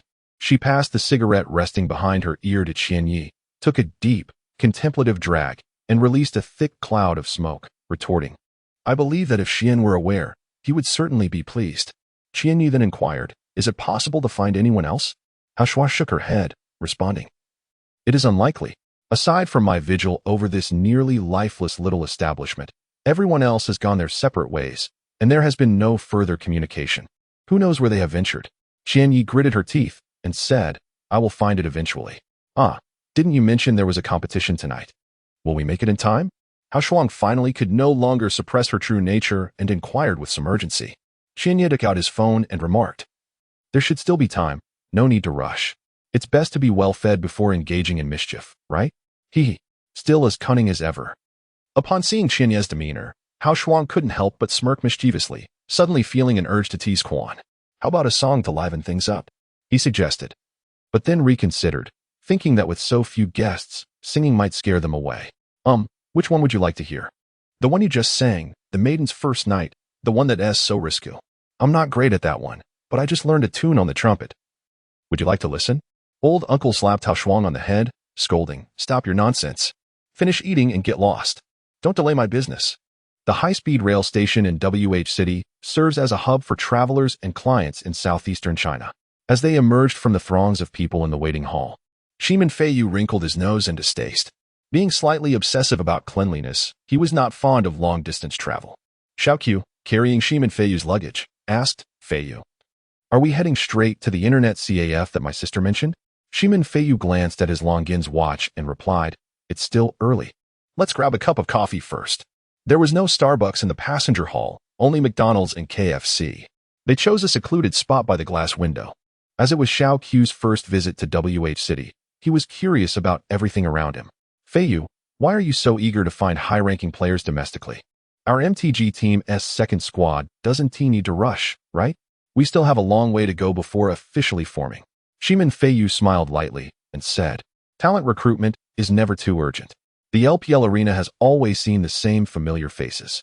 It's high time we injected some fresh blood. Without a few catfish stirring the waters, those old-timers might hog the spotlight forever. Besides, some talents are hard to come by. Even Liu Bei had 3 ants and a donkey. Unbeknownst to Xiaoqiu, Shimin Feiyu was not only the captain of the MTG team, but also one of the shareholders of the MTG club. His sister was the club's largest investor. And being a part of the family business, it was only natural for him to strive for success. Shimin Feiyu harbored ambitions beyond just leading the MTG team to become a world-class squad. He also envisioned transforming the MTG club into a globally recognized establishment, encompassing all the popular competitive games of the era. Such aspirations, of course, were not something he would easily share with his teammates in the eyes of outsiders. He remained merely a professional player. Is that Tang Fei Bai? Huaxia suddenly pointed at a solitary figure in the crowd, perplexed. Since it was the off-season, clubs were busy scouting talent, and professional players were preoccupied with training for the LPL spring split or transferring to new teams. It was surprising to see Tang Fei Bai, a core member of the Staolong team, alone in WH City. Shimin Feiyu focused his gaze and confirmed it was indeed Tang Fei Bai, although he only saw a profile. As a seasoned rival in the LPL, he could hardly mistake him. What brings him here? Shimin Feiyu furrowed his brow. Moments later, he instructed Huaxia to grab their luggage, call a cab, and book the nearest hotel, then head directly to Lonting Internet CAF. He was eager to see the true visage of that enigmatic master. At the entrance of an authentic Xinjiang barbecue restaurant, Huaxia wiped his greasy mouth. Meeting old friends, he refrained from overindulging and only had a few sips of beer. After greeting old uncle, Huaxia pulled Qianya into a taxi.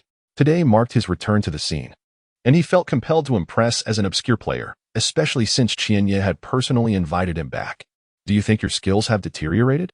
Qianya asked. Huaxia shot him a glare and retorted, what level are you asking about? Singing or barbecuing? You know what I mean, Qianya replied, somewhat helplessly. Huaxia continued. I haven't played on the national server for ages. I didn't even participate in the new season's placement matches. I intended to play on the Korean server, but I really can't stand it, so I've been playing on the EU and NA servers. It's different now, my competitive spirit has waned significantly. I only reached Diamond 1 on both accounts and then stopped. As for my skills, they haven't deteriorated, but I've become steadier, less rash. Hearing this eased Chinya's worries, though he felt a deeper sense of regret. In their youth, the five of them had been so ambitious and spirited. After experiencing upheavals, Qianya managed to humble himself and took on the role of a coach, but even with his resilient character, he had been pushed to venture out on his own. Huaxia, who appeared indifferent to everything, actually had a stronger sense of pride than anyone. Huaxia could not relinquish his pride. What life skills did he possess besides running a struggling barbecue joint?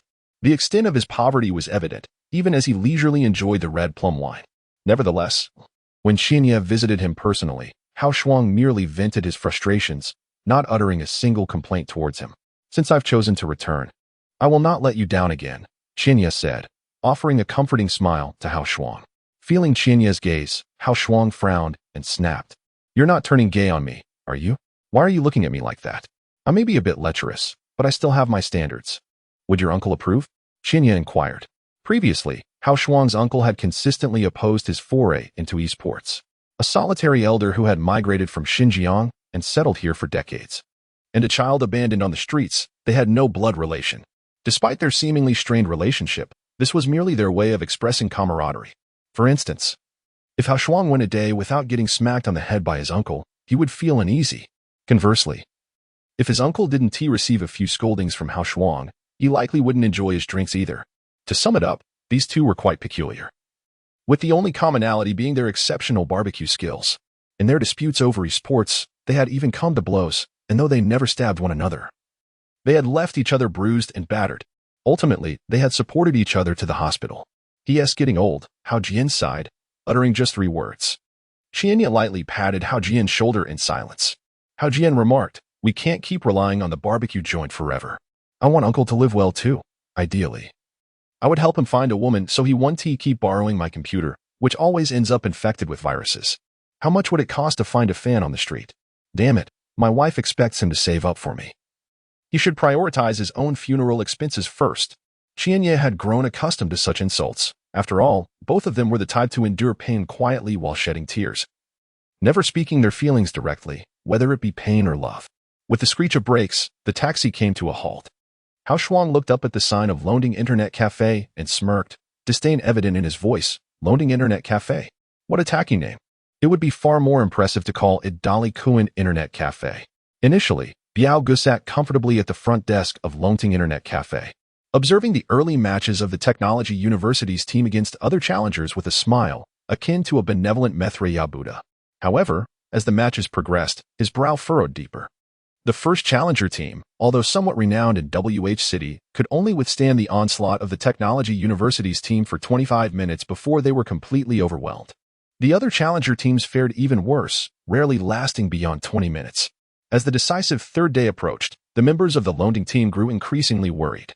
The Technology University's team had demonstrated their formidable strength, and Qianye had yet to make an appearance by 7 o'clock. Glancing at his watch, Biaoge noted it was 7:35. Only 25 minutes remained until the final match, yet Qianye was still absent. This caused him to feel increasingly anxious. The prize money was merely a means for promotion, and while the turnout had been satisfactory, he could not bear the thought of relinquishing the prize without a fight. Observing the slaughter executed by the Technology University's team the previous day, he doubted even Qianye's participation could turn the tide in their favor.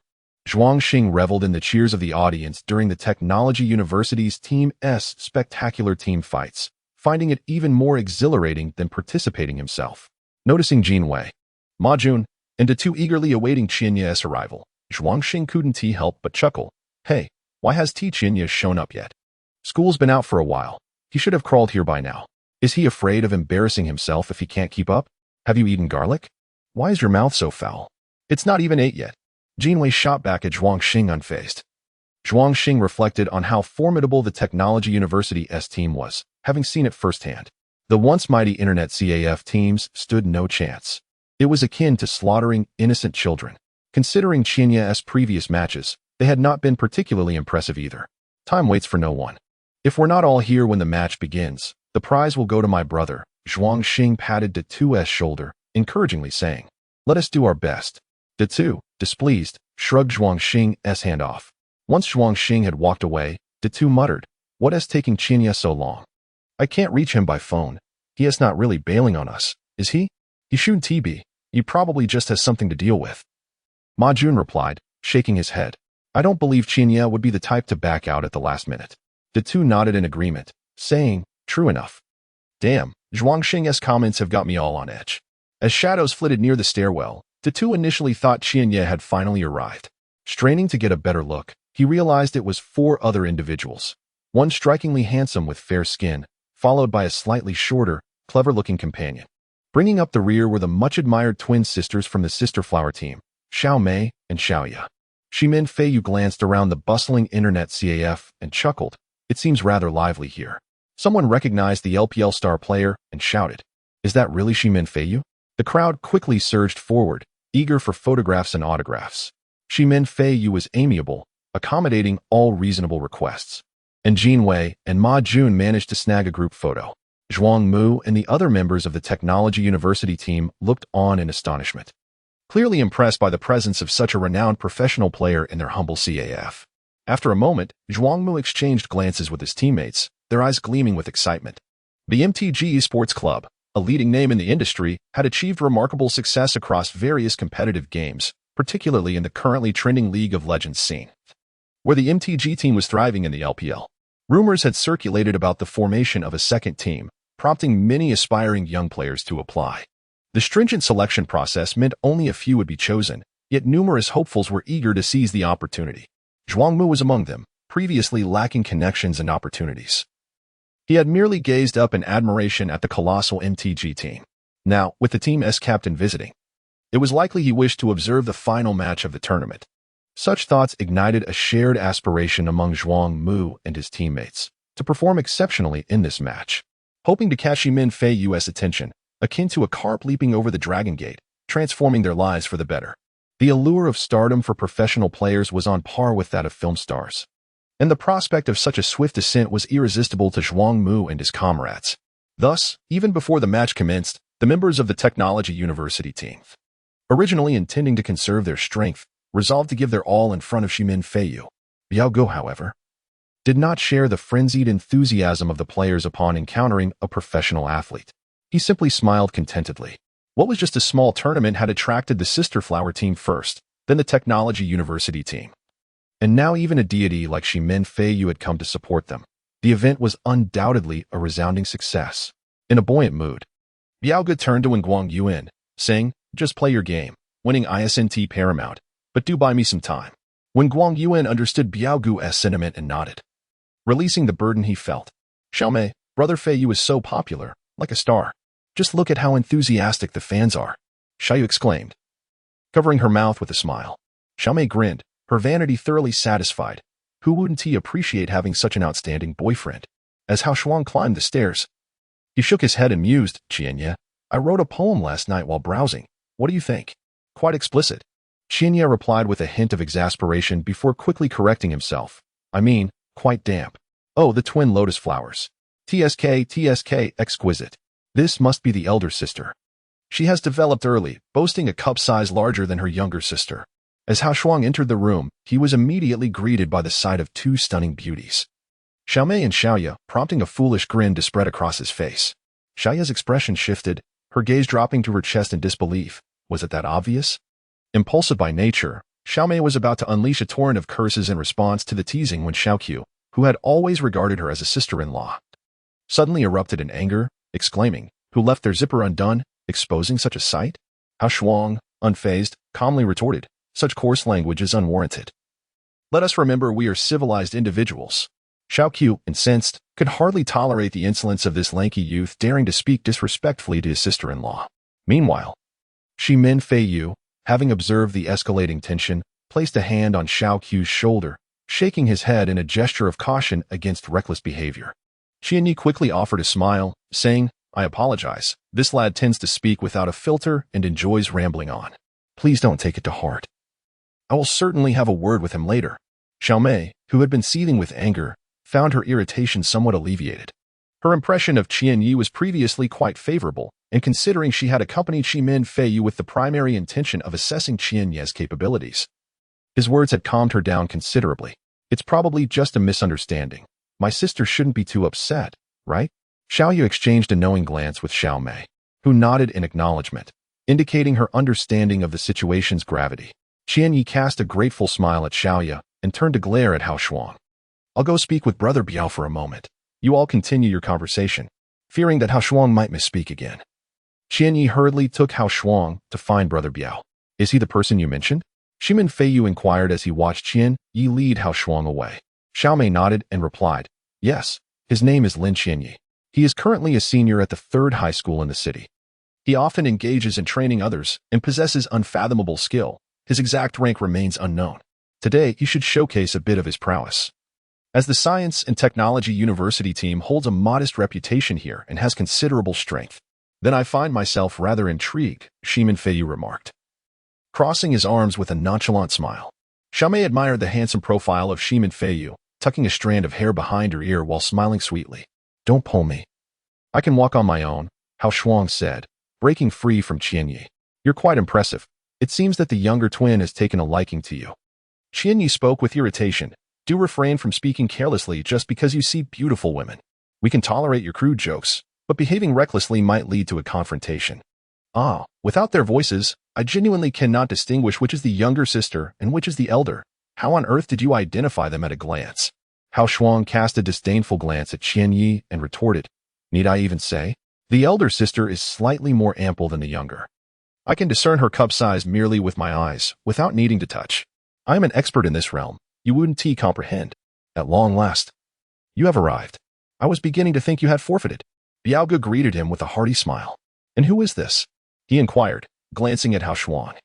My good brother, Huaxia, Qianye introduced, then added, Biaoge, I have a personal strategy regarding today's match. Go ahead, speak. Qianye briefly outlined his intentions. His true forte did not lie in the top lane, jungle, or even support, but rather in mid lane and ADC. For this match, his plan was to assume the ADC role while having Huaxia take up support, as they had always been a formidable duo in the bottom lane. Their synergy almost instinctive. But what about us? When Guan Yuan expressed his dissatisfaction at Qianye's tardiness, and the notion of a sudden role swap only heightened his displeasure. He is a free guest player I invited. If we win, you can divide the prize money however you see fit, Qianye stated confidently, seeing Qianye's unwavering assurance. Biaoge harbored no doubts. Qianye had consistently delivered astonishing results, and he presumed this new ally would be equally capable. The prize money is not an issue. As long as we secure a victory, paying an extra salary is inconsequential. Arrange it as you see fit. I have no objections, Biaoge affirmed. You sly one. You lured me here under the pretense of a match, and all along you had no intention of compensating me? Huaxia accused, pointing an accusing finger at Qianye. Qianye chuckled softly, remarking, isn't this just an opportunity for you to hone your skills? Besides, we're brothers. Would I ever treat you unfairly? At worst, I shall forfeit my share. Boss Biao is indeed generous and charismatic. Huaxia cast a charming smile at Brother Biao upon overhearing their conversation. When Guang Yuan's eyes twitch with disbelief, hone skills? To utilize this pivotal match in the tournament for practice, and against whom? That would be the illustrious team from the University of Science and Technology. Zhao Ling, however, held a measure of faith in Qianyi. He said, "Just be straightforward. Which of us should step aside? I'm indifferent as long as we secure a victory." Did you not hear the derisive laughter from the University of Science and Technology team? They treat us as if we are mere novices. I cannot swallow this humiliation. If we lack the ability, it's better to cede our positions to those more capable. Zhu Yi and Yin Xian exchanged glances, concurring with Zhao Ling's perspective, and expressed their unwavering trust in Qianyi. "Speak up. What do you require of us?" Zhu Yi patted his chest confidently. "Even if it's merely to cheer from the sidelines, I am willing to contribute." Yin Xian added. The journey from skepticism to unreserved trust had transpired in merely 2 days, yet Qianyi felt no surprise. Earning the belief of others necessitates demonstrating commensurate strength. It is akin to courting a lady. One must showcase the ability to care for her throughout her life. Often, the doubts and mistrust of others stem from one's own inadequacies. To merely harbor resentment towards others is rather juvenile. Qianyi swiftly arranged the forthcoming tactics. Throughout the recent training matches, he was neither distracted nor intentionally concealing his prowess. Rather, he dedicated most of his time to observing the individual capabilities of each member of the Longting team. The bottom lane duo was substituted by Qianyi and Huaxia, while Zhao Ling continued in the jungle role, and when Guang Yuan remained in the mid lane position. As for Qianyi's original position in the top lane, it was taken over by Yin Xian, with Zhu Yi serving as the substitute. With the new lineup confirmed and Biaogu present, there were no objections among the group. As 8 o'clock approached, both teams began their preparations for the match, while the Science and Technology University team received news about the personnel changes in the Longting team. Do you think bringing in a chef will guarantee victory? How absurd. Huaxia arrived in haste, hastily removing his apron but still donned in a white coat and a small hat. Zhuangxing furrowed his brow as Huaxia and the others passed by. The strong odor of lamb and beef, mixed with smoke from charcoal, nearly overwhelmed them. Xiaoyu observed Qianyi as he adjusted the equipment and whispered, "It seems a bit amusing. Qianyi is a high school student, and one of his friends is a barbecue chef. Could it be that true experts are so inconspicuous?" Shimin Feiyu squinted slightly, watching the synchronized movements of Qianyi and Huaxia as they calibrated their machines, a faint smile curling at the corners of his mouth. Ordinary players merely check the responsiveness of their mouse and the functionality of their keyboard, but professional players possess their own methods of calibration, which enhances their finesse and minimizes unnecessary errors. For instance, Qianyi and Huaxia immediately adjusted their mice, accessed the control panel to disable mouse precision, and subsequently tweaked the graphics card settings, such as asynchronous flipping, turning off vertical sync, and increasing the FPS value. They also made minute adjustments to the distance between the keyboard and mouse, ensuring that their fingers remained in contact with the keys while using QWRDF and the spacebar. The subsequent adjustment of the keyboard angle allowed for a more efficient execution of commands, which explains why many professional players prefer to position their keyboards at an angle. This meticulousness is not common among casual players. True connoisseurs of the game are either genuine masters or professional players, leading Shimin Feiyu to believe that this trip was indeed a wise choice. Quite intriguing. After both teams took their seats, they entered the pre-established match room. "I initially thought we'd be here to dominate, but it looks like we're participating in an exhibition match." Han Guang chuckled. Sun Tai understood the implication behind Han Guang's words and smirked. A match he had little interest in now sparked his enthusiasm and seriousness. Zhuang Mu said with a touch of solemnity, "Everyone, perform well. This match could be the launching point for your success."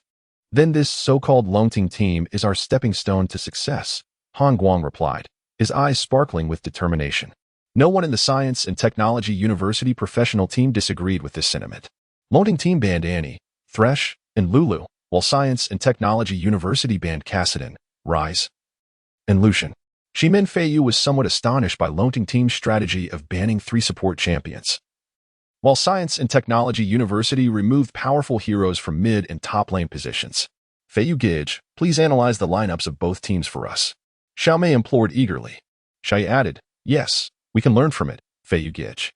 After both teams quickly confirmed their lineups, Shimin Feiyu, unable to resist the pleas of the twin sisters, relented. Though he found such displays beneath him, he saw no harm in sharing his insights. As both teams awaited the game to commence, Shimin Feiyu began, The Longting team first secured Alistar, clearly aiming for synergy with their ADC. Alistar is rarely seen in lower-tier matches. When utilized effectively, he can be a formidable guardian, but mishandled, he becomes a source of frustration akin to the national football team's misfortunes. The Science and Technology University team subsequently picked LeBlanc, a clever choice that likely caught their opponents off guard, as Longting team would not expect LeBlanc to be employed in a support role. Longting reserved the final counter pick for Lin Xianyi, with Vayne and Alistar potentially creating unexpected advantages through their synergy. However, knowing that the opposing team secured Caitlyn as their fourth pick, it was audacious of Lin Xianyi to select Vayne. Vayne is indeed an ADC that shines in the late game, known for her ability to eliminate squishy targets, but during the early phases, especially in lane, she is vulnerable to champions like Caitlyn who possess superior range.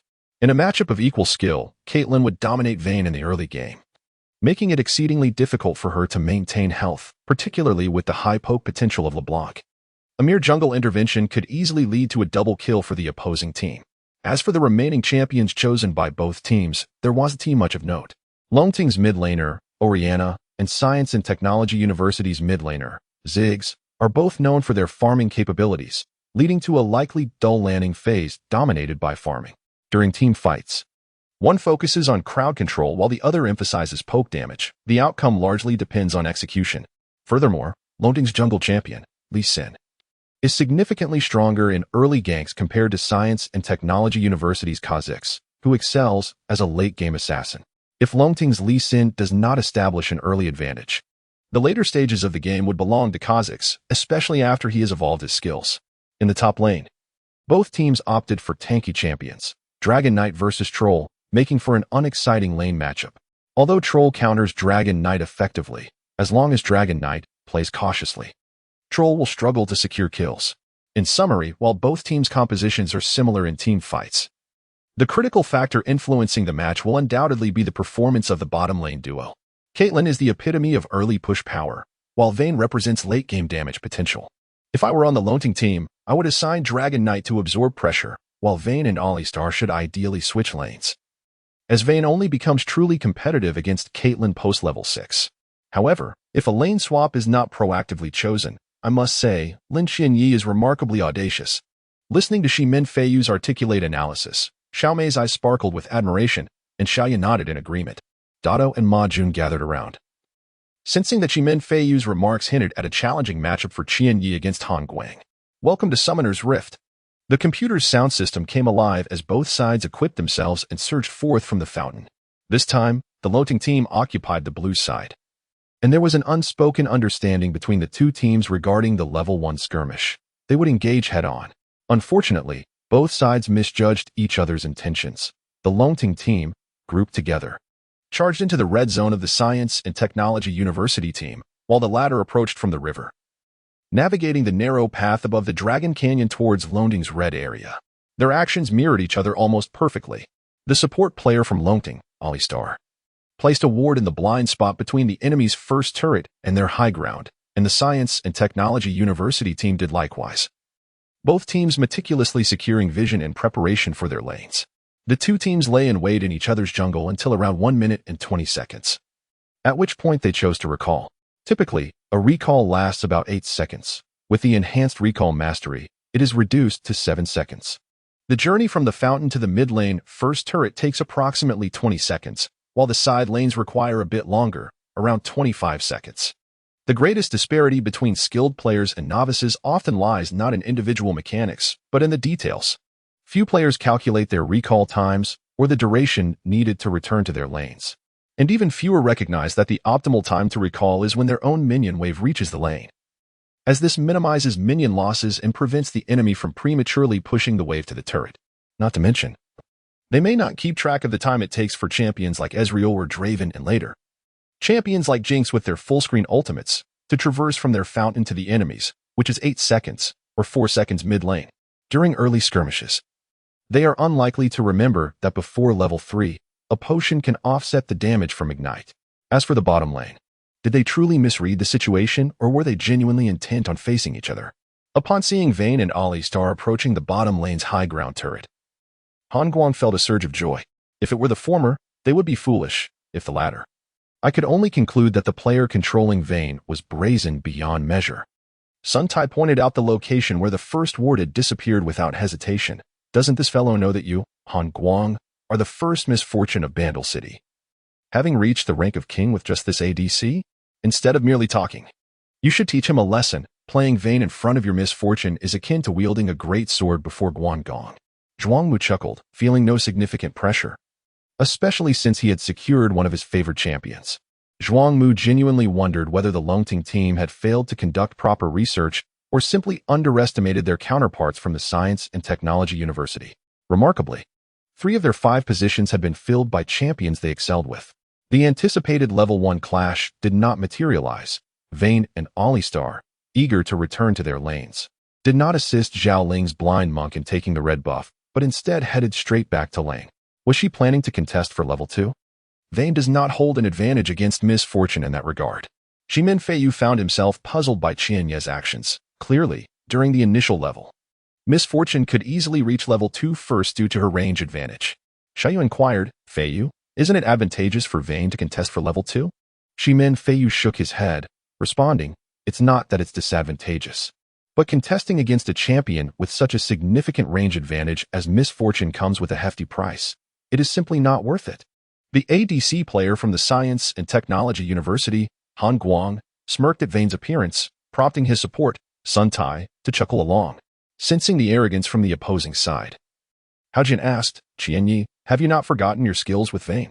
We haven't even reached the lane yet. Yet I can already sense a strong air of pretentiousness from them. You know what I intend to do, right? Qianyi inquired with a smile. Hao Shuang retorted, the moment you perk up, I know you're about to pull something off. Our bottom lane duo is well equipped to handle defiance. The Shadow Hunter Vayne held a special place in Qianye's heart. Previously, she was one of his favorite champions, akin to how many admired Ezreal's grace and evading skills. Yet, Qianyi favored Vayne's elegance, much like ballet danced on the edge of a precipice, fragile yet immensely powerful, a threat to both enemies and herself. Mastering ADC play hinges significantly on positioning. A proficient ADC's movement determines their longevity in team fights. The longer they survive, the higher their sustained damage output. In relative terms, Vayne's kiting is of paramount importance compared to other ADCs. Kiting, commonly referred to as hit and run, can be executed in 3 primary ways. The first involves pressing the A key and left-clicking on the target while moving, which generally offers greater accuracy. The second entails right-clicking on the target while moving, and the third involves pressing the A key and left-clicking on the ground while moving, which, while more convenient, lacks precision and may inadvertently target minions or other objectives. Qianye possesses a distinctive approach to enhancing Vayne's abilities through a carefully crafted combination of runes and points. He invests 9 red points into attack power and utilizes 3 attack speed quintessences to amplify the activation rate of her W skill, thereby maximizing her early game prowess. The blue runes consist of 6 attack speed and 3 magic resistance, while the yellow runes are comprised of 9 armor points. Given Vayne's relatively weak early game sustainability, selecting the talent that grants health recovery upon minion kills is a logical choice. The additional attack power talent does not offer substantial value for Vayne, who thrives on attack speed. As for the dangerous game talent, it serves as a remarkable ability for Vayne to secure kills and retaliate during team fights, which Qianye would certainly not overlook. As the first wave of minions arrived, both AD carries advanced to farm. Unexpectedly, the atmosphere turned tense as Vayne and Caitlyn engaged in a fierce exchange right from level 1. Vayne unleashed her bolts, while Caitlyn retaliated with a barrage of bullets. 1 circle, 2 circles, 3 circles, bang. Han Guang was taken aback by Vayne's audacity to confront him at level 1, especially since she had chosen to learn her W skill first. With 3 arrows and 3 rings, Caitlyn's passive allowed her to deal critical damage every 7th basic attack. When positioned in the brush, her passive would trigger after 2 basic attacks, inflicting damage that could bypass 50 points of the target's armor. However, would Qianye afford Han Guang's Caitlyn the opportunity to strike Vayne 8 times? The answer was a resounding no. As soon as the passive from Vayne's 3 arrows activated, she promptly retreated. Sun Tai, the support for the Technology University team, watched in astonishment, wondering how such a fierce battle could erupt at level 1. He had anticipated a more cautious approach, as his LeBlanc had only invested in her Q skill. Without the ability to mark opponents with Q at this stage, WS damage was minimal. Moreover, with Alistar positioned in front, Sun Tai had never considered leveraging W to poke for damage, as LeBlanc is particularly vulnerable to crowd control, especially Alistair's knockback and knock-up abilities. LeBlanc's W skill differs from the E skill of Fizz or the W skill of Makai, as it can be interrupted mid-cast. Should she learn W at level 1 and attempt to poke, she would risk being knocked back by Alistar or losing health to Vayne, resulting in a detrimental trade. Sun Tai's intention was to level Q first. Should he achieve level 2 successfully, the combination of Q and W would inflict considerable damage on Vayne. Initially, LeBlanc was lying in wait in the brush, but by the time he processed the situation, the skirmish between the two ADCs had already concluded. Frustrated by the significant damage he had taken, Han Guang saw LeBlanc approaching for support and promptly turned to chase, hoping to exploit his range advantage to whittle down Vayne's health and minimize his losses from the earlier engagement. "Wait, don't chase. I leveled Q," Sun Tai exclaimed just as he noticed Alistar, who had been beside Vayne, vanish from sight. Seeing Caitlyn take the bait, Huaxia chuckled, "Behold the might of my Alistar." In a flash, Alistar appeared behind Caitlyn, his horns lowered as he charged, sending her flying towards Vayne and crashing into the blue team's minions. The previous attempt to chase had drawn the ire of the remaining 4 minions in the first wave, and being caught among them meant she was now under siege. One must never underestimate the damage dealt by minions in the early game. One may believe they can secure a kill, only to be slain by minions instead, a sage warning from a 12-year-old bronze tier player. At this moment, Vayne, bolstered by her 3 attack speed quintessences, unleashed another volley of bolts. Bang! The third bolt's true damage depleted Caitlyn's health significantly. As Caitlyn retreated towards her own minions to escape the onslaught, Alistar, during his withdrawal, landed a couple of hits on her as well. With Vayne's passive and Alistair's assistance, Caitlyn's health dwindled rapidly. Even though LeBlanc managed to land a Q hit on Vayne, it paled in comparison to the health Vayne retained. In this level 1 confrontation, Vayne, utilizing her W skill and Alistair's flash, successfully diminished Caitlyn's health. From the perspective of losses, it appeared that the Longting team's bottom duo had suffered considerably, having expended a summoner spell, especially the invaluable flash. Nonetheless, the ferocity with which Vayne and Alistar engaged at level 1 left onlookers astounded. They had never witnessed such aggression from Vayne at this stage before. With the advantage gained from the support's flash, the Longting duo seized control of the lane, compelling Caitlyn to retreat and hastily consume a health potion. Was it worth it to trade a flash for health? The murmurs and laughter from the crowd reached Xinya's ears. Huaxia responded, "What do they know? This is what we call a tremendous gain." Xinya cast a glance at the duo approaching level 3, a faint smirk gracing her lips. "Who says Vayne is weak in the early game? My Vayne is ready to claim a kill at level 3. For the average player, Vayne's lack of AoE ability to clear minion waves often results in a failed second-level acquisition, necessitating assistance to secure last hits under the turret with just a Doran's blade. While many players prioritize Q, Xinya's Vayne opted to focus on W against Caitlyn. The time to secure a kill has arrived. Upon seeing the bull's head flash, Huaxia gleefully reached level 3, grinning as if a hulking brute had stumbled upon an unassuming Little Red Riding Hood. Vayne's experience slightly surpassed Caitlyn's. Besides, Caitlyn learned W at level 1 and would inevitably upgrade Q at level 2, only acquiring E at level 3. Just as Caitlyn needed one more minion to reach level 3, Huaxia's bull let out a roar and charged forward, aiming not at Caitlyn, but at LeBlanc lurking behind her. It seemed this bull was not adept at the WU combo. Sun Tai let out a quiet sigh of relief. A key indicator of a proficient bull player is their ability to execute the WQ combo, which can immobilize enemies for nearly 2 seconds, creating formidable opportunities in both lane and team fights. Many novice bulls falter due to their failure to utilize the QW combo effectively. The W skill can serve as a lethal weapon, but if misused, it merely grants foes an escape route. Just as Sun Tai finished his thought, believing the Dragon Rising team support to be inept, the bull cleverly used W to launch LeBlanc, maneuvering behind Caitlyn. Earth shatter. The bull roared, slamming the ground, sending Caitlyn hurtling into the air for 1.5 seconds. Simultaneously, Xinya's Vayne transformed into a stealthy hunter, evading with precision. Having synchronized with the bull, Vayne rolled to the side using her Q, adjusting her angle. As Caitlyn landed, stunned and illuminated by a flash of light, she ascended to level 3. Unable to activate E in time, Demon Judgment, Vayne unleashed a massive crossbow bolt, knocking Caitlyn back. As Caitlyn was propelled, she crashed against the wall near the river by the bottom turret, suffering another 1.5 seconds of stun. Most spectators were astonished by the bull's feint and Vane's masterful execution of control, failing to notice that as Caitlin was pinned against the wall, the passive three-ring mark materialized above her head. A few astute viewers recognized Vane's meticulous maneuvers, realizing that this encounter was a calculated strategic play. Before the bull leveraged LeBlanc's displacement, Vane had already risked being hit by Caitlin's passive to engage her, and if not for this bait, Caitlin would not have advanced recklessly into LeBlanc's position, granting the bull an opportunity to control her. Furthermore, Vane utilized the bull's 1.5 seconds of immobilization to reposition herself, skillfully pinning Caitlin against the wall at an almost impossible angle. Simultaneously, she reset her basic attack after using Q, instantly dealing damage with her passive. For a full 3 seconds, Caitlin remained entirely immobilized by the combined efforts of the bull and Vane, unable to retaliate while enduring passive damage. Meanwhile, the support LeBlanc returned to the fray, landing QW on Vane, who paid it no mind. After all, LeBlanc was merely a support, and though she dealt some damage, it was not life-threatening.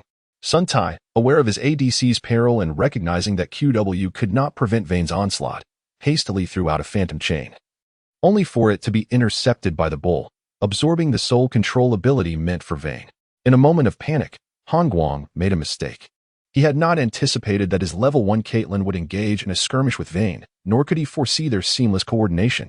After swiftly reaching level 3, Han Guang pressed E, attempting to escape Vane's range.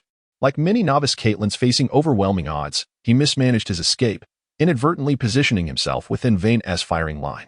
Han Guang was not incompetent, but in the heat of the moment, he misaligned his escape and only managed a slight displacement. Even after consuming a health potion and healing with the Doran's blade, Caitlin was not in good shape. Exiting her stun state, she found herself still within Vane's reach. Just as Vane's second bolt descended, revealing the 2 rings on the low-health Caitlin, Han Guang, no longer hesitant, activated Flash, allowing Caitlin to retreat under the turret.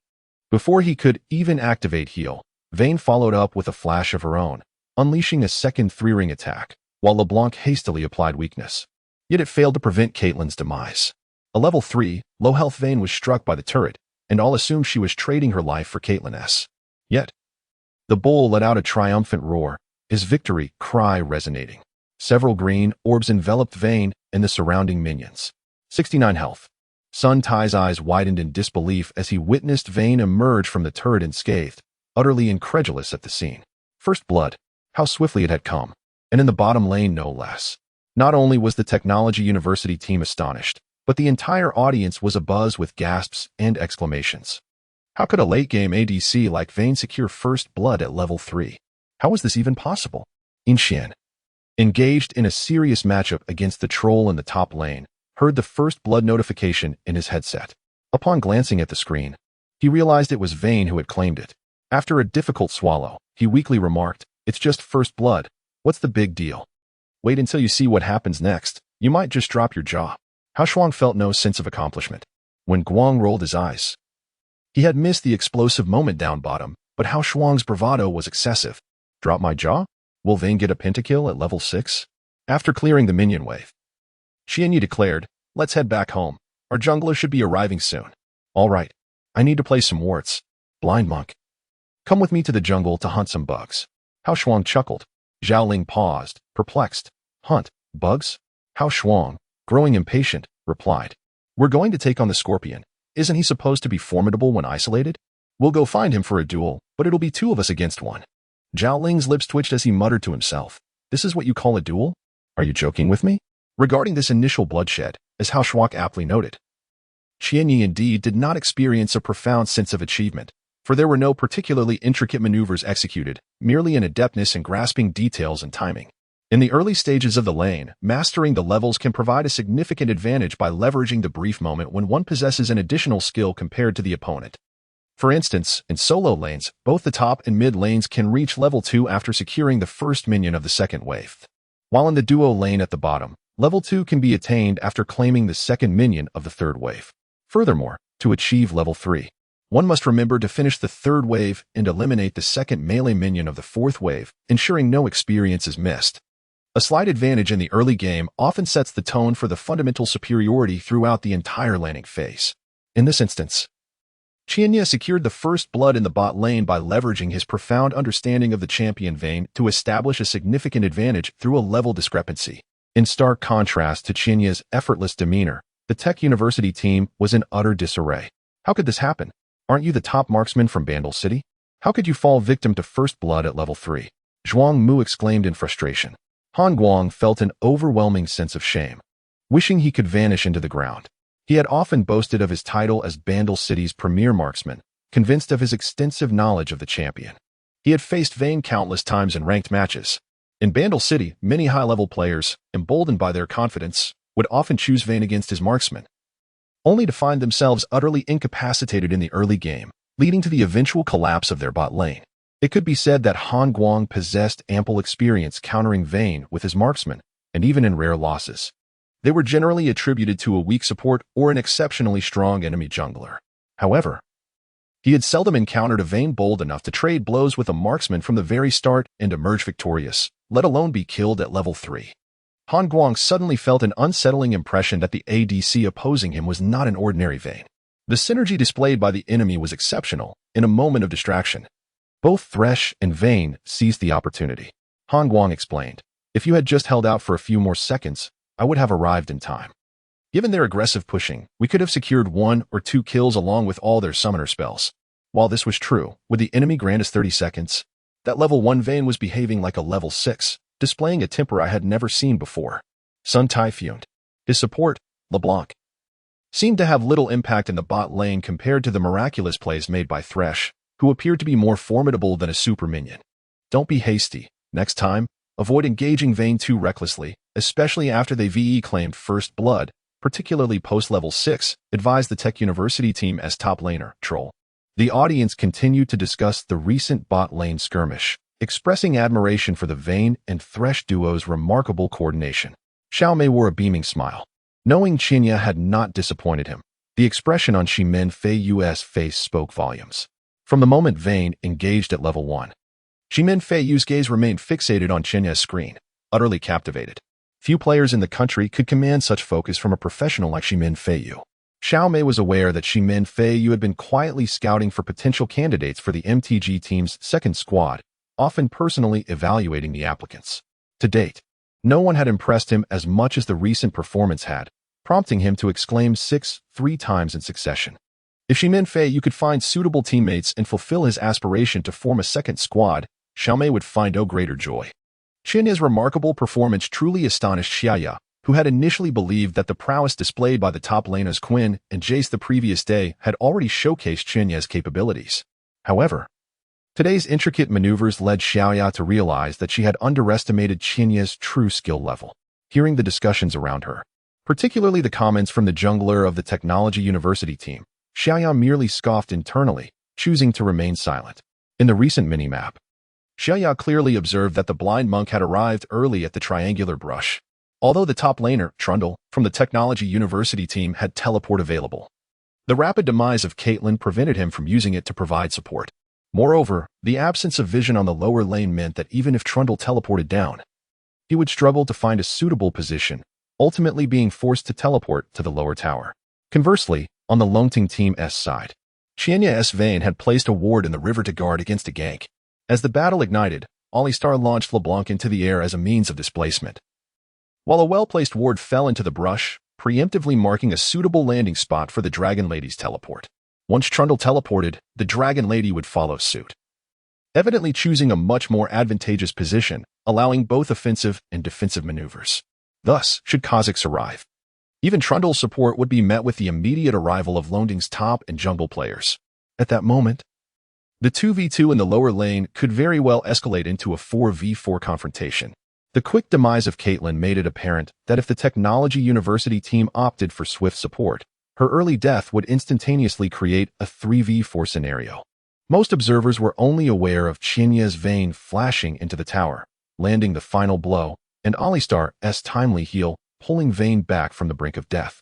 Unaware that the healing from Vayne's item was yet to be utilized, Xia marveled at the sheer terror of Huaxia's prowess, considering the confidence in his calculations regarding health points. Such assurance and survival underscored that Huaxia's mastery extended beyond mere wave control and level acquisition, He exhibited remarkable precision in calculating tower damage as well. These thoughts lingered in the minds of the spectators as the match continued. Following the kill at level 3. The lower lane duo of Caitlin and LeBlanc from the Technology University team indeed adopted a more cautious approach, particularly Caitlin, who, lacking both Flash and LeBlanc's weakened spell, no longer dared to confront the Vayne and Alistar duo head-on. The support, Sun Tai, no longer underestimated Alistar, realizing that the seemingly simple QW combo was indicative of a cunning player who utilized W as a displacement skill. In the mid lane, the back-and-forth exchanges between Orianna and Ziggs continued, with the mid laner from the Technology University possessing considerable experience from multiple competitions and systematic training, showcasing a level of skill superior to that of Wenguang Yuan. Although both were merely farming, achieving a solo kill was no simple endeavor, as the disparity in fundamental skills gradually revealed itself in the minion count. Xin transitioned from support to top lane, wielding the Dragon Lady against the Tankbuster Trundle, managing to hold her own in the matchup, with no clear victor emerging from the mid lane and both top laners evenly matched. Caitlin in the lower lane became increasingly cautious. Given Vayne's advantage under the tower, there was little opportunity for her to engage. Thus, the only potential for breaking the stalemate lay in whether the junglers could capitalize on ganks across the lanes. Vayne and Alistar pushed the minion wave to the enemy tower, both reaching level 6 successfully. When Vayne ventured out again, she was equipped with a small dagger. As she arrived at the lane, the purple minion wave barely reached the tower, allowing Vayne to comfortably farm even without Alistar's assistance. Once the blind monk hit level 6, Huaxia took command. Blind monk, follow me, let us ambush in the brush. Huaxia signaled towards the blue area of the purple team. Zhao Ling frowned and inquired, do you know where Kha'Zix is? The jungler from the Technology University team had been absent from vision for some time, most likely grinding for levels, as the power differential between a level 6 Kha'Zix and one below was significant. I'm merely guessing. If he is not in the blue area, he must be in the red, right? Would Kha'Zix dare to venture alone near the Baron? Huaxia remarked casually, glancing at the newly established vision in the Dragon's Rift. Do you truly think you can guess accurately? Zhao Ling questioned, casting a glance at Qianya, who displayed no dissent, prompting him to begrudgingly follow Alistar. Huaxia offered no further explanation as Ziggs returned to the lane, aggressively pushing the wave, evidently preparing to reclaim his blue buff before providing support in the side lanes. Guessing? In this game, even guessing requires skill, Huaxia declared with pride, nearly breaking into poetry. As anticipated, Ziggs pushed the minion wave to the mid-tower of the blue team's Orianna before turning and disappearing from sight. When he reappeared, he sported a fresh blue buff. Meanwhile, Zhao Ling's blind monk and Huaxia's Alistar had crossed the small brush at the center of the Dragon River, making their way toward the purple team's blue area. The two ventured through the small brush along the mid-lane river, with Alistar leading the charge and the blind monk closely following. Kha'Zix had just completed the larger ghost camp and was preparing to recall near the blue buff when he spotted the approaching bull. Startled, Kha'Zix leveraged his positioning in the brush to escape before Alistar could launch an attack. Observing Kha'Zix's evasive maneuvering, it was clear that he had prioritized leveling up his E-skill. As Kha'Zix landed near the three wolves, a ward from the blue team swiftly appeared among them. Alistar then executed a W skill to charge into the camp, sending the large wolf flying and closing in on Kha'Zix. What the hell? How is this possible? Kha'Zix cursed under his breath, activating his ultimate to attempt to escape Alistar's attack range. Huaxia laughed. You think you can run from me? Upon entering the wolf camp, Alistar placed a second ward, a true sight ward, at his feet, nullifying Kha'Zix's invisibility effect. With a mighty slam to the ground, Alistar unleashed a Q skill, sending Kha'Zix airborne. As Kha'Zix landed, the blind monk was already there to follow up.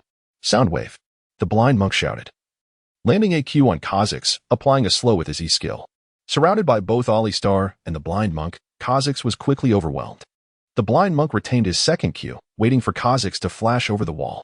In a precarious state, Kha'Zix had no choice but to utilize his flash to escape. But the blind monk swiftly followed with his second Q, landing 2 more auto attacks to seal the deal. The dragon's tail maneuver has become the lethal technique to vanquish the mantis. Zhuang Mu's bombardier has already commenced his sprint towards the blue zone, while the bottom lane's LeBlanc has also set off to provide assistance. However, the mantis fell too swiftly, and Orianna closely followed the bombardier, with Vayne vanishing into the brush of the dragon's canyon. To be frank, Zhuang Mu orchestrating his team's advance towards the blue zone to encircle the 2 members of the dragon's team is not devoid of potential for a kill. However, The imminent arrival of Oriana and ADC Vayne poses a significant risk in a 4 versus 3 scenario. Zhuangmu decisively opted to retreat, prioritizing the Bombardier's development and deeming it unnecessary to risk relinquishing the freshly acquired blue buff to the adversary. The jungle Manus from the Technology University team seethed with frustration. Having utilized his flash and ultimate abilities, yet still succumbed to defeat, granting a kill to the blind monk, just as LeBlanc returned to the blue zone to offer support. Vayne, who had been controlling the minion wave, reappeared on the lane. With only Caitlyn present, she swiftly pushed the wave, and by the time Alistar returned to Vayne's side, the blue minions had already breached the tower. Xian, fall back a bit and maintain distance from the troll, prepare to teleport, just ensure the troll doesn't interrupt. Xian Yi instructed. Understood. Xian nodded. Shortly after the Manus' demise, Xian Yu urged Xian's Dragon Lady to conserve her ultimate, ready to teleport for support in the bottom lane. When Guang Yuan, your task is to keep the Bombardier occupied, preventing him from providing assistance. Xian Yi added. When Guang Yuan nodded. I know what to do. As Vayne and Alistar's intentions to push the minion wave were discerned by Han Guang and Sun Tai, both of whom were no novices, they quickly realized the situation. Sun Tai remarked, it seems they are preparing for a tower dive. I know. Hurry and clear the minion wave. Han Guang gritted his teeth.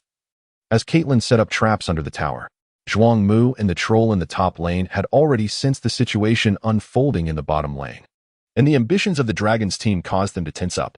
Undoubtedly, the Dragons team held a significant advantage in the bottom lane, compounded by the blind monk securing the Manus' kill, and the first dragon had also been claimed by the Dragons team. From an overarching perspective, the Technology University team found themselves in a precarious position, with Caitlyn's early game dominance failing to manifest. At this juncture, the only chance to reverse this predicament lay in awaiting a critical error from the Dragons team. A tower dive would undoubtedly present the best opportunity. Even though it was clear that the blind monk should be lurking in the brush near the bottom lane's first tower, the numerical advantage was evident. Yet, in the early to mid-game, the damage dealt by a single tower far surpassed that of an individual, using the tower as a bastion for counterattack. A victory was not out of the question. As the saying goes, fortune favors the bold. Facing such an aggressive tower dive from the opponent still warranted a calculated risk. What if it succeeded? It was not unheard of for 3 players to besiege a weakened support and be struck down by the tower. Upon hearing Han Guang's words, Sun Tai's support promptly utilized LeBlanc's W in conjunction with Caitlyn to hastily push the wave. Just after LeBlanc executed her WR combo, Qian Yi intoned, now is the time. Understood. How Shuang adjusted his posture as Alistar charged forward, and at that very moment, the blind monk, who had been lying in wait, emerged from the triangular brush. Snap! How Shuang's Alistar collided with Caitlyn, but in the next instant, Alistar let out a primal roar, activating his ultimate and dispelling all crowd control effects. Sun Tai, who had previously doubted Alistar's ability to execute a WQ combo, could only watch as his LeBlanc was launched into the air by Alistar's WQ combo. While their own tower inflicted negligible damage upon the now empowered Alistar, Vayne dodged forward, her auto-attack reset landing squarely on LeBlanc, followed by a massive crossbow bolt that pinned LeBlanc firmly to the foundation of the tower. The arrow flew like the wind, tearing through LeBlanc's form. Simultaneously, the blind monk's Q struck Caitlyn, closing the distance and sticking to her. Near the tower, 2 celestial pillars of light erupted in succession. A red light appeared atop the purple team's tower, while a blue light illuminated the advancing blue minions.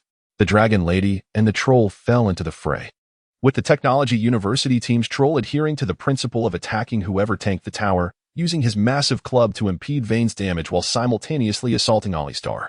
However, the Dragon Lady's focus was even more singular, as she and the blind monk relentlessly pursued Caitlyn. Vayne and Alistar clashed with LeBlanc. While the blind monk and Dragon Lady harried Caitlyn, their roles were distinctly defined, and their objectives clear.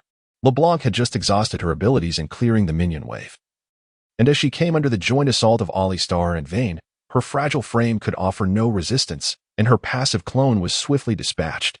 The true and false LeBlancs appeared on the screen, with Vayne's delayed attack triggering a 3-hit effect, causing the real LeBlanc to collapse. How did Qian Yi discern the true LeBlanc from the false? The fierce battle in the bottom lane left Jinwei somewhat dazed, and Vayne's lethal strike compelled him to inquire. Shut up and watch the match. It's not over yet. Just one LeBlanc has fallen. Ma Jun retorted. As the Bombardier had already arrived to assist, Zhuang Mu found himself overwhelmed. unable to utilize his ultimate ability for support while standing in the mid lane due to the Bombardier's range.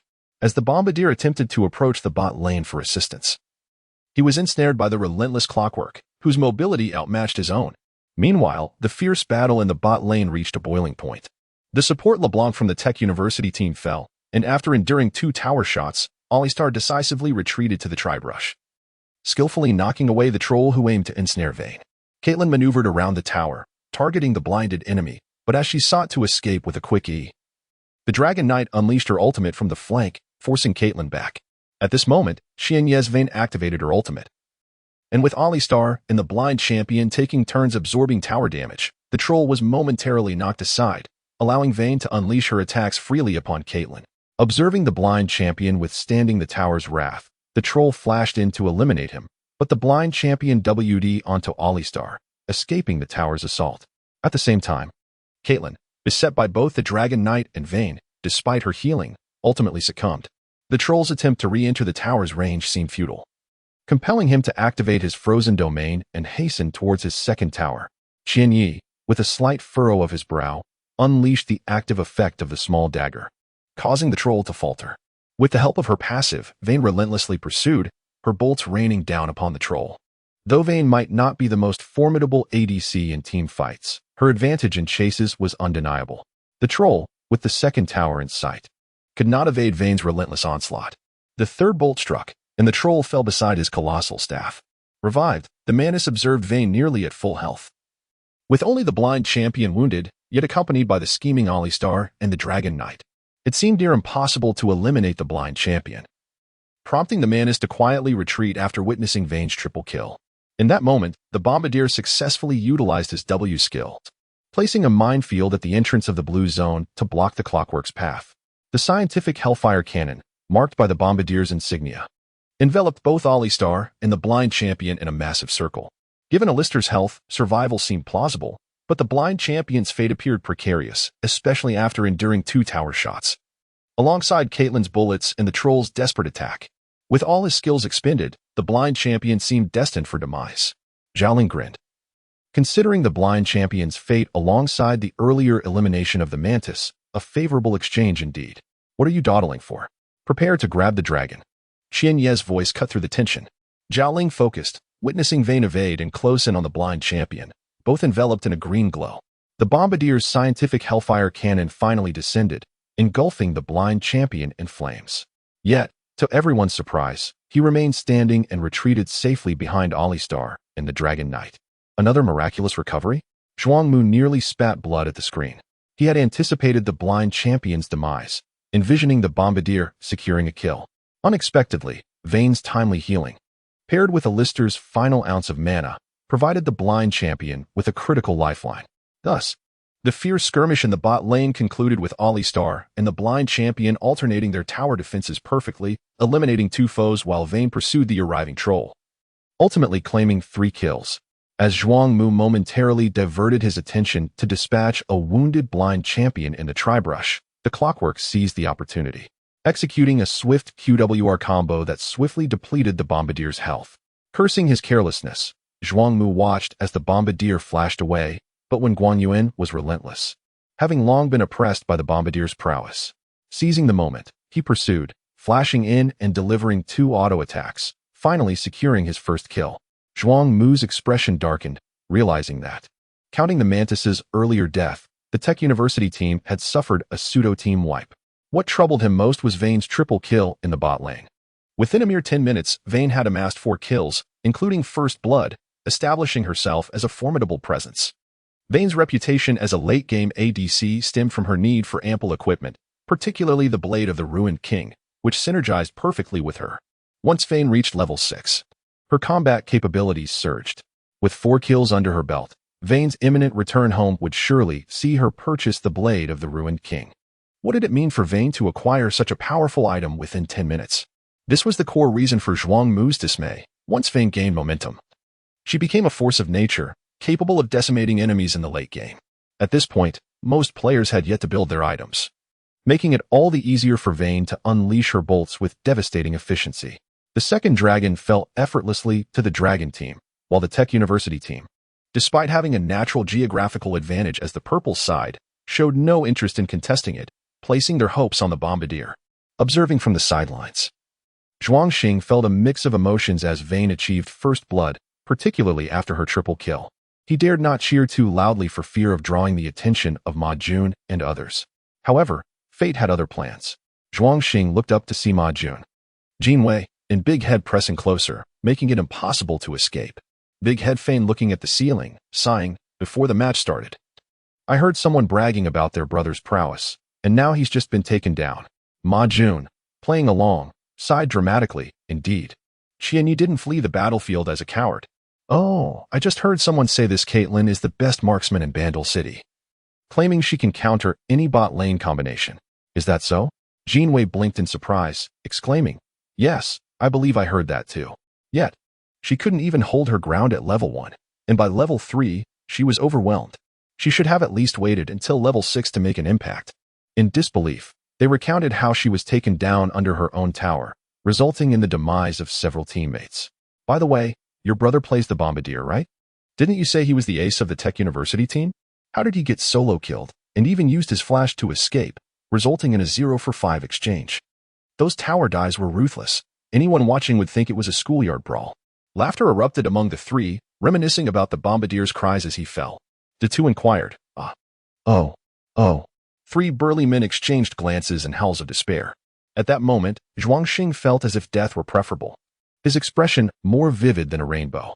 Vayne of the Longting team achieved a triple kill, and after Oriana took down another opponent, the audience was left aghast, having expected that this tower dive would at least result in the loss of one player from Longting. Instead, not a single member perished, while the rest were wiped out entirely. Even Shimin Feiyu was captivated by this remarkable support and tower dive coordination, unable to refrain from applauding. This was the first time he had witnessed such exquisite teamwork outside of the LPL or the world stage, a rarity even within the confines of professional play in the LPL.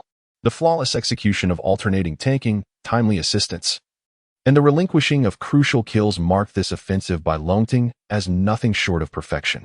Meanwhile, Huaxia stood by, incredulously covering her mouth, her gaze fixed on Qianyi's maneuvers. After the match concluded yesterday, she had sensed that Qianyi was concealing his true prowess, certain that his actual capabilities exceeded what had been displayed. It was only at this moment that she seemed to catch a glimpse of his true self, particularly with Vayne, which opened her eyes to new possibilities.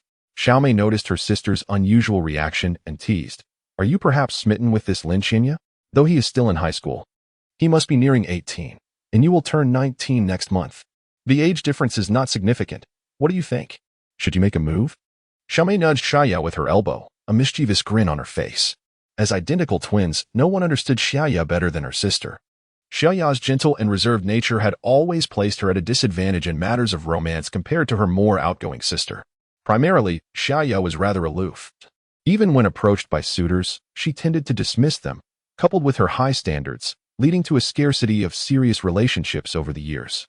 Xiaomei found it puzzling that Lin Qianyi, who was merely handsome and skilled at League of Legends, had captured Huaxia's interest. In university, there were countless boys who were both attractive and skilled at the game, yet Huaxia had never reacted this way before. Furthermore, unless one reached the caliber of Shimin Feiyu, becoming a renowned professional with a promising future, they did not meet her boyfriend criteria. Xiaomei could not fathom why her sister was particularly drawn to Lin Qianyi. Upon hearing her sister's teasing, Xiaoya's cheeks flushed crimson as she retorted, "What nonsense are you spouting? I merely admire his skill and wish to learn from him." Skillful? Whose skill are you referring to? Xiaomei blinked innocently. Xiaoya's already red face grew even more crimson, and she scolded, "You little vixen, what are you always thinking about? As a girl, you should be more reserved, not parading around without dignity. How shameful." Haha. Xiaomei burst into laughter, responding, "I have always been without boundaries or shame.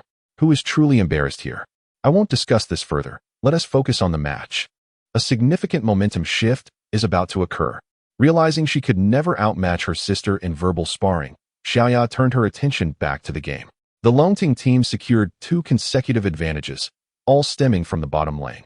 Vayne had become exceedingly powerful, and Kha'Zix had no desire to even glance at the bottom lane, knowing that going there would only result in giving away a kill. The Technological University team was acutely aware of this, with Vayne boasting 4 kills. Even with Caitlyn's extended range, it was a lost cause to waste time in the bottom lane, preferring instead to assist in other areas. In truth, aside from the bottom lane, the other lanes were not significantly disadvantaged. Oriana had 1 kill but far surpassed her in minion count. Even though she had been solo killed once, her equipment still outmatched that of Oriana. Troll and Dragon Lady were evenly matched, and with 3 assists, Dragon Lady could potentially overpower Troll in a direct confrontation. During teamfights, the only thing capable of countering Vayne was high burst damage. If Vayne were to be eliminated in one swift sequence, the remaining members of Longting would pose little threat. Typically, if Vayne was struck by 1 or 2 skills from the Bombardier, with Kha'Zix's presence, she could be instantaneously dispatched. Zhuang Mutsuan held this thought, as did the jungler Kha'Zix, who hoped to rely on the Bombardier to carry the game. After all, with such formidable tower defense, as long as the Bombardier remained steadfast in the mid lane, Longting would find it challenging to push forward. Thus, he began to strategize around the mid lane, roaming the jungle on either side of the river, waiting for Oriana to make a mistake or for the Bombardier to create an opportunity. The clash erupted with a thunderous roar as the Technological University Team's bottom tower fell first. In securing the second dragon, Vayne and Alistar easily dismantled the purple side's bottom tower. With Vayne's current equipment, it was nearly impossible for the opposing team to contend with her head-on. When LeBlanc was knocked away by Alistar, Vayne swiftly unleashed 3 arrows.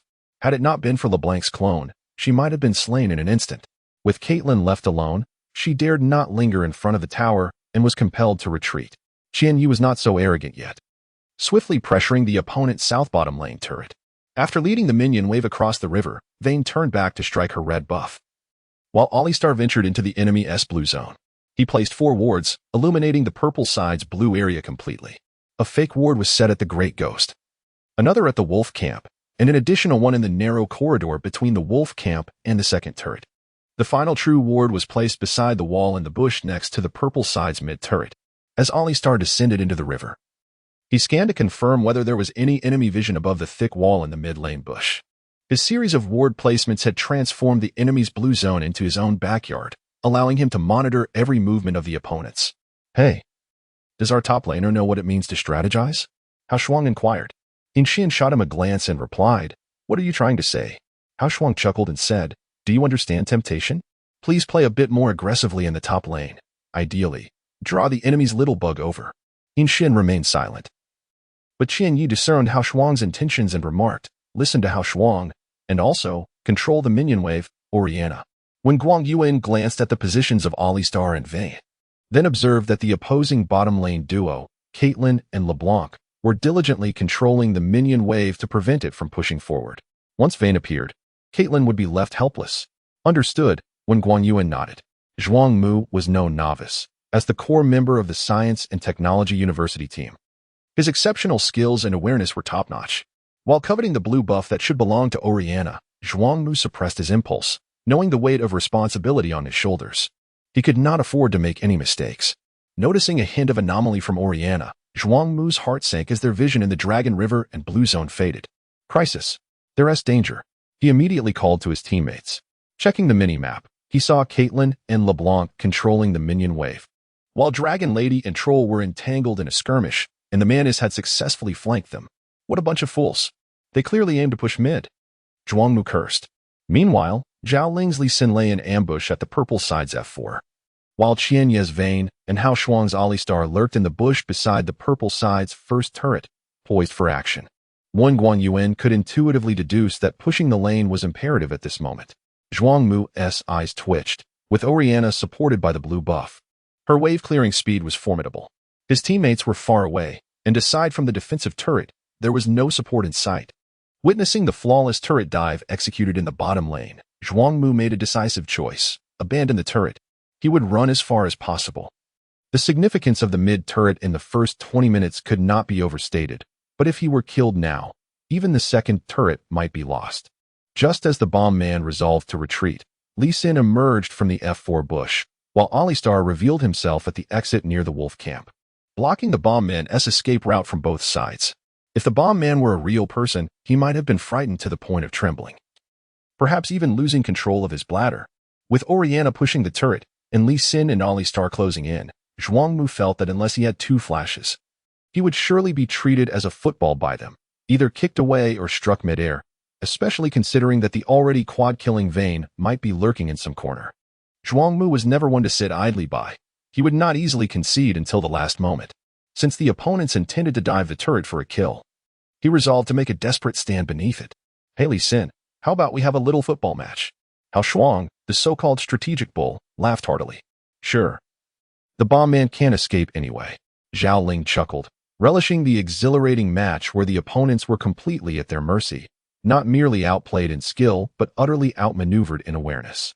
Having heard of the Science and Technology University team's arrogance, reputed for competing in elite city tournaments, Zhuangmu, along with Zhao Ling and others, was determined to bring them down a notch. The bomb man, cornered by all three lanes, hastily scattered mines behind him to delay Alistar's assault. As the clever bull approached the turret's attack range, his resolve remained steadfast. With a primal roar, Alistar charged into the turret, executing a WQ combo that sent the bomb man soaring. Upon landing, the bomb man threw down a timed bomb. But just as he was propelled into the air by his own explosive, Li Xin kicked him down. As Alistar launched his assault, the closest Caitlin and LeBlanc, upon hearing Zhuangmu's call for support, abandoned the minion wave and rushed mid. Their every move was closely monitored by the Longting team, with Alistair's early ward proving crucial, especially in the bush next to the purple side's mid-turret wall, beneath the blue side's true ward. It was confirmed that no one knew Vayne's position. She lay in wait like a stealthy leopard, a nocturnal predator, silently poised to ensnare the unsuspecting prey. When the bomb man was kicked down by Li Xin, landing right before Oriana, she unleashed a rapid QWR combo, exterminating him in an instant. Simultaneously, Qian Yi's Vayne activated her ultimate, vanishing from sight. Caitlin and LeBlanc remained oblivious to Vayne's approach, and when Vayne finally revealed herself, a massive crossbow bolt struck Caitlin at a treacherous angle, pinning her against the wall opposite the wolf camp. With a flurry of bolts raining down, Vayne's arrows pierced Caitlin's body one after another. LeBlanc, witnessing this, retaliated with a QWR combo, inflicting half of Vayne's health, yet her damage was limited as a support. Despite the onslaught, Vayne appeared unfazed, bolstered by the lifesteal from Blade of the Ruined King, rendering her unafraid of the LeBlanc, who could not eliminate her instantly. With 3 arrows fired, Caitlin had already lost more than half her health, even with 2 ganging up on Vayne, given her current equipment. Han Guang had every reason to believe his Caitlin would be slain before she could even retaliate with 3 shots. Observing this, Sun Taizi's skill, the Phantom Chain, was deftly evaded by Vayne's Q, allowing Caitlin to flash over the wall, fleeing in a desperate and awkward scramble back to the safety of her mid-lane turret. Almost simultaneously, Vayne pursued, activating the Ruined King's effect. Caitlin barely managed to reach the mid-lane turret's attack range, but Vayne's rapid-fire bolts soon brought her down. With Caitlin's death, Vayne's ambush was deemed a success, though pursuing LeBlanc for a double kill seemed improbable now. The only surprise for Qian Yi was that Dragon Lady had been killed by the combined efforts of Mantis and Troll. In Qian, feeling somewhat guilty, explained, "Sorry. I mistimed my flash. No worries, our strategic objective has been achieved." Hao Shuang dismissed In Xian's mishap with a grin, proudly declaring, "This tactic is called feinting east while attacking west, complemented by maintaining the visible path while concealing the hidden path." With a swift maneuver, Zhao Ling successfully eliminated the mid laner and ADC from the opposing team and, incidentally, secured a mid-lane turret without any cost. He chuckled, initially perplexed by Qian Yi's Vayne lurking in the bushes, only to realize that it was a bold attempt at a 1v2 against the Caitlin. With 4 kills under her belt, Vayne had acquired formidable equipment, and Zhao Ling had no doubt that Qian Yi possessed the prowess to dispatch Caitlin with ease. However, the destruction of the turret remained paramount. Vayne, in her haste, disregarded the LeBlanc retreating to the bottom lane and promptly regrouped with her teammates to push mid lane. The Kazakhs and Troll, recognizing that they could not return in time to defend the turret, resolved to exchange a top turret for the mid turret. They were unprepared for the rapid demolition speed of the Longting team. After the exchange, the 4 members of Longting swiftly advanced to assault the mid lane's second turret. With the wave-clearing capabilities of Oriana and Vayne's ferocious damage output, the Technology University team's mid-turret suffered substantial damage until the Bombardier resurrected at base and launched a distant ultimate to clear the minions, temporarily halting Longting's push. Impressive indeed. A genuine 1v2. Jean Wei's admiration for Qian Yi soared once more. The head praised, "Did you see that? This is Vayne." With a flurry of arrows, she nearly obliterated Caitlin's health, leaving her without the courage to retaliate. Ma Jun chuckled, considering Qian Yi's 4 kills, and now 5. Don't be surprised if it turns into a 1v5 if she continues to develop. Right, Zhuangxing? Last time, Qian Yi's support, the blind monk, managed a 1v5. This vein should find it even easier. Zhuangxing's lips twitched as he clenched his fist, his face flushing red. He reminded himself to refrain from speaking out, aware that both the head and Jinwei were closely watching. A single rebuttal would likely invite a barrage of criticism from all 3 sides. Better to remain silent. Observing the scene, Shimin Feiyu's smile widened. How about that? My introduction was quite apt. Xiaomei nudged Shimin Feiyu playfully. He affectionately ruffled her hair. Nodding in agreement. Your discernment is indeed sharp. Otherwise, you wouldn't have chosen me. Joking aside, this young man is undoubtedly talented. Our MTG team must secure him. With systematic training over time, his potential will be limitless. Hao Shuang's references to feints and strategic diversions were somewhat vague to the audience, most of whom lacked an understanding of such specialized tactical terminology. However, they could discern the prowess of the Longting team from the outcome. Following the destruction of the bottom lane, the next logical strategy was to push mid lane and further amplify their advantage. This game is aptly termed a turret-pushing game, as the destruction of a turret not only yields economic benefits but also allows for the encroachment upon the opponent's jungle. For instance, the obliteration of the Technology University Team's bottom turret would strip the purple side of its geographical advantage in the dragon contest, leaving them vulnerable in subsequent skirmishes. Previously, if they had lost the dragon fight, they could retreat to their bottom turret. Now, with the bottom lane laid bare, the Longting team could easily flank or teleport, employing highly versatile tactics, while the right side of the purple team's blue jungle became fraught with peril. Therefore, once the opponent's bottom turret is destroyed, the most prudent course of action is to seize the dragon, thereby squeezing the opponent's jungle economy, and then regroup to push mid lane. The strategic significance of the mid lane first turret within the first 15 minutes cannot be overstated. Once it falls, both the red and blue jungles become prime targets for the adversary, leading to a series of ambushes and buff contests, turning one's jungle into the opponent's hunting ground. Typically, when both teams are evenly matched and each lane is balanced, the only way to widen the economic gap, apart from securing kills, is through jungle resources and buff contests. Should one side gain an advantage, aside from pushing towers and claiming dragons, the optimal strategy is to invade the opponent's jungle, suppress their economy, and continue to snowball. This is precisely the approach the Longting team is taking. After dismantling the Technology University team's mid-turret and significantly damaging the second, the 4 players split into 2 lanes, each raiding the opponent's red and blue jungles. The blue side's mid and bottom lanes had already pushed to the enemy's turret, confident that the opponent would not dare to invade their jungle while neglecting their own turret. Moreover, after Vayne's ambush, who would risk facing her radiant crossbow bolts alone without at least 3 allies? As their advantage grew, when Guang Yuan's Oriana had secured 2 kills, both at the expense of the previously formidable mid-laner, Zhuang Mu's Bombardier.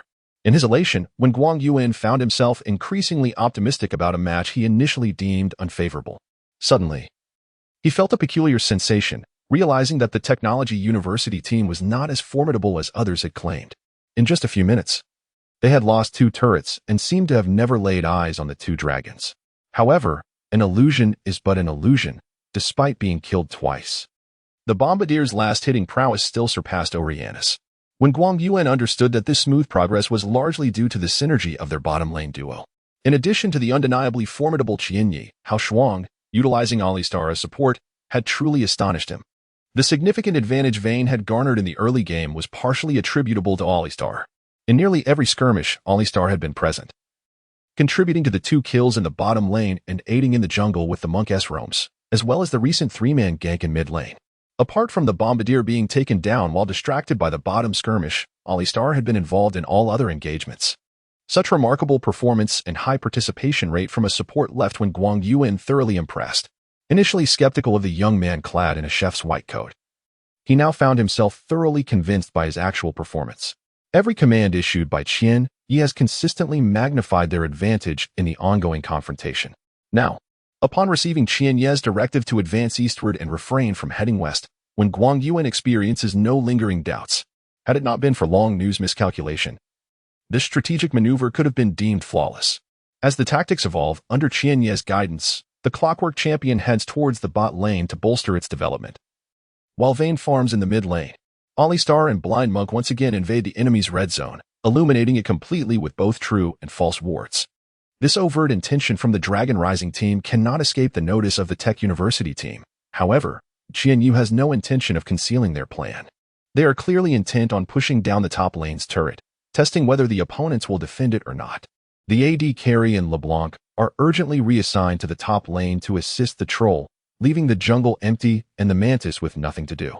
The AD carry and LeBlanc hold the bot lane, while the Bombardier struggles alone in the mid lane, barely managing to hold his ground as he finds his blue buff under siege. His mana is running low, restricting his mobility, and he can only offer distant support, primarily focusing on accelerating his own development. The Clockwork Champion's equipment now surpasses that of the Bombardier, causing increasing agitation within Zhuang Mu's heart. The Dragon Rising team assumes a formidable stance, with Alistar and Blind Monk, alongside Long Nu, advancing aggressively, pushing the minion wave with the ferocity of wolves. It appears they are determined to claim the top lane turret from the Tech University team. But where is Vayne? Although the AD carries equipment is dismal. Having been slain by Vayne twice in the bot lane, she is not entirely inept at wave management, at least with the support of her teammates. She can withstand the fervent push from 3 tanks. However, if Vayne were to join the fray, the outcome might be different. Han Guang glances at the mid lane, realizing that Vayne has been absent for some time. Could it be that she is lurking somewhere, ready to ambush? Han Guang is increasingly paranoid about the rampaging Vayne, his heart filled with trepidation. Sun Tai shares this apprehension, equally fearful of a potential flank from Vayne. The memory of their previous encounter, where he faced 2 opponents alone, lingers vividly in his mind. Just as he positions a ward near the top lane, close to the double golem bush, he hears the Mantis curse, "Damn. The dragon is gone again." It turns out that after pushing the minion wave, the Mantis contemplated checking the dragon. Upon circling around to the dragon's pit and placing a ward in the river, he witnesses the giant dragon's final, futile roar before plummeting from the sky. With Vayne nearby having just retracted her bloodthirsty crossbow, the Mantis, fearing for his life, hastily retreats. After all, facing a Vayne with 5 kills is a daunting prospect, even for 2 champions. The morale of the Tech University team takes a significant hit, Vayne single-handedly slaying the dragon, when unnoticed. In such a short span, they have lost 3 dragons, and the economic gap appears to widen. Additionally, 2 turret dives have left them in despair, as their defensive structures seem to hold no deterrent power against the Dragon Rising team. In this chaotic realm of bloodshed, escaping the clutches of death seems to epitomize their current plight. Who can possibly halt this Vayne? Do you wish to torment their fountain? Qianyu suddenly inquires. Tormenting the fountain? This is a desire cherished by many players, rivaling the thrill of achieving a pinnacle, regarded as one of the most exhilarating moments in the Summoner's Rift. Such an exhilarating event is something everyone longs for. Moreover, facing the Tech University team, a top 8 contender in the City Elite competition, is a task well within their capabilities, especially against a team like Dragon Rising, which resembles amateur squads more than professional ones. If they could truly torment the fountain in front of Tech University's crystal base, it would be a source of great satisfaction, a chance to vent their frustrations, especially after the Tech University team had previously exhibited such arrogance. Such an opportunity is rare. Zhao Ling laughs heartily, having awaited Qianyu's words. The moment he catches sight of Vayne, confidence floods his heart. He would even be willing to equip Blind Monk with support items. In Xin, feeling guilty over a prior misstep that allowed the enemy jungler Mantis to secure a kill, worries that his error might necessitate a tactical recalibration from Qianyu. However, upon hearing Qianyu's statement, he instantly feels relieved. Tormenting the fountain? A delightful endeavor that I must partake in. In Xian claps his hands, eager to engage, when Guang Yuan, taken aback for a moment by this proposition, soon realizes that with Vayne's terrifying power, just 20 minutes into the game, she possesses 2.5 major items, coupled with Vayne's remarkable abilities. Slaying tanks becomes as effortless as chopping vegetables, and annihilating foes resembles mowing grass. Tormenting the fountain, it seems, is indeed within reach. Obey the command. When Guang Yuan nods in agreement, Hao Shuang glances at the battlefield and poses a question. Little Yi, which lane shall we strike first? Qianyu chuckled. Let's head to the bottom lane. Hao Shuang's eyes sparkled with realization, a knowing smile gracing his lips as he discerned Qianyu's true intentions. As Hao Shuang would put it, at the beginning of a match, both sides primarily adopt a defensive stance, akin to standing firm with shields.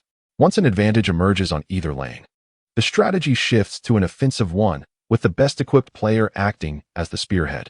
At that moment, the Longting team was akin to a sharp spear, with Vane leading the charge, decisively breaching the mid and bottom defenses of the University of Science and Technology team to secure a swift victory. Their best course of action was to pierce through the enemy's high ground tower, allowing for an unimpeded advance. The Longting team regrouped, 5 members ascending directly from the river towards the enemy's blue area. After clearing the jungle, Oriana arrived at the second tower of the purple side's bottom lane. The momentum of Longting palpable as they converged for an assault. Having already destroyed the enemy's top lane first tower, the troll, who was poised to initiate an attack on Longting's top lane second tower, was forced to teleport back to defend. Even with the troll's arrival, the bottom lane's second tower of the University of Science and Technology remained perilously vulnerable. It wasn't until the bombardier joined that the tower was barely held together. However, after failing to secure a blow, the Longting team swiftly redirected their efforts to the mid lane. With an impenetrable stance, Alistar blocked the entrance to the purple side's blue area, leaving the University of Science and Technology to navigate around for support from high ground. This delay proved costly, as the already weakened mid-lane second tower succumbed to destruction. Following this, Longting employed a strategic diversion. As the bombardier returned to the mid-lane, Alistar unleashed his ultimate, bravely enduring the onslaught from the tower and 2 adversaries, losing a significant portion of his health but forcing the bombardier to retreat. Without the bombardier, the 4 remaining members of Longting easily dismantled the second tower of the University of Science and Technology in the bottom lane, advancing towards the high ground tower. The University of Science and Technology fought desperately to defend, eventually pushing back the Longting team. 3 minutes later, as the troll had just pushed the minions to Longting's top lane second tower, he was compelled to return to defend. For the Dragon Lady continued to split push in the bottom lane, seemingly intent on a 4-1 push with her teleportation. Zhuangmu was strained by the relentless waves of minions from both lanes, and with the dragon now respawned, the strategically placed wards offered a clear view of the dragon's lair. Should we attempt to snatch the dragon while they are occupied in the top lane? The University of Science and Technology's jungler, Mantis, tentatively inquired. The dragon? Zhuangmu glanced at the minimap, recognizing that at this juncture, a single dragon seemed unlikely to alter the course of the game. The disparity in tower strength was too significant, and their only hope lay with the Baron. Zhuangmu sighed, but suddenly his pupils constricted in alarm. This is bad. They are attempting to steal the Baron. Hongguang, who had just finished his red buff in the red zone, was taken aback. If the enemy truly secured the Baron buff, this match would nearly be over. The vision around the Baron area had been stealthily cleared by the Longting team, and had Zhuangmu not alerted them, no one would have noticed. Fortunately, Mantis and the illusionist were nearby in the red zone. Prompted by Zhuangmu, the trio rushed to the Baron pit. The illusionist, with her agile form, placed a ward just in time to witness the 4 enemy champions, excluding the Dragon Lady, reducing Nashor's health to below 5,000. Mantis lurked on the side, poised to seize the Baron, while Caitlyn sought to leverage her range to disrupt the enemy. At that moment, Alistar suddenly emerged from the Baron pit, using his Q ability to knock Caitlyn airborne. Before she could cast a spell, Alistar followed up with a brutal charge, fortuitously knocking Caitlyn into the Baron pit. Oriana's ultimate was already charged, ready to unleash as soon as Caitlyn was ensnared. Shockwave. The magic ball erupted with tremendous gravitational force and combined with her WU combo. Caitlyn was instantly eliminated without having cast a single skill. With Caitlyn's demise, the Baron's health plummeted, and Mantis leaped into the air, preparing to dive into the Baron pit to snatch this sole opportunity for the University of Science and Technology to turn the tide. Just then, as Mantis was suspended mid-air, Vane used her skill to pin him against the inner wall of the Baron pit. Blind Monk executed a simple combo QARQA, sending Mantis flying into the bushes of the purple side's red zone, where he was promptly slain. The illusionist had hoped to use her graceful agility for a daring attempt. If she could steal the Baron, it would be a tremendous boon. Unfortunately, the upper side of the Baron pit was guarded by Blind Monk and Alistar. As a support, facing off against 2 opponents left her with no chance of success, forcing her to retreat repeatedly. Zhuangmu gritted his teeth, the bombardier's long-range ultimate bombarding the area, desperately trying to seize the Baron at the last moment.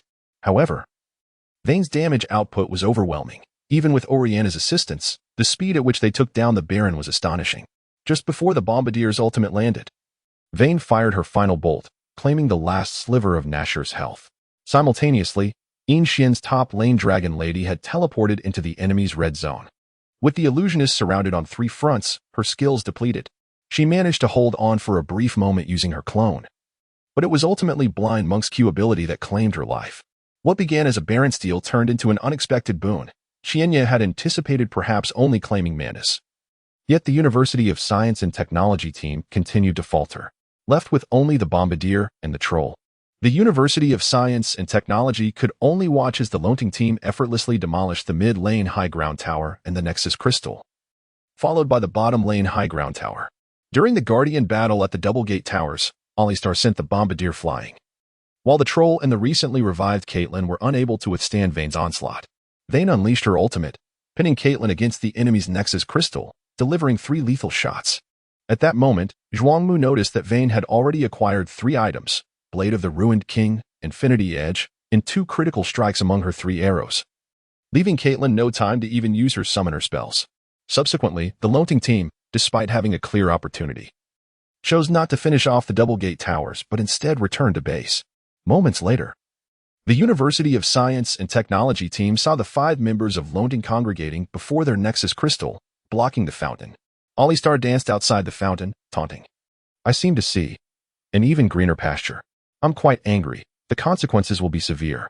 Zhuangmu silently observed the 5 members of Lonting standing in a row, his face pale, his lips nearly bleeding from the strain of biting them. Being cornered at the fountain by 5 opponents was an experience Zhuangmu had scarcely encountered since joining the University of Science and Technology. Especially being trapped by a team as unremarkable and unknown as Lonting, it felt more humiliating than being caught in a compromising situation. What game behavior can most directly and brutally dismantle an opponent's psychological defenses? It is neither a pinnacle nor the simultaneous acquisition of major objectives, but rather being trapped in the fountain with no escape. At this level of play, even true professional players would likely find it hard to maintain their focus on the match. The top lane troll had lost all desire to continue. Yet Zhuangmu was unwilling to concede defeat. Would he simply wait for them to toy with the fountain before demolishing the base?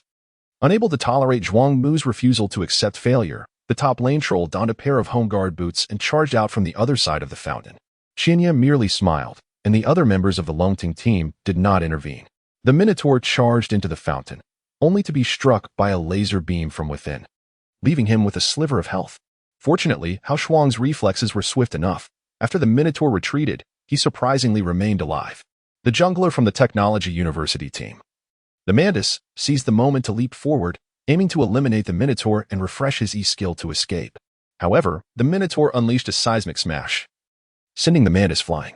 The remaining members of the Lonting team swiftly followed up with their skills, instantly annihilating the Mantis. The ADC stood in the fountain, targeting enemies, but her inadequate equipment proved ineffective. Despite several attempts, she could barely chip away at the Dragon Lady's health.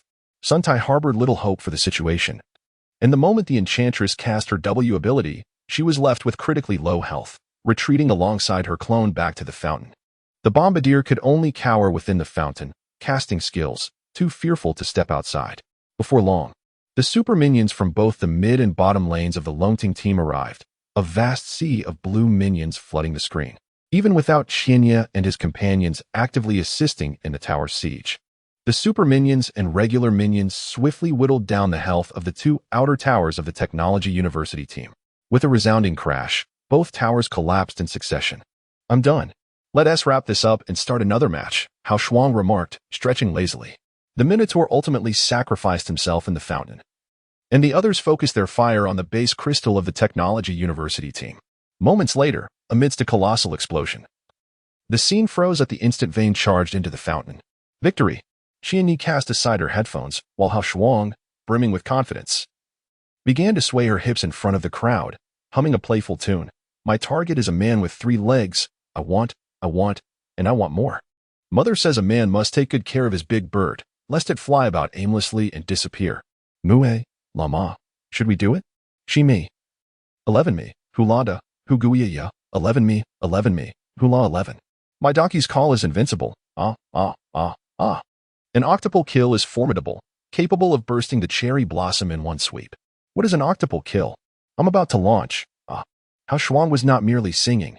Her movements and expressions were so vividly animated that the previously bustling atmosphere in the Lonting Internet CAF which had been abuzz with discussions about the unexpected defeat of the Tech University team by the Longting team, fell silent in an instant. Almost everyone was astonished, staring at this barbecue vendor lost in his exuberant performance. The gazes of Zhuang Mu and his companions were particularly intriguing. Their faces flushed with alternating shades of red and white, their lips twitching involuntarily. Shimin Feiyu struggled to maintain a straight face, visibly uncomfortable, while Xiaomei stifled her laughter behind her hand.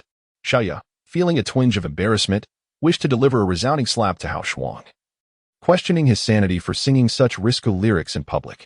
The two hurriedly wiped away tears of laughter from the corners of his eyes, while Ma Jun and Jin Wei clutched their stomachs, gasping for breath. Liaoge gave a thumbs up, exclaiming, "What personality! I like it." When Guang Yuan lowered his head, a knowing smile creeping onto his face, while Zhao Ling and Yin Xin remarked, "So risque, so outrageous."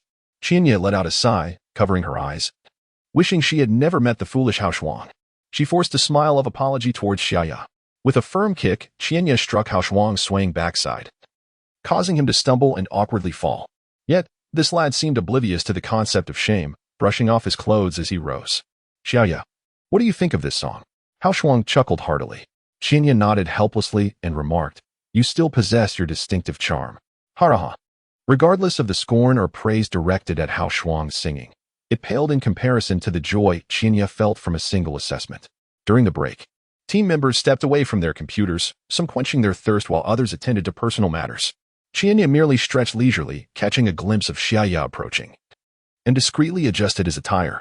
"What hero will you choose for the next round?" he inquired. "Oh." Xiaoya smiled coyly, responding, "Rest assured, I'm not here to investigate your lineup or tactics. I'm merely curious about what other heroes you might employ to impress us." "Which hero do you favor?" Qianye chuckled. Xiaoya shot him a playful glare, retorting, "Are you suggesting that if I say I like Poppy, you would then choose Poppy to play ADC?" Qianye nodded thoughtfully and replied, "It is indeed a possibility." Xiaoya pouted and said, "Don't tease me. Focus on playing well in the next round. There are skilled players watching from the sidelines, and this could be a significant opportunity for you." Qianye tilted her head to glance at Shimin Feiyu, who, sensing her gaze, offered her a warm smile. However, Qianye merely scoffed and ignored him. Shimin Feiyu, taken aback, furrowed his brow, pondering whether he had inadvertently offended Lin Qianye, despite this being their first encounter. "I actually quite like Draven. Can you play him? He's quite a challenging ADC." "Not everyone can handle him," he remarked. Xiaoya replied, "I never said you had to play Draven. It depends on your team composition. I just saw a streamer named Xiaoyi play Draven exceptionally well, and I admire his skills." "Xiaoyi?" Qianye mused, absent-mindedly touching her nose without further comment. Xiaoya wished to continue the conversation, but when Guang Yuan and others approached to discuss strategies for the next match, Xiaoya waved goodbye, leaving Qianye alone. Zhuo Xiaolan arrived late due to personal matters and, upon entering, found the match already concluded. Inquiring about the situation, she learned that the first game had ended, and her gaze fell upon Qianye and Xiaoya exchanging glances. Irritated, Zhuo Xiaolan pouted and chose a seat near Biaoge. As Biaoge contemplated striking up a conversation, he wisely decided against it upon noticing Zhuo Xiaolan's expression, not wishing to invite discomfort upon himself. Zhuang Xing observed her brother seated silently, seemingly lost in thought. Feeling a pang of grievance, she approached him and asked, "Brother, didn't you say you could easily defeat Lin Qianye?" "Shut up." Zhuang Mu snapped, frustration boiling over as Zhuang Xing unwittingly reopened old wounds.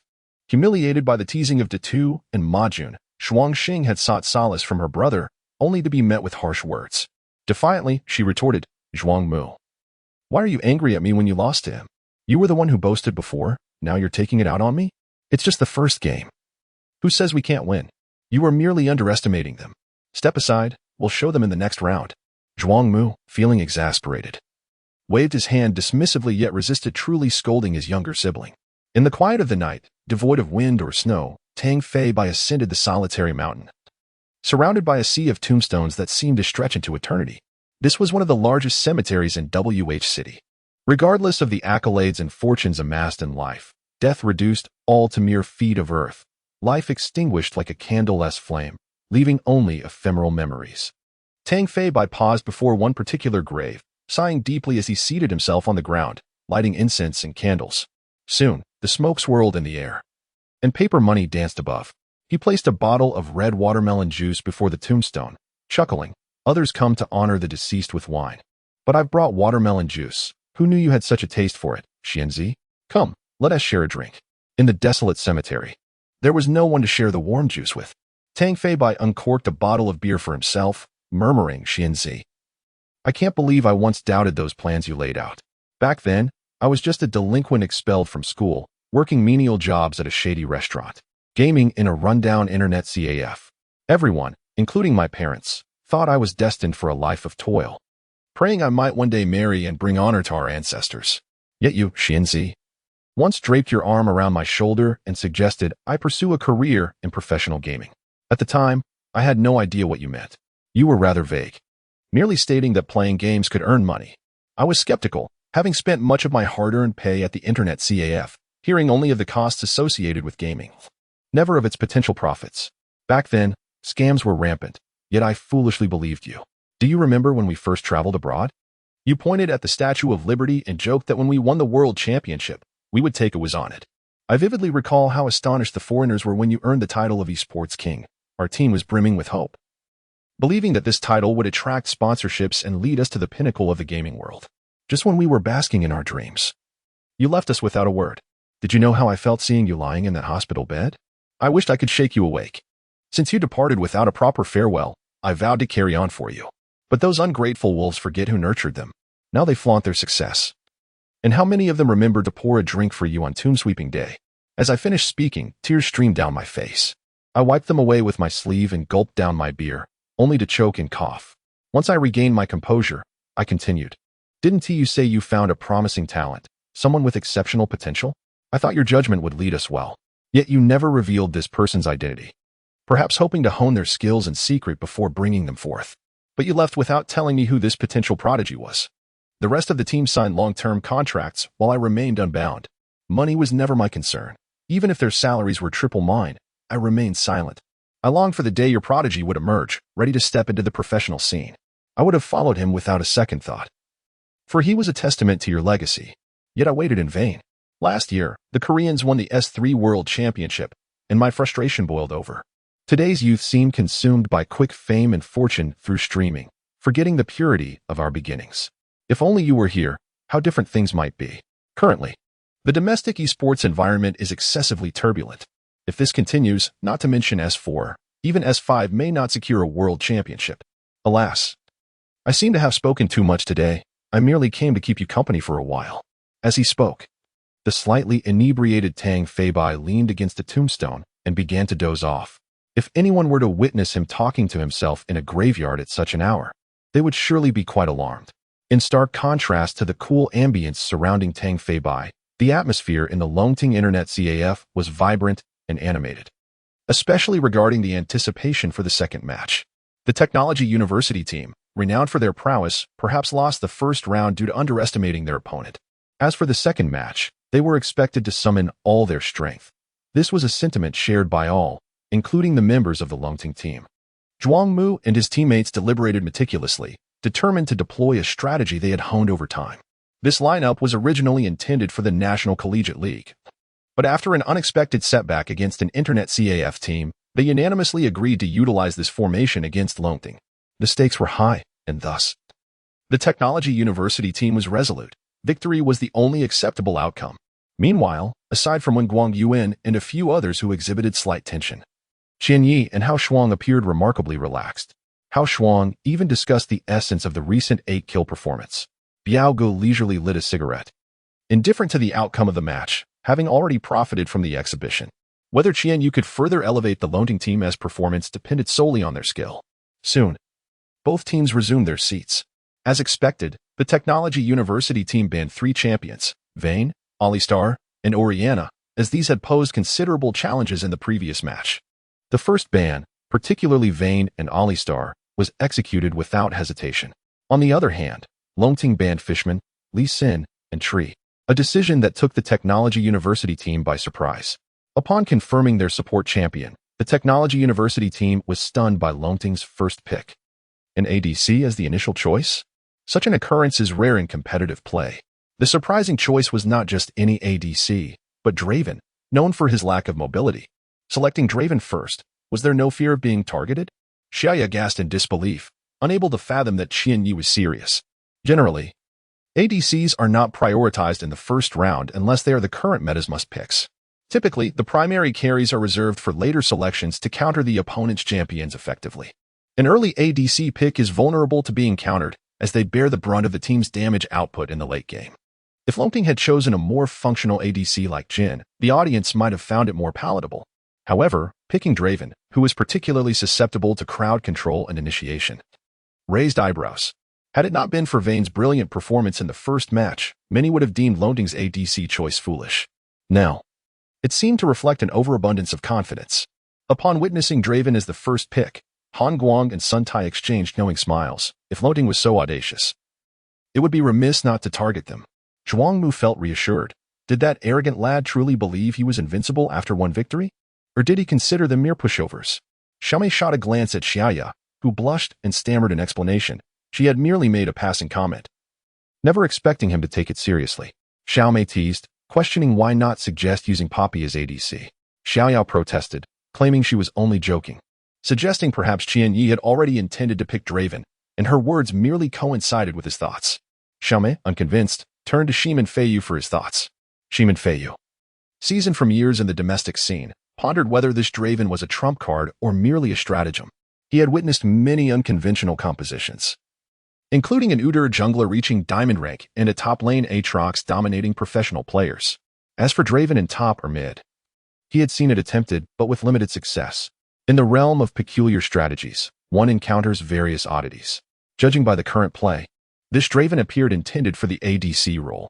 One could only conclude that this young man was audacious and self-assured, unafraid of counterplay, boldly proclaiming to all, "I shall dominate with this champion." Shimen Feiyu's admiration for the courage of this high school student began with appreciation. It was merely respect for bravery. Whether Draven could rival the formidable Vayne remained to be seen. In brief, after acquiring a robot, the Tech University team confirmed their lineup: top lane Crocodile, jungle Vi, mid lane Lysandra, and ADC Jinx. Both Crocodile and Vi, as well as Lysandra, undoubtedly possess the ability to charge in, each wielding hard crowd control. With a clear intention, since you had the audacity to choose Draven, let us first eliminate him. Jinx, needless to say, excelled at pushing lanes, and her ultimate ability, combined with the formidable engage and control of their team composition, promised exceptional flexibility in team fights. On the other side, the Longting team opted for a top lane Jarvan, jungle Nunu, mid lane Kassadin, and support Thresh, a rather ordinary composition.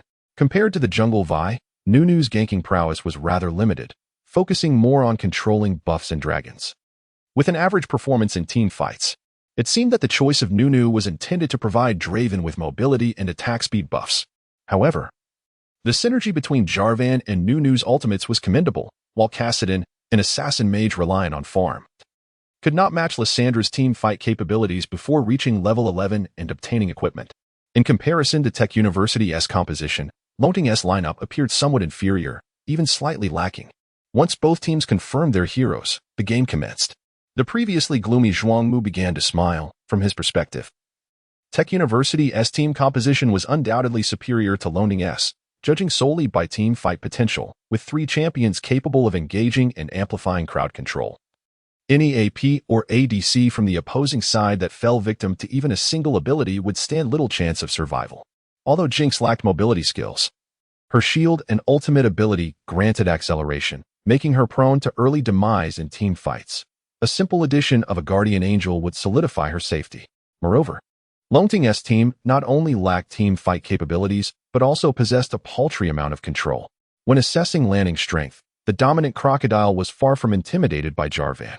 Even if Jarvan's dueling ability was commendable in the early levels, should he evade the EQ combo, Jarvan would become ineffective. Zhuang Mu held great confidence in his top lane, particularly as he played his favorite champion. In jungle skirmishes, facing Nunu, Vi would emerge victorious. And as for mid lane, what of Kassadin's increased mobility post-level 6? In small skirmishes, how could he contend with Lysandra's extensive crowd control? The bottom lane required little elaboration. If Tech University's top, mid, and jungle were designed to target Draven in team fights, the selection of the robot served to counter Draven during the landing phase. It is well known that a Draven who cannot catch axes is not a true Draven, and when he does catch them, a distinct mark appears on the ground. visible to both allies and foes. Thus, when opting for a robot, Thresh, or Nami as support, predicting the landing spot of Draven's axe and preemptively casting control abilities often yields fruitful results. This is a commonly employed and effective strategy when playing against Draven in ranked matches. As for Jinx, she naturally countered supports like the robot or Thresh, as her shield could negate skills while simultaneously restoring mana, a delightful boon. Upon careful analysis, barring any significant blunders, it would be exceedingly difficult to lose this match. Zhuang Mu. Reflecting on this, harbored a cold smirk. It seemed destined to reach a full 3-game series, contrary to the predictions of Tech University S5 players. Loading S team exhibited none of the despondency they had anticipated upon seeing the lineups. Instead, Huaxia brimmed with excitement. Had it not been for the match, he likely would have broken into song once more. After such a long interval, he finally beheld Draven again, having thought he would not be utilized. Huaxia exclaimed, "It's been ages since I last played Thresh. I wonder if I can still hook anyone?" Indeed, it has been quite some time since I last utilized Draven. I recall when I first delved into League of Legends, I, like many novices, harbored a fondness for Garen and Ashe. It was then that Xia Yuxuan recommended a champion to me, none other than Draven. I regarded him with disdain and, after a single match, promptly discarded my mouse in frustration. Xia Yuxuan simply chuckled, remaining silent, and proceeded to demonstrate his prowess in a high-tier match, where the average rank hovered around 2,000. Draven's axes soared through the air, leaving our opponents in utter disarray. Xia Yuxuan asserted that Draven is unequivocally the strongest ADC in the game, as long as one possesses skill. Engaging in a duel with any ADC presents no challenge. To be precise, one can face any champion without apprehension. If you wish to master Draven, a lack of confidence will forever hinder your success. Consequently, I devoted myself to honing my skills with Draven, and before long, I found myself dominating the bot lane against opponents of equal rank, reveling in the exhilarating sensation of dealing immense damage with a single Q and obliterating squishy targets with 3 swift axes. "Are you still planning to purchase that item later?" Huaxia inquired. Qianyi regained his composure and remarked, "Of course we will. That is indeed Draven's quintessential equipment."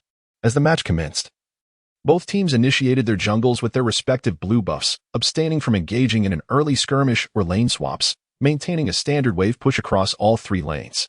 Huaxia chuckled softly, clearly unimpressed by the bottom lane duo of Wheel Mom and Robot from the Technological University team, exuding a sense of confidence.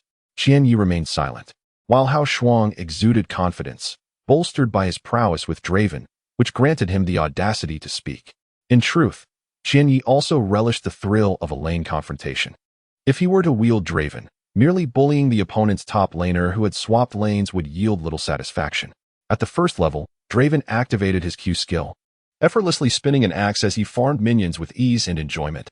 However, as soon as Wheel Mom entered the fray, she began to aggressively push the wave with her abilities. Draven and Thresh did not overly contest, since their adversaries aimed to secure level 2, so be it.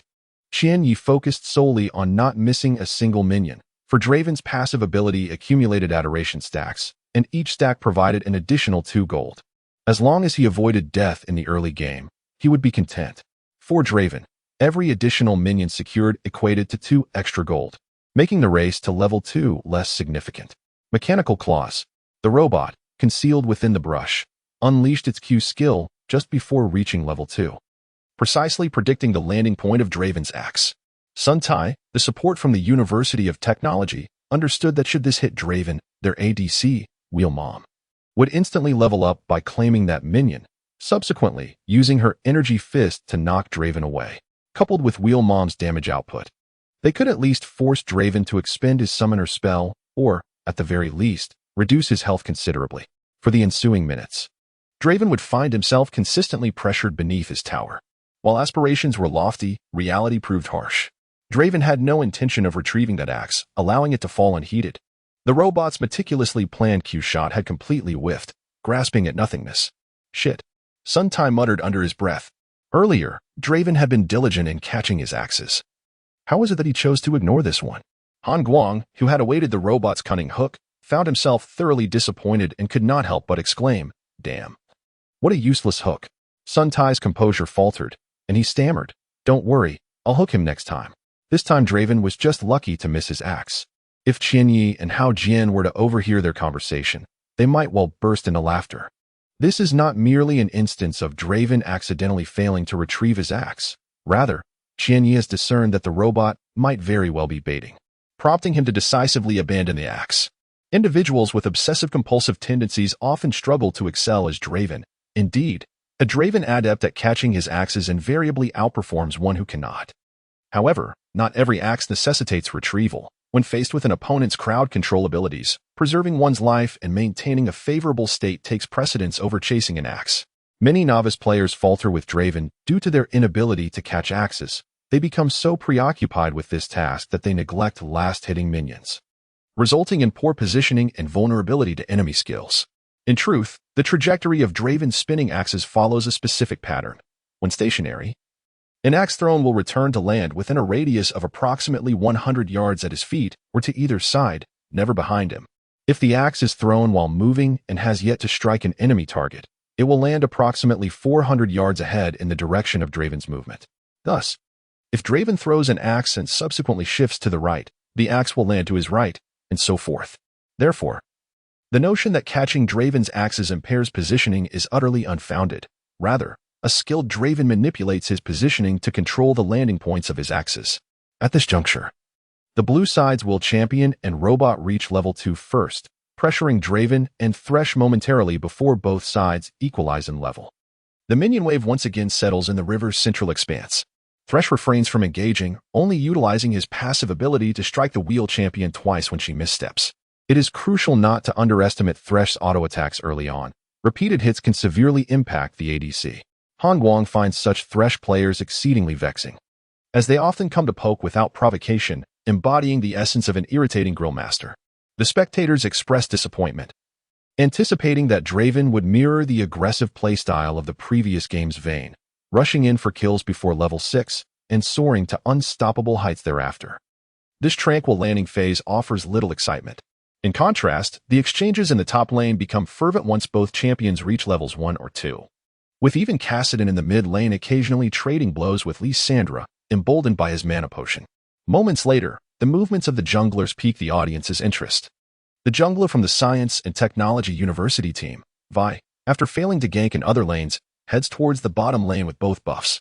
Meanwhile, the jungler from the Dragon Rising team, Nunu, seemingly senses impending conflict in the bottom lane and hastens to join. Vi stealthily maneuvers from the bottom lane turret into the adjacent bush, awaiting her opportunity. Soon, as the purple minion wave crosses the river, Draven and Thresh advance. Vi bursts forth from the bush, charging at Draven after charging her Q ability, only to be repelled by Draven's E skill. The robot's hook merely snags a minion, as Vi presses forward, only to be thwarted again, this time by Thresh's E skill, which slows her down. Maintaining an axe in hand, Draven swiftly spins 2 axes, landing both strikes on Vi. Simultaneously, Nunu appears behind Draven and Thresh. With the robot's hook rendered ineffective, it can only knock back the nearest Thresh. The wheel champion steps forward to deal damage, yet Vi's health diminishes rapidly, and, slowed by Nunu, she is forced to flash away.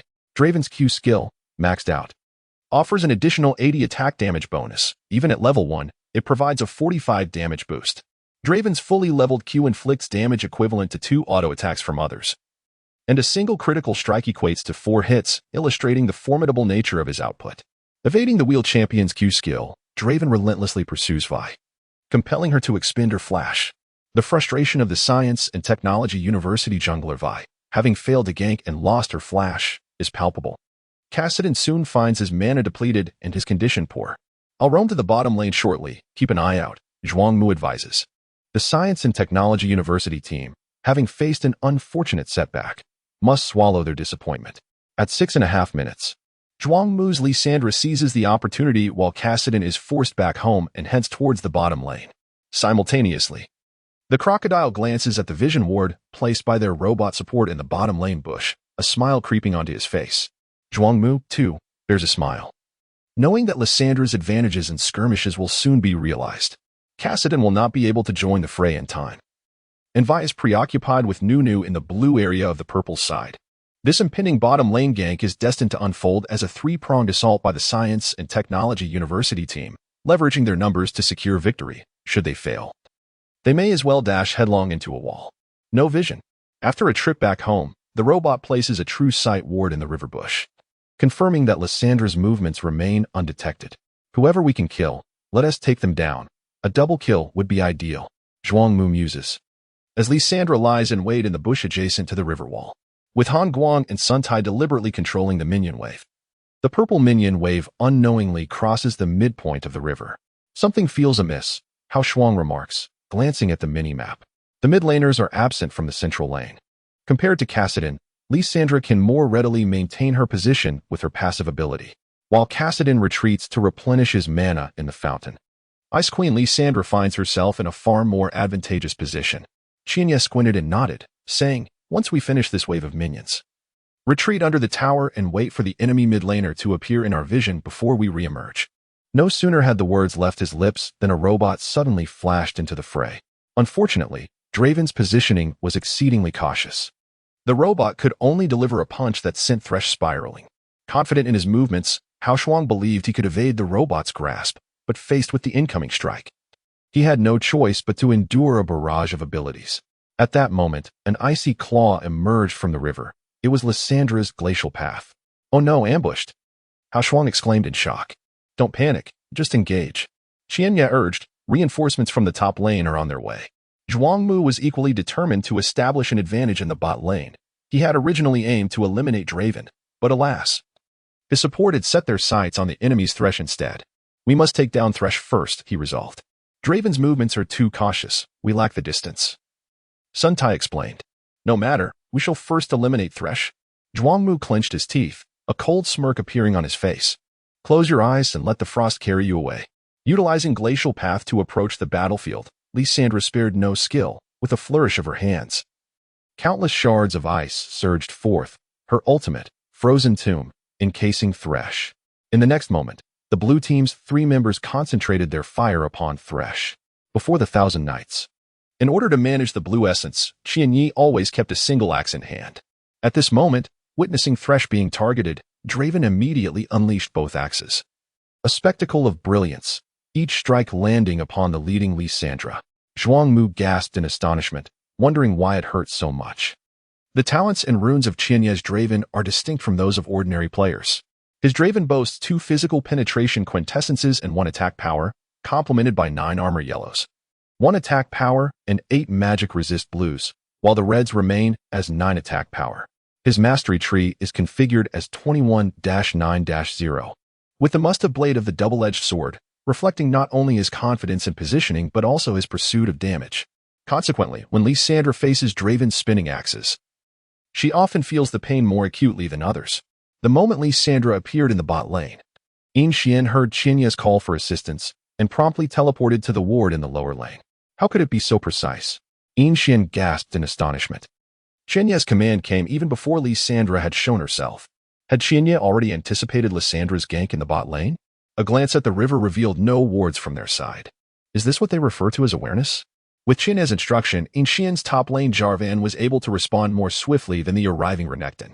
Once they arrived, retreat would not be so simple. Thresh's hook struck the wheel mom, momentarily stalling her output. This brief control allowed Thresh to survive an extra second, which was ample time for Hao Shuang's Thresh to unleash his E ability, knocking Lysandra and the robot into the air. The robot deployed his Iron Fist ability but retained his claw, having lost much of his damage potential, unable to thwart the frenzied assault of the dual-axe Draven lurking behind. Thresh fell first, and Lysandra secured a kill on Thresh with her final Q ability. However, Draven, with his W ability refreshing infinitely, rained down axes, severely wounding Lysandra as she attempted to flee. At this juncture, Jarvan teleported in, and Qianye urgently warned, "Don't chase." Yet, in a moment of heated impulse, Yin Xian executed a double EQ combo, lifting Lysandra into the air. Qianye, resigned, saw Draven effortlessly eliminate Lysandra. What began as a 1-for-1 trade, support for mid-laner, had turned into a grievous loss. Hao Shuang shook his head. Draven could have easily dispatched Lysandra with a flash. After Jarvan teleported, he merely needed to withstand the imminent Renekton or block a hook from the robot. Either action would have given Draven a chance to escape. With Jarvan's EQ combo coupled with a flash, he might have survived, allowing Draven to claim a mid-lane kill, which would have been a net gain. However, Yin Xian's impulsive advance with Jarvan's double EQ shifted the tide of the battle dramatically. Qianya understood that the robot had been retaining its Q skills specifically to contend with her Draven.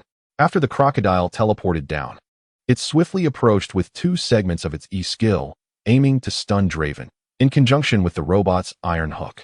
The intention was unmistakable: eliminate Draven. Though Qianya felt a pang of sympathy for the Flash, he still utilized it to create distance as the crocodile approached. Simultaneously, the robot, having observed Draven escaping the reach of the iron hook, redirected its attention to the prince, who was under relentless assault from Wheel Mother. With the robot and crocodile closing in, the prince prepared to relinquish his flash and make his escape. However, the robot finally launched its hook, and the prince was met with a flurry of blows. Just as he activated his flash, the crocodile failed to stun Draven but fortuitously incapacitated the prince instead. Chaos ensued. The prince unleashed his ultimate ability but was still overwhelmed by the trio from the blue team, leading to his demise. Qianya assessed the situation and deemed it unnecessary to expend his healing. Draven's wasted flash was already a tremendous setback. A trade of 1 for 2 resulted in a bountiful harvest of 2 kills for the Tech University team. Yin Xian expressed a sense of guilt, murmuring, "I'm sorry. It was my mistake." "No worries, as long as Draven is still alive," Hao Shuang replied casually, waving his hand dismissively. Had this been in the past, he would have berated his teammates for such an error. Zhuangmu chuckled. Despite Lyssandra's fall, there were still gains to be had. Moreover, this marked the first time they had taken an early lead against the Dragon Rising team, which Zhuangmu considered a worthy achievement. Having secured 1 kill each in the top and mid lanes, they were undoubtedly ahead. Given Qianya's audacity in selecting Draven, Zhuangmu was eager to observe how his teammates would cope when the rest faltered. Did they truly believe a single Draven could contend against 5? Lacking flash, Hao Shuang recognized that, given Qianya's temperament, there would be no skirmishes in the bot lane for the time being. Draven should be capable of defending the tower without significant trouble, prompting Hao Shuang to summon their jungler, Nunu the Snowman, for a dual roam. In previous collaborations with Qianya, Hao Shuang's support had never been one to linger solely in the bot lane. Much like during the last match when he ventured into the brush to catch unsuspecting prey, he preferred to roam. Has the killing knife been acquired? Hao Shuang glanced at Draven in the bot lane and inquired. Qianya nodded and remarked, "Given the current situation, it appears that there is still a long way to go before we can stack up. No worries, as long as you bring out the killing blow. This round should be manageable. I will roam, so be cautious in the bottom lane," Hao Shuang responded. Meanwhile, the prowess of the Science and Technology University team began to manifest among the many universities in WH City, showcasing a superior attention to detail in all lanes except for the bottom. Hao Shuang intended to lead the snowman towards controlling the enemy's blue buff, aiming to stifle Lyssandra's development and support, as this was Lyssandra's prime period. Cassidon needed time to flourish. At the 10th minute, while Thresh and the snowman invaded the enemy's blue zone, a vision ward in the river revealed their presence. The crocodile, having secured a kill, pressed the prince under the tower, while Vi lurked ominously near the big ghost. Cassidon's pushing capability paled in comparison to Lyssandra's. After pushing the lanes aggressively, the Science and Technology University team shifted their focus to the river, coordinating with Vi, who was lying in ambush. The 3 were poised to encircle the invading Thresh and Snowman Nunu. As Hao Shuang's Thresh entered the enemy's blue zone, he sensed trouble. Both the top and mid lanes of the enemy were suddenly absent. "Quick, let's move," Hao Shuang urged. "Huh?" Zhao Ling, momentarily bewildered, saw the blue buff right before them, easily within reach. Enemies are approaching. Hao Shuang couldn't afford to elaborate further, retreating to the river's exit near the barren pit. He tossed a lantern to Nunu, who had already advanced towards the enemy's blue buff. Trusting the support skills of this barbecue enthusiast, Zhao Ling had no hesitation, recalling how impeccable the performance of the previous game had been. However, just as Nunu prepared to grasp the lantern, Vi, who had been charging her energy punch for quite some time, dashed in and knocked Nunu away. As Nunu turned back to retrieve the lantern, Vi's fake ward landed on it. Unbelievable! Zhao Ling cursed inwardly, realizing that Nunu could not grasp the lantern, while Vi had already occupied it, leaving Nunu no chance of escape. Simultaneously, the crocodile and Lysandra arrived from opposite sides, blocking Thresh's retreat. The enmity towards Dragon Rising's support was not limited to Zhuangmu. Lysandra also unleashed her skills, first slowing Thresh down. As the crocodile drew near, countless icicles erupted from the ground, encasing Thresh in a chilling tomb, rendering him immobile. "Everyone must perish," the crocodile roared, brandishing his crescent-shaped serrated scythe and mercilessly hacking at Thresh, who was once again stunned. In a fit of rage, the crocodile's Q skill stripped away 1/3 of Thresh's health. Huaxia could only chuckle bitterly, lamenting how his teammate had inadvertently led to his demise, as it took far too long to activate a simple lantern, resulting in yet another death on his part. Under the relentless assault from the crocodile and Lysandra, Thresh resigned to his fate, failing to utilize any skills and succumbing to their combined might. His high aggro inadvertently allowed Nunu to escape with his life. While Thresh was being besieged, Vi turned her attention to Nunu, shattering the snowman's armor with a flurry of punches. Nunu, after consuming a portion of the blue buff, slowed Vi with a spell and sprinted towards the triangular brush in the top lane. As the crocodile and Lysandra continued their onslaught against Thresh, they could not spare attention for Nunu. Upon reaching the triangular brush beside the enemy's top tower, Nunu flashed over the wall into the river's exit brush, reuniting with the prince. Observing Thresh's dwindling health, the two promptly retreated, decisively abandoning their teammate. 2 minutes later, Nunu redeemed himself, teaming up with Draven and Thresh to secure the first dragon, while the Science and Technology University team boasted a 3-1 lead in kills and a 1,000 gold advantage. Most importantly, these two minor skirmishes had subtly bolstered the morale of the Science and Technology University team, who, after being shaken in the previous match, regained their confidence. The so-called true strength of Dragon Rising was merely an illusion. Their loss in the first game was likely due to underestimating their opponents. Once they took matters seriously, the Science and Technology University team remained a formidable force that overshadowed ordinary Internet CAF teams. With the momentum from their initial victories, the Science and Technology University team became increasingly cohesive in their actions. At the 13th minute, Vi arrived in the mid lane, collaborating with Lysandra to eliminate Kassadin. 2 minutes later, the jungle Vi successfully flanked the top lane, forcing the Dragon Rising team's top laner, the Prince, to his demise under the tower. Following the double kill, Dragon Rising retaliated, as Draven and Thresh teamed up to demolish the Science and Technology University team's bottom tower. In the first small-scale skirmish in the bottom lane, Draven secured a kill and returned home to acquire a killing sword, although he had yet to stack any layers on it. Wheelchair Mother could not withstand the damage from Draven's 2 spinning axes, being relentlessly pressured by both Draven and Thresh.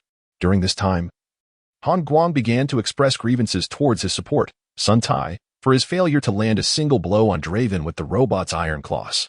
Sun Tai had his own struggles. Draven's movements were indeed elusive, with the axes consistently landing on minions first. Moreover, Thresh's hooks were not limited to Wheelchair Mother. The robot had to be cautious, her risk being ensnared by Thresh, allowing Draven to unleash a devastating combo. Fortunately, the Science and Technology University team had a clear advantage across all lanes. Otherwise, Han Guang feared they would collapse entirely, much like the previous game. As for Draven, who had acquired the killing sword early on but failed to stack any layers, Han Guang couldn't help but feel a sense of glee. The killing sword was most effective in the early game, becoming increasingly lackluster as the match progressed. Zhuangmu remained unperturbed, having just eliminated Kassadin once. He was eager for another attempt, believing that if Kassadin, a late-game AP champion, were to be caught a few more times, he would pose little threat to their backline. At the 16th minute, the robot and Vi roamed to the mid lane, once again taking down Kassadin. Meanwhile, the Prince, who could no longer contend with the crocodile, helplessly watched as the top tower was destroyed. Yet, Draven still only had that single kill from 6.5 minutes past. Choosing Draven, acquiring the killing sword early on, and now nearing 20 minutes without stacking a single layer, he feels utterly ineffective, a spectator sighed. Another chimed in, haha, I just saw him instantly select and prioritize Draven, thinking he was so confident in himself, but it turns out to be nothing of the sort. If only he could perform like the streamer Vincent, stacking layers in the teens within minutes. That would be truly impressive. Draven not capitalizing on advantages in the early game while his teammates collapse, how can they contend in the late game? Who doesn't know Draven thrives in favorable conditions and falters in unfavorable ones? Listening to the murmurs around her, Xiaoya felt a pang of guilt. Had she not joked about her fondness for Draven, perhaps Qian Yi would not have chosen him. However, the outcome has turned out like this. A killing knife resembles a mere decorative item, lacking significant utility. Had it not been for the killing knife, perhaps during the recent siege on the bottom turret of the Tech University team, a player could have been eliminated. This equipment, dragging the rhythm of the game, has failed to play a pivotal role, squandering the early game advantage that a kill would have granted Draven. The situation is indeed grim for the Lungting team. Noticing her sister's furrowed brow, Xiaomei consoled, "Even if we lose this round, we still have a third match to look forward to. Why worry? Next time, don't let him pick Draven. Allow him to choose his strongest champion instead. I doubt Qianye will hold it against you. I understand these matters better than you do. Men tend to seek to impress women, and even if they stumble occasionally, it is often for your sake." Huaxia felt a mix of embarrassment and delight. Yet her heart was heavy with concern. If they truly lost this round, she would bear the blame. Shimin Feiyu smacked his lips and inquired, "Have you counted how many stacks of passive this Draven has accumulated?" Xiaoya's eyes lit up with delight, asking, "Brother Feiyu, are you suggesting?" Shimin Feiyu nodded and replied, "From the skillful way this Draven maneuvers to catch axes, it's evident he is an experienced player. However, the fact that he hasn't stacked his killing knife yet is largely due to his teammates' performance. But it is not the late game yet. As long as Draven secures a kill, he is likely to soar. Look, the small dragon is about to be contested. Draven's rise hinges on this skirmish over the dragon. Do not forget, Draven has yet to die." Hao Shuang cast a glance at the mini-map, having noted the dragon's respawn time. He had already positioned wards around the dragon's pit. At this moment, Nunu the snowman fulfilled his role as a functional jungler, collaborating with Thresh to control the vision of the entire Dragon River. After the previous jungle invasion misstep, Zhao Ling felt a pang of guilt. Hao Shuang was not one to offer gentle reassurances. He issued a series of commands to Zhao Ling, who dared not utter a word in protest and complied without hesitation. When Guang Yuan found himself in a similar predicament, in this round, his Kassadin faced relentless targeting from the opposing jungler, an experience that could only be described as excruciating. Now, both when Guang Yuan and the top laner, Yin Xian, pinned all their hopes for victory on Qinye's Draven. Aside from Draven in the bottom lane, the other lanes had crumbled under pressure. The outcome of this dragon skirmish would determine whether they could protect Draven, Hao Shuang reminded them. The others fell silent.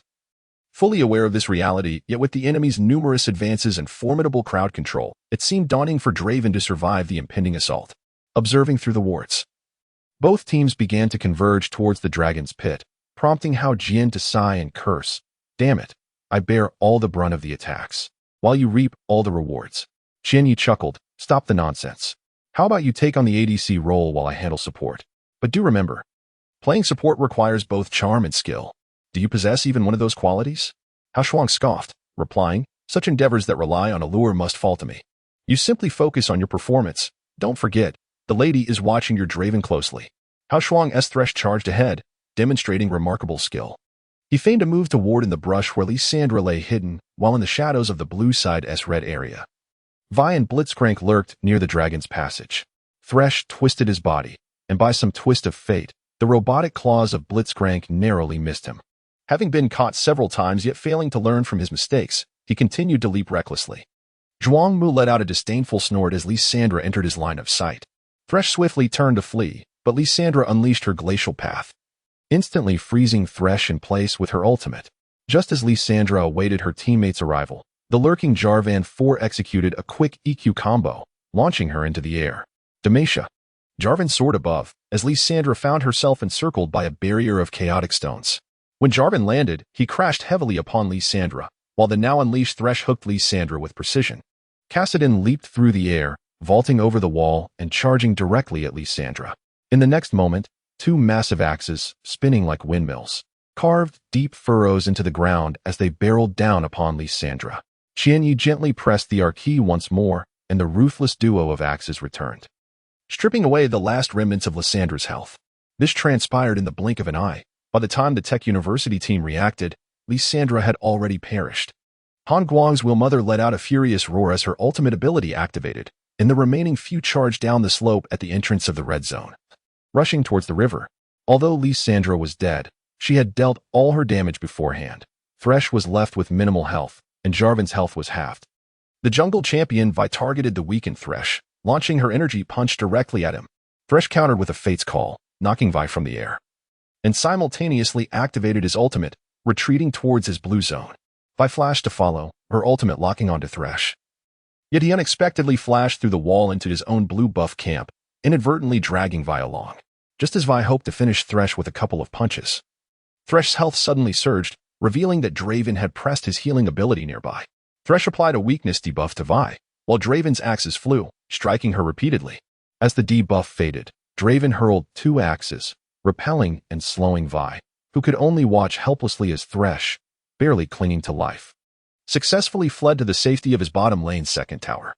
On the other side of the battlefield, after Lyssandra's demise, the remaining members of the Tech University team entered the fray. The Crocodile champion activated his ultimate, enveloped in dark energy, lunging at Kassadin. The Wheel Mother and the robot joined forces to attack Jarvan. Suddenly, the snowman Nunu advanced, activating his ultimate in the small brush at the river's center, an ambush bomb.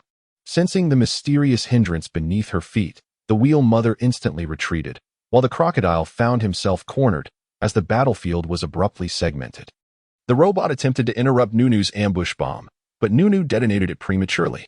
In this moment, Kassadin again utilized his Void Walk to evade the crocodile's assault, while the 2 tanks from Longting's team ensnared the crocodile and the robot. As the Wheel Mother aimed to turn back and continue her assault, Draven, who had just slain Vi, activated his W skill and dashed forward. The robot bore the brunt of Draven's onslaught, having stacked 4 kills on his Blade of the Ruined King. Draven's output was formidable, especially against a robot lacking substantial defensive items. Even the robot's ultimate failed to halt Draven's axes from soaring. Indeed, besides the 2 flying axes in his hands, a third rotated in the air, a terrifying sight of 3 spinning axes. At this critical juncture, Nunu played a pivotal role, enhancing Draven's attack and movement speed with a buff after the battlefield was split, compounded with the boost from Draven's own W skill, rendering his triple-axe assault extraordinarily fearsome. Witnessing the drastic shift in momentum, Han Guang muttered a curse as the Wheel Mother retreated to her red zone, while the Tech University team's top lane Crocodile also abandoned his post, fleeing toward the mid lane's first tower. The robot resolved to sacrifice himself to ensure his teammates' escape. Split into 3 routes, declared Qianyi. Nunu pursued the robot, Kassadin and Jarvan chased after the crocodile, while Draven followed the Wheel Mother. With his W skill refreshed upon catching his axe, Draven sprinted swiftly, bolstered by the blue buff seized from Lysandra, free from concerns of mana, and his berserk mode activated, his axes spinning like wheels of fire. The crocodile, now in the mid lane, was slowed by Kassadin. As he attempted to turn and retaliate, Jarvan's ability struck him down, allowing Kassadin to claim the crocodile's life with a Q skill.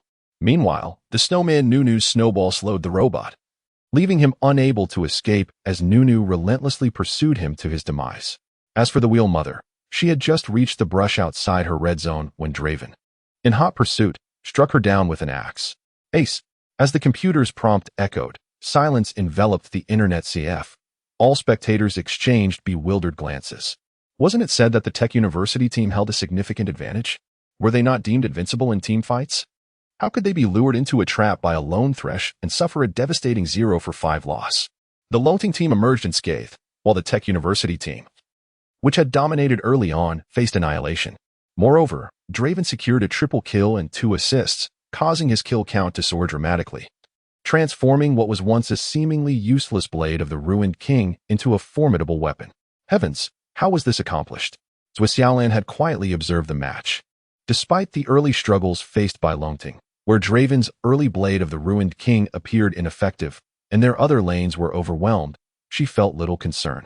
After a brief acquaintance, though her understanding was still shallow, Huaxia firmly believed in Qianye's cunning strategy, especially with that barbecue vendor's sly eyes. Both were clearly of a similar ilk. However, the initial phase of feigned weakness was indeed thrilling, as evidenced by the audience's reactions. Yet, the outcome of this dragon skirmish, resulting in a 0-for-5 trade, was somewhat unexpected. Ultimately, the Tech University team had been too hasty. Had Lysandra waited for her teammates, the outcome might have been different. It must be said, this was quite the spectacle. Shiman Feiyu's mood brightened as he initially thought that his visit to WH City would yield merely a promising rookie. Now it seemed he had stumbled upon unexpected gems. If he could recruit this bottom lane duo from Longting, it would alleviate the major challenges posed by the recent formation of a second team. With further development, they might even ascend to the first team. Last year, the MTG team had performed poorly. As an established esports powerhouse, they failed to qualify for the S3 World Championship, disappointing their loyal fans and shaking the management. The SKT1 team similarly struggled in the spring season. Their management decisively disbanded the first team and nurtured the second, which would later evolve into the current SKT1. The results were evident to all players worldwide. The newly formed SKT-1 team not only triumphed over old rivals, clinching the OGN Summer Championship, but also swept through countless foes at the S3 World Championship, ultimately claiming the title of the world's best team. The MTG management aimed to replicate this model while introducing a competitive rotation system, promoting based on merit. Unfortunately, they had yet to find suitable candidates. As the family's enterprise and the prospective heir to the club, Shimin Feiyu was particularly invested. Otherwise, he would not have rushed to WH City after viewing a video from Xiaomei. Now, it seemed this journey was well worth it.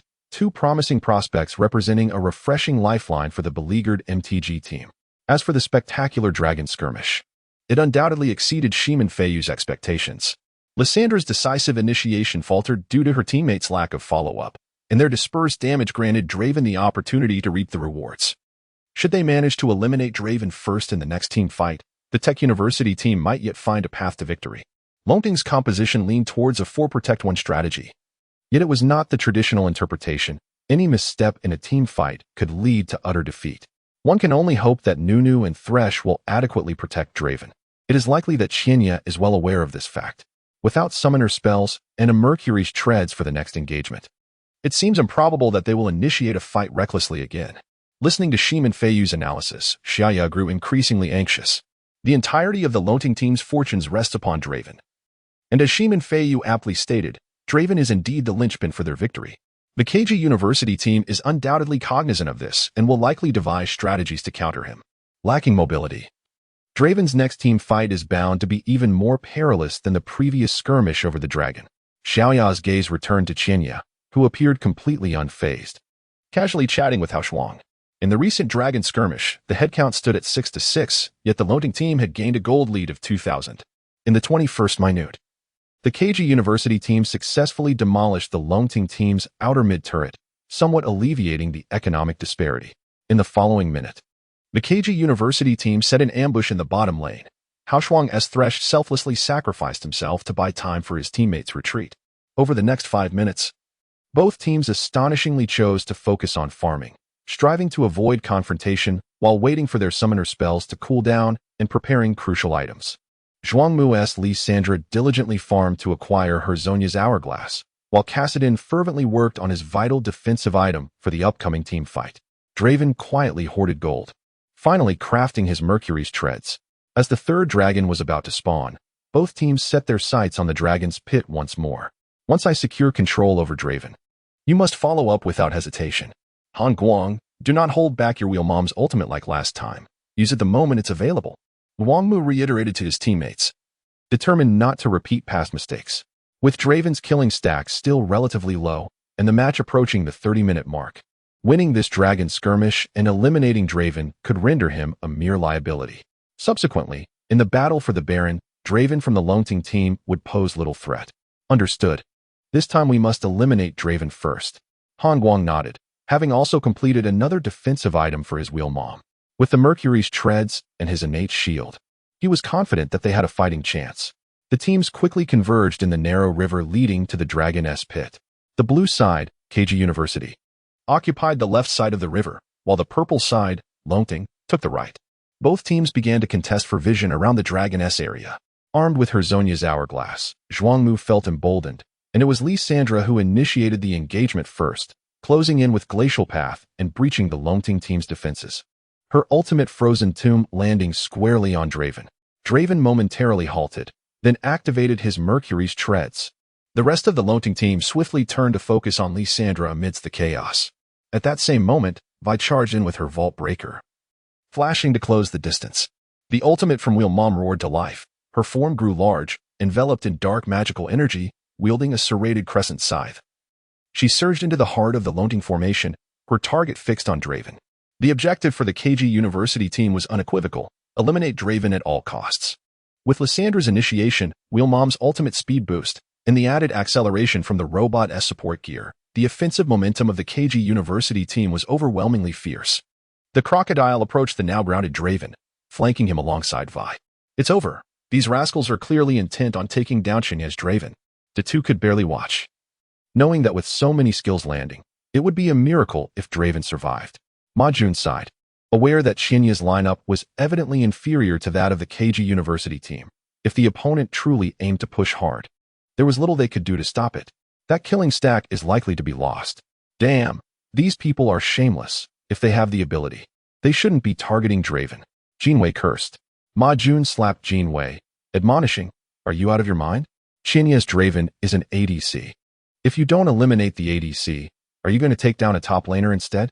Xiaomei glanced at her sister, noticing Xiaoya biting her lip tightly, transfixed with tension, even more so than during her own matches. Shimin Feiyu, arms crossed, rhythmically tapped his fingers on his arm. Xiaomei, having known him for so long, had never seen him so anxious and flustered. Little did she know. Shimin Feiyu's thoughts were consumed with the prospect of securing Lin Xianye under his command should Draven manage to unleash his axes and wreak havoc once again in this dragon skirmish. Many admire Draven, yet few understand the intricate connection between his skill mechanics and his backstory. Upon the towering black stone walls of Noxus, the scars of battle, sword marks, axe imprints, and the remnants of smoke and fire speak to the storied, iron-blooded history of one of the mightiest human city-states in Valoran. One of Draven's favorite pastimes was standing atop the ramparts, watching his brother Darius astride a fierce warhorse, wielding a massive axe as he led the valiant Noxian Vulture Legion into battle against the Dalmatian forces, commanded by the Shield-Bearer family. Each time he witnessed Darius return from the fray, bloodied yet triumphant, a bittersweet smile would curl at the corners of Draven's mouth. He could not bear the weight of the colossal axe, unable to charge into battle himself, and could only manipulate his twin axes with deft hands. When General Dukakhaus, the highest commander of Noxus, mysteriously vanished, and Talon frantically searched for him in the shadows, Draven merely observed Katarina's solitary figure departing towards the Conqueror's Sea, and then lowered his gaze, extending his crimson tongue to meticulously lick the still wet blood from his axe blades. After his brother Darius ascended to become the greatest iron-blooded emperor of Noxus, Draven voluntarily descended into the damp, cold prison, allowing those who once opposed his brother, now reduced to captives, to experience true terror. He possesses two axes. One is cold-blooded, the other, a harbinger of death. In the arena, as prisoners scattered in panic, countless heads fell beneath the spinning axes, blood gushing amidst the audience's cheers. In these moments, Draven would strike a pose reminiscent of Bolt's signature victory celebration. Draven, entering the stage. In the midst of the match, the atmosphere had reached a pivotal moment. The crocodile positioned on the left, while the cat on the right. And just when everyone anticipated that Draven would be besieged by the two, Thresh unleashed his ultimate ability from his place. Draven flashed over the wall. Escaping to the nearby tribrush beside the bottom lane's first turret, his axes relentlessly striking the nearest crocodile. The Q skill's range of 925 units was sufficient to outshine most ADCs, especially with only a thin wall separating them. On the opposite side of the battlefield, the snowman activated his ultimate, Absolute Zero, dividing the arena. Jarvan and Kassadin turned to attack Lysandra, whose invulnerability was fading. Seeing Draven escape, the crocodile disregarded everything and flashed over the wall in pursuit. However, a lantern appeared beneath Draven's feet, just as the crocodile was about to step forward. Draven re-entered the river, redirecting his axes towards Lysandra. Zhuangmu gritted his teeth, hoping to secure the kill on the re-emerging Draven with the combined output of Lysandra and the cat. But Jarvan and Kassadin's assault quickly reduced Lysandra to a sliver of health. Two axes whistled through the air, piercing Lysandra's form, and Zhuangmu's frustration peaked as Thresh's ultimate. The dark passage impeded Lysandra and the cat's offensive advance. As Lysandra's health dwindled, she flashed into the brush near her own bottom lane turret. But the effect of Draven's axes had already taken hold, trailing closely behind her. Lysandra merely executed a desperate flash to escape. With her demise, Kassadin and Jarvan swiftly turned their attention to the lone cat lingering in the backline. Following the kill of Lysandra, Draven set his sights on the cat. Simultaneously, the crocodile descended the slope towards the purple team's blue buff, joining forces with the Wheel Sister and the robot to eliminate the isolated snowman, Nunu. After they dispatched Nunu, the Wheel Sister, robot, and crocodile aimed to assist the cat, only to realize that the cat was being continuously kited by Draven's relentless W skill. Jarvan, witnessing this, pivoted to shield the Wheel Sister while shouting to Mesha, encircling them within the barrier created by his ultimate. An axe landed atop the cat's head, who let out a cry as she fell. As Jarvan faced a three-man assault and was on the brink of death, he aimed AQ skill at the flag left in the river, agilely evading damage. The Wheel Sister, eager to pursue, was thwarted as Jarvan flashed into the brush where Draven had first landed. The robot intended to ensnare Draven with his hook, but inadvertently caught Kassadin, who activated his Zonia S to evade the incoming damage. At that moment, Thresh, who had just executed a remarkable lantern play, successfully hooked the Wheel Sister. Having used her Mercury Treads previously during the skirmish with Nunu, her shield could not withstand Jarvan's ultimate. With no means of escape left, she was ensnared. Before the eyes of the spectators, 3 axes manifested around Draven, 2 in his hands and 1 in the air, all aimed at the immobilized Wheel Sister. Thresh's second Q and Draven's W skill arrived almost simultaneously before the Wheel Sister, and with the accumulation of 4 stacks of the Killing Blade, Draven's damage soared. Following a critical hit, the Wheel Sister, who had just claimed Nunu's life, collapsed. With 3 axes flying, Draven executed a triple kill. The situation becoming increasingly evident as the robot and Crocodile fled in opposite directions. Thresh and Kassadin pursued the robot heading towards the mid lane, while Draven alone chased the fleeing Crocodile towards the bottom lane. The Crocodile stood no chance against Draven, who had his W skill continuously refreshed, not to mention the dual buffs he possessed. As the Crocodile attempted to turn and retaliate, it was too late. Even in a direct confrontation, Draven could easily fell him. The Crocodile barely turned around before receiving 2 critical hits, claiming his life. A quadra kill. The robot, in a state of panic, tried to escape. Thresh could not keep pace, but Kassadin was a master of short-range pursuits. With his Void Walk and Flash, the robot's health plummeted. Huaxia called out, "All right. No more chasing." When Guang nodded, not bothering with the robot, who was teetering on the brink of death. With cold determination, 2 massive axes cleaved through the river, catching up to the robot's back. Without the need for a second or damage, the robot shattered into countless parts. A pinnacle. The audience erupted in excitement upon witnessing Draven's triple kill, quickly shifting to count the quadra. When the pinnacle was achieved, the entire Longting Internet Cafe erupted in euphoria. My goodness, he really got a pinnacle. This Draven is something else. Absolutely spectacular. The earlier disadvantages and the meticulous details of the past several minutes faded from their minds.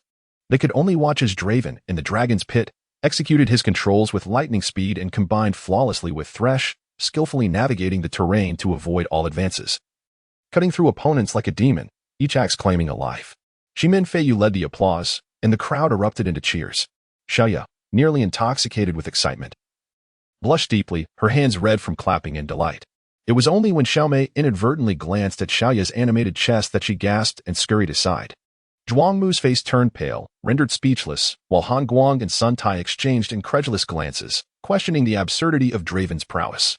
Zhao Ling laughed foolishly, unable to contain himself. This pinnacle had essentially sealed the victory for their team. As long as the Longting team did not become reckless, they would undoubtedly secure the dragon and push towards the high ground. When Guang found himself sincerely admiring the high school student Lin Xinya, whom he had previously underestimated, reflecting on how the younger generation was surpassing the older, Xin clung tightly to Hao Shuang's leg, asking, "Brother Shuang, how should we proceed?" Though others may have been unaware, the true commander behind the dragon fight was Hao Shuang himself, with even Xinya following his lead. Otherwise, Thresh's previous lantern maneuver would not have been executed so smoothly, leaving the crocodile and cat bewildered. Hao Shuang smiled and suggested, "How about something thrilling? Let Draven gift a kill." No. When Guang, Xin, and Zhao Ling exclaimed in unison, their expressions shifting dramatically. Xian Yu shook his head and said, "He is joking. Let us finish this quickly." After the Longting team annihilated their opponents once again, they secured the dragon, leading the economic standings by over 4,000. While this amount was not excessively substantial, Qian Yu's Draven had already amassed 18 stacks on his kill blade, with a Mercury's treads equipped. And Thresh had crafted a crucible. Zhao Ling had fully embraced his Nunu as a support, donning pure tank gear, with a crucible in hand as well. As long as Qian Yi's positioning with Draven was not gravely flawed or reckless, with a Mercury's treads and 2 crucibles, survival would be a daunting task for their adversaries. The subsequent events unfolded seamlessly for the Longting team as they initiated a Baron fight, compelling the top lane Crocodile from the Science and Technology University team, who had intended to split push and delay time, to teleport down. With a significant equipment advantage and Draven's explosive damage, it was the Longting team that took the initiative to engage. Thresh landed a hook on the descending Crocodile. Given Draven's current damage output, he could slice through the Crocodile as if it were a fragile target. coupled with Cassidon's relentless harvesting. Apart from Thresh being countered in exchange for a kill by the Science and Technology University team, the Longting team achieved another remarkable 1-4-5 exchange, with Draven claiming a triple kill and fully stacking his killblade. Meanwhile, the remaining 4 members of Longting easily dispatched Baron Nashor as the game approached the 33rd minute. With the Baron buff in hand, the Draven with 20 stacks led his 4 companions, akin to fierce tigers unleashed, to secure the dragon, extending their economic lead to 7,000. They swiftly pushed lanes, demolishing all outer towers of the Science and Technology University team. By the 38th minute, the Longting team pressed towards the blue side's mid-lane high ground.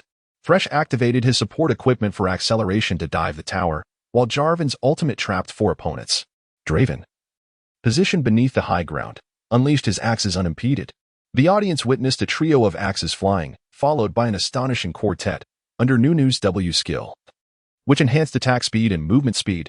Draven utilized his continuously refreshing W skill to unleash 4 axes, a breathtaking display. Big Head and Majun, along with others, watched in awe, exclaiming that they had never before seen someone execute Draven's 4-axe technique in real life, having only witnessed it in commentary videos. The spectators were filled with regret as Draven's 4-axe display lasted but a moment during this tower dive. He severed Kaisa with merely 2 axes and dispatched the crocodile with just 4. Furthermore, he dealt a staggering 1,200 damage with a single axe to Jin. Under the critical hit enhancement, with a thunderous crash, the mid-lane high ground tower of the Science and Technology University team was obliterated. Simultaneously, Cassidon employed his Void Walk to secure kills on both Jin and Blitzcrank, successfully wiping out the opposing team. The remainder of the match unfolded without suspense, as the nexus of the Science and Technology University was destroyed, granting victory to the Longting team in the second game. Not only the audience, but even Shimin Feiyu felt a lingering excitement, having rarely witnessed such a captivating match in the professional arena.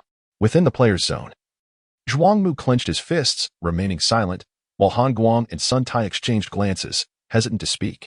They understood they were up against formidable opponents and dared not exhibit any prior arrogance. It was fortunate that their rivals did not come seeking trouble.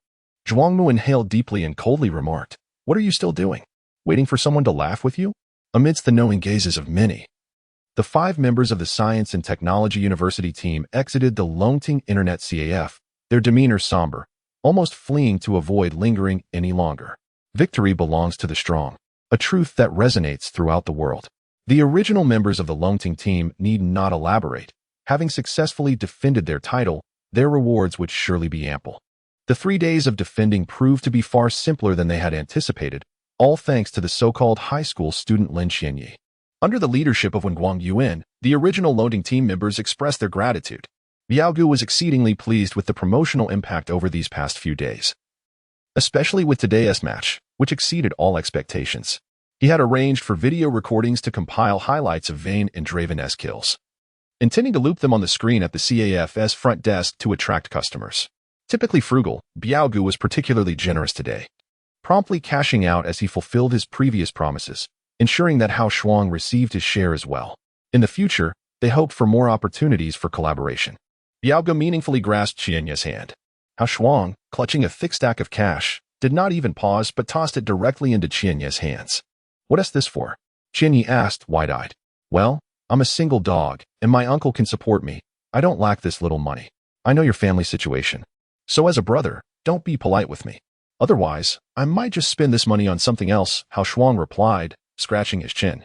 He then pulled out his outdated blue-screen flip phone, saying, "Let me call my uncle first. I'll tell him I'll be home late tonight to keep the door open. We definitely need to go out for some skewers, and of course, it has to be your treat. Also, I need to remind my uncle that he just downloaded a few new seeds yesterday. He should avoid those broken websites that keep infecting my old machine, making even a simple game lag." Qianyi, without a hint of pretentiousness, pocketed the entire bonus, harboring no doubts about Hao Shuang's words. This fellow was ever the embodiment of living in the moment, indulging in revelry without concern for the future, believing that fleeting joy was worth any expense. His just about spending it on debauchery was no mere quip. Zhuo Xiaolan chuckled lightly and remarked, "Your friend indeed bears little regard for societal standards in his appearance, though he is not entirely lacking in merit." Hao Shuang, unperturbed by Zhuo Xiaolan's assessment of his looks, swaggered forward with a grin, saying, "Dear sister, while you may not have blossomed as one might hope, your visage is quite charming. As for me, I am not only decent in character but also endowed with considerable prowess. My integrity is beyond reproach." Zhuo Xiaolan, having underestimated Hao Shuang's audacity, observed his boastful demeanor with disdain, wishing she could swiftly deliver a blow that would render him incapable of self-sufficiency. "Do not engage in banter with this imbecile. He has never lost a verbal sparring match," Qianyi interjected, eager to diffuse the tension. With a sidelong glance at Qianyi, Hao Shuang sighed. "Is this truly the girlfriend you have chosen? I once had faith in your judgment, but how have you so quickly lost your discernment at such a young age?" This remark ignited Zhuo Xiaolan's fury, and had it not been for Qianyi's firm intervention, she would have surely unleashed her wrath upon him. Yao Ge, clever in his insight, sought to avoid the fallout from Zhuo Xiaolan's anger and reminded Qianyi not to forget the celebratory banquet that evening, promptly taking his leave. Zhuo Xiaolan, however, was not inclined to let Biao Gu off easily. Hao Shuang's unparalleled shamelessness left her at a loss for a retort. Akin to striking a punch into cotton, she waved her hand dismissively and set her sights on Biao Gu again, determined to retaliate for his earlier affront. Hao Shuang laughed boisterously, striking a pose of self-importance, as if to declare himself the supreme champion of irreverence. After finally finishing with the fans, Shimin Feiyu approached Qianyi, accompanied by a pair of enviable twin sisters. Shimin Feiyu, a mid-laner for the MTG team, extended a polite and formal greeting, slightly bowing as he offered his right hand in respect. Lin Qianyi, of the Lin family, known as the Thousand Knights. Qianyi replied with a faint smile, reciprocating the handshake. The MTG team was a titan in the realm of esports. It begged the question of why the illustrious Shimin Feiyu would deign to visit such a modest internet CAF. Was it to witness their match? Hao Shuang chuckled and added, "Perhaps he was so impressed by our formidable skills that he felt compelled to greet us, hoping to entice us to join the MTG team?" Shimin Feiyu's expression turned somewhat awkward as he clarified, "Not quite. It's not to that extreme. I did travel to WH City with the intention of scouting talent, but I assure you, it's not as grand as the 3 visits of Liu Bei to Zhuge, although he did harbor intentions of recruiting Qianyi." Shimin Feiyu would not simply kneel in submission.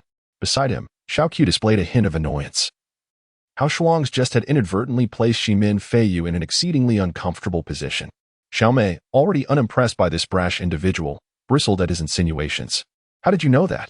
exclaimed Xiaoye with innocent surprise.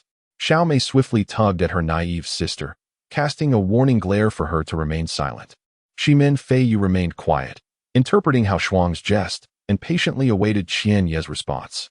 However, as silence lingered, Shimin Feiyu grew restless and stated, "Our MTG team is indeed considering the formation of a second squad. We have recruited some promising new talents, but we still fall short of our expectations, particularly in the bot lane, where we have yet to find suitable candidates." In truth, Shimin Feiyu had come with the firm intention of discovering hidden talents, a resolve stronger than anyone could imagine.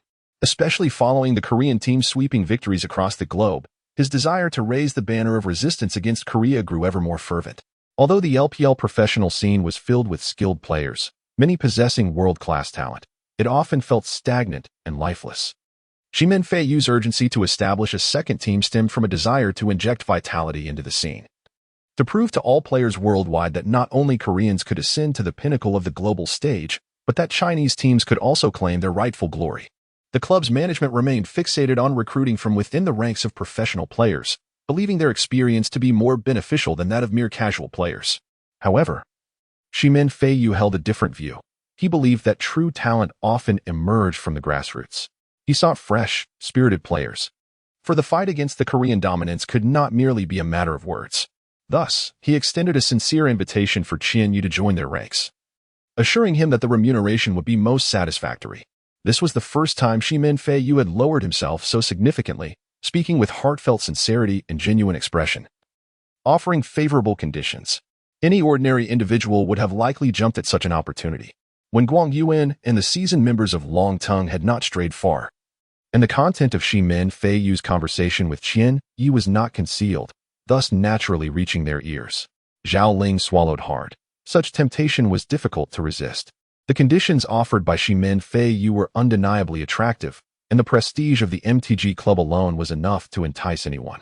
Who among the aspiring young professionals did not dream of joining the MTG club, which had long been a leader in the domestic esports scene, achieving remarkable success in games like CS, War 3, Dota, and StarCraft? When Guang Yuan felt a pang of jealousy, he had once harbored dreams of a professional career. But due to his own limitations and advancing age, those dreams had faded. The fact that Qian Yi, still in high school, received such an esteemed invitation from the MTG club only fueled his envy. Shimin Feiyu patiently awaited Qian Ye's response, confident that with such conditions and sincerity, Qian Yi would not turn him down. Before Qian Yi could utter a word, Hao Shuang had already begun to clap enthusiastically, exclaiming something that nearly sent Xiaoqiu into a frenzy. Your words are even more melodious than your singing. Hao Shuang chuckled. Feiyu directed his question towards Qian Yi. What do you mean? Xiaomei could not help but interject. Hao Shuang's intention was clear. He may not have articulated it well, but I shall respond unequivocally. I decline. My apologies. Qian Yi sighed deeply, nodded, and spoke. Upon hearing this, not only was Shimin Feiyu taken aback, but all those around them stared at Qian Yi in disbelief, as though questioning whether they had misheard. While few took Hao Shuang's words seriously, Qian Yi's resolute answer was evidently not one made without careful consideration. Xiaoya, in a state of urgency, implored Qian Yi, think about this. Such an opportunity is exceedingly rare. Do you realize how many aspiring professional players are thwarted by a lack of connections, or by clubs that lack the credentials even to qualify for the LSBL? Brother Feiyu's promise could lead you directly into the LPL. A chance that is truly a once-in-a-lifetime opportunity. Please reconsider your hasty response, or perhaps wait until after your college entrance examination. I understand you may not wish to abandon your studies, but I believe Fei would be willing to wait a few months. Before Xiaoya, who was deeply anxious for Qian Yi, could finish her plea, Qian Yi raised his hand with a grateful smile towards her and replied, I am aware of the rarity of this opportunity, and I understand that Shimin Feiyu has extended this invitation sincerely, but I have made my position clear. Thank you for your kindness. When Guang Yuan, who had been contemplating how such a fortunate opportunity had fallen upon this young man, was momentarily stunned by the outright refusal, nearly losing his balance. To reject such a splendid and rare invitation without a second thought, was Lin Qianyi not in his right mind? He was discarding an opportunity that others would covet, showing no appreciation whatsoever. Zhao Ling's eyes widened in disbelief as he shook Yin Xian's arm, asking, Did I mishear that? Did I mishear that? Yin Xian, with a self-deprecating smile, shook his head in response. I think you've lost your mind. Yin Xian himself harbored dreams of joining a professional team, particularly a top-tier domestic powerhouse like MTG. Given the burgeoning landscape of esports in the country, the treatment of professional players rivaled that of white-collar workers, with stable salaries, a multitude of fans, and lucrative opportunities in streaming after retirement, far superior to the current challenges of competing in a gaming CAF.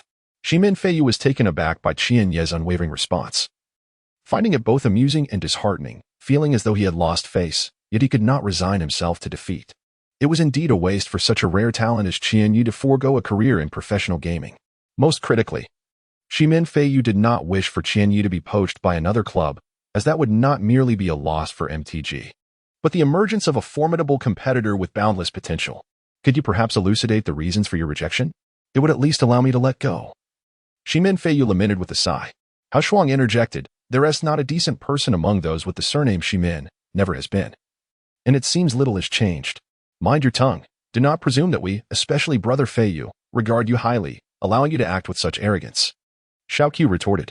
Hao Shuang shrugged, saying, Have I not always spoken my mind? Qian Yi employed a hue to maintain control of the situation, while Shimin Feiyu signaled to Xiaoqiu to temper her excitement. It appeared that the possibility of collaboration had dwindled. Yet Shimin Feiyu wished to avoid an outright confrontation between the parties. Qian Yi apologetically remarked, I currently have no intention of pursuing a professional career, especially with the imminent college entrance examination approaching. Moreover, I cannot aspire to join a prestigious team like MTG. All right, I understand. Thank you, Shimin Feiyu responded. Not wishing to prolong the conversation, he departed the Longting Internet CAF accompanied by a pair of sisters and Xiaoqiu, a group of 4. Feiyu, why does Qian Yi seem to harbor such hostility towards you and that insufferable rogue? Did you offend them previously? Xiaomei inquired. Shimin Feiyu cast a glance at the distant cityscape, where the night lights began to twinkle, and the flowing traffic left trails of crimson shadows on the road. After a moment's contemplation, he furrowed his brow and replied, I find it perplexing. Today is indeed the first time I have met Lin Qianyi. Naturally, there can be no past grievances, nor any new enmity. To turn down such a splendid opportunity when you personally extended an invitation is beyond my comprehension. Are they foolish or simply excessively proud? Do they truly believe there are not a few promising talents like them in the entire nation? Xiaomei scoffed. As Shimin Feiyu's girlfriend, she consistently sought to align her perspectives with his. He smiled gently, pulling her into his embrace, appreciating her words that resonated with his thoughts. When it comes to arrogance, none present could rival Shimin Feiyu, who had enjoyed a smooth-sailing life from childhood as a typical scion born with a golden key. A student at a prestigious national university, he was currently on a break. Yet upon retiring, he would undoubtedly return to the campus to obtain his degree. His most notable identity was undoubtedly that of the nation's top mid-laner, the core figure of the MTG team, adored by countless female gamers. Huaxia timidly suggested, perhaps there are hidden circumstances. Qianyi should not be that kind of person. Xiaomei shot her a glare. That's quite enough. Don't speak on their behalf. Shimin Feiyu paused, contemplating a remark made earlier by Hao Shuang, which had gone unnoticed. None of the Shimin family are good people. I must return now. Otherwise, my sister will start pestering me, Shimin Feiyu said, patting Xiaomei's head with genuine regret. Upon hearing that he was leaving so soon, Xiaomei felt a pang of disappointment, but was unable to harbor any resentment after his parting words. Shimin Feiyu's sister, Shimin Feishui, was a formidable woman, exuding such a commanding presence that even Xiaomei dared not speak out of turn. Fearless in most situations. Xiaomei's greatest apprehension lay with the true power behind the MTG club, Shimin Feishui. The arena competition at London Internet CAF concluded successfully. And as the primary beneficiary of this event, the owner, Biao Guo, was certainly not about to decline the celebratory feast that followed the final victory. However, the celebration consisted of skewers at a modest barbecue venue, where the atmosphere was relaxed, allowing for unrestrained enjoyment without excessive formality. Once everyone was seated, they quickly began to drink and enthusiastically discuss the day's matches. Zhuo Xiaolan stubbornly joined the barbecue feast, visibly displeased as Hao Shuang savored his food while criticizing others' grilling skills. He quietly moved to sit beside Qianyi. Biao Gu was particularly fond of the barbecue vendor who suited his taste, while Hao Shuang affectionately called him boss, causing Biao Gu to grin widely. Shuang, you say you and Qianyi are classmates, and he is still studying. Why have you devoted your youthful years to the noble pursuit of barbecuing? Biao Gu inquired. Hao Shuang casually wiped the grease from his mouth with his sleeve and replied, you have no idea. Those teachers are all scheming. When I'm paying attention in class, they prattle on, and when I zone out for a moment, they suddenly call on me to answer. Is that fair? With a sigh, Hao Shuang lifted his head in mock sorrow, saying, in the second year of middle school, I took 2 seconds to pick up a pin that had fallen under my desk. When I looked up, I found I was forever parted from mathematics. Biao Gu was momentarily taken aback, but the others quickly erupted in laughter. Zhuo Xiaolan could no longer contain herself and burst into giggles, while Qianyi chuckled and offered a grilled eggplant to her. Unlike the other men, Zhuo Xiaolan preferred lighter fare rather than rich meats. Is there any truth to what Hao Shuang said? She whispered to Qianyi, covering her mouth. Qianyi remarked, do not heed this fellow's nonsense. It is true that he cannot read, but his bowing was not to retrieve a pen. Rather, it was to capture a glimpse beneath the skirt of our newly appointed female mathematics teacher. The young instructor, just over 20 and freshly graduated, was so startled that she wept in class, her tear-streaked face drawing the principal's attention and making her a sudden sensation within the school. Left Xiaolan, who had just begun to tolerate Hao Shuang, now wore a look of disdain, instinctively pressing her legs together despite the snug denim she donned that day. After several rounds of drinks, Biao Gu, his slightly intoxicated eyes squinting, earnestly patted Qianyi on the shoulder and said, I may lack in many areas, but my judgment is impeccable. Look, amidst the vast crowd, I singled you out. Our recent competitions owe much to your presence. Do you have any plans for the future? A talent like yours is wasted on mere practice matches. Xiaolan, having spent the night in the company of these rough men, finally heard Biao Gu address the main topic, her face lighting up as she discreetly gave him a thumbs up. Biao Gu, though tipsy, acknowledged her gesture with a nod. Qianyi, having long perceived the little tricks at play, chose not to expose them and simply sipped his drink. I have no fear of offending anyone, even if Hao Shuang and I joined forces. The Longting team can only dominate amateur teams in Internet CAFS. Competing against professional squads is out of the question, Qianyi stated bluntly. When Guang Yuan did not contest this assertion, fully aware of his own capabilities. As Qianyi had articulated, they lacked the means to confront professional teams directly. In life, mere effort is insufficient. One must also possess talent, and most importantly, pursue the correct direction. Without the right direction, hard work becomes futile. Wen Guangyuan recognized that. Given his current skill level, he would likely never ascend to the professional arena, especially as he had already passed the prime age for becoming a professional player. The other members of the Longting team nodded in agreement. While they might have felt indignant had anyone else made such a statement, Qianye's words carried weight, particularly after witnessing his true abilities over the past few days. His assessment was fair and devoid of any intent to belittle others. With that in mind, have you considered entering the Urban Elite Championship? Biao Gu inquired, his interest piqued. Qianyi does not deny it, stating that while he has certainly contemplated it, the conditions have not permitted. However, rather than expressing a desire to participate in the Urban Elite Championship, he finds himself more inclined towards the National Internet CAF League after these past couple of days of defending his title. This year's Internet CAF League appears to be sponsored by ASUS, seemingly named the ASUS Cup National Internet CAF League. The champions and runners-up have the prospect of directly entering the Demacia Cup League, presenting an opportunity to compete against the nation as top-tier teams. Most importantly, it offers the chance to secure a place in the LSBLA League. Qianye's response took Biao Gu somewhat by surprise, diverging significantly from his initial plans. In the Urban Elite Championship, Biao Gu sought to leverage Qianye's prowess to garner recognition in WH City, thereby promoting Longting Internet CAF. He would have been content with merely advancing to the provincial competition, forgoing thoughts of the national finals. However, the implications of the National Internet CAF League were altogether different. It was evident that Qianye aimed for the aspirations of a semi-professional team. Supporting an Internet CAF team entails the additional burden of 5 more employees, which poses a considerable challenge for Biao Gu, who is at the nascent stage of his career. Should he endeavor to nurture a semi-professional team, the financial implications would be drastically different. Biao Gu felt a mounting pressure. Hao Shuang, unusually silent, quietly sipped his drink, awaiting Qianye's subsequent words. From the moment Qianye approached him, Hao Shuang had surmised his intentions. One need only observe the situation to discern the underlying motives. Hao Shuang was well aware that Qianye's quest to recruit former team members was a clear indication of his desire to reassemble the original team. The previous defeat had left its mark. Both Qianye and Hao Shuang harbored an unwavering hope that, in the years since, they might one day rekindle the spirit of their former team after watching their mentors' films late into the night. Qianye said, Biao Gu, you need not feel overly pressured. My only desire is for you to provide Longting Internet CAF as our training base. You needn't worry about our salaries. Of course, we will register under the name of the Longting Battle Team to participate in the National Internet CAF League. Until I have assembled my full roster, I will need to temporarily borrow 2 of your players to assist us in some matches. Borrow 2? Biao Gu inquired. Isn't it just you and Hao Shuang? Hao Shuang chuckled. There is another player.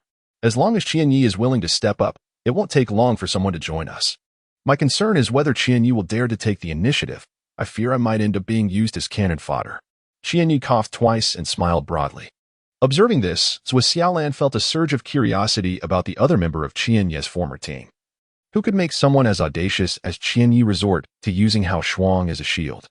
Qianyi conveyed that there was no need for Beihao to worry too much about the team's issues.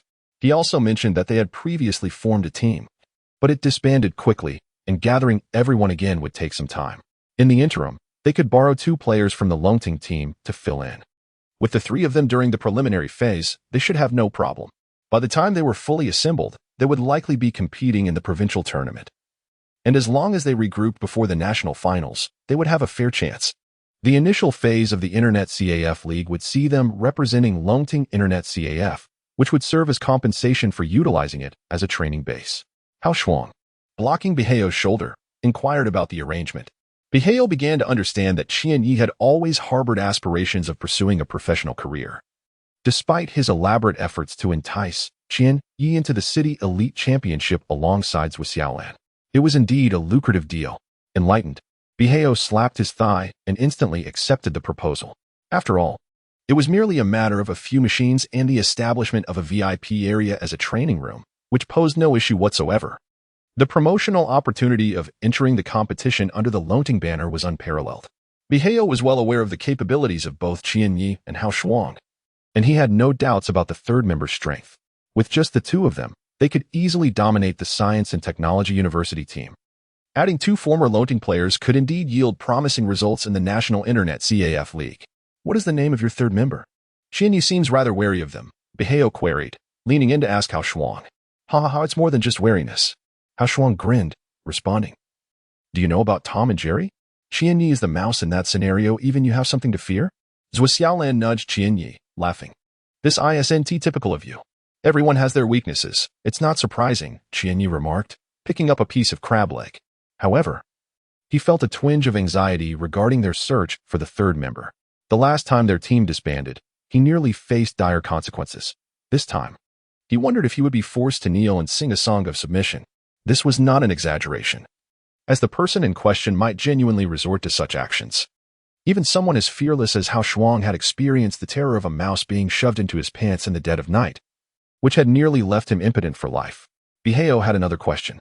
While you're only borrowing the name of Longting Internet CAF, what if you actually make it to the national finals? You will need a club, won't you?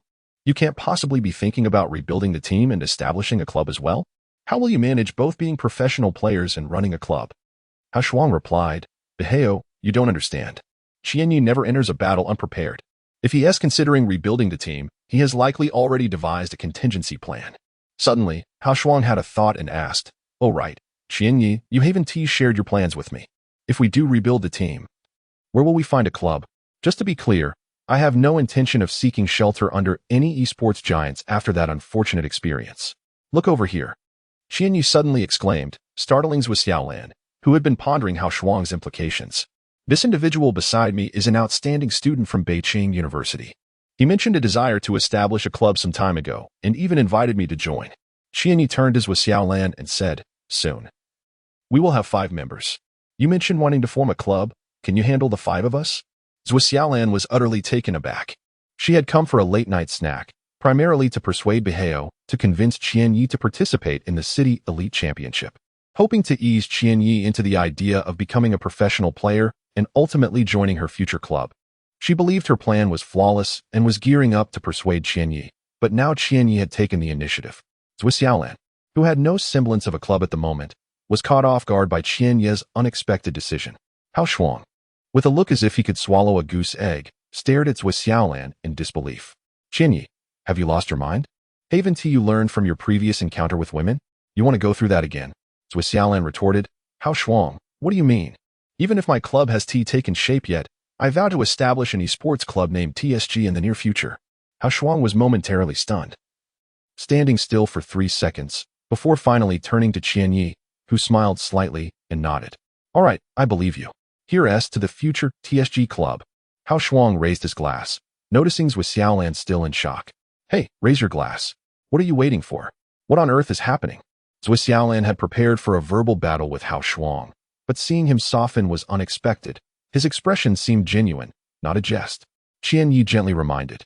As Zhuo Xiaolan raised his glass, still enveloped in a haze of uncertainty, it signified the celebration of the club's name. Once you have rebuilt your team, if you truly manage to advance to the national finals under the banner of the Longting team, what should the team be renamed? After sitting down and confirming that he was not dreaming, by discreetly pinching his thigh, he inquired. Hao Shuang's lips curled into a subtle smile as he replied. It may be a tad premature to discuss that. While having Qianyi as our third member is undoubtedly assured, the other 2 present some challenges, and whether we can indeed reconstruct remains uncertain. However, since you have posed the question, I shall answer on Qianyi's behalf. If we reach the national finals and you successfully establish the club, our team's true name would undoubtedly be TSG Team. Really? The unexpectedly smooth journey to WH City left Zhuo Xiaolan feeling as though he were in a dream. He found it hard to believe Hao Shuang's words and thus turned his questioning gaze towards Qianyi. Qianyi remarked, What Hao Shuang said is precisely what I meant. Well, that's splendid, she giggled. Today, Zhuo Xiaolan had never felt so jubilant. Even Hao Shuang appeared more pleasing to her, prompting her to proactively toast a few individuals. After the celebration concluded and the crowd dispersed, as Zhuo Xiaolan, still beaming with joy, stumbled into a taxi, Hao Shuang lit a cigarette for himself, shedding the drunken demeanor he had moments ago. With a serious expression, he inquired, What exactly is Zhuo Xiaolan's background? She is Qianji's biological sister, Qianyi responded softly. Gazing at the moonlight, Hao Shuang nodded, stating, No wonder she wishes to rebuild the TSG club. Xiangu had previously failed, even losing his life in the process. We too faced failure, sacrificing our brotherhood. Now, His sister seeks to attempt the reconstruction. Will she succeed? She will undoubtedly succeed. Qian Yi vowed fervently. Hao Shuang clasped his hands behind his head, staring at the star-studded sky, murmuring, our TSG team is finally on the path to revival. The defeat at Longding Internet Cafe weighed heavily on Ximin Feiyu, claiming he felt no regret would surely be disingenuous. As they rode to the high-speed train station, he sighed repeatedly. Xiao Qiu frowned and remarked, Brother Yu, those few individuals were ungrateful, failing to cherish a tremendous opportunity right before them. What is there to lament? Ximin Feiyu smiled wryly. Regret is certainly present, but what troubles me is how many enemies my sister has made over the years. It seems every place we go is marred by her presence. Xiao Qiu dared not interject regarding the chairman. Ximin Feiyu continued, Of course, I would never voice such thoughts in front of her. Otherwise, she would surely tear me apart. As they conversed, they unexpectedly encountered a familiar face, Tang Feibai. The last time they were in the passenger hall, they had not crossed paths due to the distance, but now they were face to face at the entrance. Making avoidance impossible. Tang Feibai, Ximin Feiyu greeted him. Tang Feibai slightly nodded in acknowledgement. Xiao Qiu grimaced, displeased by Tang Feibai's aloof demeanor. Just as Tang Feibai turned to leave, Ximin Feiyu hesitated, wanting to speak, but faltering. If it's about that matter, I advise you not to pursue it further. The answer remains unchanged, Tang Feibai stated bluntly. Currently in the off-season, it was also the transfer period for various clubs. After last year's spring competition concluded, Ximin Feiyu had previously extended an invitation to Tang Feibai. The MTG team, wealthy and generous in recruitment, particularly sought experienced players like Tang Feibai, who was a rare talent in the domestic jungle role, precisely what MTG needed. Tang Feibai's answer was as resolute as the day before, a refusal. Could you provide a reason? Asked that woman, Ximin Feiyu. Tang Feibai replied, his expression flat, as he turned away with his suitcase. Ximin Feiyu sighed dramatically, Sister, have you offended everyone in the world? On the 19th floor of a towering office building at International Plaza in SH City, a young woman with cascading long hair casually draped over her shoulders sipped from a mocha sourced from Africa. Her elegant demeanor, complemented by a perfectly tailored professional outfit, could not conceal her alluring figure. The midday sunlight streamed through the expansive windows, casting a warm glow upon the handcrafted wool carpet. Just the sight of her languid silhouette was enough to stir the hearts of every male employee in the company. Miss Feiyu has returned. He's just outside the office, the secretary from the adjacent office announced. Yes, I am aware. Please let him in, the long-haired woman responded. She gracefully returned to her leather chair behind the grand mahogany desk, setting down her coffee cup. Crossing her legs, she revealed a glimpse of black stockings on her calves. Adjusting her glasses perched on her high nose, as she leaned back in her seat, hands folded, awaiting his arrival. A knock echoed through the room, and Ximin Feiyu's head peeked in. Upon seeing Ximin Feiyu seated with an air of authority behind the expansive desk, the atmosphere in the room felt overwhelmingly oppressive. Ximin Feiyu's lips twitched slightly as he cleared his throat before stepping inside. Bowing his head before her, he said, Sister, I have returned. So you remember to come back? Ximin Feiyu's expression remained impassive, heightening Ximin Feiyu's anxiety. He dared not speak, lowering his head. Despite having taken leave, abandoning training to travel elsewhere at the onset of the competition, he knew that regardless of the reason, the club's regulations dictated that he should face consequences. If it were for business, I might consider forgiving you, but if it was to meet your little girlfriend, then you shall forfeit all your personal time this year. The MTG team is not merely my investment. I hope you comprehend that as a core member of the team, should you continue this way, you might as well retire and settle down as a team manager. Huh? Do you think a professional player's salary even matches half of what a team manager earns? Is that enough to sustain you? Ximin Feiyu's slender fingers rhythmically tapped the solid wood surface of the desk. Ximin Feiyu had long prepared himself to endure his sister's wrath, ready to accept any penalties, but the mention of retirement struck a nerve deep within him. Summoning courage, he lifted his gaze to meet his sister's, asserting, Punish me if you must, but please refrain from using retirement as a threat. I have stated before that if I cannot grace the world stage, I shall never be content to retire. Ximin Feiyu offered no courtesy, letting out a disdainful scoff. You? In the domestic scene. You may be hailed as the best mid laner in the LPL, but are you truly unaware of the gap between you and the Koreans? Therefore, my journey to the outskirts was not for personal matters. Rather, it was to seek out individuals capable of standing against Korea alongside me.